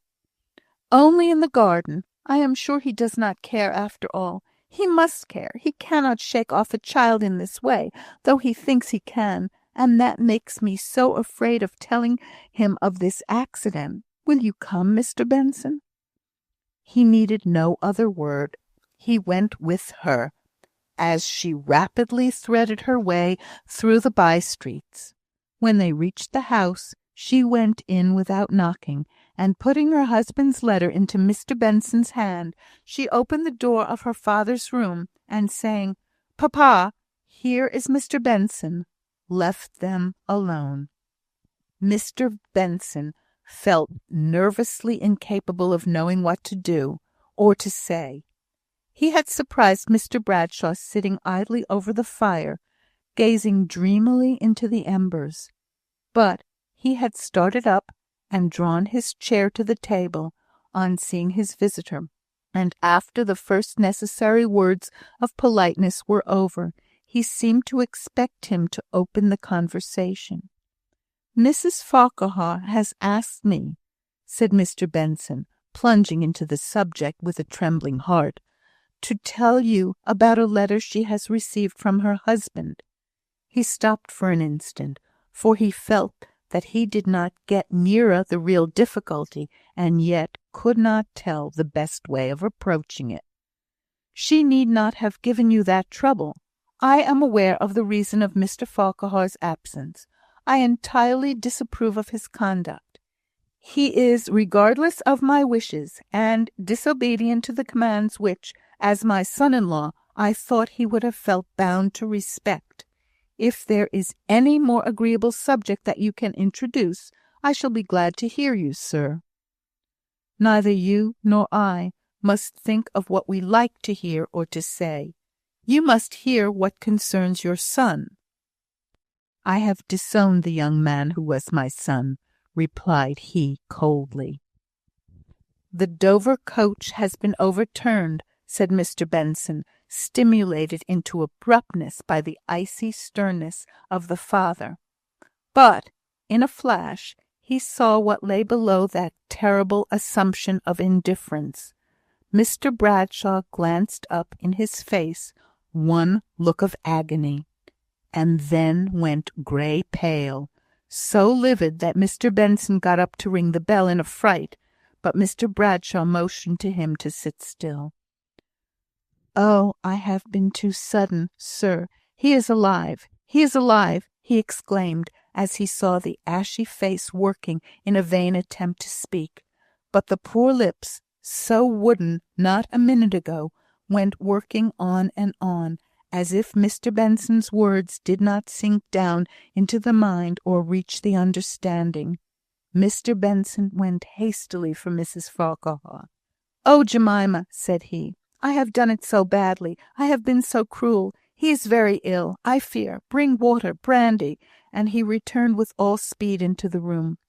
Mr. Bradshaw, the great, strong, iron man, lay back in his chair, in a swoon, a fit. "Fetch my mother, Mary. Send for the doctor, Elizabeth," said Jemima, rushing to her father. She and Mr. Benson did all in their power to restore him. Mrs. Bradshaw forgot all her vows of estrangement from the dead-like husband who might never speak to her or hear her again, and bitterly accused herself for every angry word she had spoken against him during these last few miserable days. Before the doctor came, Mr. Bradshaw had opened his eyes and partially rallied, although he either did not or could not speak. He looked struck down into old age. His eyes were senseless in their expression, but had the dim glaze of many years of life upon them. His lower jaw fell from his upper one, giving a look of melancholy depression to the face, although the lips hid the unclosed teeth. But he answered correctly, in monosyllables, it is true, all the questions which the doctor chose to ask, and the medical man was not much impressed with the serious character of the seizure as the family, who knew all the hidden mystery behind, and had seen their father lie for the first time with the precursor aspect of death upon his face.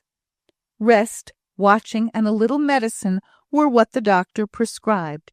It was so slight a prescription for what had appeared to Mr. Benson so serious an attack, that he wished to follow the medical man out of the room to make further inquiries, and learn the real opinion which he thought must lurk behind. But, as he was following the doctor, they all, were aware of the effort Mr. Bradshaw was making to rise, in order to arrest Mr. Benson's departure.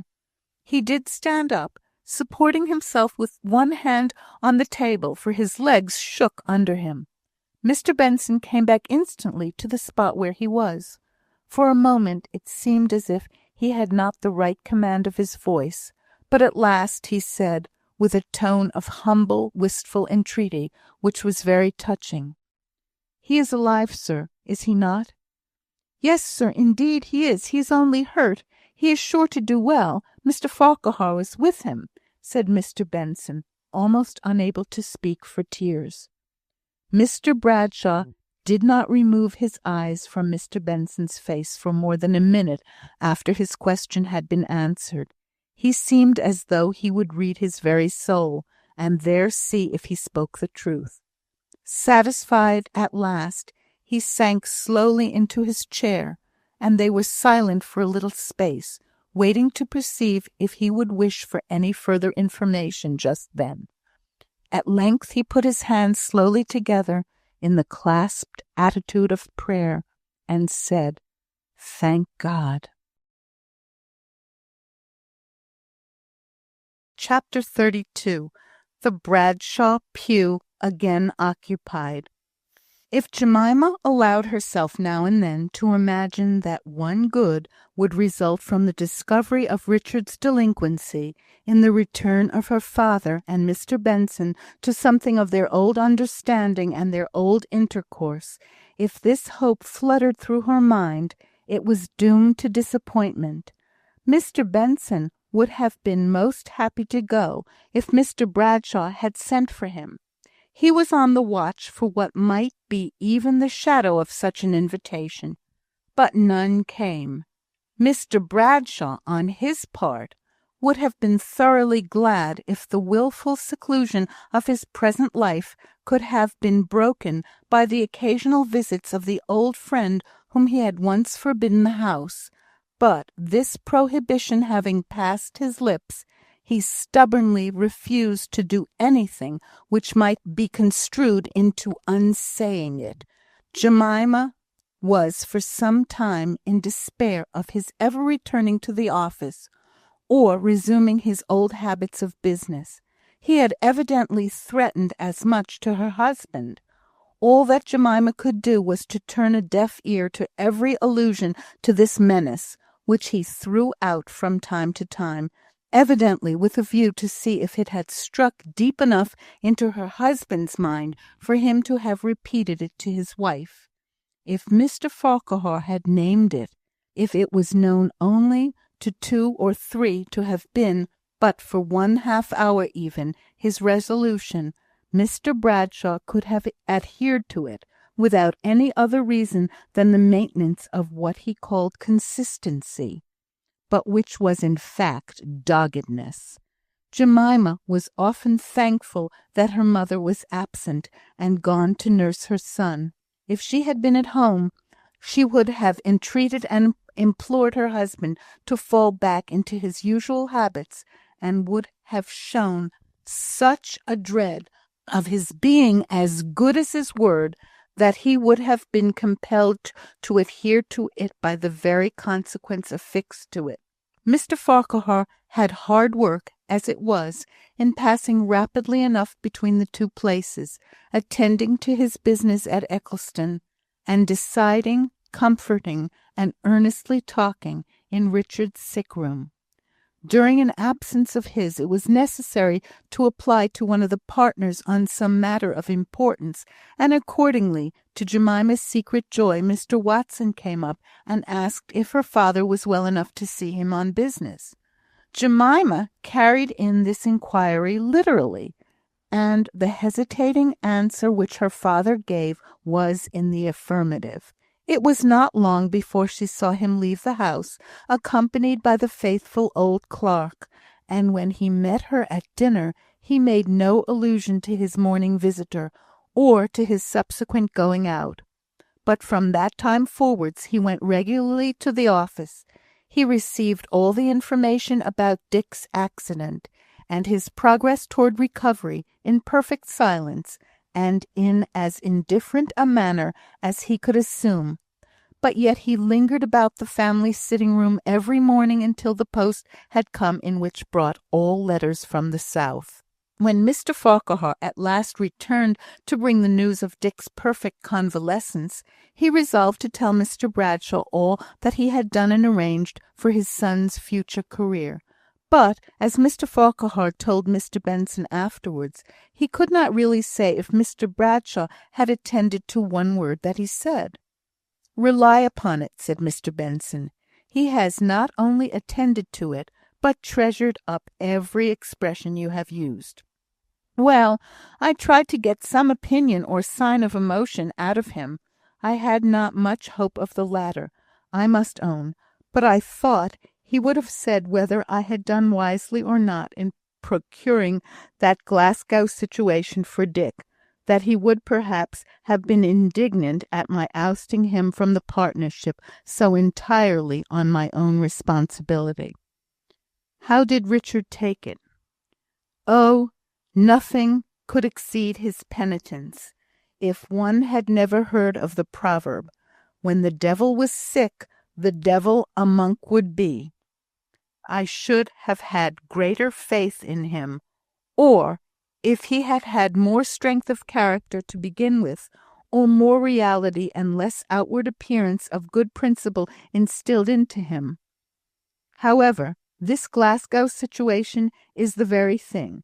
Clear, defined duties, no great trust reposed in him, a kind and watchful head, and introductions to a better class of associates than I fancy he has ever been thrown amongst before. For, you know, Mr. Bradshaw dreaded all intimacies for his son, and wanted him to eschew all society beyond his own family, would never allow him to ask a friend home. Really, when I think of the unnatural life Mr. Bradshaw expected him to lead, I get into charity with him, and have hopes. By the way, have you succeeded in persuading his mother to send Leonard to school? He may run the same risk from isolation as Dick, not able to choose his companions wisely when he grows up, but be too much overcome by the excitement of society to be very discreet as to who are his associates. Have you spoken to her about my plan?" "Yes, but to no purpose. I cannot say that she would even admit an argument on the subject. She seemed to have an invincible repugnance to the idea of exposing him to the remarks of other boys on his peculiar position. They need never know of it. Besides, sooner or later, he must step out of his narrow circle, and encounter remark and scorn." "True," said Mr. Benson mournfully. "And you may depend upon it, if it really is the best for Leonard, she will come round to it by and by. It is almost extraordinary to see the way in which her earnest and most unselfish devotion to this boy's real welfare leads her to right and wise conclusions. I wish I could tame her so as to let her meet me as a friend. Since the baby was born, she comes to see Jemima. My wife tells me that she sits and holds it soft in her arms, and talks to it as if her whole soul went out to the little infant. But if she hears a strange footstep on the stair, what Jemima calls the wild animal look comes back into her eyes, and she steals away like some frightened creature. With all that she has done to redeem her character, she should not be so timid of observation. You may well say, with all that she has done. We, of her own household, hear little or nothing of what she does. If she wants help, she simply tells us how and why, but if not, perhaps because it is some relief to her to forget for a time the scenes of suffering in which she has been acting the part of comforter, and perhaps because there always was a shy, sweet reticence about her, we never should know what she is and what she does, except from the poor people themselves, who would bless her in words if the very thought of her did not choke them with tears. Yet, I do assure you, she passes out of all this gloom and makes sunlight in our house. We are never so cheerful as when she is at home.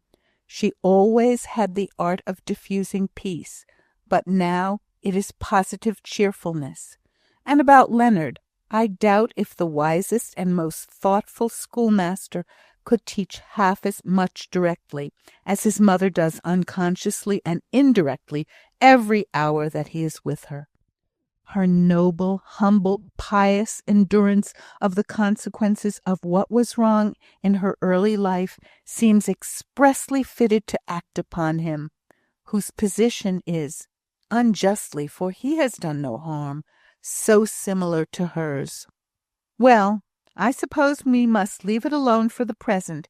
You will think me a hard practical man when I own to you that all I expect from Leonard's remaining a home bird is that, with such a mother, it will do him no harm.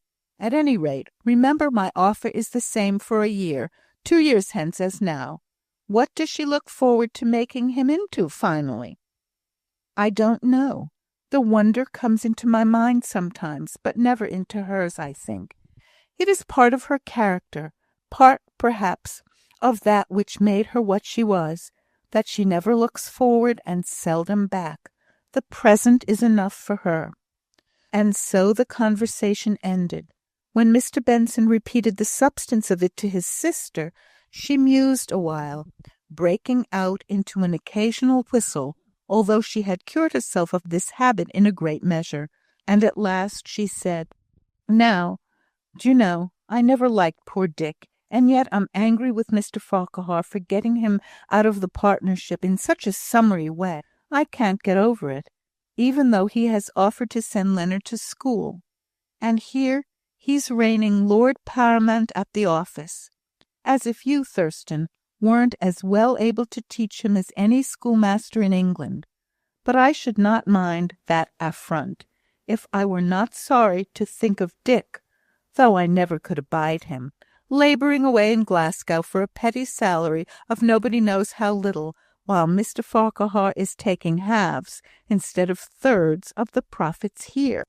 But her brother could not tell her, and even Jemima did not know till long afterwards, that the portion of income which would have been Dick's as a junior partner, if he had remained in the business, was carefully laid aside for him by Mr. Farquhar, to be delivered up with all its accumulative interest when the prodigal should have proved his penitence by his conduct. When Ruth had no call upon her time, it was indeed a holiday at Chapel House.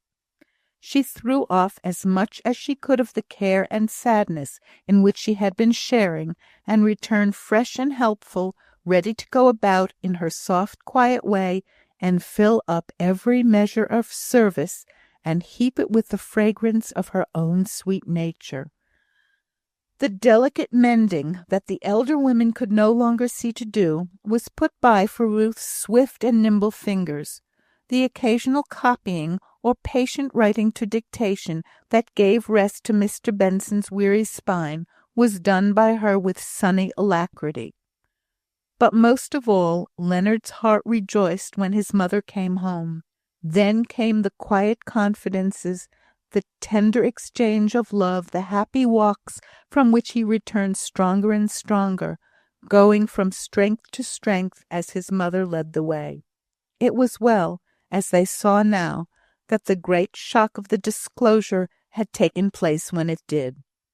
She, for her part, wondered at her own cowardliness in having even striven to keep back the truth from her child, the truth that was so certain to be made clear sooner or later, and which it was only owing to God's mercy that she was alive to encounter with him, and, by so encountering, shield and give him good courage. Moreover, in her secret heart, she was thankful that all occurred while he was yet too young to have much curiosity as to his father. If an unsatisfied feeling of this kind occasionally stole into his mind, at any rate she never heard any expression of it, for the past was a sealed book between them. And so, in the bright strength of good endeavour, the days went on, and grew again to months and years. Perhaps one little circumstance which occurred during this time had scarcely external importance enough to be called an event. but in Mr. Benson's mind it took rank as such. One day, about a year after Richard Bradshaw had ceased to be a partner in his father's house, Mr. Benson encountered Mr. Farquhar in the street, and heard from him of the creditable and respectable manner in which Richard was conducting himself in Glasgow, where Mr. Farquhar had lately been on business. "I am determined to tell his father of this," said he. "I think his family are far too obedient to his tacit prohibition of all mention of Richard's name." "Tacit prohibition?" inquired Mr. Benson. "Oh, I dare say I use the words in a wrong sense for the correctness of a scholar, but what I mean is, that he made a point of immediately leaving the room if Richard's name was mentioned, and did it in so marked a manner that by degrees they understood that it was their father's desire that he should never be alluded to, which was all very well as long as there was nothing pleasant to be said about him. But to-night I am going there, and shall take good care he does not escape me before I have told him all I have heard and observed about Richard.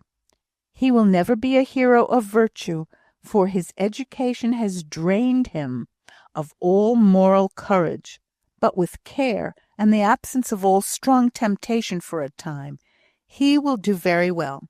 Nothing to gratify paternal pride, but certainly nothing to be ashamed of."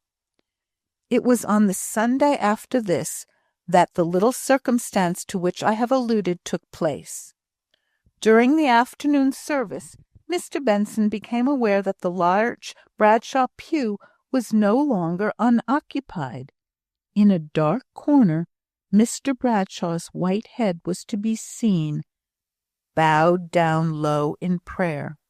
When last he had worshipped there, the hair on that head was iron grey, and even in prayer he had stood erect, with an air of conscious righteousness sufficient for all his wants, and even some to spare with which to judge others. Now that white and hoary head was never uplifted. Part of his unobtrusiveness might, it is true, be attributed to the uncomfortable feeling which was sure to attend any open withdrawal of the declaration he had once made, never to enter the chapel in which Mr. Benson was minister again.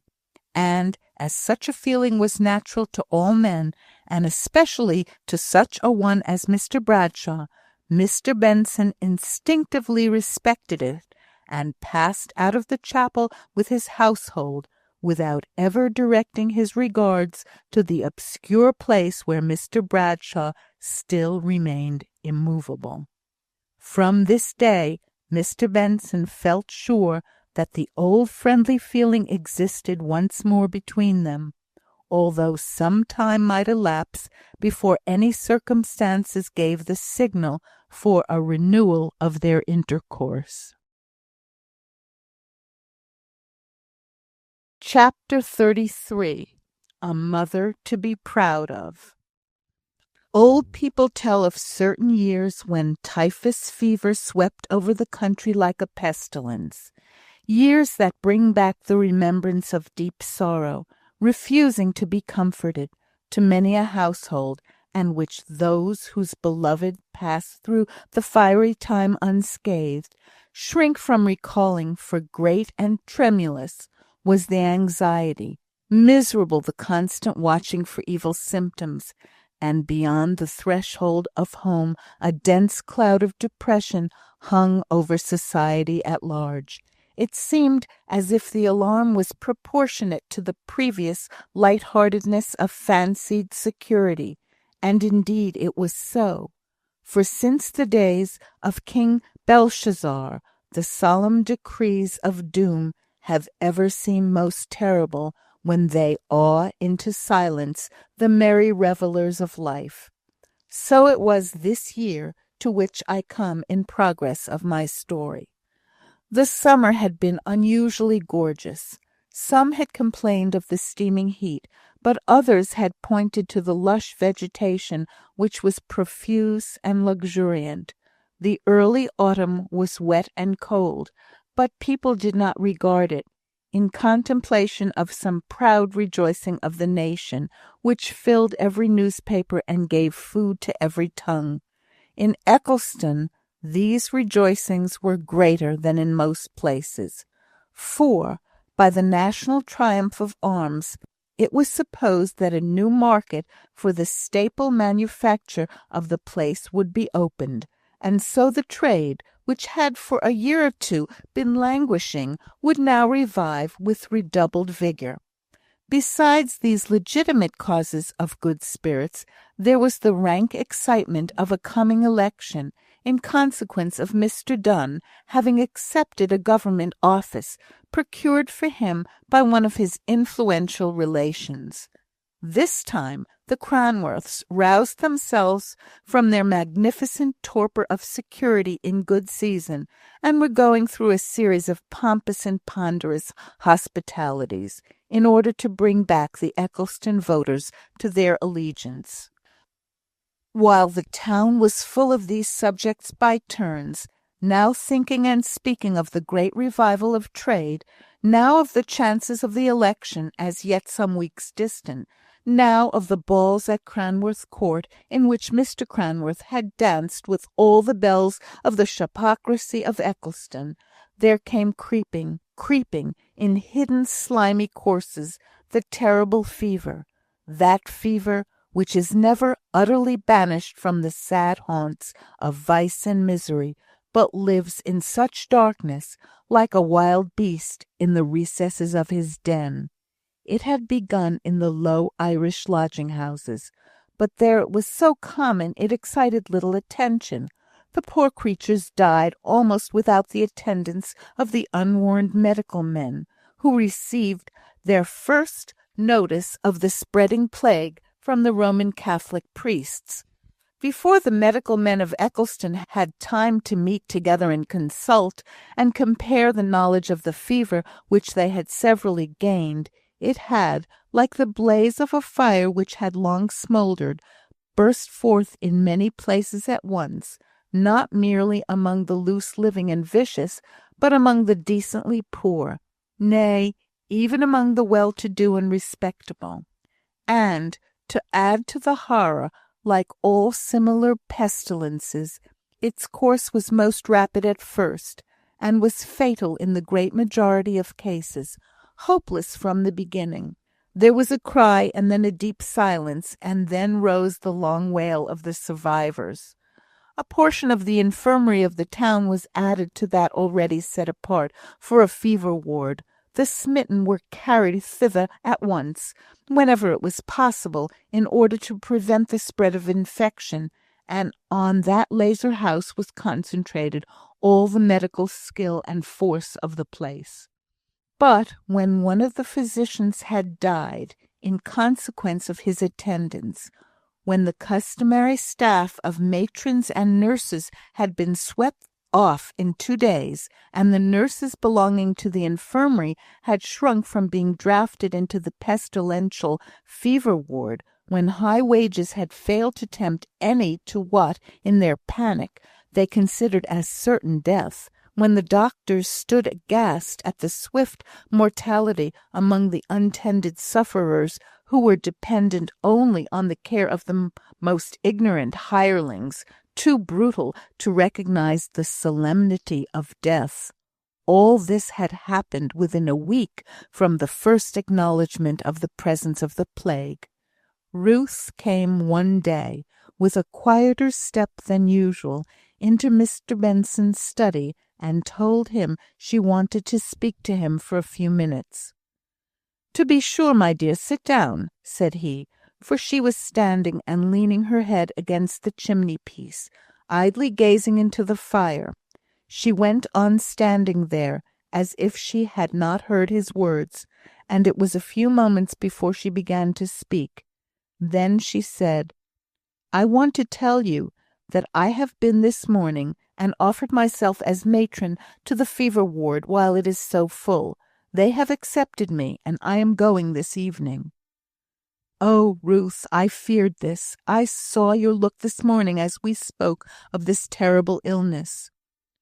Why do you say fear, Mr. Benson? You yourself have been with John Harrison and old Betty and many others, I dare say, of whom we have not heard. But this is so different in such poisoned air among such malignant cases. Have you thought and waited enough, Ruth?" She was quite still for a moment, but her eyes grew full of tears. At last she said, very softly, with a kind of still solemnity, "Yes, I have thought, and I have weighed, but through the very midst of all my fears and thoughts, I have felt that I must go." The remembrance of Leonard was present in both their minds, but for a few moments longer they neither of them spoke. Then Ruth said, "I believe I have no fear. That is a great preservative, they say. At any rate, if I have a little natural shrinking, it is quite gone when I remember that I am in God's hands. Oh, Mr. Benson," continued she, breaking out into the irrepressible tears, "Leonard, Leonard!" And now it was his turn to speak out the brave words of faith. "Poor, poor mother," said he, "but be of good heart. He too is in God's hands. Think what a flash of time only will separate you from him, if you should die in this work. But he, it will belong to him, Mr. Benson. He will be alone." "No, Ruth, he will not. God and all good men will watch over him. But if you cannot still this agony of fear as to what will become of him, you ought not to go. Such tremulous passion will predispose you to take the fever." "I will not be afraid," she replied, lifting up her face, over which a bright light shone, as of God's radiance. "I am not afraid for myself. I will not be so for my darling." After a little pause, they began to arrange the manner of her going, and to speak about the length of time that she might be absent on her temporary duties. In talking of her return, they assumed it to be certain, although the exact time when was to them unknown, and would be dependent entirely on the duration of the fever. But not the less, in their secret hearts, did they feel where alone the issue lay. Ruth was to communicate with Leonard and Miss Faith through Mr. Benson alone, who insisted on his determination to go every evening to the hospital to learn the proceedings of the day and the state of Ruth's health. "It is not alone on your account, my dear. There may be many sick people of whom, if I can give no other comfort, I can take intelligence to their friends." All was settled with grave composure, yet still Ruth lingered, as if nerving herself up for some effort. At length she said, with a faint smile upon her pale face, "I believe I am a great coward. I stand here talking because I dread to tell Leonard." "You must not think of it," exclaimed he. "Leave it to me. It is sure to unnerve you." "I must think of it. I shall have self-control enough in a minute to do it calmly, to speak hopefully. For only think," continued she, smiling through the tears that would gather in her eyes, "what a comfort the remembrance of the last few words may be to the poor fellow if—" The words were choked, but she smiled bravely on. "No," said she, "that must be done. But perhaps you will spare me one thing. Will you tell Aunt Faith?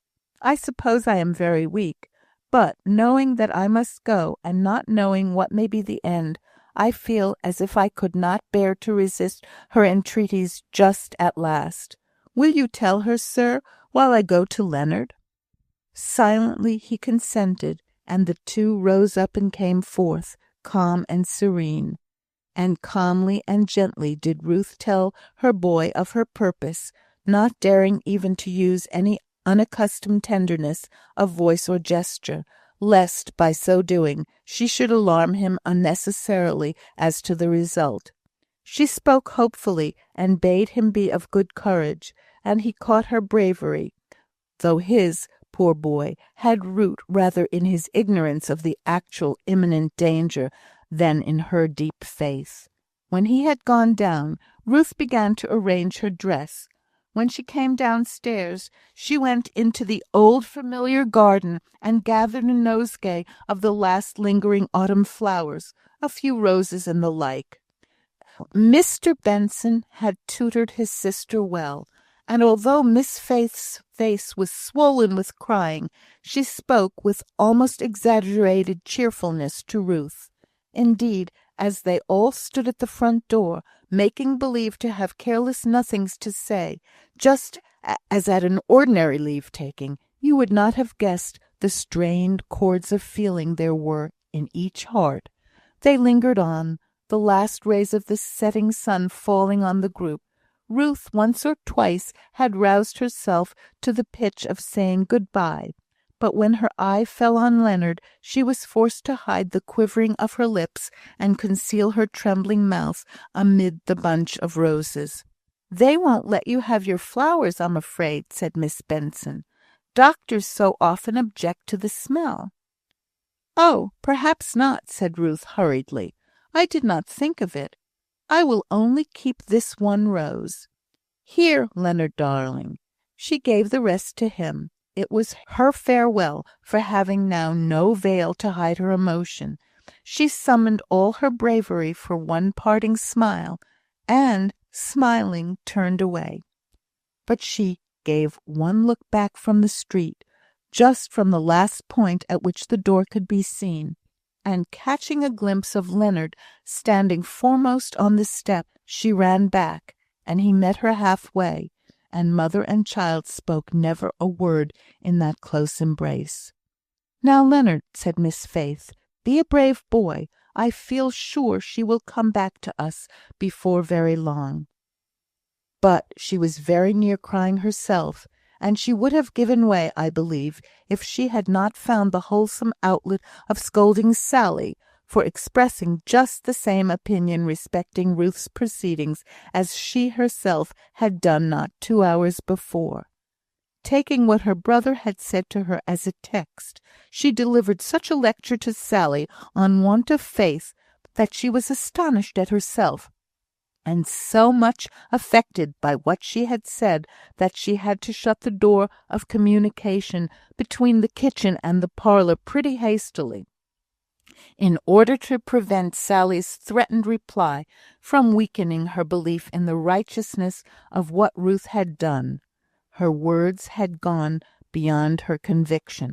Evening after evening, Mr. Benson went forth to gain news of Ruth, and night after night he returned with good tidings. The fever, it is true, raged, but no plague came nigh her. He said her face was ever calm and bright, except when clouded by sorrow, as she gave the accounts of the deaths which occurred in spite of every care. He said that he had never seen her face so fair and gentle as it was now, when she was living in the midst of disease and woe. One evening, Leonard, for they had grown bolder as to the infection, accompanied him to the street on which the hospital abutted. Mr. Benson left him there, and told him to return home, but the boy lingered, attracted by the crowd that had gathered, and were gazing up intently toward the lighted windows of the hospital. There was nothing beyond that to be seen, but the greater part of these poor people had friends or relations in that palace of death. Leonard stood and listened. At first their talk consisted of vague and exaggerated accounts, if such could be exaggerated, of the horrors of the fever. Then they spoke of Ruth, of his mother, and Leonard held his breath to hear.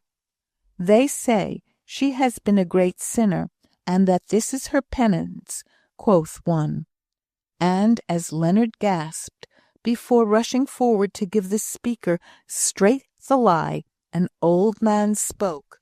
"Such a one as her has never been a great sinner, nor does she do her work as a penance, but for the love of God and of the blessed Jesus.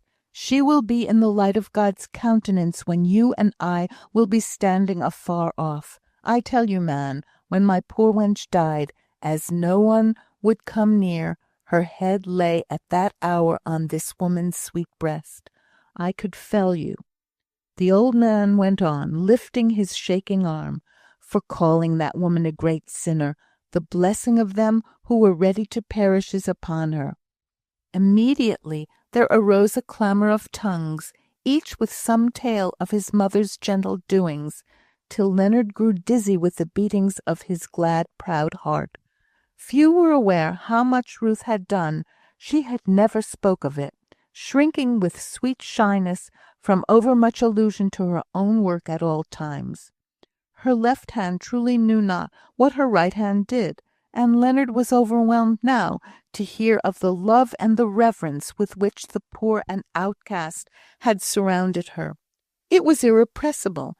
He stepped forward with a proud bearing, and, touching the old man's arm who had first spoken, Leonard tried to speak. But for an instant he could not. His heart was too full. Tears came before words, but at length he managed to say, "Sir, I am her son." "Thou her bairn? God bless you, lad," said an old woman, pushing through the crowd. "It was about last night she kept my child quiet with singing psalms the night through. Low and sweet, they tell me, till many poor things were hushed, though they were out of their minds, and had not heard psalms this many a year. God in heaven bless you, lad." Many other wild, woebegone creatures pressed forward with blessings on Ruth's son, while he could only repeat, "She is my mother." From that day forward Leonard walked erect in the streets of Eccleston, where many arose and called her blessed. After some weeks the virulence of the fever abated, and the general panic subsided. Indeed, a kind of foolhardiness succeeded. To be sure, in some instances the panic still held possession of individuals to an exaggerated extent, but the number of patients in the hospital was rapidly diminishing, and, for money, those were to be found who could supply Ruth's place. But to her it was owing that the overwrought fear of the town was subdued. It was she who had gone voluntarily, and with no thought of greed or gain, right into the very jaws of the fierce disease. She bade the inmates of the hospital farewell, and after carefully submitting herself to the purification recommended by Mr. Davis, the principal surgeon of the place, who had always attended Leonard, she returned to Mr. Benson's just at gloaming time. They each vied with the other in the tenderest cares.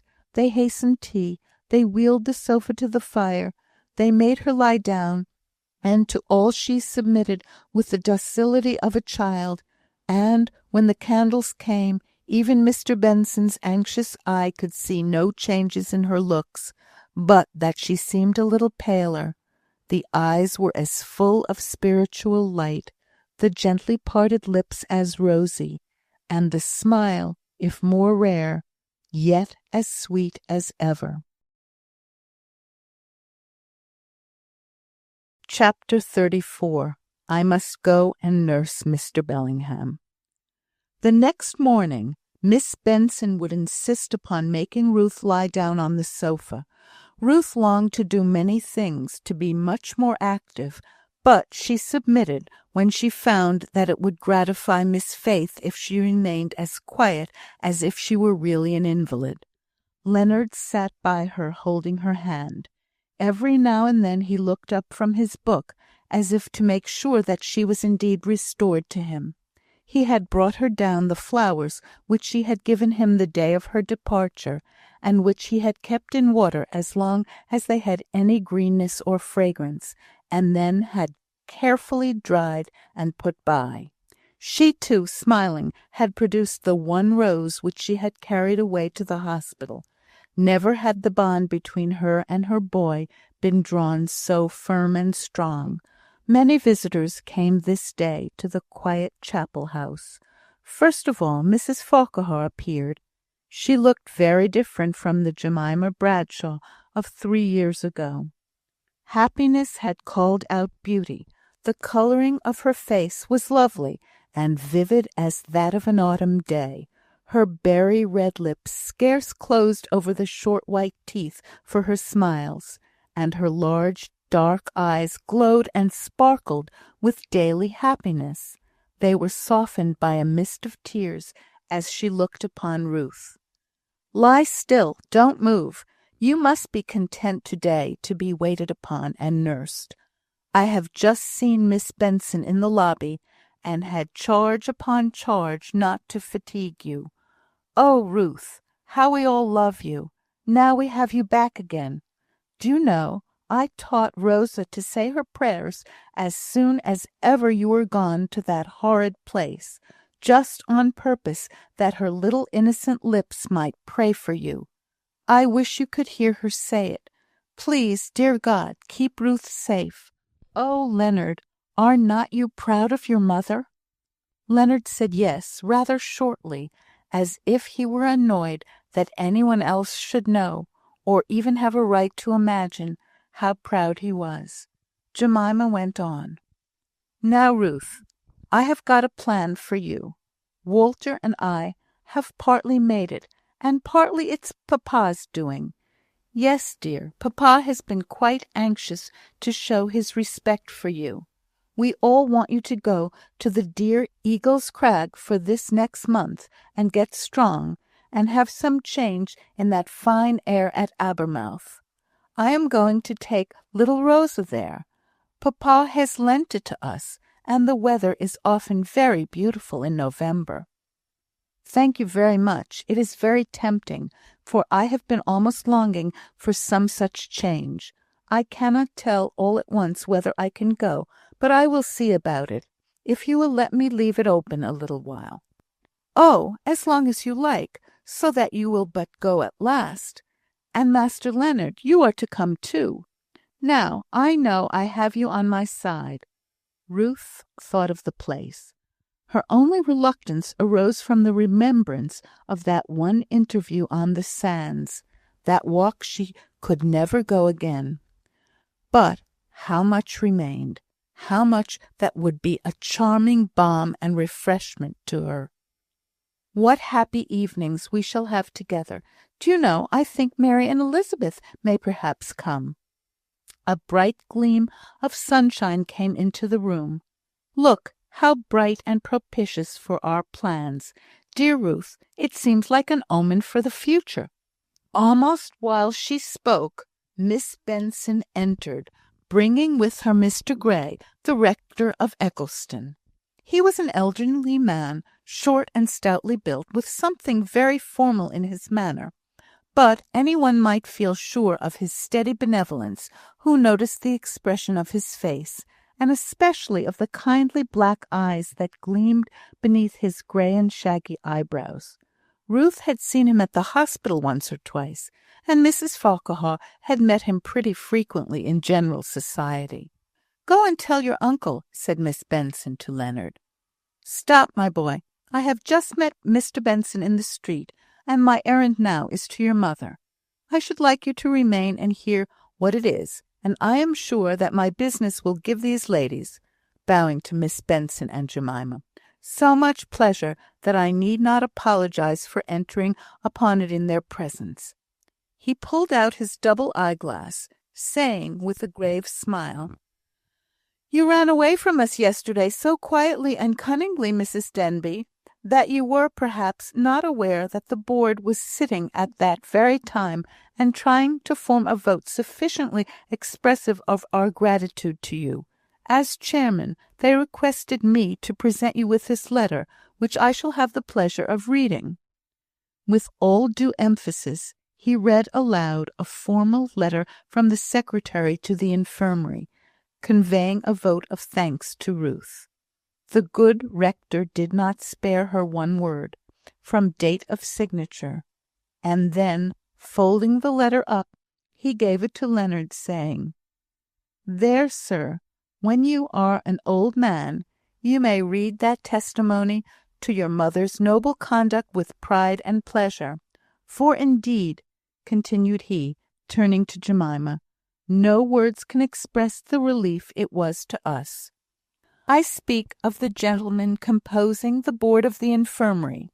When Mrs. Denbigh came forward, the panic was at its height, and the alarm of course aggravated the disorder. The poor creatures died rapidly. There was hardly time to remove the dead bodies before others were brought in to occupy the beds. So little help was to be procured on account of the universal terror, and the morning when Mrs. Denbigh offered us her services, we seemed at the very worst. I shall never forget the sensation of relief in my mind when she told us what she proposed to do, but we thought it right to warn her to the full extent. "Nay, madam," said he, catching a glimpse of Ruth's changing colour, "I will spare you any more praises. I will only say, if I can be a friend to you, or a friend to your child, you may command my poor powers to the utmost." He got up, and bowing formally, he took his leave. Jemima came and kissed Ruth. Leonard went upstairs to put the precious letter away. Miss Benson sat crying heartily in a corner of the room. Ruth went to her and threw her arms round her neck and said, "I could not tell him just then. I durst not speak for fear of breaking down. But if I have done right, it was all owing to you and Mr. Benson. Oh, I wish I had said how the thought first came into my head from seeing the things Mr. Benson had done so quietly ever since the fever first came amongst us.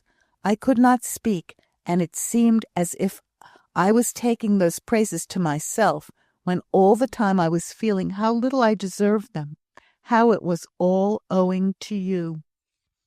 "Under God, Ruth," said Miss Benson, speaking through her tears. "Oh, think there is nothing humbles one so much as undue praise." While he was reading that letter, I could not help feeling how many things I have done wrong. "Could he know of what I have been?" asked she, dropping her voice very low. "Yes," said Jemima.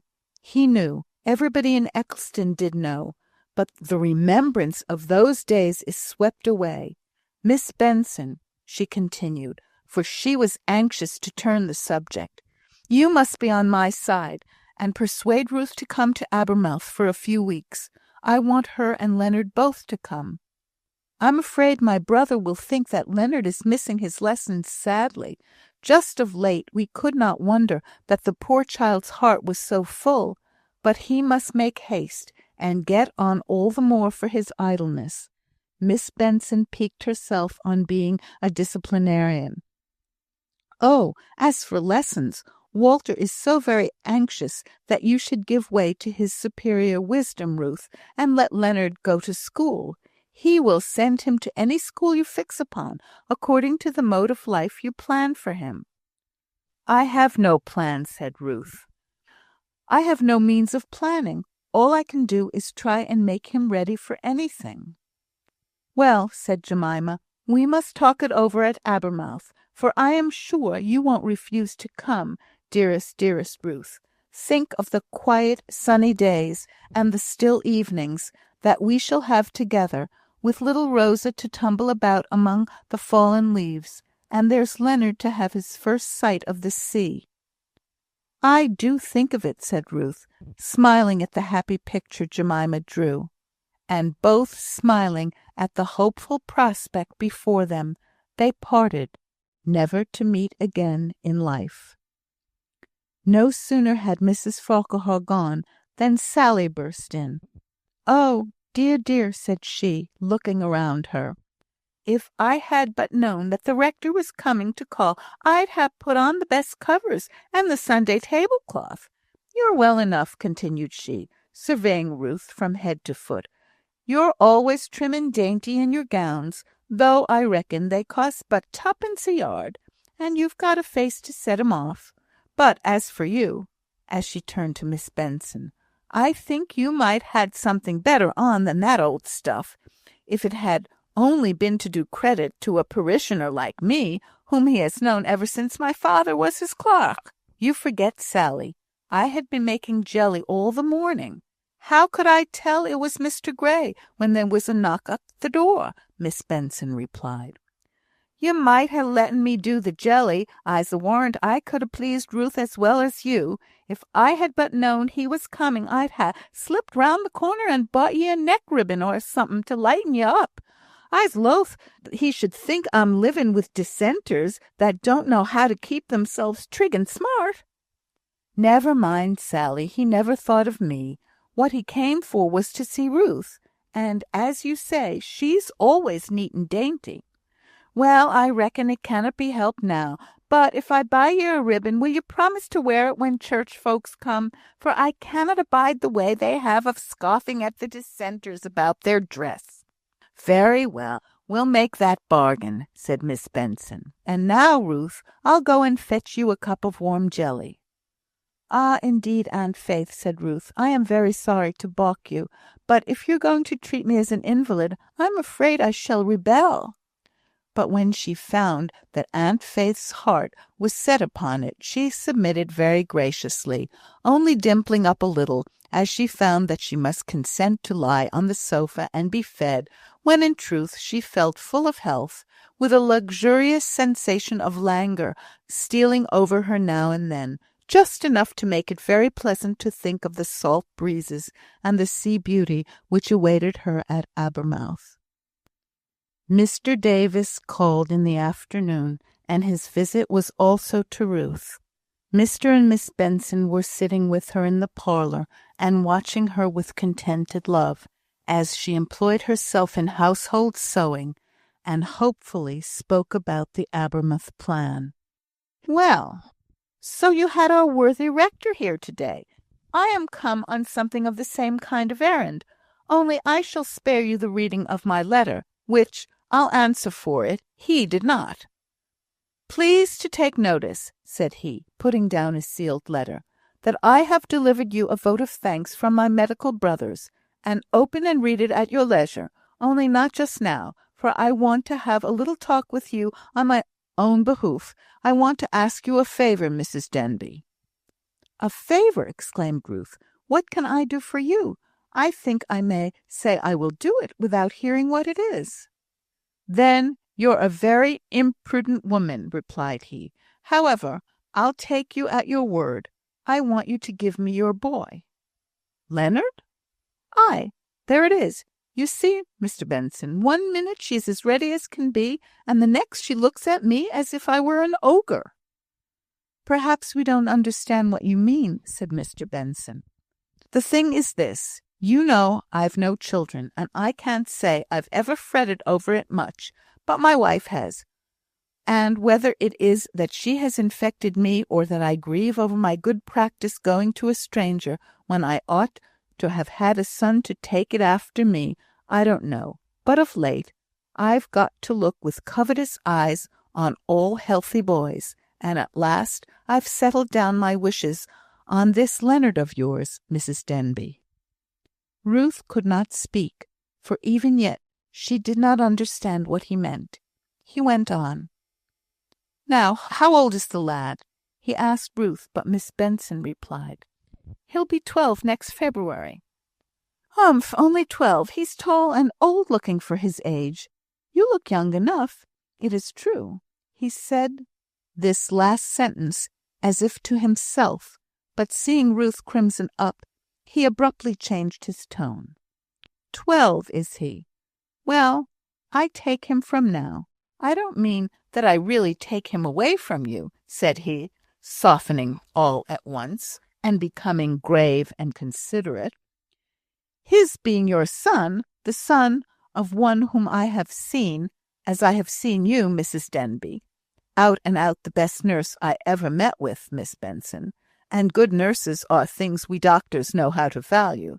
This being your son is his great recommendation to me, not but what the lad himself is a noble boy. I shall be glad to leave him with you as long and as much as we can. He could not be tied to your apron strings all his life, you know. Only I provide for his education, subject to your consent and good pleasure, and he is bound apprentice to me. I, his guardian, bind him to myself, the first surgeon in Eccleston. Be the other who he may, and in process of time he becomes partner, and some day or other succeeds me. Now, Mrs. Denbigh, what have you got to say against this plan? My wife is just as full of it as me. Come, begin with your objections. You're not a woman if you have not a whole bagful of them ready to turn out against any reasonable proposal." "I don't know," faltered Ruth. "It is so sudden." "It is very, very kind of you, Mr. Davis," said Miss Benson, a little scandalized at Ruth's non-expression of gratitude.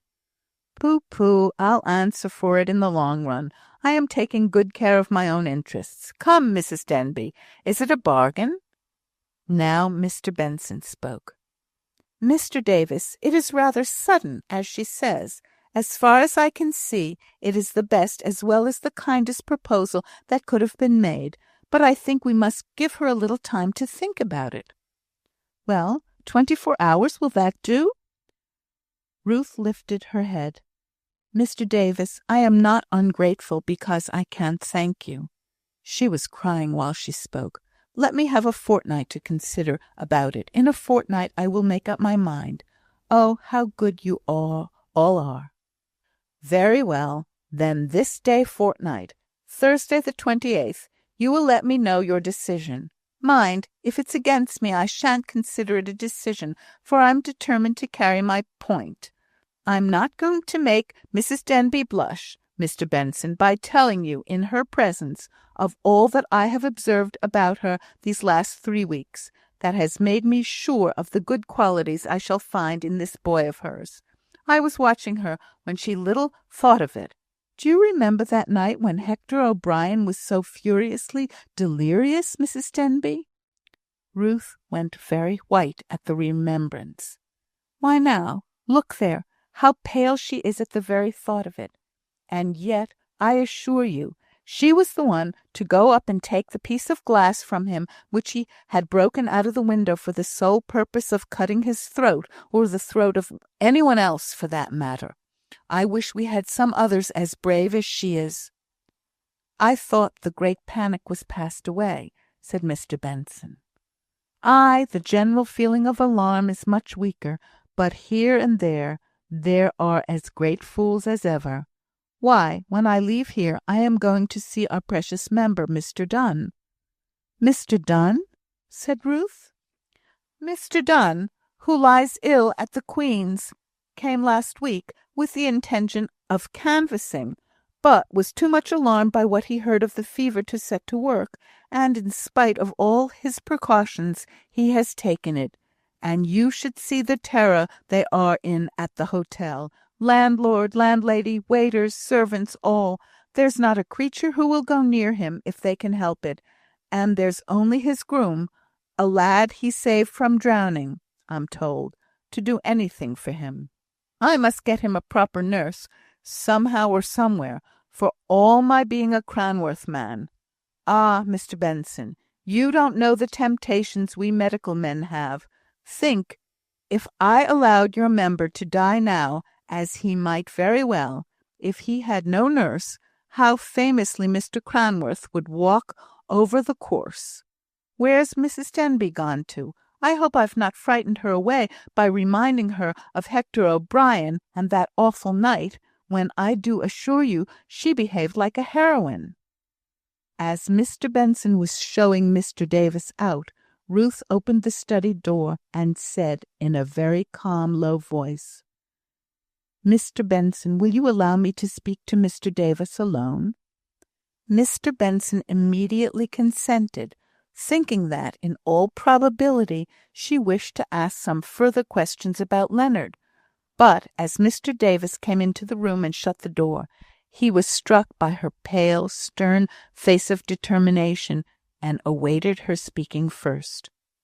"Mr. Davis, I must go and nurse Mr. Bellingham," said she at last, clenching her hands tight together, but no other part of her body moving from its intense stillness. "Mr. Bellingham?" asked he, astonished at the name. "Mr. Donne, I mean," she said hurriedly. "His name was Bellingham." "Oh, I remember hearing he had changed his name for some property. But you must not think of any more such work just now. You are not fit for it. You are looking as white as ashes." "I must go," she repeated.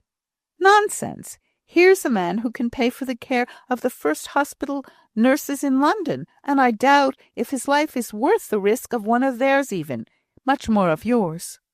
We have no right to weigh human lives against each other.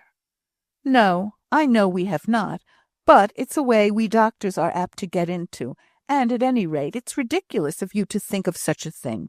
Just listen to reason. I can't, cried she, with a sharp pain in her voice. You must let me go, dear Mr. Davis, said she, now speaking with soft entreaty. No, said he, shaking his head authoritatively. I'll do no such thing. Listen, said she, dropping her voice, and going all over the deepest scarlet. He is Leonard's father. Now you will let me go. Mr. Davis was indeed staggered by what she said, and for a moment he did not speak. So she went on. You will not tell. You must not tell. No one knows, not even Mr. Benson, who it was. And now it might do him so much harm to have it known. You will not tell. No, I will not tell, replied he. But, Mrs. Denbigh, you must answer me this one question, which I ask you in all true respect, but which I must ask in order to guide both myself and you aright. Of course, I knew Leonard was illegitimate. In fact, I will give you the secret for secret. It was being so myself that first made me sympathize with him and desire to adopt him. I knew that much of your history. But tell me, do you now care for this man? Answer me truly. Do you love him?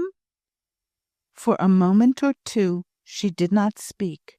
Her head was bent down.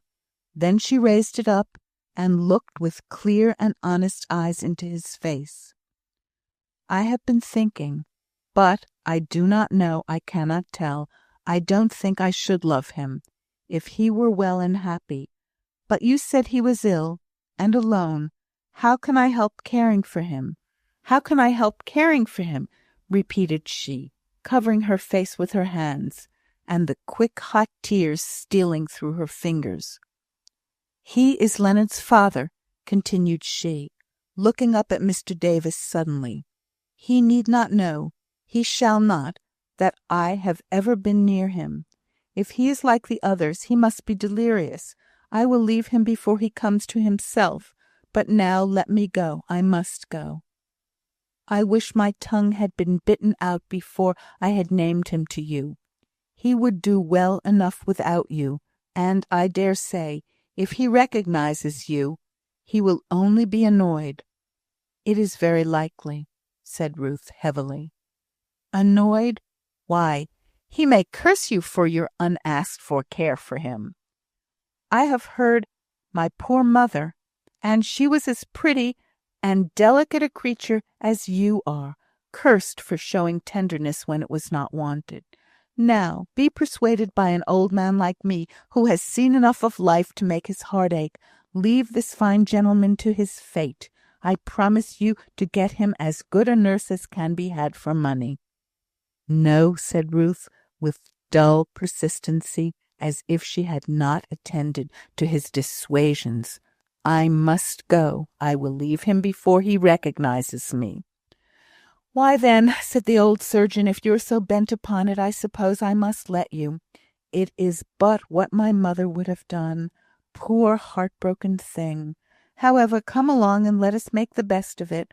It saves me a deal of trouble, I know, for if I have you for a right hand, I need not worry myself continually with wondering how he is taken care of. Go get your bonnet, you tender-hearted fool of a woman. Let us get you out of the house without any more scenes or explanations. I'll make all straight with the Bensons. You will not tell my secret, Mr. Davis, she said abruptly. No, not I. Does the woman think I had never to keep a secret of the kind before? I only hope he'll lose his election and never come near the place again. After all, continued he, sighing, I suppose it is but human nature. He began recalling the circumstances of his own early life, and dreamily picturing scenes in the grey dying embers of the fire, and he was almost startled when she stood before him, ready equipped, grave, pale, and quiet. "Come along," said he. "If you're to do any good at all, it must be in these next 3 days. After that, I'll insure his life for this bout, and mind, I shall send you home then, for he might know you, and I'll have no excitement to throw him back again, and no sobbing and crying from you. But now every moment your care is precious to him. I shall tell my own story to the Bensons as soon as I have installed you." Mr. Dunn lay in the best room of the Queen's Hotel, no one with him but his faithful, ignorant servant, who was as much afraid of the fever as anyone else could be, but who, nevertheless, would not leave his master who had saved his life as a child, and afterwards put him in the stables at Bellingham Hall, where he learned all that he knew. He stood in a farther corner of the room, watching his delirious master with affrighted eyes, not daring to come near him, nor yet willing to leave him. "Oh, if that doctor would but come! He'll kill himself or me, and them stupid servants won't stir a step over the threshold. How shall I get over the night? Blessings on him! Here's the old doctor back again. I hear him creaking and scolding up the stairs." The door opened, and Mr. Davis entered, followed by Ruth. "Here's the nurse, my good man. Such a nurse as there is not in the 3 counties. Now, all you'll have to do is mind what she says." "Oh, sir, he's mortal bad. Won't you stay with us through the night, sir?" "Look here," whispered Mr. Davis to the man. "See how she knows how to manage him. Why, I could not do it better myself." She had gone up to the wild, raging figure, and with soft authority had made him lie down, and then, placing a basin of cold water by the bedside, she had dipped it in her pretty hands, and was laying their cool dampness on his hot brow, speaking in a low, soothing voice all the time, in a way that acted like a charm in hushing his mad talk. "But I will stay," said the doctor, after he had examined his patient, as much on her account as his, and partly to quieten the fears of this poor faithful fellow. Chapter 35. Out of darkness into light. The 3rd night after this was to be the crisis, the turning point between life and death. Mr. Davis came again to pass it by the bedside of the sufferer. Ruth was there, constant and still, intent upon watching the symptoms and acting according to them in obedience to Mr. Davis's directions. She had never left the room. Every sense had been strained in watching. Every power of thought or judgment had been kept on the full stretch. Now that Mr. Davis came and took her place, and that the room was quiet for the night, she became oppressed with heaviness, which yet did not tend to sleep. She could not remember the present time or where she was. All times of her earliest youth, the days of her childhood, were in her memory with a minuteness and fullness of detail which was miserable. For all along she felt that she had no real grasp on the scenes that were passing through her mind, that somehow they were long gone by, and gone for ever. And yet she could not remember who she was now, nor where she was, and whether she had now any interests in life to take the place of those which she was conscious had passed away, although their remembrance filled her mind with painful acuteness. Her head lay on her arms, and they rested on the table. Every now and then she opened her eyes, and saw the large room handsomely furnished with articles that were each one incongruous with the other, as if bought at sales. She saw the flickering night-light. She heard the ticking of the watch, and the 2 breathings, each going on at a separate rate, one hurried, abruptly stopping, and then panting violently, as if to make up for lost time, and the other slow, steady, and regular, as if the breather was asleep. But this supposition was contradicted by an occasional repressed sound of yawning. The sky through the uncurtained window looked dark and black. Would this night never have an end? Had the sun gone down for ever, and would the world at last awaken to a general sense of everlasting night? Then she felt as if she ought to get up and go and see how the troubled sleeper in yonder bed was struggling through his illness. But she could not remember who the sleeper was, and she shrunk from seeing some phantom face on the pillow, such as now began to haunt the dark corners of the room and look at her, gibbering and mowing as they looked. So she covered her face again and sank into a whirling stupor of sense and feeling. By and by she heard her fellow watcher stirring, and a dull wonder stole over her as to what he was doing. But the heavy languor pressed her down and kept her still. At last she heard the words, "Come here," and listlessly obeyed the command. She had to steady herself in the rocking chamber before she could walk to the bed by which Mr. Davis stood, but the effort to do so roused her, and though conscious of an oppressive headache, she viewed with sudden and clear vision all the circumstances of her present position. Mr. Davis was near the head of the bed, holding the night lamp high, and shading it with his hand, that it might not disturb the sick person, who lay with his face towards them in feeble exhaustion, but with every sign that the violence of the fever had left him. It so happened that the rays of the lamp fell bright and full upon Ruth's countenance, as she stood with her crimson lips parted with the hurrying breath, and the fever flush brilliant on her cheeks. Her eyes were wide open, and their pupils distended. She looked on the invalid in silence, and hardly understood why Mr. Davis had summoned her there. "Don't you see the change? He is better. The crisis is past." But she did not speak. Her looks were riveted on his softly unclosing eyes, which met hers as they opened languidly. She could not stir or speak. She was held fast by that gaze of his, in which a faint recognition dawned and grew to strength. He murmured some words. They strained their sense to hear. He repeated them even lower than before, but this time they caught what he was saying. "Where are the water lilies? Where are the lilies in her hair?" Mr. Davis drew Ruth away. "He is still rambling," said he, "but the fever has left him." The grey dawn was now filling the room with its cold light. Was it that made Ruth's cheek so deadly pale?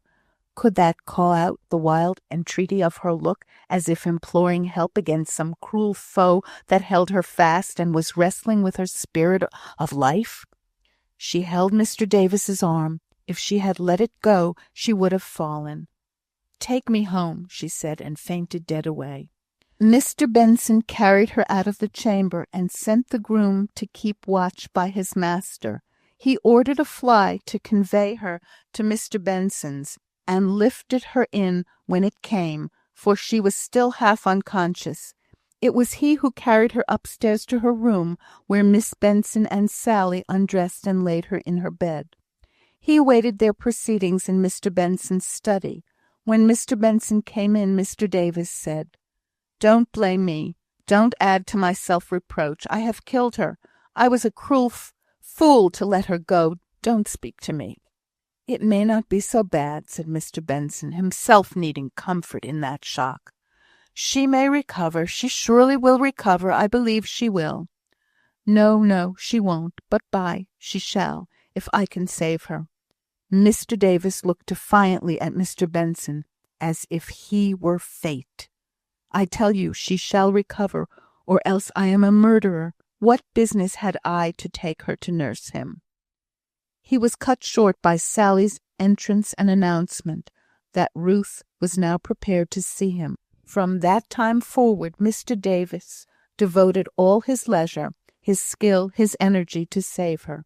He called on the rival surgeon to beg him to undertake the management of Mr. Dunn's recovery, saying, with his usual self-mockery, I could not answer it to Mr. Cranworth if I had brought his opponent round, you know, when I had had such a fine opportunity in my power.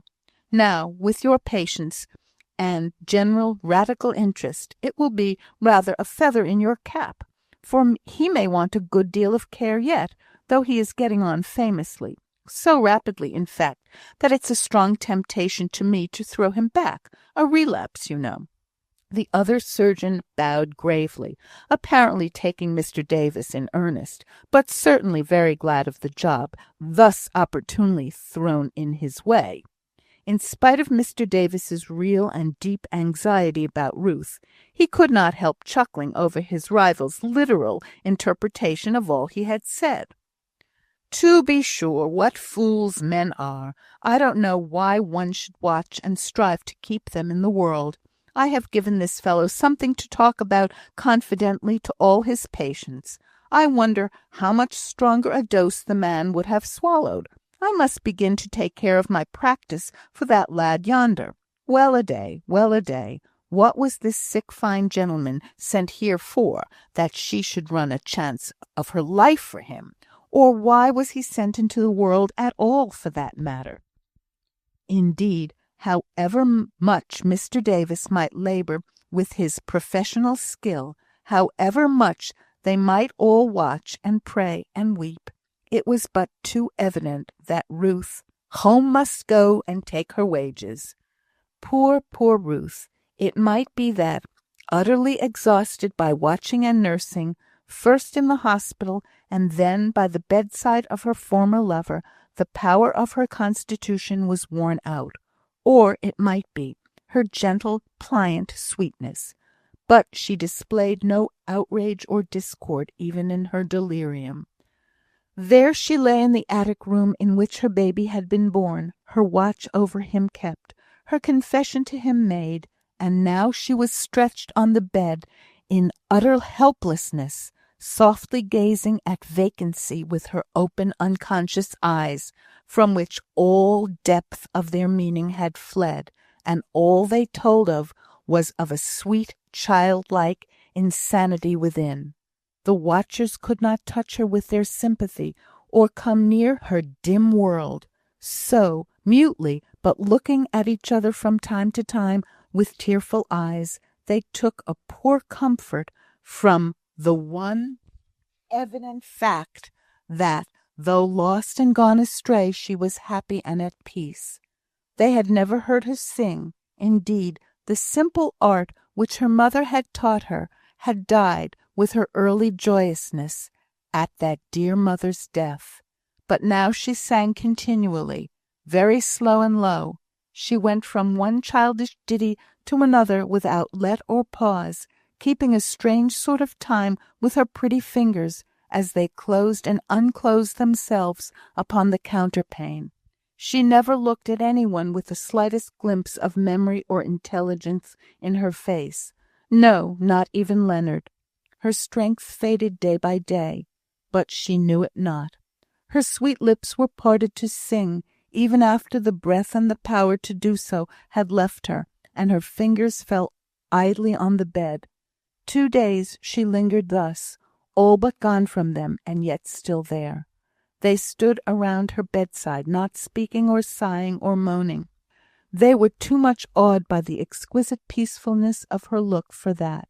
Suddenly she opened wide her eyes and gazed intently forwards, as if she saw some happy vision, which called out a lovely, rapturous, breathless smile. They held their very breaths. "I see the light coming," said she. "The light is coming," she said, and raising herself slowly, she stretched out her arms and then fell back, very still for evermore. They did not speak. Mr. Davis was the first to utter a word. "It is over," said he. "She is dead." Out rang through the room the cry of Leonard. "Mother, mother, mother! You have not left me alone! You will not leave me alone! You are not dead, mother, mother!" They had pent in his agony of apprehension till then, that no wail of her child might disturb her ineffable calm. But now there was a cry, heard through the house of one refusing to be comforted. "Mother! Mother!" But Ruth lay dead. Chapter 36. The End. A stupor of grief succeeded to Leonard's passionate cries. He became so much depressed, physically as well as mentally, before the end of the day, that Mr. Davis was seriously alarmed for the consequences. He hailed with gladness a proposal made by the Farquhars that the boy should be removed to their house and placed under the fond care of his mother's friend, who sent her own child to Abermouth the better to devote herself to Leonard. When they told him of this arrangement, he at first refused to go and leave her, but when Mr. Benson said, "She would have wished it, Leonard. Do it for her sake," he went away very quietly, not speaking a word, after Mr. Benson had made the voluntary promise that he should see her once again. He neither spoke nor cried for many hours, and all Jemima's delicate wiles were called forth before his heavy heart could find the relief of tears. And then he was so weak, and his pulse so low, that all who loved him feared for his life. Anxiety about him made a sad distraction from the sorrow for the dead. The three old people, who now formed the household in the chapel house, went about slowly and dreamily, each with a dull wonder at their hearts why they, the infirm and worn out, were left, while she was taken in her lovely prime. The third day after Ruth's death, a gentleman came to the door and asked to speak to Mr. Benson. He was very much wrapped up in furs and cloaks, and the upper exposed part of his face was sunk and hollow, like that of one but partially recovered from illness. Mr. and Miss Benson were at Mr. Farquhar's, gone to see Leonard, and poor old Sally had been having a hearty cry over the kitchen fire before answering the door-knock. Her heart was tenderly inclined, just then, towards any one who had the aspect of suffering. So, although her master was out, and she was usually chary of admitting strangers, she proposed to Mr. Donne, for it was he, that he should come in and await Mr. Benson's return in the study. He was glad enough to avail himself of her offer, for he was feeble and nervous, and come on a piece of business which he exceedingly disliked, and about which he felt very awkward. The fire was nearly, if not quite, out, nor did Sally's vigorous blows do much good, although she left the room with an assurance that it would soon burn up. He leant against the chimney-piece, thinking over events, and with a sensation of discomfort, both external and internal, growing and gathering upon him. He almost wondered whether the proposal he meant to make with regard to Leonard could not be better arranged by letter than by an interview. He became very shivery and impatient of the state of indecision to which his bodily weakness had reduced him. Sally opened the door and came in. "Would you like to walk upstairs, sir?" asked she in a trembling voice, for she had learnt who the visitor was from the driver of the fly, who had run up to the house to inquire what was detaining the gentleman that he had brought from the Queen's Hotel, and, knowing that Ruth had caught the fatal fever from her attendance on Mr. Donne, Sally imagined that it was but a piece of sad civility to invite him upstairs to see the poor dead body, which she had laid out and decked for the grave, with such fond care that she had grown strangely proud of its marble beauty. Mr. Donne was glad enough of any proposal of a change from the cold and comfortless room where he had thought uneasy, remorseful thoughts. He fancied that a change of place would banish the train of reflection that was troubling him, but the change he anticipated was to a well-warmed, cheerful sitting-room, with signs of life, and a bright fire therein, and he was on the last flight of stairs, at the door of the room where Ruth lay, before he understood whither Sally was conducting him. He shrank back for an instant, and then a strange sting of curiosity impelled him on. He stood in the humble, low-roofed attic, the window open, and the tops of the distant snow-covered hills filling up the whiteness of the general aspect. He muffled himself up in his cloak, and shuddered, while Sally reverently drew down the sheet and showed the beautiful, calm, still face, on which the last rapturous smile still lingered, giving an ineffable look of bright serenity. Her arms were crossed over her breast. The wimple-like cap marked the perfect oval of her face, while 2 braids of the waving auburn hair peeped out of the narrow border and lay on the delicate cheeks. He was awed into admiration by the wonderful beauty of that dead woman. "How beautiful she is," said he, beneath his breath. "Do all dead people look so peaceful, so happy?" "Not all," replied Sally, crying. "Few have been as good and as gentle as she was in their lives." She quite shook with her sobbing. Mr. Donne was disturbed by her distress. "Come, my good woman, we must all die." He did not know what to say, and was becoming infected by her sorrow. "I am sure you loved her very much, and were very kind to her in her lifetime. You must take this from me to buy yourself some remembrance of her." He had pulled out a sovereign, and really had a kindly desire to console her and reward her in offering it to her.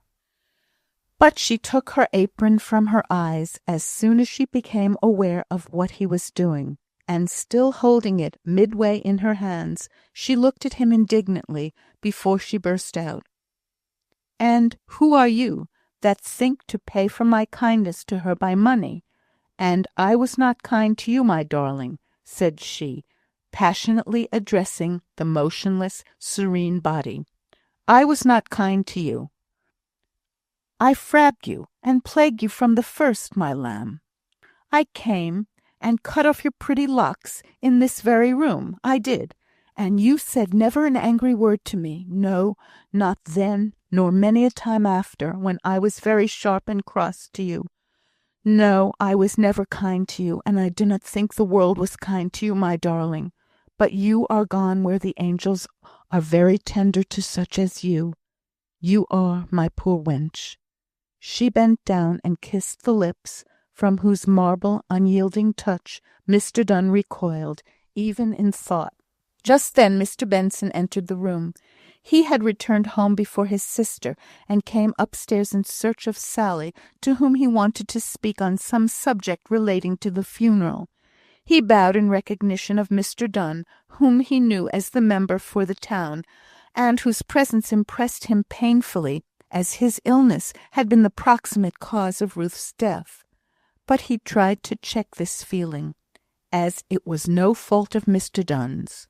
Sally stole out of the room to cry at leisure in her kitchen. "I must apologize for being here," said Mr. Donne. "I was hardly conscious where your servant was leading me to when she expressed her wish that I should walk upstairs. It is a very common idea in this town that it is a gratification to be asked to take a last look at the dead," replied Mr. Benson. "And in this case I am glad to have seen her once more," said Mr. Donne. "Poor Ruth!" Mr. Benson glanced up at him at the last word. How did he know her name? To him she had only been Mrs. Denbigh, but Mr. Donne had no idea that he was talking to one unaware of the connection that had formerly existed between them, and though he would have preferred carrying on the conversation in a warmer room, yet, as Mr. Benson was still gazing at her with sad, lingering love, he went on. "I did not recognise her when she came to nurse me. I believe I was delirious. My servant, who had known her long ago in Fordham, told me who she was. I cannot tell you how I regret that she should have died in consequence of her love of me." Mr. Benson looked up at him again, a stern light filling his eyes as he did so. He waited impatiently to hear more, either to quench or confirm his suspicions. If she had not been lying there, very still and calm, he would have forced the words out of Mr. Donne by some abrupt question. As it was, he listened silently, his heart quick beating. "I know that money is but a poor compensation, is no remedy for this event, or for my youthful folly." Mr. Benson set his teeth hard together to keep in words little short of a curse. "Indeed, I offered her money to almost any amount before. Do me justice, sir," catching the gleam of indignation on Mr. Benson's face. "I offered to marry her, and provide for the boy, as if he had been legitimate. It's of no use recurring to that time," said he, his voice faltering. "What is done cannot be undone. But I came now to say that I should be glad to leave the boy still under your charge, and that every expense you think it right to incur in his education I will gladly defray, and place a sum of money in trust for him, say £2,000 or more. Fix what you will. Of course, if you decline retaining him, I must find someone else, but the provision for him shall be the same, for my poor Ruth's sake." Mr. Benson did not speak. He could not, till he had gathered some peace from looking at the ineffable repose of the dead. Then, before he answered, he covered up her face, and in his voice there was the stillness of ice. "Leonard is not unprovided for. Those that honoured his mother will take care of him. He shall never touch a penny of your money. Every offer of service you have made, I reject in his name, and in her presence," said he, bending toward the dead. "Men may call such actions as yours youthful follies. There is another name for them with God. Sir, I will follow you downstairs." All the way down, Mr. Benson heard Mr. Donne's voice urging and entreating, but the words he could not recognise for the thoughts that filled his brain, the rapid putting together of events that was going on there. And when Mr. Donne turned at the door to speak again and repeat his offers of service to Leonard, Mr. Benson made answer, without well knowing whether the answer fitted the question or not. "I thank God you have no right, legal or otherwise, over the child, and, for her sake, I will spare him the shame of ever hearing your name as his father." He shut the door in Mr. Donne's face. "An ill-bred, puritanical old fellow. He may have the boy, I am sure, for aught I care. I have done my duty, and will get out of this abominable place as soon as I can. I wish my last remembrance of my beautiful Ruth was not mixed up with all these people." Mr. Benson was bitterly oppressed with this interview. It disturbed the peace with which he was beginning to contemplate events. His anger ruffled him, although such anger had been just and such indignation well deserved, and both had been unconsciously present in his heart for years against the unknown seducer, whom he met face to face by the deathbed of Ruth. It gave him a shock which he did not recover from for many days. He was nervously afraid lest Mr. Donne should appear at the funeral, and not all the reasons he alleged to himself against this apprehension put it utterly away from him.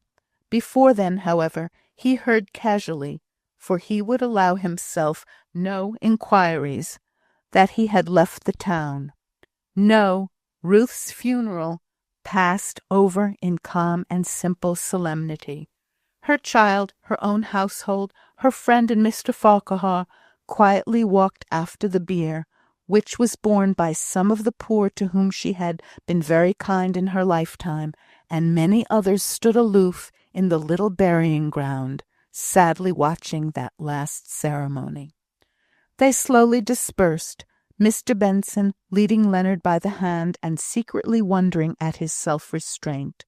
Almost as soon as they had let themselves into the chapel house, a messenger brought a note from Mrs. Bradshaw, with a pot of quince marmalade, which, she said to Miss Benson, she thought that Leonard might fancy, and if he did, they were to be sure and let her know, as she had plenty more.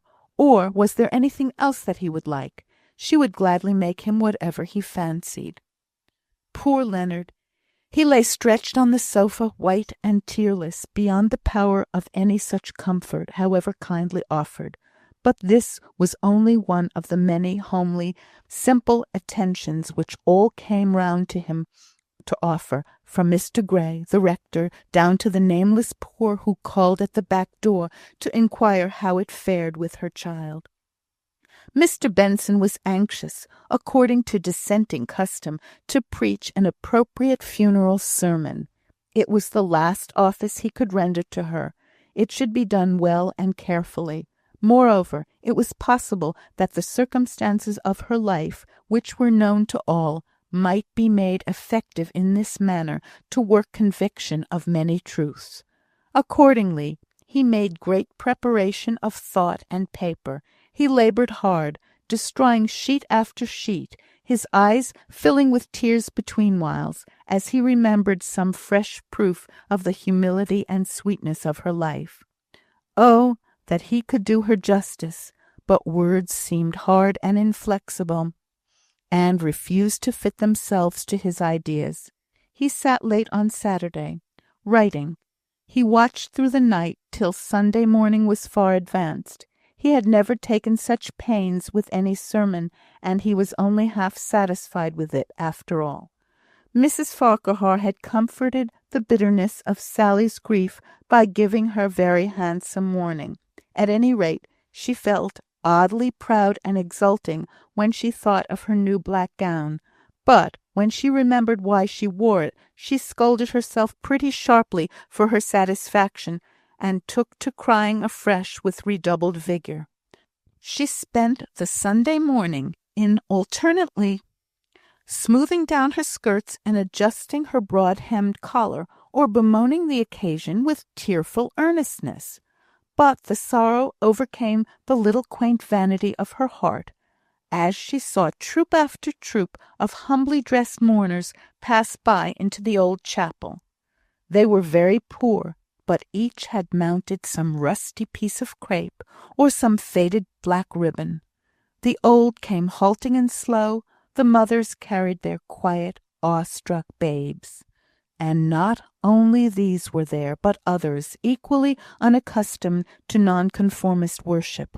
Mr. Davis, for instance, to whom Sally acted as chaperone, for he sat in the minister's pew as a stranger, and, as she afterwards said, she had a fellow-feeling with him, being a churchwoman herself, and dissenters had such awkward ways.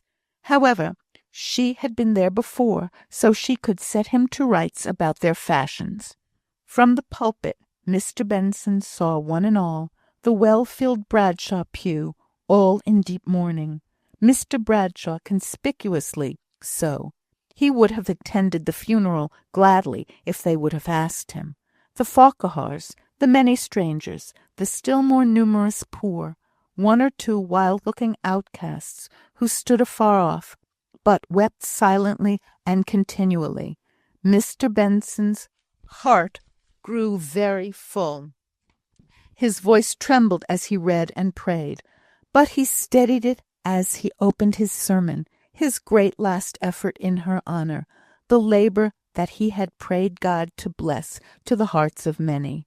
For an instant the old man looked on all the upturned faces, listening with wet eyes to hear what he could say to interpret that which was in their hearts, dumb and unshaped, of God's doings, as shown in her life.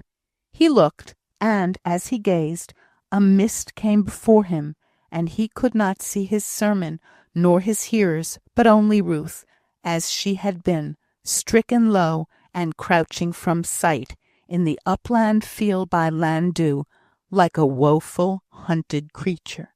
And now her life was over, her struggle ended. Sermon and all was forgotten. He sat down and hid his face in his hands for a minute or so. Then he arose, pale and serene. He put the sermon away, and opened the Bible, and read the 7th chapter of Revelations, beginning at the 9th verse. Before it was finished, most of his hearers were in tears. It came home to them as more appropriate than any sermon could have been. Even Sally, though full of anxiety as to what her fellow churchmen would think of such proceedings, let the sobs come freely as she heard the words. And he said to me, These are they which came out of great tribulation, and have washed their robes, and made them white in the blood of the Lamb. Therefore are they before the throne of God, and serve him day and night in his temple, and he that sitteth on the throne shall dwell among them. They shall hunger no more, neither thirst any more, neither shall the sun light on them, nor any heat. For the Lamb which is in the midst of the throne shall feed them, and shall lead them unto living fountains of waters, and God shall wipe away all tears from their eyes. He preaches sermons sometimes, said Sally, nudging Mr. Davis, as they rose from their knees at last.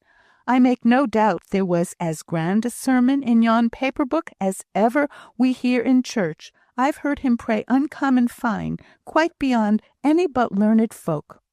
Mr. Bradshaw had been anxious to do something to testify his respect for the woman who, if all had entertained his opinions, would have been driven into hopeless sin. Accordingly, he ordered the first stonemason of the town to meet him in the chapel yard on Monday morning, to take measurement and receive directions for a tombstone. They threaded their way among the grassy heaps to where Ruth was buried, in the south corner, beneath the great wych elm. When they got there, Leonard raised himself up from the new-stirred turf. His face was swollen with weeping, but when he saw Mr. Bradshaw he calmed himself and checked his sobs, and, as an explanation of being where he was when thus surprised, he could find nothing to say but the simple words, "My mother is dead, sir." His eyes sought those of Mr. Bradshaw with a wild look of agony, as if to find comfort for that great loss in human sympathy, and at the first word, the first touch of Mr. Bradshaw's hand on his shoulder, he burst out afresh. "Come, come, my boy. Mr. Francis, I will see you about this to-morrow. I will call at your house. Let me take you home. My poor fellow! Come, my lad, come." The first time for years that he had entered Mr. Benson's house, he came leading and comforting her son, and for a moment he could not speak to his old friend, for the sympathy which choked up his voice and filled his eyes with tears. The End.